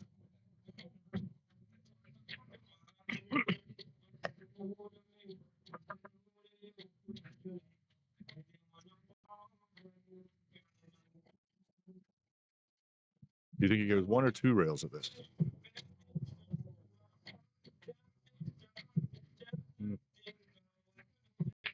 really see how close it is to the six. Or yeah, from here. Yeah, that Looks like there might be a little bit of a space to be able to go around. yeah, there is space shooting. Or even, you know, yeah, you don't want to go too low. That'd be so hard.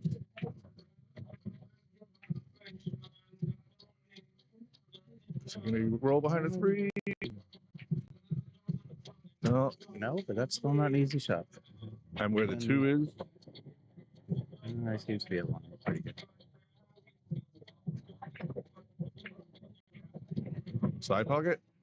Behind the six. Wow, way overhit that. And go straight for the jump cue.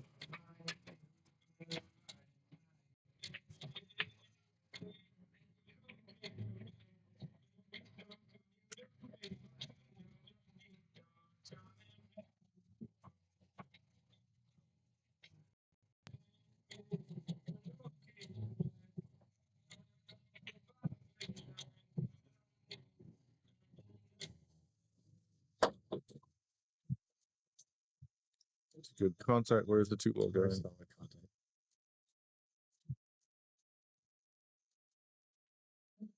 I think Mike can see enough to pot it. I think you might be able to. Yeah. Well, you got a better angle. Yeah. Now. He's taking a look. I think you can do it from where I'm sitting. If it's close, you just use some throw.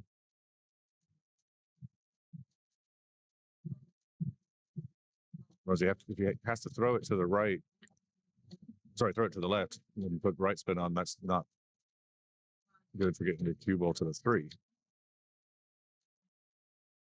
I mean, from where I'm sitting, it looks like you can just shoot the pocket a little bit and Just punch it in. yeah. I mean, what side of the nine do you try to get it around? Oh, cock draw. You kind of fired at that. Funny.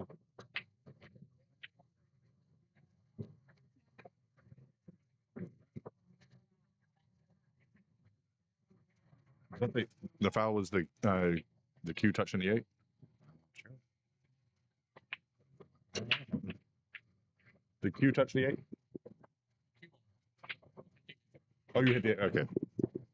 Yeah, I might clarify that he did clip the eight. He was kind of in the way, so I couldn't tell if it was the cue or the cue ball that moved the eight.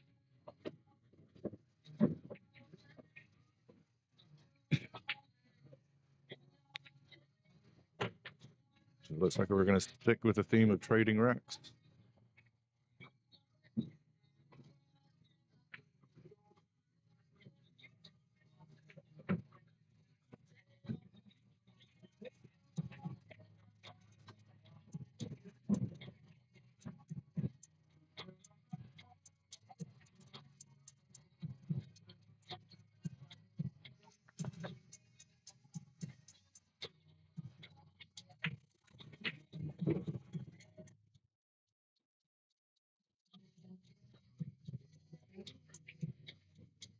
He was trying to get underneath the seven to the bigger target and shoot the seven up table, but he's got on the seven into the bottom corner.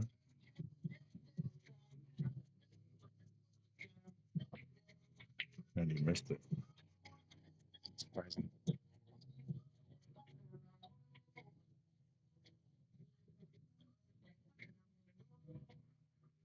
I would have just floated that ball in.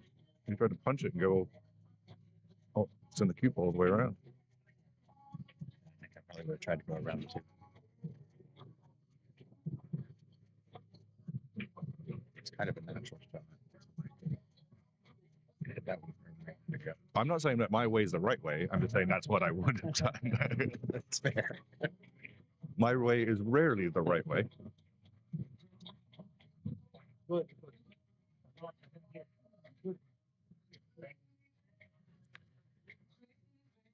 Chris gives up the 8 and the 9. And this is our first 2-rack lead. Mike up 7-5.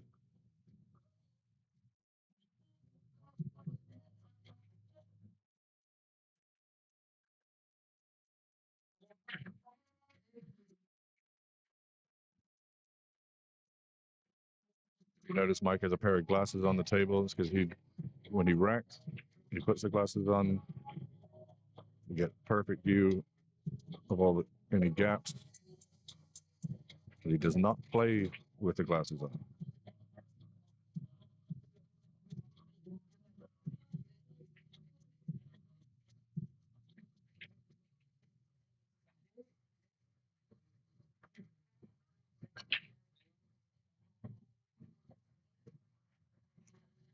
Those glasses are specifically for scoping racks. Yeah, nothing else. No.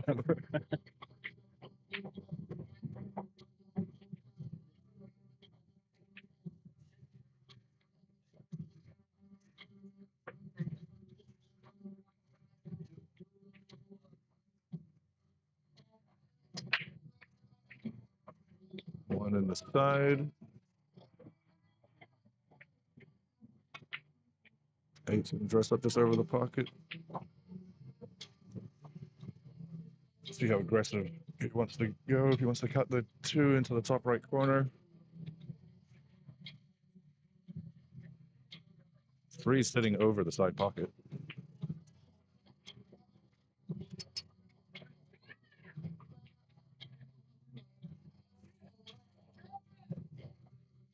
I guess a guy called Drew just came in because I keep hearing ladies shouting, Drew, Drew. Now she's chasing him down.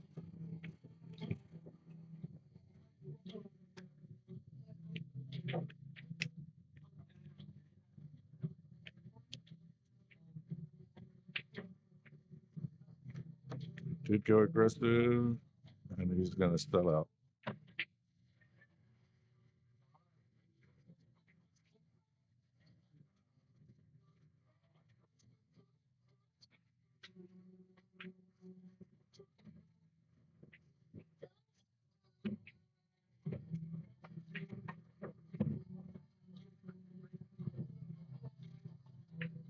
Don't see any problems with this layout.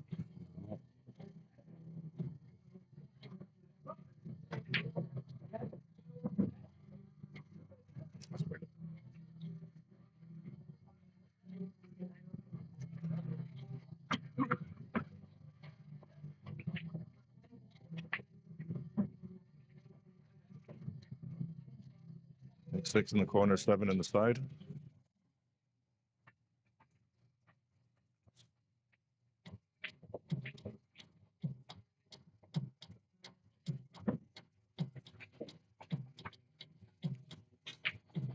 So from the, do you play this high right and come all the way around? Yeah, I would personally.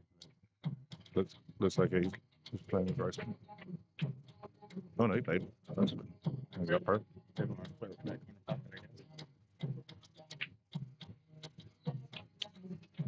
We're back to a 1 rack lead for Mike, 7-6. But the multi-rack lead was very short-lived.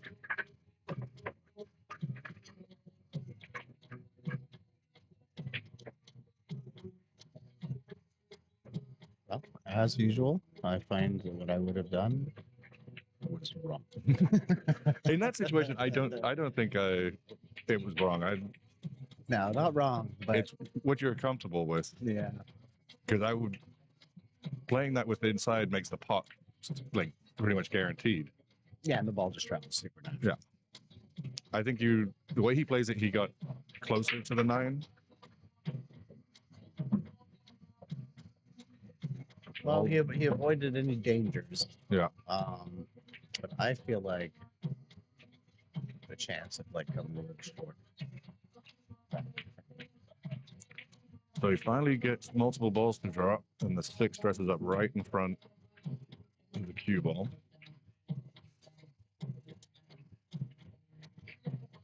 There's a playing cue in his hand right now. Does he go for the jump? Even if he goes for the jump and makes it, he's not going to be on the 2. So he got for a push. Yep.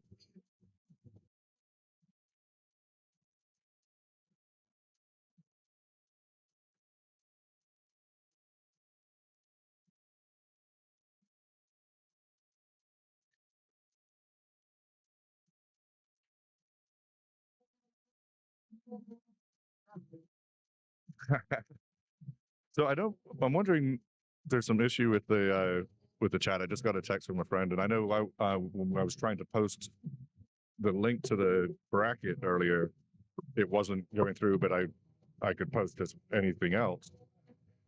But a friend of mine just said she was having a problem with it, but that she is watching. So shout out to Angela Morton. There you go. You can hear your name on TV. So you think people are trying to type shit, but it's not coming through? Is that what she's saying? I didn't. Yeah, she says, "Hey, I can't get on the chat, but I'm watching. I wish both players luck and wish I could watch in person. Mention my name on TV, lol. Just want to hear it on TV, lol." Angela's great people. Oh, nice chat.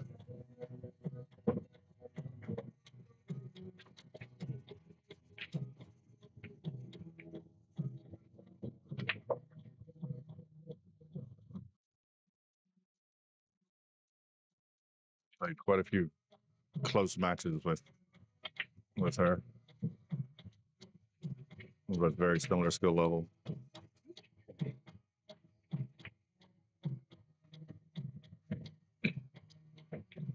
Oh, we got a couple of people chiming in with test. Guadagol, Dunharven. Well, Harvin, your test worked. Thank you.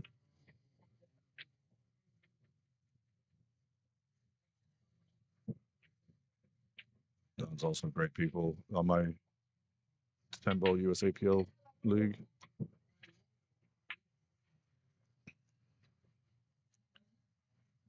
And we play on different teams at the green room on Wednesdays.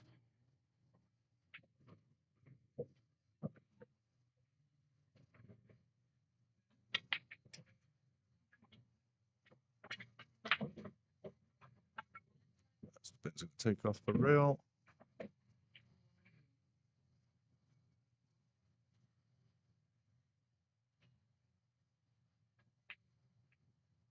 He wanted to come a little further, but he'll take this.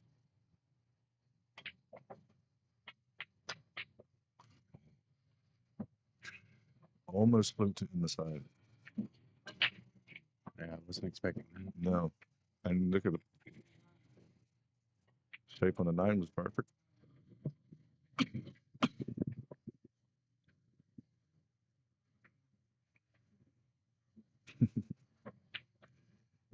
Angela responds in text. Woohoo, thanks. You're famous.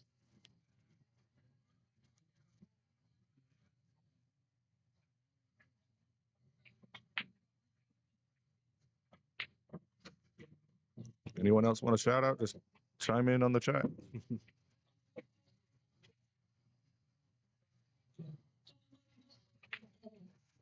Yeah, Chris will definitely make my this one. Jonathan Gates then jumped up. He's referring to Chris's shot in the 8. You're absolutely right. Doesn't do that very often, but he did on that shot.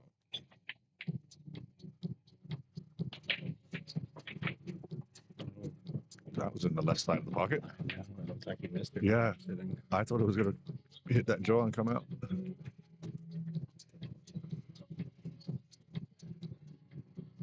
If they were playing on table 15, that wouldn't not gone out.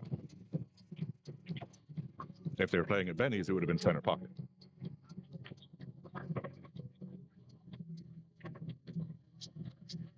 So, All right, we've got Mike on the hill. Mike's not letting this money go. Or that trophy.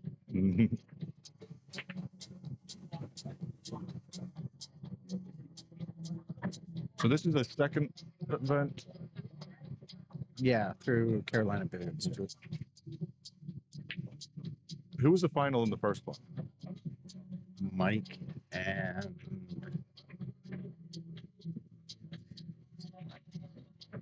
BJ. Mike and BJ. Oh, BJ, that's right.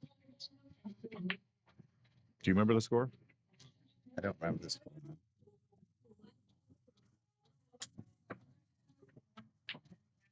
I suppose if I moved over to the other computer, I could probably look it up.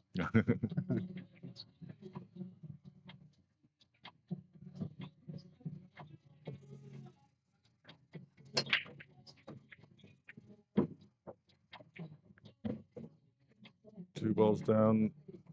Tricky starter on the 1.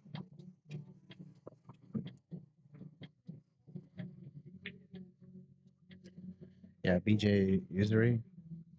Justin Winter. And that was funny about Benny's. Yes, I have been known to make comments about the different size of the pockets in different pool halls, and that's why I like playing at Benny's, because it makes me get in Like a superhero. yeah. You can cheat those pockets so much. To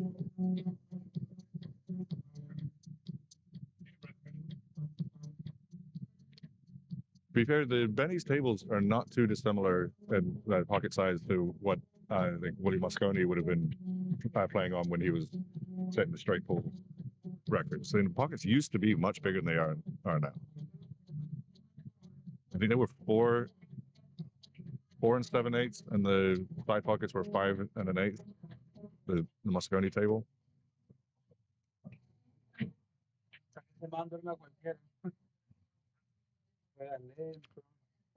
Tomando mucha cerveza.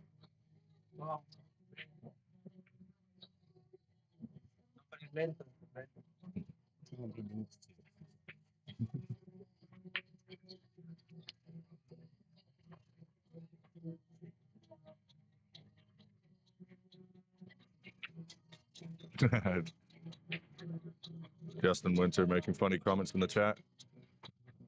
You want to know what he said? You got to go in the chat and see it. Try and encourage more people to get into the chat.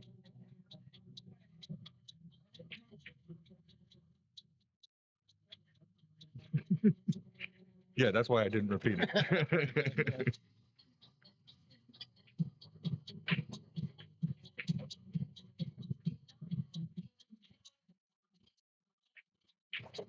Jason Shaw 829 run in straight pool. He doesn't make that on this table.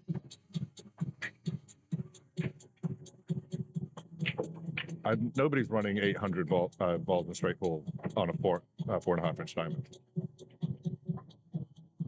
What are they playing on? The Mosconi size pockets. I'm pretty the table that Willie Mosconi would have been playing on. The 4 and 5/8 corners. Sorry, 4 and 7/8 corners and 5 and an 8 sides. So in straight pool, you're having to cheat the pocket a lot in order to get breakouts and stuff, and you're hitting strong power shots a lot of the time, especially on the break. Yeah, for sure. So when you got to make that one ball and send the cue ball into the pack with speed, and you might have to cheat the pocket a little bit to do it. That means you're going to end up rattling that ball quite often if you were playing on the diamond table. I talked to Mike about it when I was at his house having a lesson. He's got tight pockets and old cloth on his table at his house, so it's super tight to play on. And his high run was in the mid 200s, I think. But he was saying, yeah, there's no way he could do that on his table.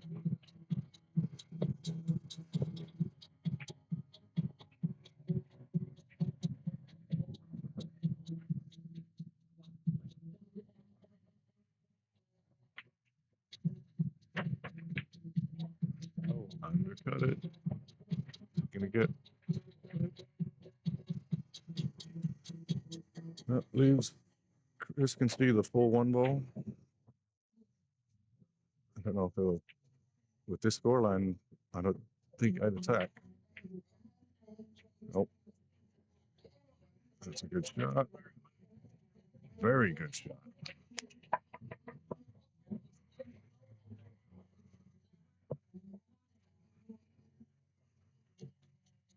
Yeah, hit that ball. Yeah.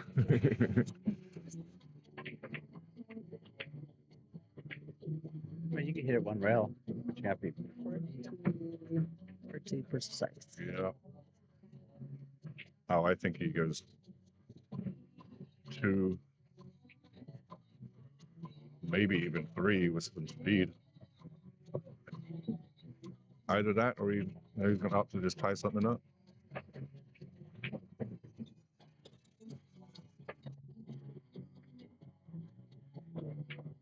No, he did not tie up the 6 and the 7 like he tried, but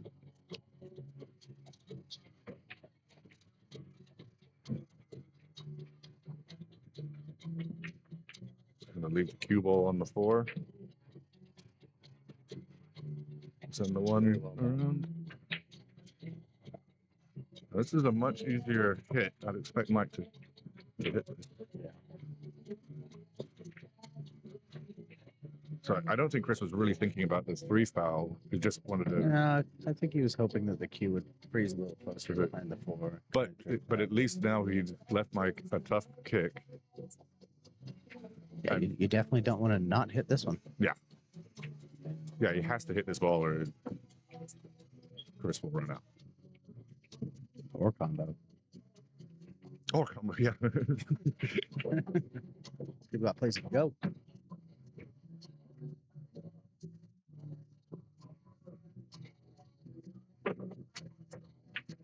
Good hit. Wow, look at that. No, I think Chris has it to the side pocket. Yeah. Expecting that 1 ball to go Mm. But I think you might have to play for a bank on the 3.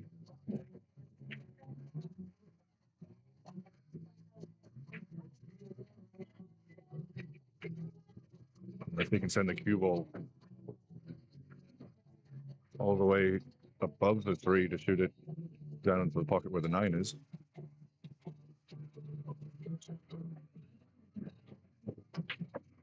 That's what he's doing.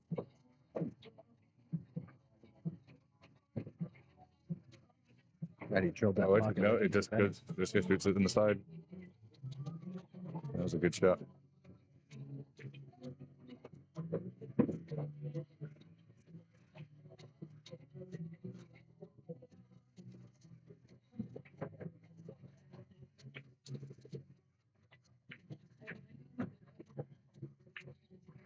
So he didn't want to flirt with the side pocket, stayed above it.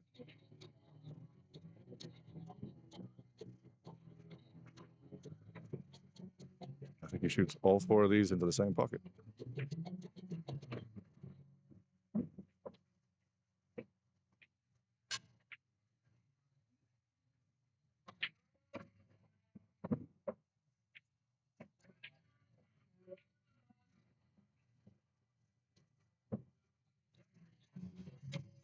Nope, it's something in his eye.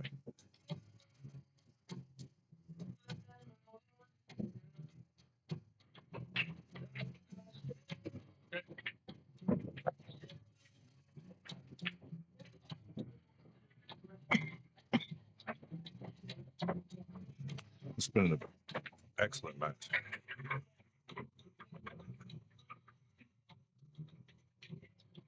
I feel like you always get a few errors in the final. We picked, I've been playing all day. They're dialed in, but they're also tired. Yeah.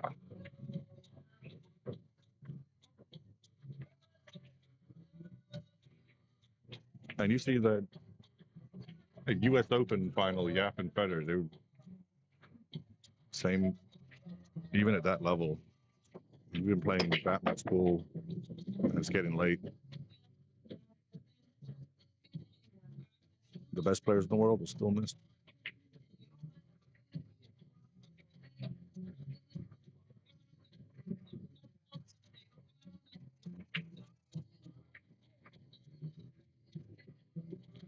So the score is 8-7. Ketten's working on updating it right now. Yeah. Pool is not being cooperative. No, it just seems to be running a little laggy today. Yeah, it is. And doing some weird stuff.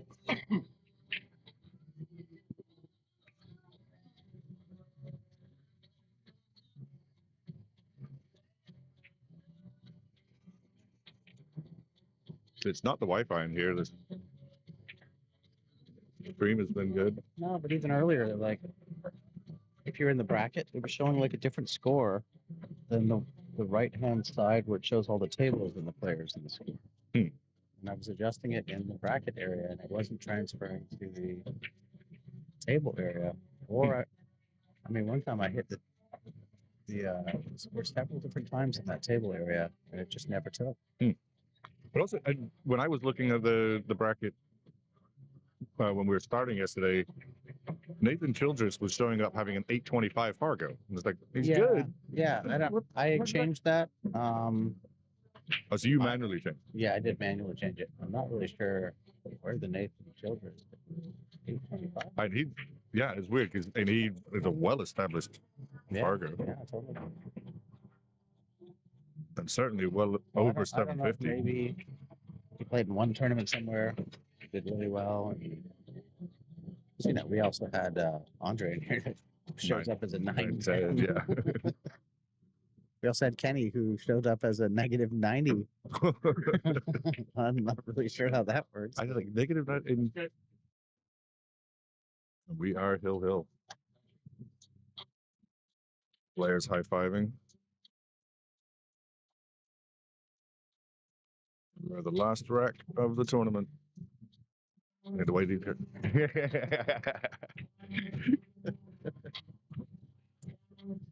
Chris coming over to the booth. With jitter fingers. Yeah. No, it's Big jitter fingers. totally appropriate for this match to go with Hill. It's been super tight. No lead more than 2 the entire way. That's exactly how this should end. Yeah.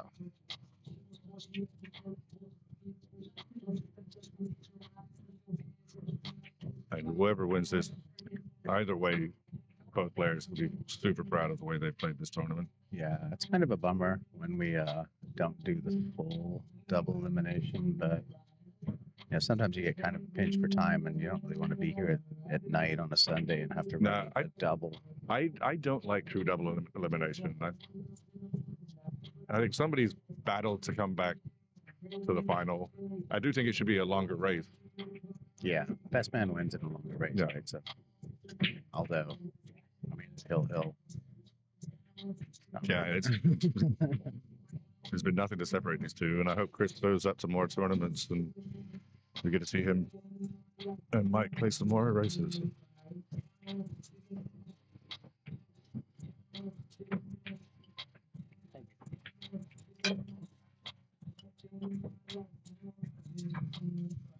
Okay. ¿Vas a venir a jugar aquí otra vez en el futuro? Si me invitan. Claro.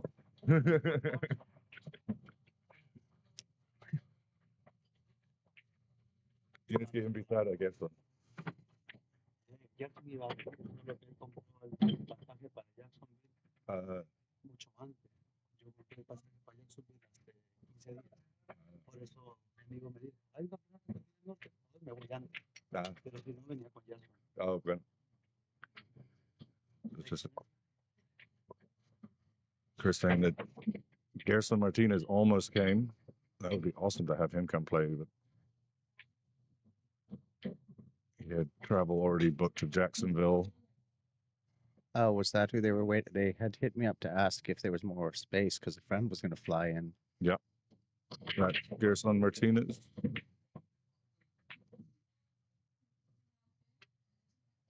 Hey, that would be great. We get him to come play up here. I mean, he'd go pretty high in the Calcutta. I'm embarrassed to say I do name.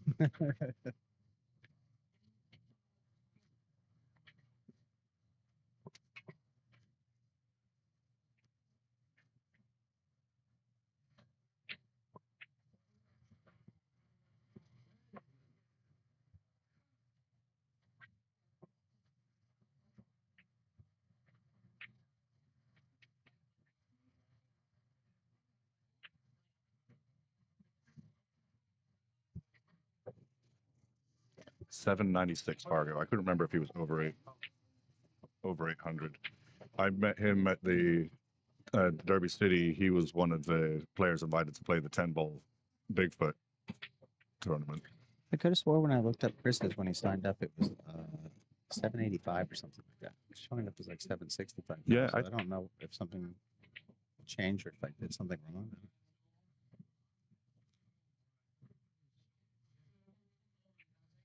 So Mike. I go see. Mike called the push and made the 9 that was sitting over the pocket.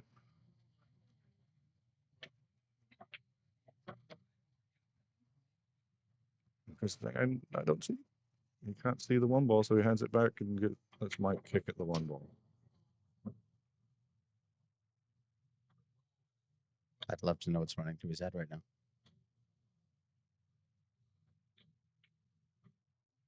I suspect we'll find out later.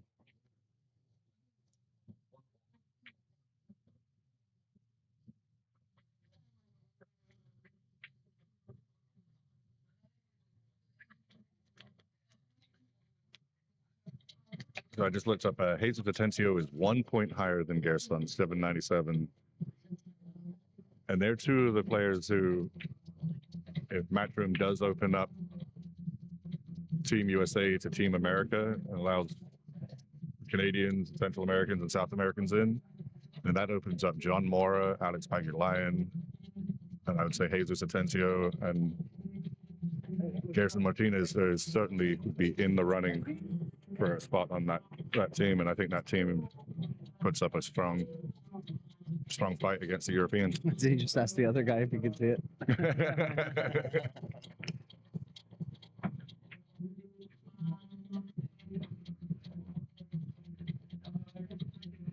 First, that time it was me that kicked the camera. Trying to stretch my leg.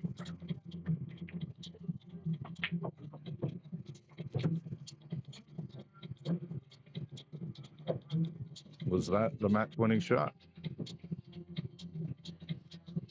Great shot from Mike.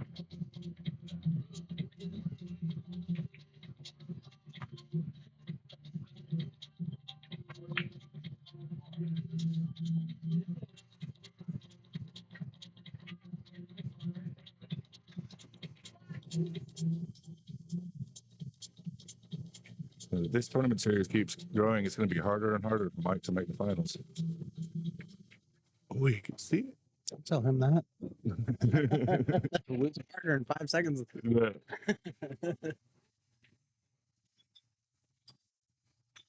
Mike's got tournaments to win. Mhm. That's what he does.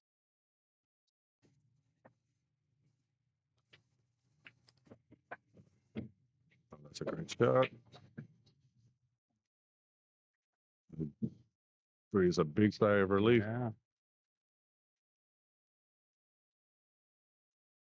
He's got to do what he does. Yeah, there's. But, you know, tensions run high at this point. People often make random errors. I guess we'll see.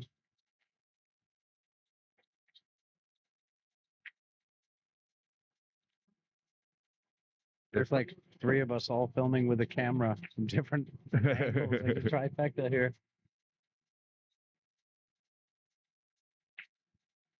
This is the last tough shot.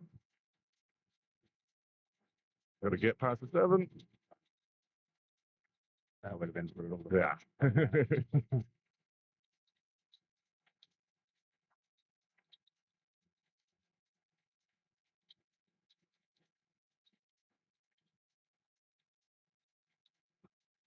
And from 8-6, He's back. it looks like the #1 pick in the Calcutta is going to take this down. But I didn't give him the curse of the commentator. Mike's hoping you did. Slow.